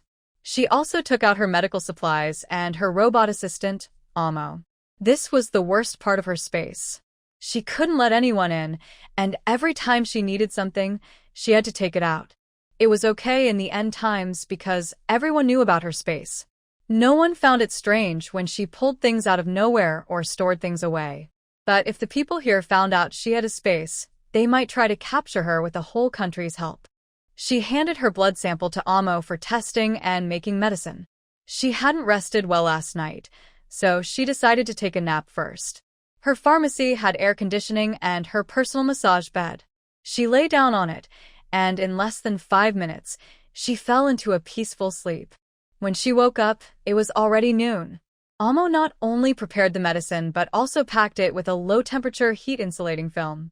Each person received 3 antidote pills, enough to cure their poison in just one day. Yun Qingwan happily stored the antidotes and Amo along with the pharmacy into her space, then chose a meal. She ate slowly, then took out her small camper and continued to sleep. Until 4:30 p.m., she checked out and went to the nearby post office to send a big package of summer clothes and shoes to her family. After finishing her work, she went straight to Wei Jinyao's hospital room. Wei Mingli and Song Lin were there. Wei Mingli sat beside Wei Jinyao, feeding her an apple, and they were talking and laughing. Song Lin sat at the bedside of her unconscious young son, her eyes red with tears. Xiao Guizhi and Cui Min are boiling medicine. Next to them, Cui Yin occasionally chats with Wei Mingli and Song Lin. This time, when Wei Mingli sees her, he is not angry but kind and gentle. Wanwan, come here to Dad. Wei Mingli wears silver-rimmed glasses, smiling softly and kindly, looking like a gentle, artistic father. Women from 80 to 3 years old all like his warm and friendly look. But Yun Qingwan knows that his heart could even poison the 5 poisons of the Dragon Boat Festival. Fortunately, Yun Qingwan, who has been reborn, is no longer afraid of him. She pretends not to see the fierce look in his eyes, walks up to him, and asks, "Are you here for blood test?" Wei Mingli smiles and raises his eyelids. "The blood test is done. How many more times do I need?" He doesn't scold or question but gets straight to the point. Without a doubt, Wei Mingli has seen through all the tricks of her entire Wei family. He has even thought about how to deal with her. Yun Qingwan responds normally. If it's from biological parents, she can take the medicine again tomorrow, and she can be discharged the day after tomorrow. Of course, it has to be from her biological parents. Wei Mingli then takes out 1,000 yuan from his bag. Wanwan, this money is borrowed from the factory. Mom and Dad can't give you a good life, so you have to use it carefully. His sinister smile seems to say, try to accept it if you dare. Dear sister-in-law, you're spoiling your daughter like this. You're harming her. Cui Yin can't stand it anymore. How could a daughter make her sister treat her illness and force her parents to borrow money for her treatment? If this happened in Cui's family, she would have been beaten with a feather duster long ago. Wei Mingli is sure Yun Qingwan wouldn't dare take the money, and he looks sad as he says, Cui brother, don't say that. Wanwan. Even if she wants my flesh, I am willing to cut it. But in the next moment, Yun Qingwan casually takes the money. She even counts it before putting it into her bag and casually adds, this money is for treating Wei Jinyao. If you think it's a waste, you don't have to let me treat her. In the past, Yun Qingwan wouldn't dare to take money and would kneel and apologize. But now, Yun Qingwan is no longer afraid of the Wei family. Her words sound like a threat to Wei Mingli. Suddenly, a strong killing intent rises in his heart. Everyone in the room was silenced by her words. Comrade Yun, the medicine is ready. Qiu Guizhi looked at Yun Qingwan, breaking the brief silence. Okay, feed her. Yun Qingwan didn't check the medicine, but directly fed Wei Jinyao the broth. Wei Mingli clenched his fists, veins bulging. He guessed right. Yun Qingwan was deliberately messing with them. Fine, then he wouldn't hold back anymore. Wei Jinyao, who was awake, looked at the blood-colored medicine with disgust. Tears in her eyes, she looked at Wei Mingli and said, "Dad, this smells terrible. I can't drink it." Wei Mingli was full of anger and had no patience to comfort her. He looked at her coldly and said, "Yao Yao, be good. Drink the medicine so you can get better." In the Wei family, only elder brother Wei Xiaocheng and Song Lin dared to oppose Wei Mingli directly. Wei Jinyao was naturally afraid of him. She held the bowl, tears welling up, and hesitated to drink. Yun Qingwan's eyes flickered with a mischievous smile. She took a drop of sulfuric acid from her space and dropped it onto Wei Jinyao's hand. The sudden burning pain made Wei Jinyao loosen her grip on the bowl. The blood-colored medicine spilled all over her. Her hands also got some on them, just enough to cover the small round wound. Everyone looked on with anger in their eyes. Cui Min was the first to accuse her. "Yao Yao, what are you doing? If you don't want to drink the medicine, you shouldn't spill it on purpose." Song Lin followed angrily. "Wei Jinyao, this is medicine to save your life. How can you be so willful? Yao Yao, we care so much about you. How can you be so ungrateful?" Cui Yin also scolded her, disappointed. Wei Mingli looked at Wei Jinyao with a cold gaze. "Do you want to lie here forever?" Sniff, "I didn't mean to. My hand hurt, and I didn't hold the bowl steady. I didn't do it on purpose, Dad. Please believe me. I really didn't mean to spill the medicine." Wei Jinyao cried as she explained, but no one believed her. Only Qiu Guizhi quickly changed her bedding and found clean clothes for her. Yun Qingwan held her silver needle kit, suppressing a smile, and asked, "It's not a big deal. There's still time. Just make another bowl of blood to cook the medicine." Her words made Cui Yin and Cui Min turn their eyes to Wei Mingli. Cui Yin said, "In-laws, since you're here, maybe we can. I have nothing to do with Wei Jinyao. Even if I took blood, it wouldn't work." Wei Mingli was furious. The blood he brought wasn't even his. It was chicken blood bought from outside. He was trying to test Yun Qingwan's words so everyone could see that Yun Qingwan was lying. But unexpectedly, Wei Jinyao spilled it. Wei Mingli grew angrier the more he thought about it. He's not Wei Jinyao's father, and even if he were, he shouldn't take this blood. If this gets out, not only will the Fu family refuse Wei Jinyao, but she might never get married in her life. No one can accept their wife being an illegitimate child. "Dad, it's only twice. Just take some. Yao Yao's health can't be delayed anymore," Cui Min urged anxiously. Song Lin also looked at Wei Mingli. She was now half convinced and half doubtful. But if he took the blood, it would definitely prove that Wei Jinyao and Yun Qingwan are related. Wei Mingli ignored them and looked at Yun Qingwan. "Wanwan, this month, our family has huge expenses. The liver medicine from the Yin family might not arrive in time. So, is this blood really necessary?" The first of each month was when the Wei family sent medicine to Yun Huayan, though it didn't have much effect. But for Yun Qingwan, the medicine from the Wei family was her hope to stay in the Wei household. It made the Wei family think they had control over her. Now, she no longer needed it. So she could act foolishly and pretend she didn't understand his threat. "Yes, it must be taken. Without the blood of a relative, my hemostatic medicine won't work at all. And this medicine must be taken once a day, without interruption, or everything starts over. You can't wait, right?" The threat in the words, "can't wait," was much stronger than Wei Mingli's. Wei Mingli was so angry his fingertips almost punctured his palm. But he smiled cheerfully. "Wanwan, I can't take blood tonight. Since your older brother's and third brother's blood can cure Yao Yao, yours can too. Why don't you draw some blood for medicine?" Yun Qingwan smiled speechlessly. How could Wei Mingli be so shameless to say that? She hadn't even refused yet when Song Lin stepped forward, quickly opposing him. "Wanwan has a weak body and is a girl. She can't have her blood drawn." Everyone in the room was surprised again but quickly understood. No matter how much Yun Qingwan is disliked by the Wei family, she is still Song Lin's biological daughter. Drawing blood can hurt the body, especially for girls. After losing blood, they feel tired even after walking a few steps. In the future, the child might not be able to conceive. As her biological mother, Song Lin certainly wouldn't want Yun Qingwan to suffer this. Wei Jinyao, lying on the bed, looked at her with resentment, thinking that she loved her, but at critical moments, she chose her own daughter. Just wait, when she gets better, she will make Yun Qingwan pay. Yun Qingwan was also surprised. Deep down, she longed for maternal love. Even if she wished for the Wei family to disappear, she didn't want Song Lin to die. At this moment, seeing Song Lin protect her warmed her heart.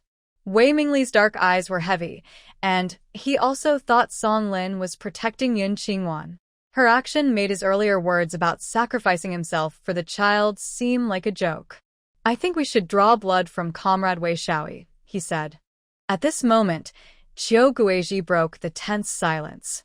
Wei Shaoi, who was sleeping but aware, wanted to curse. "Who do you think you are, you little thing? Why are you meddling in my family's affairs?" Song Lin disagreed. "Third brother isn't even awake now. We can't draw his blood." Everyone's gaze once again focused on Wei Mingli. Cui Min pleaded, "Dad, just sacrifice once."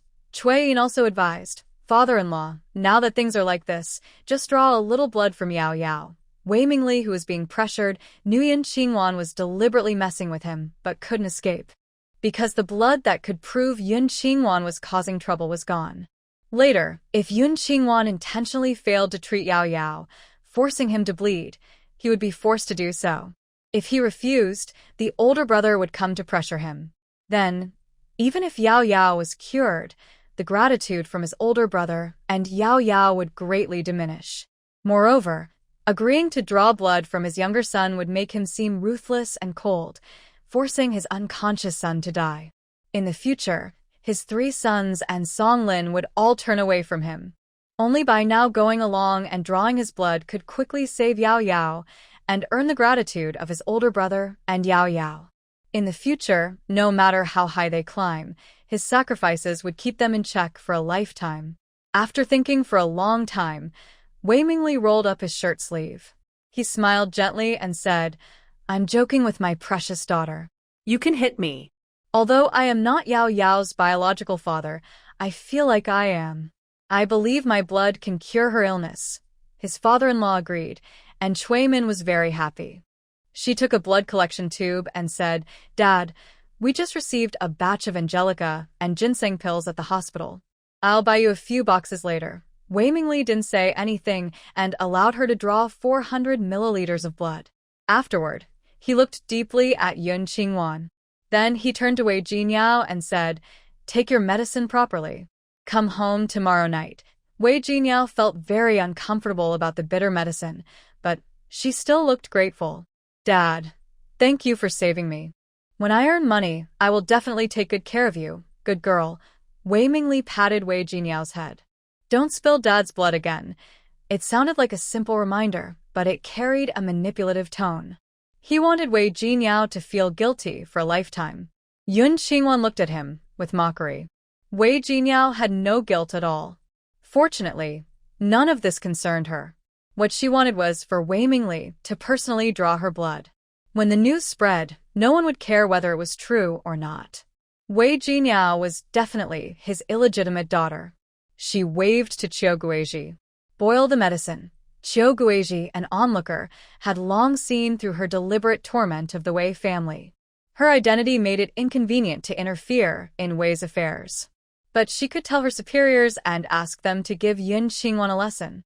She obediently took the blood and medicine, and after it was ready, she went to the bed and personally fed her the medicine. "Comrade Wei, let me feed you. That way, you won't spill the medicine, and your father won't have to draw blood again. He's old and can't handle too much." This didn't sound wrong, but Yun Qingwan narrowed her eyes. Did she know Wei Mingli? Wei Jinyao looked up, staring at Wei Mingli's intimidating, cold gaze. She didn't dare resist and obediently drank the blood medicine. This time, it was Wei Mingli's blood.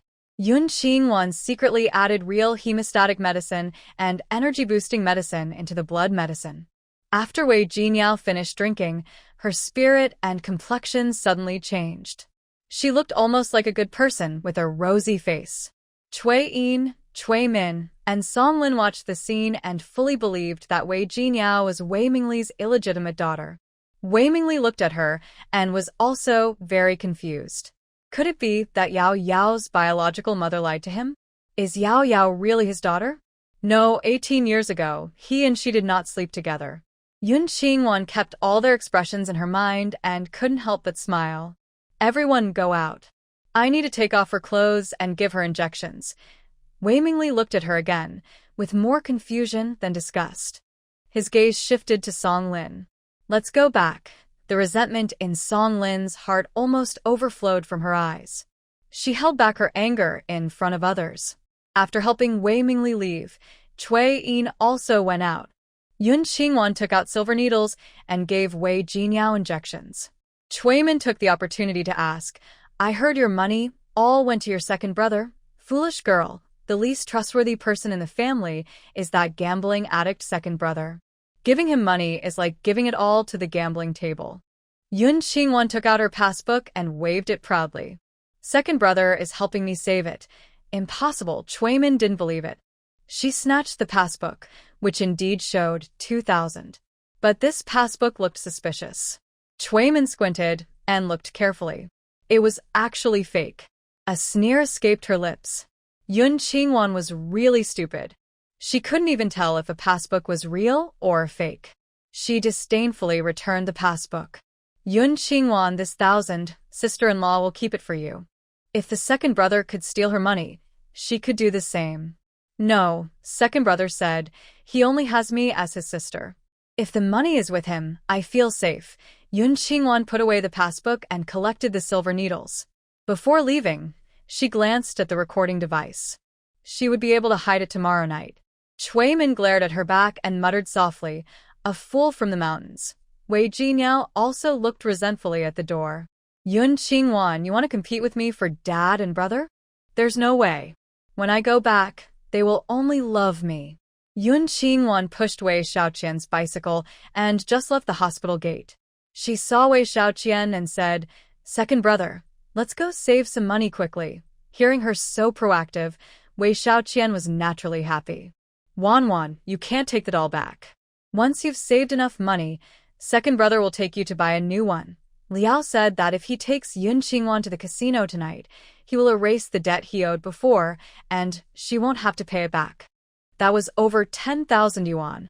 How could he not be tempted? Sister, don't blame second brother. It's your fault for letting Liao take a liking to you. Anyway, just one night won't affect your marriage to Xia Yuanjing. Second brother, you're so kind. Yun Qingwan guessed that Liao wasn't giving her the doll. Tonight, she planned to sneak in and find the doll herself. The two of them happily arrived at the home of a classmate who worked at a bank. After depositing the money, Wei Xiaoqian took Yun Qingwan to walk around the night market park. They bought ice pops and baked flatbreads.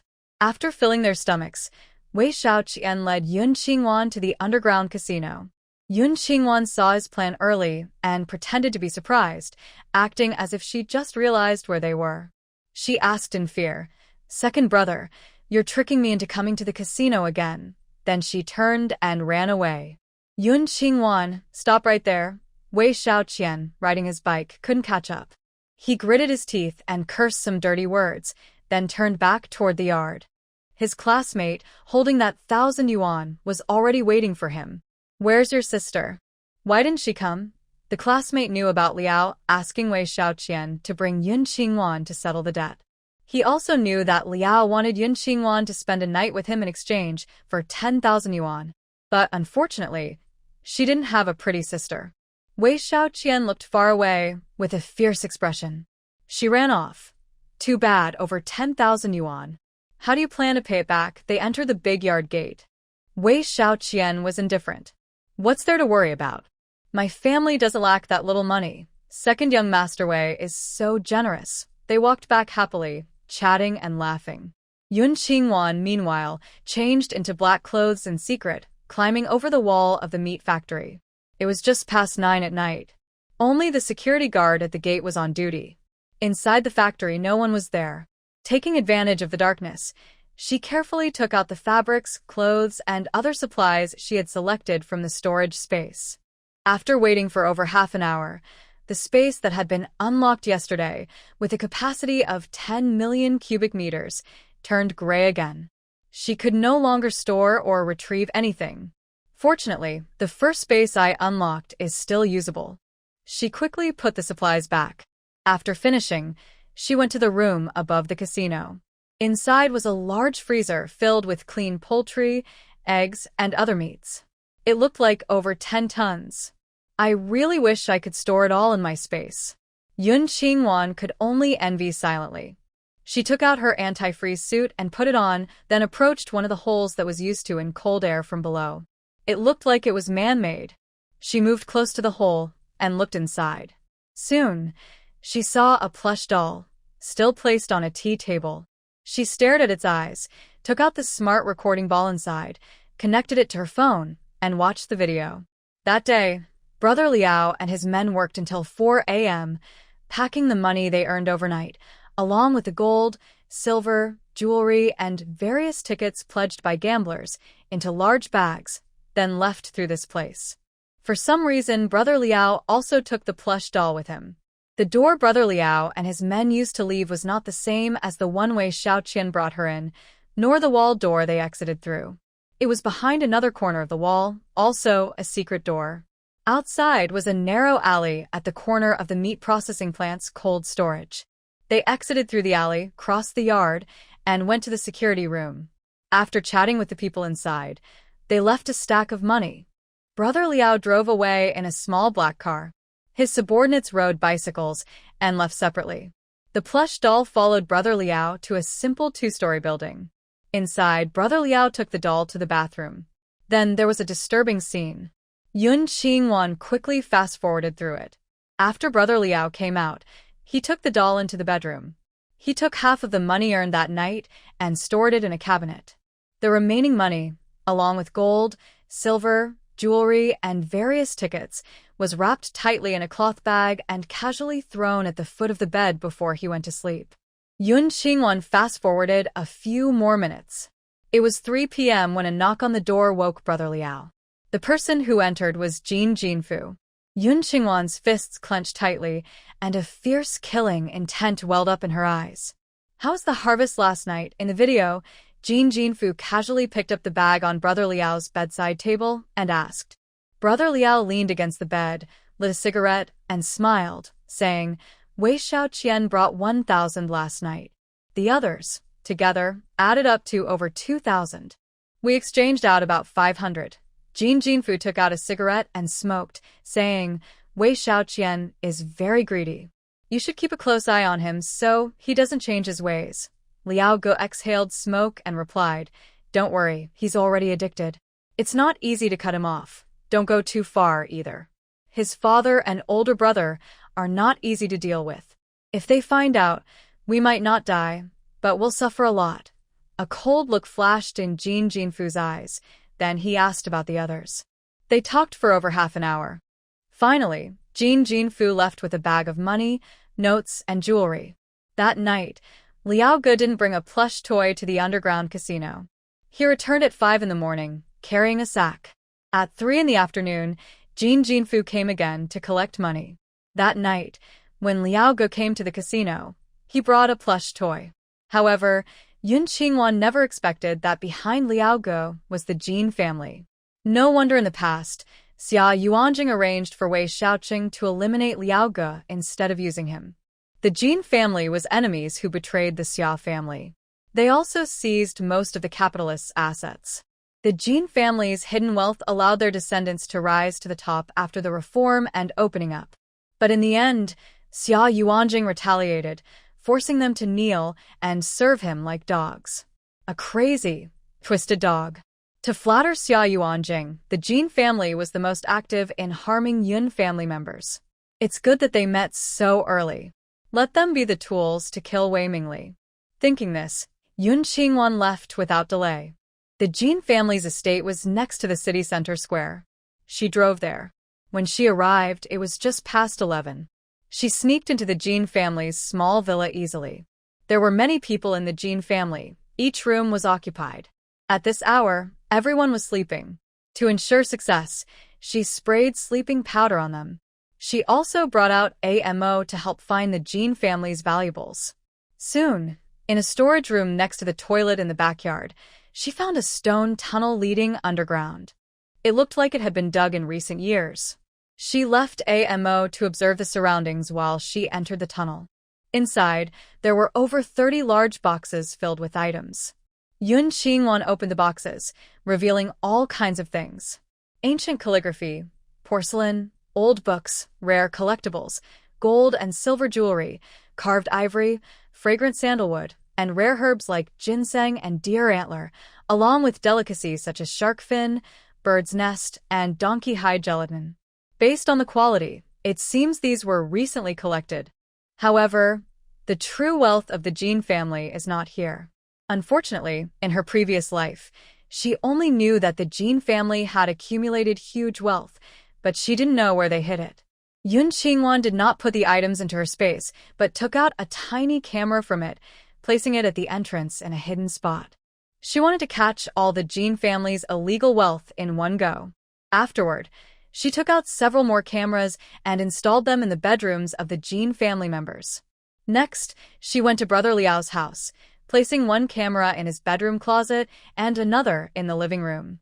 Finally, she returned to the frozen storage of the meat factory, cleared the data from the recording device, and put it back into the plush doll's eyes. For extra safety, she installed a tiny camera below the entrance, so even if the plush doll was taken away, she could still see what was happening below. After finishing her work, it was just past 1:10 a.m. Wei Xiaoqian only had 10 yuan left. His classmates, who came with him, kept urging him to leave. "Let's go. We have to work tomorrow." Wei Xiaoqian was reluctant. Holding the last 10 yuan, he hesitated whether to play one more round. His opponent, smiling, encouraged him. "It's just 10 yuan. What's there to think about?" "Yeah, losing or winning is only 10 yuan. Wei Xiaoqian's eyes turned red, and his face twisted with anger as he threw the 10 yuan onto the gambling table. He grabbed the dice cup and shook it vigorously, unwilling to put it down. The onlookers laughed when they saw this. "Wei Xiaoqian, just like your sister, shake the dice and show us what you get." "Forget it. He doesn't even have a bit of luck. How could he possibly roll something good?" Amid the crowd's teasing, Wei Xiaoqian heavily set down the dice cup. As he slowly lifted the lid, Yun Qingwan used her space to stack 3 dice together, with one side facing up. The entire room fell silent. Could this unlucky guy really roll a good number? The gamblers at the nearby table, including Brother Liao at the other table, came over in surprise, staring at the dice. Wei Xiaoqian, in a crazed state like a madman, froze for a long time before suddenly stepping in place and laughing wildly. "I won. I rolled a little, haha, I won." His classmate also looked very happy and went up to give him a slap. "Stop smiling foolishly. Pay up." Regaining his composure, Wei Xiaoqian looked at his opponent, proudly shaking the 10 yuan he had. They were betting 10 to 1. The winner would get 10 times the amount the loser put in. The opponent looked at Brother Liao and handed Wei Xiaoqian 100 yuan. "Keep going." He took out 20 yuan and threw it on the table, shaking the dice cup, but Yun Qingwan was cheating by swapping the dice. He originally rolled a 1, 2, 3, but she changed it to 5, 5, 6. Wei Xiaoqian also threw 20 yuan on the table and rolled 3, 5, 6, narrowly winning and earning 200. He was very excited and told his opponent, "Don't bet 10 or 20 yuan anymore, bet at least 50. Young Master Wei is on a lucky streak. I'll play with you." Brother Liao pulled the opponent aside and sat opposite Wei Xiaoqian, throwing 50 yuan onto the table. He shook the dice cup first, and the 3 ones were swapped by Yun Qingwan for 3, 4, 6. Wei Xiaoqian was initially nervous, thinking that if he lost, he would owe 500 and have to borrow money. Seeing Brother Liao's roll, he almost laughed out loud with excitement. Wow, his luck was really coming. He put 50 yuan on the table and started to shake. When he revealed the dice, it was 3 ones. Suddenly, he earned 500. Brother Liao's eyes darkened with suspicion. Could it be that this kid was really lucky? His skills shouldn't be so bad, right? He took out 100 yuan and threw it on the table, continuing to shake, rolling 6, 3, 5. Wei Xiaoqian rolled 1, 2, 4, and won another 1,000. He kept winning, stacking his money into a small mountain. After paying off his debts to the casino, he had earned over 10,000. But it still wasn't enough to cover what he owed the casino, so he kept playing. Brother Liao was fed up. He suspected Wei Xiaoqian was cheating, but he couldn't prove it or catch him. Young Master Wei, sorry, it's 3:30 now, we have to close. Come back tomorrow, and we'll continue then. No, I'm on a lucky streak, I won't leave. Wei Xiaoqian simply couldn't bear to leave. He wanted to win back all the money he had lost before. Well, that's really unfortunate. Our rules say we close after 3 o'clock. Brother Liao waved his hand, signaling his subordinates to open the wall door, and all the gamblers inside left. Wei Xiaoqian didn't want to leave, but he could only leave with his classmate, wrapping the money in a white shirt. Brother Liao's subordinate came over and asked, "Do you want us to go get the money back?" Brother Liao wanted to see how Wei Xiaoqian managed to win using his method. The girl Yun Qingwan upstairs also left. When she caught up with Wei Xiaoqian, he was just passing by 2 young men delivering bicycles to them. The 2 guys were joking and congratulating him, and Wei Xiaoqian generously gave each of them a 10 yuan tip. Yun Qingwan, dressed in black, was hiding in the shadows. When she saw him and his classmate passing through a dark alley, she rushed out with a stick and hit one of them. Young Master Wei, you really don't understand the rules. No one can just take money from our casino and walk away, she said, snatching the money from the 2 men. One of the classmates was hit hard and fainted on the spot. Wei Xiaoqian covered the back of his head with one hand and reached out to Yun Qingwan with the other. Money, my money. You rotten scoundrel, Liao Pizzi, just wait. I won't let this go. If you don't return my money, I'll have my older brother settle your score.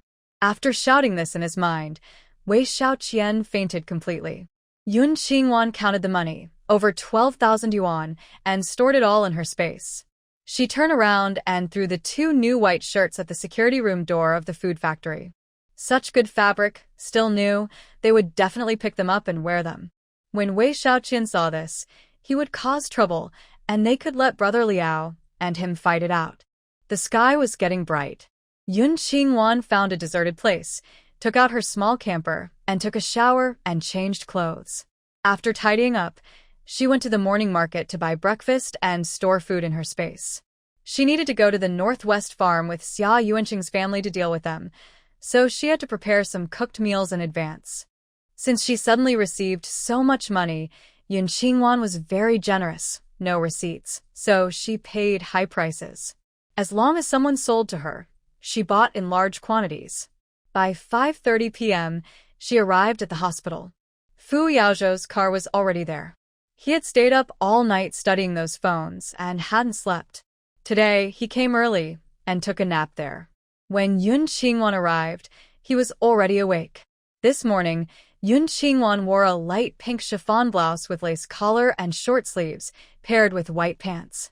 Standing in the morning breeze, she was more eye-catching than the rising sun. She saw Fu Yao get out of the car and walk over briskly. Seeing her bright smile, Fu Yao's lips unconsciously curved up. He quickly approached her, taking the medicine box from her hand. His voice was gentle and charming. "Why are you here so early? I'm afraid you'll wait for me," she replied. Yun Qingwan looked at his tired face, took a cup from her pocket, and poured him some spring water. "Drink some water." Fu Yao took the cup and drank it all. The cool, refreshing spring water quickly eased his inexplicable restlessness. He handed the cup back to Yun Qingwan, opened the back car door, and pointed to 2 large paper boxes on the seat. "I bought these for you. Do you like them?" Yun Qingwan looked at him in surprise. After getting in the car, she opened the first box. Inside were rare nuts like cashews, pine nuts, and pistachios. The other box contained white rabbit milk candies, boxed cookies, glass jars of dried fruit, and canned goods. There were also 2 metal boxes of chocolates and 2 bags of adult milk powder. Fu Yao, sitting in the driver's seat, watched her through the rearview mirror with a smile. "The purple metal box has chocolates. They melt easily, so eat them now." "Thank you. I'll eat them when I get home," she said. Yun Qingwan didn't want to show her teeth turning black in front of Fu Yao. Fu Yao smiled. Don't leave them too long, okay? I'll share them with my older brother.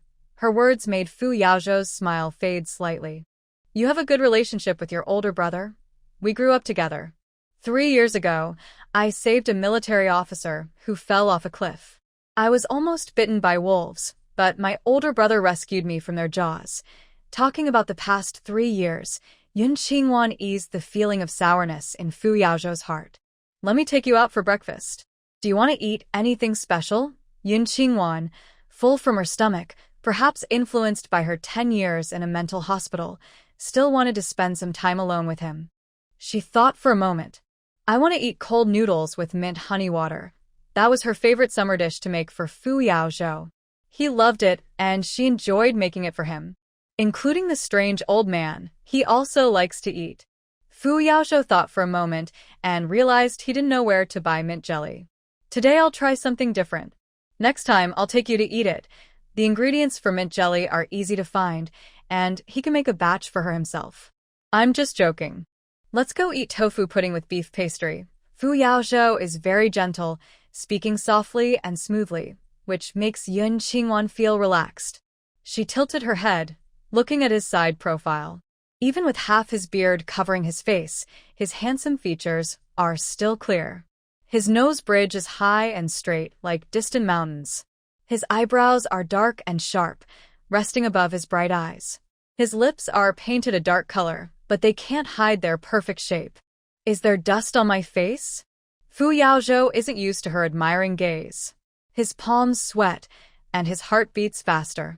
No, you look very nice. Yun Qingwan shyly withdraws her gaze, feeling a bit annoyed with herself for always thinking of him as the person from her past life.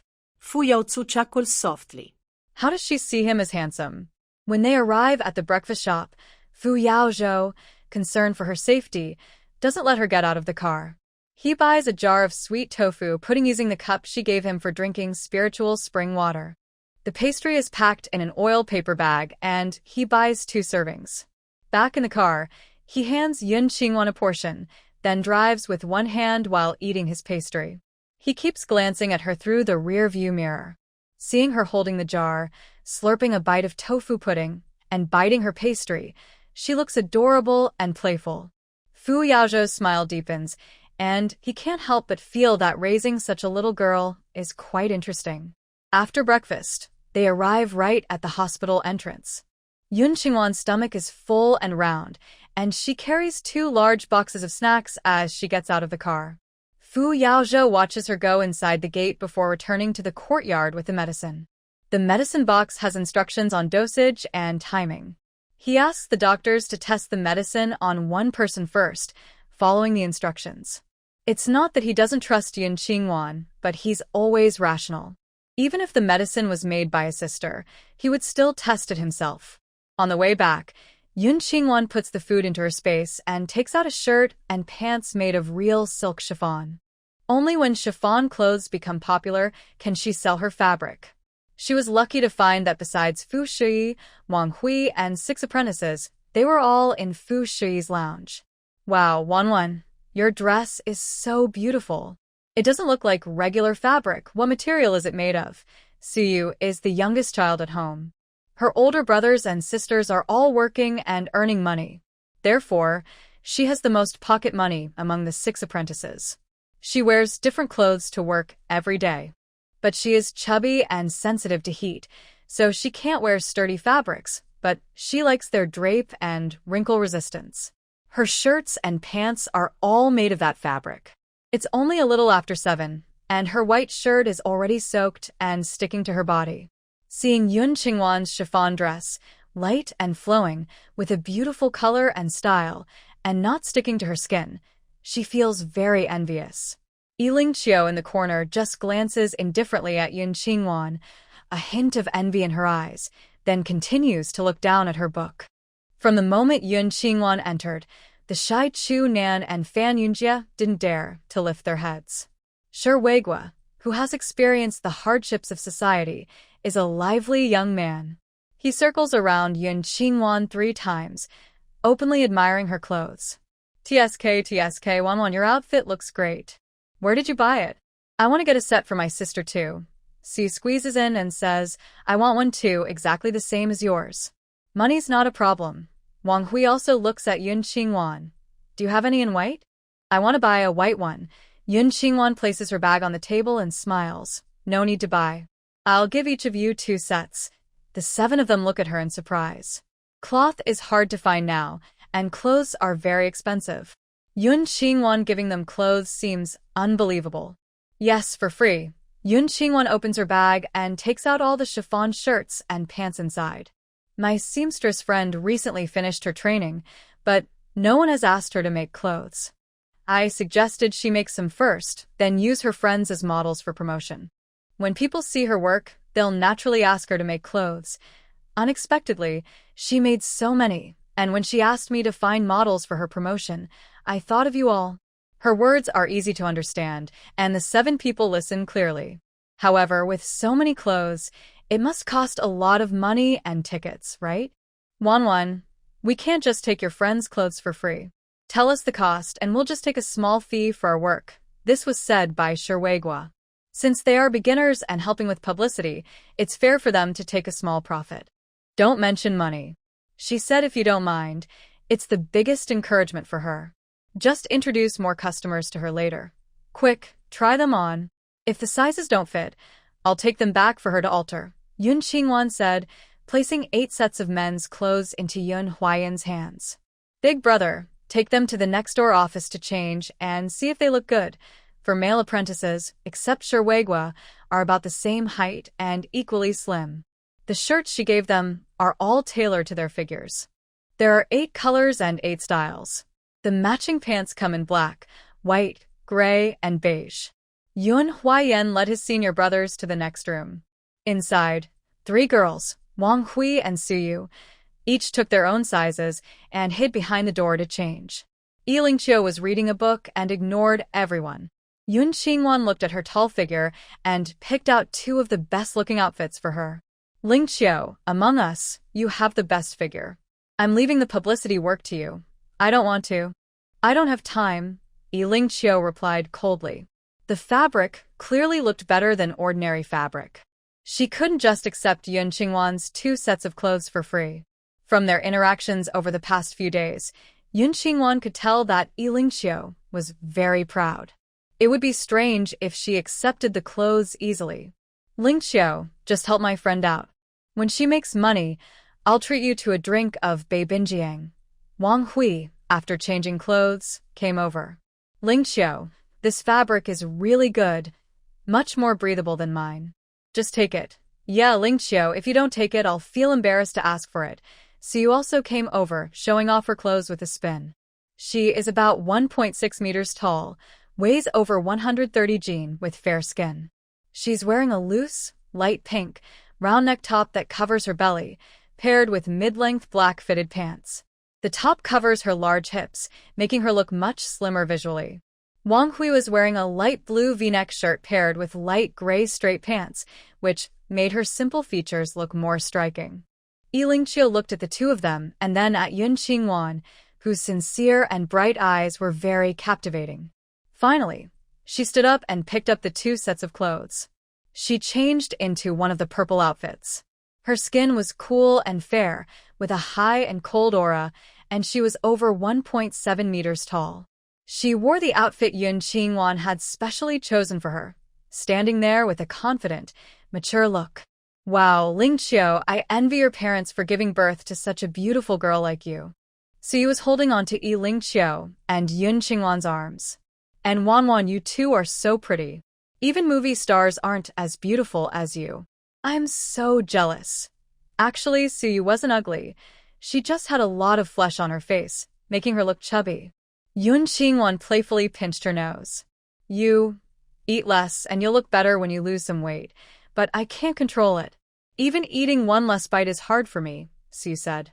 She loved eating since she was young, and she could eat 2 bowls of pure meat. She just liked rich, greasy food. Wang Hui smiled as she watched her. No worries. After summer, when our hospital resume's training, you won't be able to avoid losing weight. Don't want to. I hate training. I don't want to do it at all. Su sighed dramatically, making everyone laugh. Yun Qingwan heard a noise at the door and went to open it. Yun Huayan and the others had changed into their clothes. They wore shirts of 4 different colors, showing off their youthful energy vividly. The 4 girls inside the room looked at them with shining eyes. Wow, so handsome. Especially Yun Huayan, he looked so good. He was wearing a short-sleeved, light yellow shirt with apricot-colored pants. He looked elegant and noble. Fan Yunjie wore a plain black outfit with glasses, looking refined and reserved. Shi Weiguo chose a pink shirt with white pants, giving off a cool, rebellious vibe.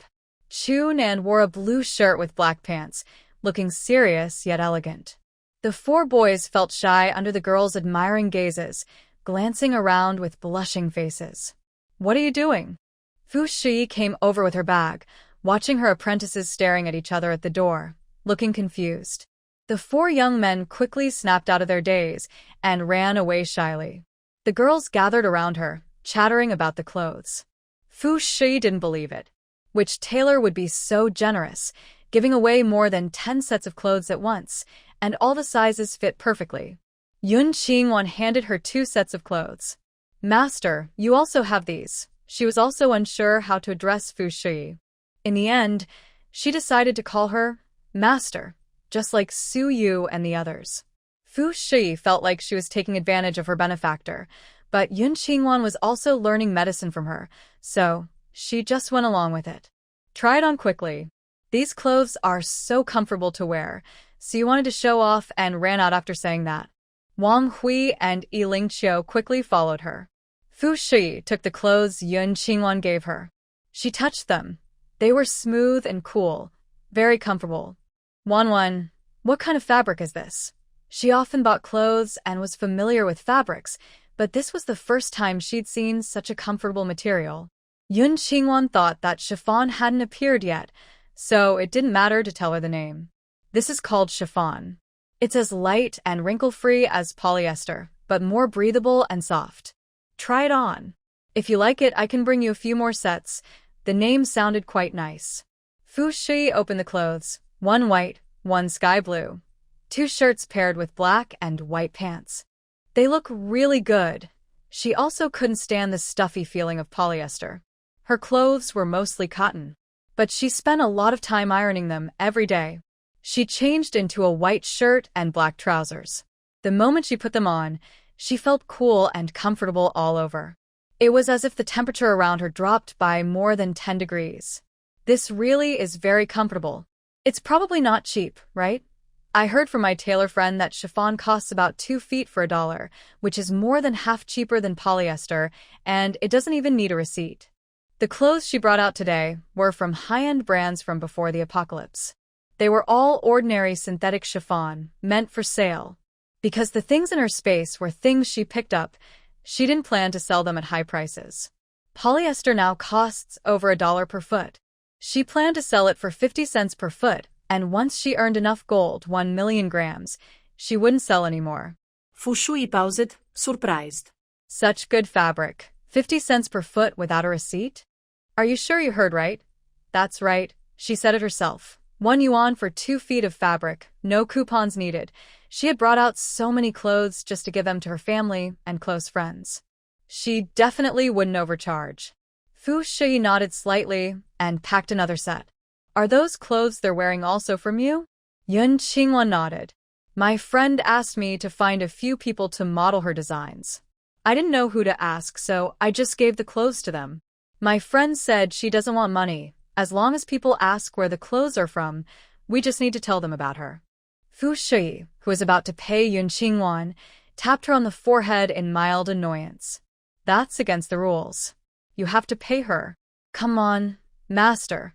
Even if you pay me, I won't take it. My friend clearly said she doesn't want money. She just wants people to know about her work." Even though most businesses were state-run, skilled workers could keep part of their earnings after giving a portion to the state. Naturally, they hoped for more business to earn a little extra. Fine. "Then give me your friend's address, and I'll buy from her directly." Yun Qingwan smiled awkwardly. She's still an apprentice and hasn't opened her own shop yet. She made these clothes quietly at home. Let's just help spread the word for now. No need to rush to buy from her. She had made up the story about her friend. Not to sell clothes, but to sell fabric. Fu Shui frowned slightly. When she opens her shop, let me know. Never taking advantage of others was a principle deeply rooted in her heart. She was determined to pay Yun Qingwan's friend. Yun Qingwan smiled and ran off. The day passed quickly. She went to see Wei Jinyao. After a day of rest, Wei Jinyao looked much better. Her face had color again, and she seemed full of energy. She was even walking around. But that was only on the surface. The medicine Yun Qingwan had given her contained a stimulant. Once she returned home, and the effect wore off, she would feel weak and want to stay in bed. For the next few years, she would hardly be able to get up. When Yun Qingwan entered, Wei Jinyao looked at her with resentment. She blamed Yun Qingwan for turning her against Song Lin. People had said that the Lan family had hidden a great fortune, and only Song Lin knew where it was. They had told her to find a way to get the secret from Song Lin. But all these years, no matter how kind or gentle she tried to be, Song Lin never told her anything. Now, she has become Wei Mingli's illegitimate daughter, making it even harder to find out information. When Yun Qingwan walked in, Qiu Guizhi happened to be boiling medicine. "Comrade Yun, this was sent by your father." Yun Qingwan was amused by her unnecessary words. "Do you know Wei Mingli?" Qiu Guizhi hurriedly looked up. "Huh? No, I've always lived in the countryside. How could I know Director Wei? Did she notice something? You're so concerned about him." "I thought you knew him," Yun Qingwan said casually. "I don't know him. You always take his side when you talk. Who would believe you?" Qiu Guizhi looked embarrassed and secretly regretted speaking too much. This made her dislike Yun Qingwan even more. "Little brat, just wait. When I leave here, you'll see." Yun Qingwan happened to notice her look of resentment and quietly marked her with some powder. A mark so she could find her even if she slipped away from the people arranged to watch her by Fu Shui. After giving Wei Jinyao the medicine, Yun Qingwan took a silver needle and casually poked a few spots on Wei Jinyao's body. Wei Jinyao cried tears of pain. "Yun Qingwan, are you trying to hurt me?" "Yes, did you just realize?" Yun Qingwan quickly withdrew the needles. She still wanted to go to the gambling house to enjoy the show. "Did you only poke for a few seconds?" Wei Jinyao looked at her stomach in confusion. From the moment the needle went in to when she pulled it out, it was only 5 seconds. Qiu Guizhi also asked suspiciously, "Comrade Yun, did you poke in the wrong place?" "No," she said. "No, she's already fine. No need to poke anymore." Just discharged her, Yun Qingwan walked to the door, then turned back to look at Wei Jinyao. "Wei Jinyao, tell Wei Mingli and Song Lin that I've changed the lock on the room you sleep in. Anyone who dares to move that room, I will cut off their claws." Wei Jinyao got up to protest.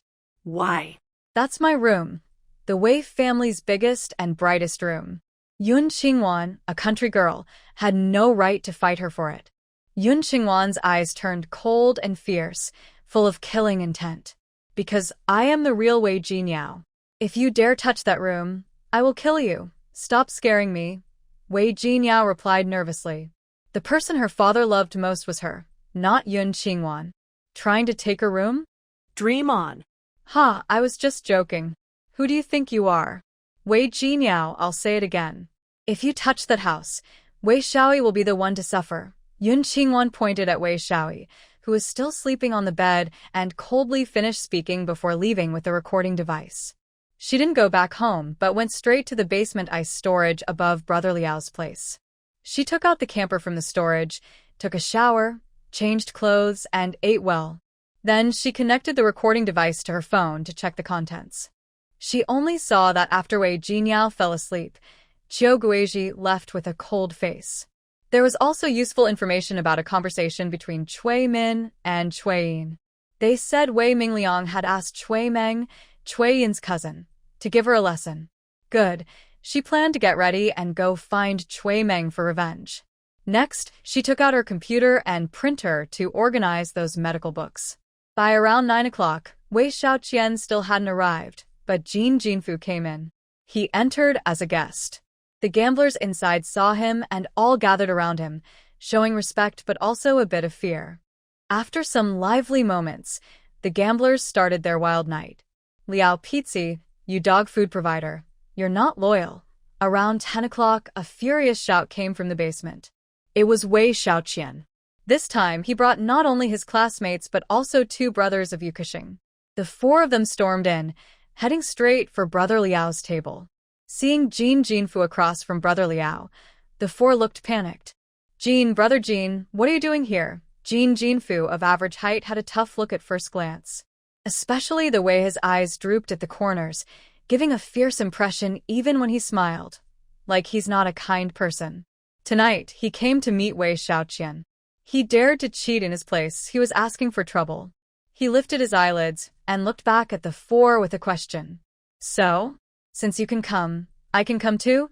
No, you can come and you're welcome. The 4 stammered and nervously stepped back. Brother Liao sneered, why did you just curse me? Yukuxing's 2 brothers and the classmate all looked at Wei Xiaoqian, waiting for him to explain. Wei Xiaoqian swallowed hard and said, You are unfair. You sent people to hurt us and even stole the money from me. Brother Liao got angry after hearing this. Nonsense. I wouldn't do such a thing. If he were that kind of person, this place would have shut down long ago. Jin Jinfu also didn't believe Brother Liao would do such a thing, especially not to Wei Xiaoqian, who is a big fish. He looked at Wei Xiaoqian and asked, Is there some misunderstanding? No way. The person who took our money said clearly that you wanted to get the money back. Wei Xiaoqian rubbed the back of his head. Look, there's still a swelling there. That classmate also stretched his neck. Me too. I've been applying medicine all day, but it hasn't healed. Seeing that they didn't seem to be lying, Brother Liao and Jin Jinfu exchanged glances. They suspected it was someone under their command. More than 10,000 yuan is not a small amount. Brother Liao suddenly threw down a teacup and looked around with a cold gaze. Whoever did it, step forward. When I find out, your head won't be safe. Everyone waved their hands and nervously said it wasn't them. Brother Liao's men also swore they didn't intercept Wei Xiaoqian. After a moment of chaos, Brother Liao took out 100 yuan and handed it to Wei Xiaoqian. Young Master Wei, no matter who took the money, I will give you an explanation. This money is my apology. Today, you can play as much as you want. No matter how much you win, I will stay until the end. Wei Xiaoqian felt unhappy but could only accept his bad luck. He took the money and led his cousin to continue gambling. They had different hobbies, so they split into 4 tables, each playing separately. Wei Xiaoqian still bet on big or small. At first, Yun Qingwan didn't help him, but he won all the early rounds. Of course, it was Brother Liao's people helping him by giving him a head start. By around 11 o'clock, the opponents started cheating to win back all of Wei Xiaoqian's winnings. Yun Qingwan definitely wouldn't let Wei Xiaoqian lose. She used her space to help him in various ways. Thanks to her help, Wei Xiaoqian, who had initially won over 3,000 yuan, suddenly won more than 8,000.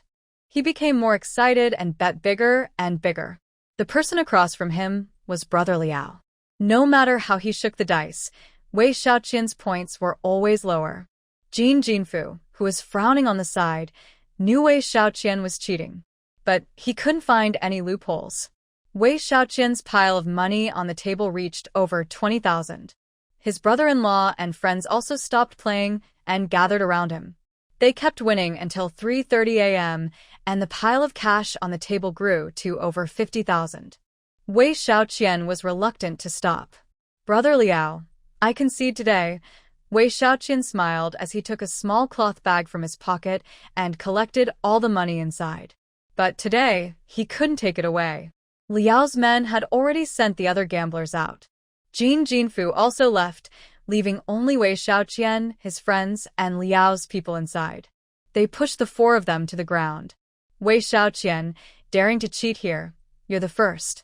Tell me, which hand should I cut off? No, I didn't cheat. I won honestly. Wei Xiaoqian loudly argued and struggled fiercely. But Liao's men were too many, and they couldn't break free. Yun Qingwan looked at all the money, smirked wickedly, and took a few drops of strong sulfuric acid from her space, pouring it on Liao and his men. After a series of screams and howls, Wei Xiaoqian and the others managed to break free. At that moment, The door Liao's men had gone out of suddenly swung open. Seeing this, the four of them, clutching the cloth bag, rushed out. Liao's men, seeing this, ignored their pain and chased after them. Inside the basement, no one was left. Yun Qingwan took the opportunity to collect Liao's money, as well as the pawned gold, silver, and other valuables and tickets. The plush doll still stood on the tea table, watching everything inside. After leaving, Yun Qingwan saw Wei Shaoqian's friends and two brothers-in-law being held down by Liao's men. Wei Shaoqian was held by Liao's men, shoulders pinned, standing in front of Liao. Liao's foot was on the cloth bag, and he raised a dagger to lift Wei Shaoqian's chin. Wei Shaoqian, if you tell me how you cheated, you can take your money and go. Wei Shaoqian struggled hard but couldn't break free. Liao, I didn't cheat. If you don't play fair, don't blame me for ruining your game. Haha, such big words. Liao punched Wei Shaoqian in the stomach. Speak, how did you cheat? Yun Qingwan watched them, knowing that in the end, it would just be Wei Shaoqian and his friends getting beaten, ending the scene. But she was hoping for a full-blown fight between the Wei, Jin, and Yu families, one where no one would back down. Cloud Qingwan took out a brick and handed it directly to Wei Shaoqian. At the same time, she dropped sulfuric acid onto their exposed arms. As they cried out in pain and loosened their grip on Wei Shaoqian, Brother Liao's second punch hit Wei Shaoqian's stomach. They lost their money and still got beaten. Wei Shaoqian was very angry and didn't think much about how he ended up holding an extra brick. He raised the brick and angrily smashed it on Brother Liao's head. Bright red blood flowed down Brother Liao's forehead and across his face. His little followers were so angry seeing this that their fury grew. They held down Wei Shaoqian and his friends and started hitting them fiercely. In the chaos, Yu Keilang's older brother grabbed a knife and stabbed one of Brother Liao's followers in the stomach. Yu Keilang's second brother threw a stone that shattered another follower's eye. The follower's screams of pain made Brother Liao, who was hiding in the shadows, very angry. Brothers, grab the tools and get them. I'll take responsibility for the consequences. It was supposed to be an easy win, more attackers than defenders. But because Wei Shaoqian and his friends were badly hurt, everyone was furious. Hearing Brother Liao's orders, they found wooden sticks in the corner and started beating the four. They beat them until their faces and noses were swollen. Meanwhile, in the shadows, Cloud Qingwan took out some sulfuric acid again and sprinkled it on the followers' bodies. They jumped in pain, threw down their sticks, and ran to check their injuries. The security guards nearby heard the noise, grabbed flashlights, and ran over. Seeing Brother Liao badly injured, they quickly surrounded him. What's going on? Who did this? Brother Liao covered his head and pointed at Wei Shaoqian and his friends. Catch them. They dared to cause trouble on my turf. I want their lives. Hearing this, Wei Shaoqian and his friends quickly grabbed some sacks from the ground and ran away. The security guards hurried after them. Cloud Qingwan also took advantage of the darkness to join in and secretly took the money bags. Wei Shaoqian and his friends, who had escaped after much hardship, were furious. Brother Liao declared bravely that they didn't steal their money. They were just openly robbing today. I'll make my big brother destroy their hideout. Wei Shaoqian kicked a nearby pole hard. Over 50,000 yuan was gone just like that. He was really unwilling to accept this. Younger sister Yu Keqing's two brothers knew that Brother Liao had powerful backing, but they didn't know who it was. They thought that today's trouble would surely lead to revenge from those people. If Wei Shaoqing could step in and catch all of Brother Liao's men, that would be a good thing. So, they all agreed. Brother-in-law, these guys are not loyal at all. We don't need to give them any face. Let your brother take people and get rid of these troublemakers. Then we can take over that place and have fun and make money, right? These words made Wei Shaoqian interested. If he took over Brother Liao's place and had his older brother's protection, he would be set to succeed. The more he thought about it, the more excited he became. Wei Shaoqian ran home happily. Halfway there, he turned back and followed his uncle. He needed to see if Wei Jinyao still needed blood tests before making any decisions. Yun Qingwan left ahead of them and went to a small black market near the provincial city. She planned to sell some chiffon clothes and find buyers who could buy large amounts. Compared to the market not far from the Wei family, This small one was about half its size. But because there was no management at the big market, many vendors moved here.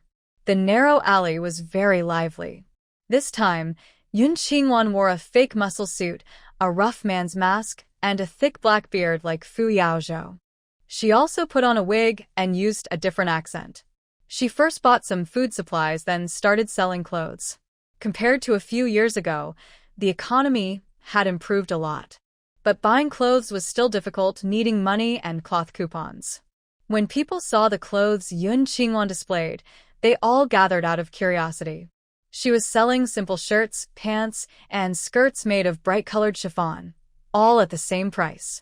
The tops and pants were each 3 yuan 50, and adult long dresses were 5 yuan each. The chiffon clothes were bright and pretty, and cheaper than in stores. Most importantly, they didn't need cloth coupons. People with money in hand immediately started choosing. Yun Qingwan worked until 4:30 a.m., selling 51 shirts, 37 pairs of pants, and 109 skirts. The skirts were so beautiful that both men and women bought them after just a glance. Some even bought several pieces. Because she had no money, she earned only 835 yuan. "Hey, do you want a ticket?" When Yun Qingwan was about to leave, a young man approached her and whispered. There are many people selling tickets illegally, so Yun Qingwan wasn't surprised. She looked at him sideways. "How many food tickets do you have? How many do you want?" the young man asked. Yun Qingwan looked around and whispered, "Food tickets for rice, oil, sugar, milk powder, anything related to eating. How many do you have?" "I want as many as you do." The young man was clever and first listed the prices of various tickets. Finally, he said, "No bargaining." Yun Qingwan nodded.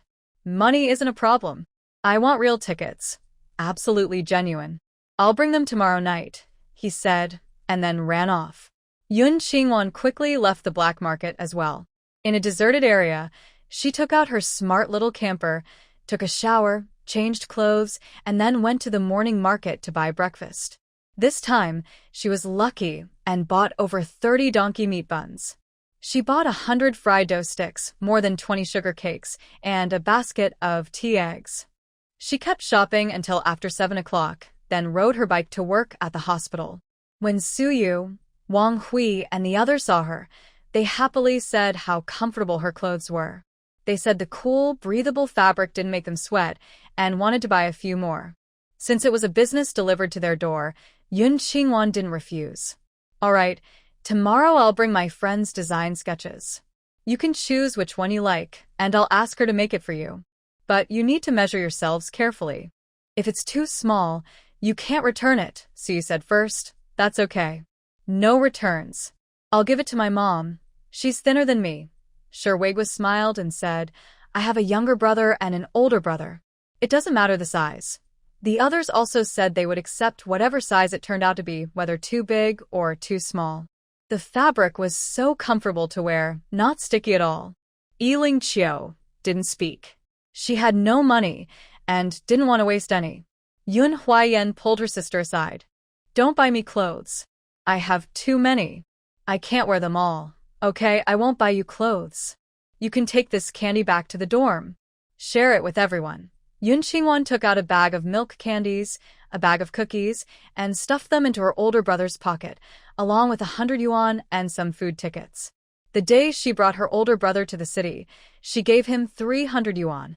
Knowing his personality, she was afraid he wouldn't spend a single cent. Yun Huayan understood that her sister was giving him candy because she was worried he might eat the things Fan Yunjie and the others gave him, and she had no snacks to give in return. So he didn't refuse. After chatting, Yun Qingwan followed Yun Huayan and the others to start a day of studying. In the evening, after work, she returned to the Wei family. "Little aunt, what kind of terrible food is this? Is it edible? Where is that dead girl Yun Qingwan? Tell her to come back and cook for me." Before Yun Qingwan even entered the yard, she heard the angry voice coming from inside the house. It was second sister-in-law Yu Keqing. She was the only daughter of the Yu family, truly the apple of her parents' eyes. Her two brothers also treated her as a treasure and spoiled her a lot. When she married into the Wei family, She relied on her pregnancy to act arrogantly. She was also the one who was bullied the most in the Wei family, even more than Wei Xiaoyi. Although there was no physical violence, she was often insulted and mistreated. Pinching arms, pulling ears, pulling hair, these happened almost every day. During that time, Yun Qingwan secretly prayed every night that she would return to the Yu family and not come back. In the living room, Wei Mingxia, who was scolded like a frightened bird, heard the door open and looked up, as if seeing a savior. Yun Qingwan is back. She ran over quickly and grabbed Yun Qingwan. Your second sister-in-law is back. Hurry and cook. Yun Qingwan pushed her away and strode into the living room. Yu Keqing was lying on the sofa, lazily lifting her eyelids, and looked at Yun Qingwan with disdain. Go, make me a bowl of white fungus soup, 3 parts sweet, and cook it until it's old. Be careful with your skin. Yun Qingwan glanced at the duck soup on the coffee table in front of her and turned toward the kitchen. Yu Keqing sneered at her back and said mockingly, You trash. In the kitchen, Yun Qingwan went straight to the stove where the duck soup was boiling, picked up a long-handled aluminum spoon and stirred. The seaweed and old duck soup still had plenty of good meat. She took a large basin from the cupboard, picked out the good meat, filled a big bowl, and carried it to the dining table in the living room to eat. Are you crazy? This is for your second sister-in-law. Wei Mingxia came over to stop Yun Qingwan from eating. Yun Qingwan kicked her away with 1 foot, sending her 5 meters back. She glanced at her from the corner of her eye and said, What is Yu Keqing? I am the eldest lady of this family. From now on, all the food in the house belongs to me first. Just as Yu Keqing was about to get up, she heard these words and became very angry. She went to the dining table, glared fiercely at Yun Qingwan, then turned and ran to the kitchen. She picked up the remaining duck soup and came out. Wei Mingxia knew she was a fierce and hot-tempered person. Seeing her attitude, she was sure Yu Keqing wanted to pour hot soup on Yun Qingwan. She advised, Qing, what are you doing? Give it to me. Don't burn yourself. Yu Keqing rushed in front of Yun Qingwan. You little brat, you think you can fight for food with me? In the moment the soup was poured, Yun Qingwan quickly moved and jumped to the doorway. The hot duck soup spilled on the table, making a mess and splashing all over Yu Keqing. She angrily threw the pot down, glaring at Yun Qingwan with rage. Are you still daring to hide? Why wouldn't I dare to hide? Yun Qingwan was holding a basin and dodged. She ate while teasingly looking at Yu Keqing. You're just an outsider who married in. I am the real daughter of the Wei family. If you treat me like this today, just wait for Wei Mingli and Song Lin to come back. You'll be scolded then. Humph, a real daughter? Only you think of yourself as part of the Wei family. Who in this house actually acknowledges you? Yu Keqing supported her waist and sat on a nearby chair, gasping heavily. Even though Wei Jinyao was adopted, you're not even as good as her hair. As the eldest daughter raised with Wei Jinyao, Yu Keqing only allowed herself to be spoiled. She was very resistant and annoyed by how the Wei family pampered Wei Jinyao. But she was afraid of Wei Mingli and could only keep her anger inside. Fortunately, she could vent her frustration on Yun Qingwan, the lowly girl from the mountains. Yun Qingwan sneered and looked at her mockingly. Maybe it was like you said before, but it won't be anymore. She sat down on the sofa and continued. Wei Jinyao is favored by the Wei family because they see her as a pretty vase, a gift to attach to the powerful. But unfortunately, like her biological mother, she's a reckless fox spirit. She was pregnant and had a miscarriage after being involved with those 7 thieves. That's also why she was hospitalized. Do you think such a Wei Jinyao still has value? What? Wei Jinyao had a miscarriage? Yu Keqing's anger suddenly disappeared, and her eyes lit up with curiosity. Yun Qingwan suddenly started teasing, sneering as she looked at her. Yu Keqing, you're so green, and yet you have the nerve to sit here. I really admire you. What do you mean by so green? Yun Qingwan, speak clearly. Yu Keqing was annoyed by riddles, and her fiery temper was ignited. Recently, she wanted to come back, but Wei Xiaoqian, that kept stopping her, and her parents also didn't allow it. Today, her 2 useless brothers were robbed on their way home from work. One was stabbed in the stomach, and the other was beaten so badly he lost an eye.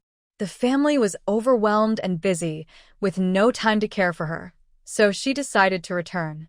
She never expected that something so terrible would happen to her and her husband's family. Who is Wei Jinyao pregnant with?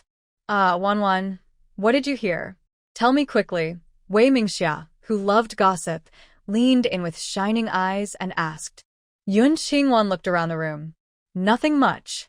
Where are Song Lin, Wei Mingli, and the little wild one? Why aren't they home? When she returned from work, she visited the general ward. Wei Jinyao and Wei Shaoyi had been discharged. Your mom has been angry these days. She hasn't come back after work. I heard from your dad that Yao Yao is staying with your older brother and his wife, and she will work at the hospital with her sister-in-law in the future. Hearing her proud tone, Yun Qingwan guessed that, besides her, everyone in the Wei family knew about Fu Shi taking Wei Jinyao as her disciple. Yu Keqing, who was ignored and standing aside, was confused by their words. She couldn't bear it anymore and grabbed a cup, throwing it at them. Yun Qingwan quickly dodged, and the cup hit Wei Mingxia's shoulder, making her cry out in pain but not daring to get angry. Yun Qingwan, Wei Mingxia, who is this little wild one you're talking about? Don't you know? Yun Qingwan pretended to be surprised. Wei Jinyao is the illegitimate child born by Wei Mingli and some outside woman. Yu Keqing's eyes widened in disbelief, suspecting her ears were playing tricks on her, her voice sharp enough to pierce the roof. Yun Qingwan, tell me clearly what is going on. The story of the home being robbed is known to Yu Keqing. When her mother-in-law brought her nourishing supplements, she said that luckily Wei Jinyao and her second brother protected her that day. Otherwise, her precious supplements and dowry would have been stolen. She also said that her dowry and bank book were kept safe, and she would give them to her after she had children. But she never expected that the story about the robbery was completely different from what her mother-in-law told her. According to Yun Qingwan, Wei Jinyao's child is from Wei's 3 brothers. In the past, she thought Wei Jinyao was too close to Wei's 3 brothers. She never imagined they would be bold enough to go to bed together. So, whose child is it? Wei Shaoqing is in the army, and the two are much older, so nothing could happen. Wei Shaoqian wouldn't dare. If he did, she would cut him. That leaves Wei Shaoyi, who spends all day with Wei Jinyao like conjoined twins. They have no blood relation, so it's easy to misunderstand. Yu Keqing smiled mischievously, not analyzing Yun Qingwan's words about her wearing a green hat. However, Wei Mingxia understood and looked at Yu Keqing with a look of schadenfreude. She casually mentioned what happened that morning. This morning, the neighborhood committee came to ask Yao Yao to go to the countryside. Yun Qingwan was surprised for a moment. Could it be that Brother Liao and Jin Jinfu bypassed Wei Shaoqian and chose to retaliate against Wei Jinyao? Wei Mingxia's eyes sparkled with glee. Yun Qingwan, Yao Yao has a job now. She definitely won't go to the countryside. You can't escape now. It would be best to send her to the desert to eat sand and never come back. The neighborhood committee specifically asked the little wild one to go to the countryside, so she can't run away. Yun Qingwan confidently finished speaking and looked at Yu Keqing, second sister-in-law. From now on, no one in this family will compete for your son's favor. Yu Keqing was stunned for a moment, understanding Yun Qingwan's meaning. She suddenly smiled happily. If Wei Jinyao goes to the countryside, her son will be the youngest treasure in the family. They pamper her son, so they will naturally pamper her too. She said, Wei Jinyao is the kind of person who, if she goes to learn medicine, will probably not save lives but cause more harm. It's better for her to go to the countryside and practice. Second sister-in-law is right. If she doesn't leave soon, she'll ruin this family. Yun Qingwan finished teasing and stood up, heading upstairs. She needed to add fuel to the fire for Brother Liao and the others. Yu Keqing saw that Yun Qingwan did not go to the kitchen to cook soup for herself, so she chased after her and shouted, Yun Qingwan, stop right there. I want to drink lily mushroom soup. Hurry up and cook it for me. Yun Qingwan did not turn around but smiled and said, Yu Keqing, your green hat looks very good. What do you mean? Where did I get a green hat? Yu Keqing supported her waist and looked at Wei Mingxia. Say quickly, what does Yun Qingwan mean? Qing, don't listen to her nonsense. Sit down quickly. I'll go make you some lily mushroom soup. Wei Mingxia, who had been in the Wei family for a long time, knew what words could be said and what words could not. Yun Qingwan, who was going upstairs, found Wei Jinyao's homework, took out the robot Mo, and imitated the handwriting on the homework to create several fake diary entries. The main content was mostly praising Wei Shaoi as a good brother, saying he bought her food, clothes, and toys every day.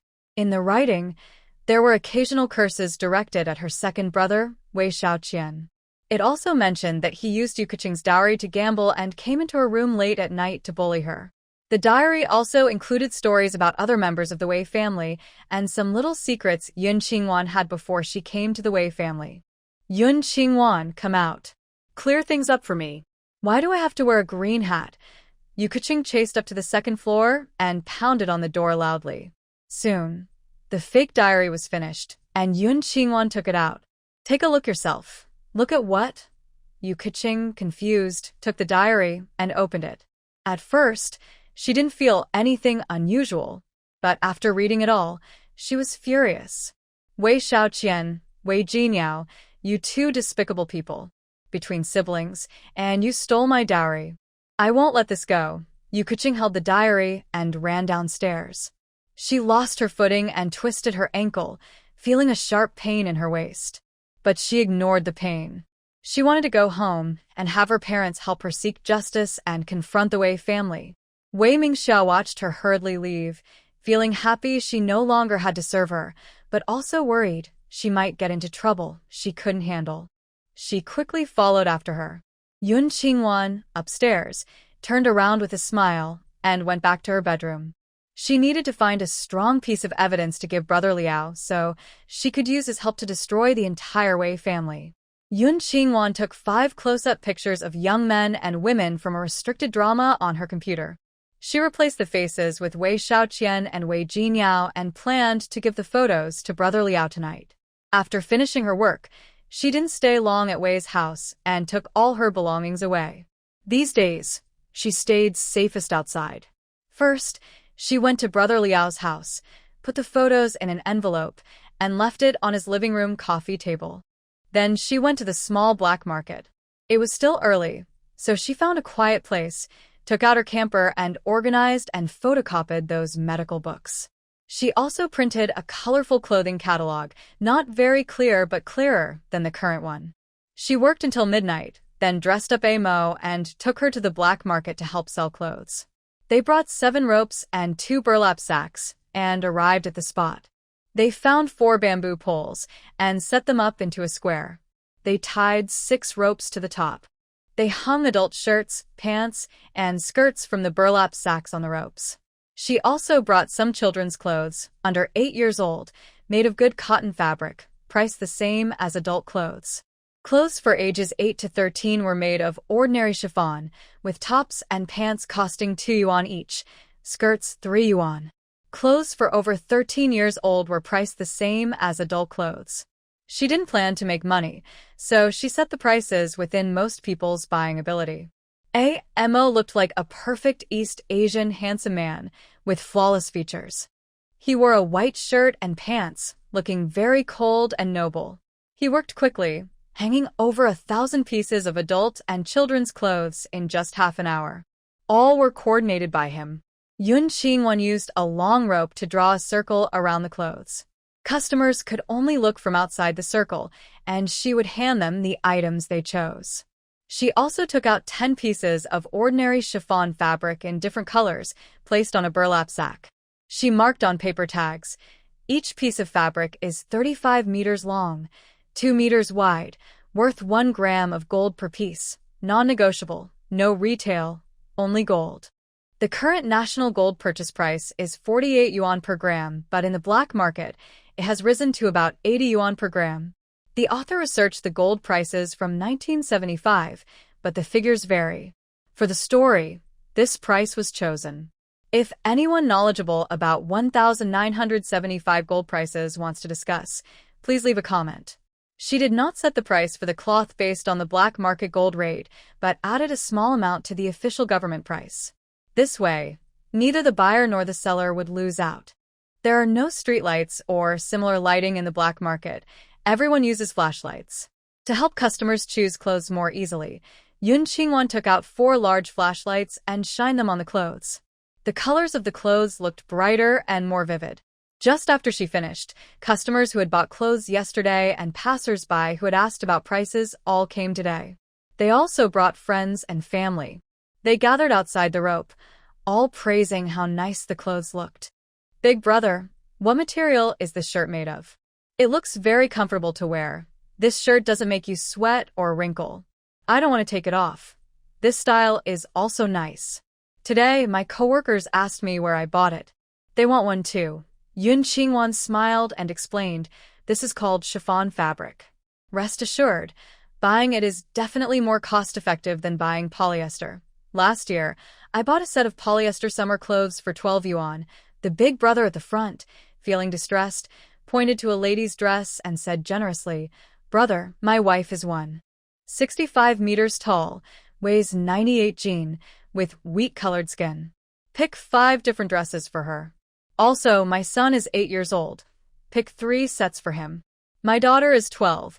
Get her 2 dresses and 2 sets of tops and pants. Also, get 2 matching sets for me. Big brother, let's be clear, clothes for children under 10 are made of cotton, breathable, sweat-absorbent, and wrinkle-free. The price is the same as for adult clothes." Yun Qingwan took out a set of boys' clothes to show the big brother. The big brother and those around him touched the fabric, which was cotton. They rubbed it hard, and when they released it, the wrinkles gradually smoothed out. The quality was much better than the cotton fabric they usually bought. The customers secretly felt surprised. They had found a great bargain. Good pure cotton fabric in a mall costs 2 or 3 yuan per meter. The big brother took out some money and said, "Pick out the best for me." "Okay, just a moment." Using her intuition, Yun Qingwan selected 14 sets of clothes for the big brother's family and packed them into pink plastic bags. Plastic bags were rare items at this time. The big brother happily accepted the bags and took out a month's salary. Then, an older woman came and selected a set for her entire family. Next, a young woman, the older sister-in-law, who had bought a set yesterday, picked out clothes worth over 100 yuan today. Each person had one item. Busy working nonstop until 4:30 when the black market was about to close. Then she stopped. Yun Qingwan estimated that over 3,000 pieces of clothing for adults and children had been sold, including tops and pants. There were at least 1,000 women's skirts. Some people took hundreds of items directly. It was clear they were middlemen buying to resell elsewhere. 10 bolts of fabric, 2 were bought by someone, earning a small profit of 2 tiny gold beads. When she was packing up, a middle-aged man with black-rimmed glasses, smiling gently, asked, "Brother, can your fabric be cheaper? For 2 bolts of fabric, I'll give you 1 small gold bead. I want all of it." Haggling is normal, and Yun Qingwan was not surprised. She looked at the clothes the man bought from her and politely said, "Big brother, honestly, I sell clothes cheaply mainly to sell fabric. I just told those customers that once the clothes are gone, I'll only sell fabric tomorrow night. If you want all this fabric, I'll give you a set of clothes as a gift." The man with glasses wasn't moved. He touched the fabric, reluctant to put it down, but didn't want to pay a high price. He continued bargaining. "Gold in the black market has risen to 100. Your fabric isn't worth 100 yuan. How about less? 2 small gold beads for 5 bolts of fabric. I want 100 bolts." Yun Qingwan didn't expect him to become greedier. "Big brother, you've been wandering around my stall for 2 hours, almost touching all the clothes I sold today. You can see the quality yourself. And you know very well, my prices are the lowest in the country. If you're serious about buying, I'll give you a set of clothes for every 10 bolts of fabric you buy. If you're just joking, I won't bother with you." After she said that, the man with glasses couldn't argue further about the price. He asked, "If there's no gold, can I pay with money?" "Sorry, only gold is accepted." She sold fabric to free up space. Paying her money wouldn't be worth the trouble. The man with glasses looked at her deeply, suspicious that Yun Qingwan might be an international smuggler. Because these fabrics aren't available domestically, and only when dealing with international traders do you have to use gold. But these fabrics are really good. Even if the goods are from unknown sources, they are worth buying to make summer clothes for sale. He approached Yun Qingwan and whispered, "Can you get a proper supply receipt?" He could also use connections to get a formal supply receipt, but it would be too complicated and cost a lot of money and gifts. If this trader could manage it, he would buy 10,000 pieces. Yun Qingwan thought for a moment and remembered Song Lin, the procurement director at the department store, and her private seal. She nodded. Yes. The bespectacled man was excited and asked, "Can I get 1,000 pieces? Start with a small order to test the waters." "Yes, when do you need it?" "At midnight in 3 days. We will deliver here." The bespectacled man took out paper and a pen, writing down the colors and quantities of the goods he wanted. They agreed, and the man left with 10 sets of clothes he had bought. Yun Qingwan was about to pack the remaining 8 rolls of fabric into sacks when a tall, lean young man approached. "Stop pretending. Sell to me." "My ring weighs 12 grams. The extra is a deposit. Bring me 100 pieces tomorrow night." He took off a gold ring from his thumb and handed it over. Yun Qingwan took the ring and handed it to AMO. It quickly tested the gold's purity and weight. 90% purity, 11.7 grams. The tall, thin man was surprised. "This young guy can tell the exact weight just by feeling." Yun Qingwan smiled, took the ring, and looked at the man. "Let's be friends tonight. I'll count this 0. 7 grams as 1 gram for you, but next night, the gold must be at least the same weight. Bro, you're straightforward. I won't disappoint you. See you tomorrow night." The thin young man was a middleman like the bespectacled man, interested in the business of chiffon fabric. Yun Qingwan just wanted to earn enough gold to unlock her space and had no plans to sell fabric long-term to disrupt the market. She would stop once she sold 100,000 grams of gold. After the tall, thin young man left with the fabric, the young man selling tickets approached with a bag of cloth. He opened it for Yun Qingwan to see. Inside were various food coupons, grain coupons, oil coupons, milk powder coupons, pastry coupons, vermicelli coupons, tofu coupons, all related to food. Yun Qingwan checked the date. They were new, and she paid for them. "Get me another batch, okay? I will come back to see you in 7 days, said the young man. Then he strode away. Yun Qingwan left the black market with the money and tickets she had collected tonight, along with AMO. June mornings are bright and early. Even before 5 o'clock, the sky was already light. She went to a quiet place, stored AMO and the clothes on hangers into her space, and continued buying food. She only went to the hospital after about 7 o'clock. Fortunately, the spiritual spring water kept nourishing her. Otherwise, after several days and nights without sleep, she would have been exhausted. Su Yuanghui and the others were waiting for Yun Qingwan to bring the picture album. When they saw her, they happily gathered around. "Wanwan, this morning my mom made buns. We've already eaten some, but she kept some just for you." Su opened her aluminum lunchbox, which held 4 meat-filled buns, their aroma tempting. Yun Qingwan directly reached out, took one, and put it in her mouth, her eyes shining brightly. "Wow, it's so delicious. Auntie's cooking is amazing. Siu. Whoever marries you will be very lucky." Sherwagwa smiled and patted Suyu's head, his affection obvious. Suyu didn't like that, and glared at him angrily.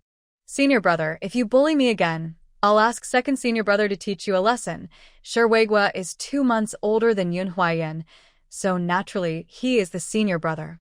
Second senior brother Yun Huayan ignored their playful teasing and looked at Yun Qingwan with gentle eyes. He had something to say to her. Yun Qingwan had breakfast in the morning, ate 1 bun, and then didn't eat anything else. She took out a clothing catalog. There are clothes for men, women, children, and the elderly. You can choose whatever you like. She said she wouldn't set a price. Everything is a flat rate, 5 yuan per set, regardless of size. Clothes for children under 10 are all made of cotton fabric. Such a cheap price. Wang Hui looked up in surprise. That fabric looks like silk. These days, silk is mostly exported abroad, so it's not cheap.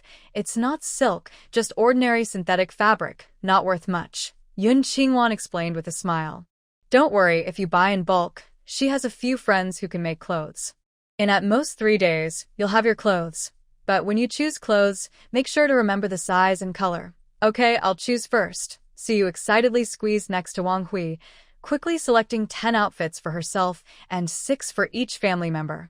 Wang Hui's family was more relaxed, choosing 4 outfits for herself and 2 for each person. Sherwigwa picked out 2 outfits for himself and 1 for each family member. The nieces and nephews each had 2 outfits.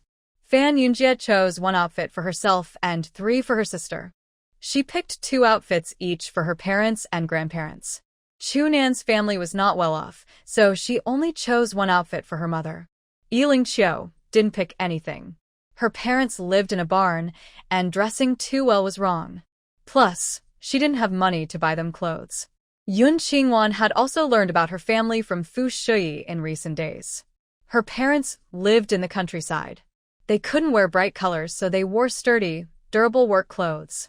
She looked at the thin, deep blue old cotton clothes in the space and decided to bring 2 packs to Yilingqiu tomorrow so she could sew a few patches to make them less noticeable. After choosing the clothes, everyone went their separate ways. Yun Huaiyan called Yun Qingwan aside and took out a letter sent from home. Quick, take a look. Seeing his happy face, Yun Qingwan guessed there must be good news in the letter. She took out the letter and read carefully. It said her father's back pain was completely gone, and her grandmother no longer needed a cane. The new county chief visited their home to treat her grandfather and, after he recovered, recognized him as his godfather.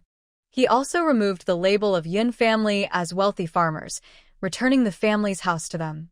Yun Qingwan naturally thought this was arranged by Fu Yao, but this was a bit too exaggerated. After Fu Shi arrived, Yun Qingwan wanted to ask her if the new county chief was arranged by Fu Yao. In the end, she decided not to ask. That night, Yun Qingwan still didn't go home. She bought a wooden cart at a high price on the street. She pushed the cart to a quiet, deserted place, took out her caravan, and slept.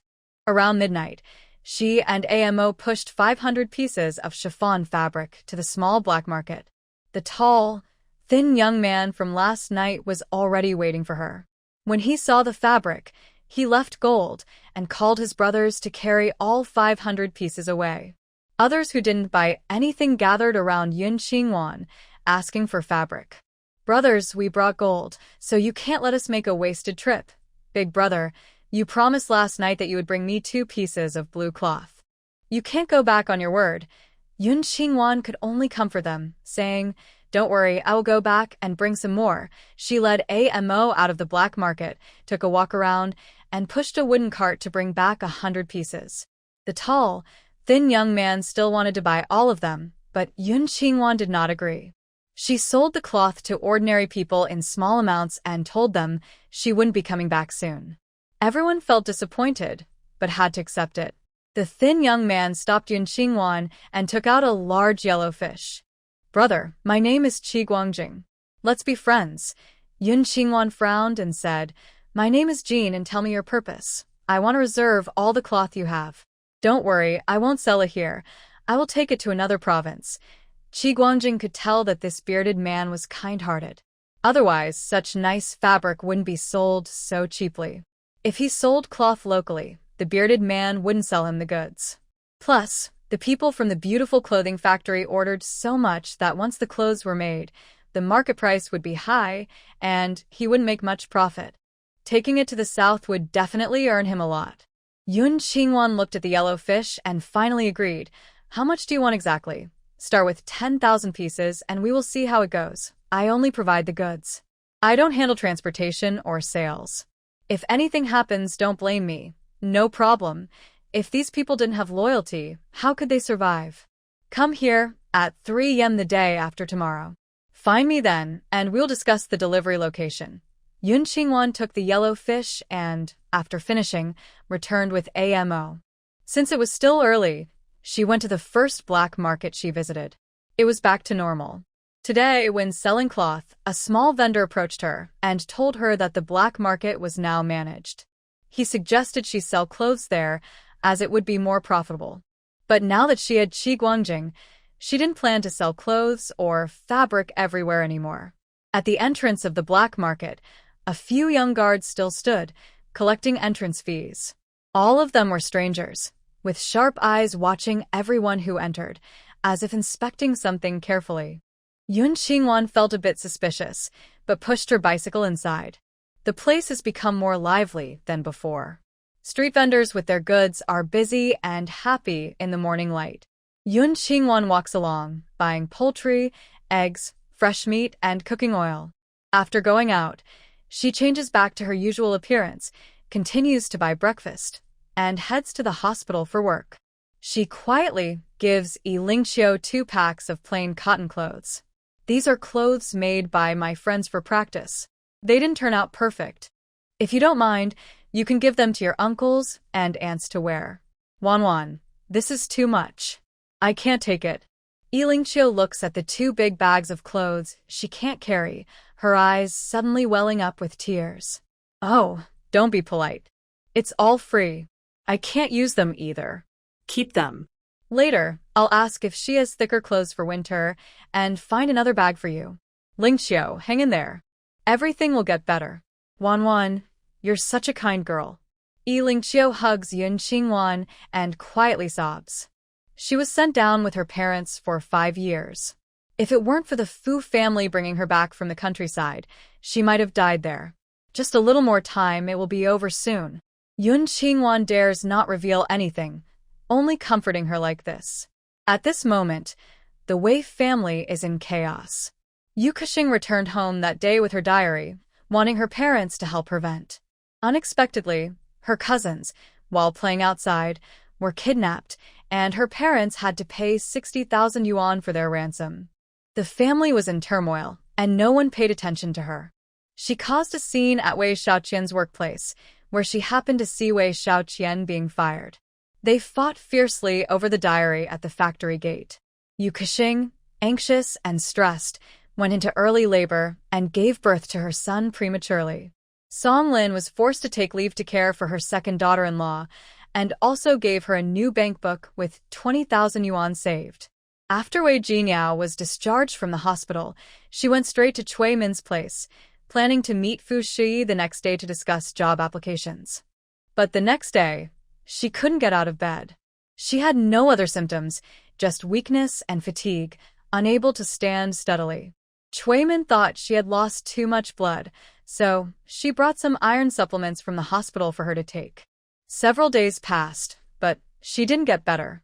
Brother Liao, after seeing the photos Yun Qingwan gave him, was so happy he almost jumped. He directly went to Wei Mingli and demanded 100,000 yuan. People of this time cannot tell if a photo is real or fake, especially when the faces are so clear.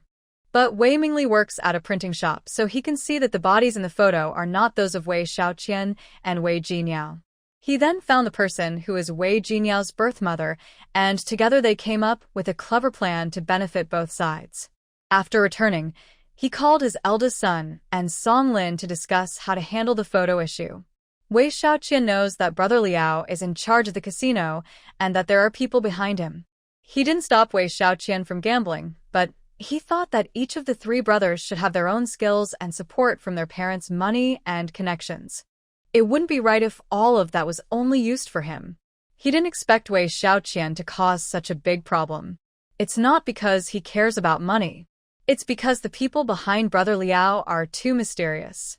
If he couldn't provoke them, he would have just taken a small achievement in the army. But the people behind Brother Liao could ruin him and the entire Wei family. He looked at his second brother kneeling in the living room with a cold face. Tell me honestly, what is your relationship with Brother Liao? Wei Shaoqian was already beaten so badly by Brother Liao that his face was unrecognizable, and Yu Kexing had scratched his face. Today, Wei Mingli used a feather duster to hit him again, leaving blood marks all over his body, making him wince in pain. He endured for a long time before holding back tears. Feeling wronged, he said, "It was a classmate from the bank who took me there. At first I won a lot, then I lost. They let me 2,000 yuan to play, and after losing again, they asked me to bring 2 people in. That money was gone, so I brought Yu Kexing's 2 brothers." Wei Shaoqian fully explained his gambling from last year until now. He also hid the fact that he used a fake bank book to exchange for Yu Kexing's real one. But he kept quiet about taking Yang Qingwan to the casino late at night. After hearing this, Wei Xiaoqing kicked him hard. That 3,000 yuan bank book for Yang Qingwan is also fake, right? Wei Xiaoqian didn't dare to hide anymore. Yes, it was also arranged by my classmate. She didn't realize it. Please don't tell her, or she'll cause trouble for me. Wei Xiaoqing and Wei Mingli didn't say anything. They would naturally help him keep it a secret from Yang Qingwan. Besides, that money was extorted from Yang Qingwan. If she lost it, she deserved it. Song Lin, angry, slapped her second son. Are you stupid? Your classmate clearly used you as a cover, and yet you still went along with him to harm our family? I know, but I couldn't help gambling. Wei Xiaoqian felt more wronged. Every time I went, I won, but then I lost later. However, I won the last 2 times. The first time, I won over 10,000, but Liao the troublemaker took it back. The second time, I won over 50,000, but Liao the troublemaker took that too. Big brother, send some men to deal with them. From now on, let me handle that place. I promise to earn money and share half with you. Wei Xiaoqian was slapped hard again. Do you still want to gamble? Do you want to ruin our family? Wei Xiaoqian was very ambitious and only did things that benefited him. He wouldn't do anything that blocked his rise. Wei Xiaoqian covered his face and dared not speak further. Wei Mingliang looked angry and glared at his second son. Go to the hospital to take care of your wife. If you make her angry again, I'll break your legs. Okay, I'll change. I won't gamble anymore. Wei Xiaoqian struggled to get up and hobbled away. After the door closed, Wei Xiaoqing looked at his father. Dad, about the photo, I think we should just pay to settle it. We can't afford to offend Brother Liao. Wei Mingliang didn't reply, but looked at Song Lin. What do you think? Big brother can't fight, so why not let others do it? That's 10,000. Our family's little savings aren't worth risking like this. Song Lin's hair had several more strands turned gray. The second son had been useless since he was young. Now, with his wife about to give birth, he was still so reckless. He even dared to mess around with his adopted sister. Thinking of Wei Jinyao, Song Lin felt more resentment. Wei Mingliang knew she was reluctant to spend money. But he had made an agreement with Jinyao's biological mother. They would handle Brother Liao, and he would get the money and split it. He sighed heavily. Song Lin, I know you're upset with Jinyao, but don't misunderstand her and Xiaoqian. The person in that photo is definitely not them. They've been set up. If we let others handle this, when the photo gets out, it will ruin not only Jinyao but Xiaoqian and Xiaoqing too. Alright then, go solve it yourselves. Don't come to me. Song Lin really didn't want to waste the money. It was earned through great sacrifice. She stood up to leave, but Wei Xiaoqing stopped her. Mom, are those things more important than your son's future? His question was full of blame and anger. Knowing he was about to join the Fu family, he still tried to hold him back. Song Lin looked back at her son, feeling deeply disappointed. She knew her eldest son, like Wei Mingli, only cared about benefits. As long as he could help himself, even if it meant hurting his mother, he would forgive. But he is her son, her flesh and blood. Even if he sided with the little wild one, she would still support him. I'll give you the money in 3 days, but this is the last time. Song Lin's heart was cold. She took her bag and left quietly. Wei Mingli, sitting on the sofa, picked up his teacup and smiled. After Song Lin left, he told Wei Xiaoqing about Wei Jinyao's weak health. Have Cui Min give Yao Yao more energy-boosting medicine and get her to the hospital early. She's already taking it. Talking about Wei Jinyao, Wei Xiaoqing was also annoyed. He thought she was better. He was ready for the next step. But she was not making any progress. He asked, Dad, what has Yun Qingwan been doing lately? A few days ago, Xia Yuanjing called him, asking about Yao Yao going to the northwest with him. He was vague and didn't say much.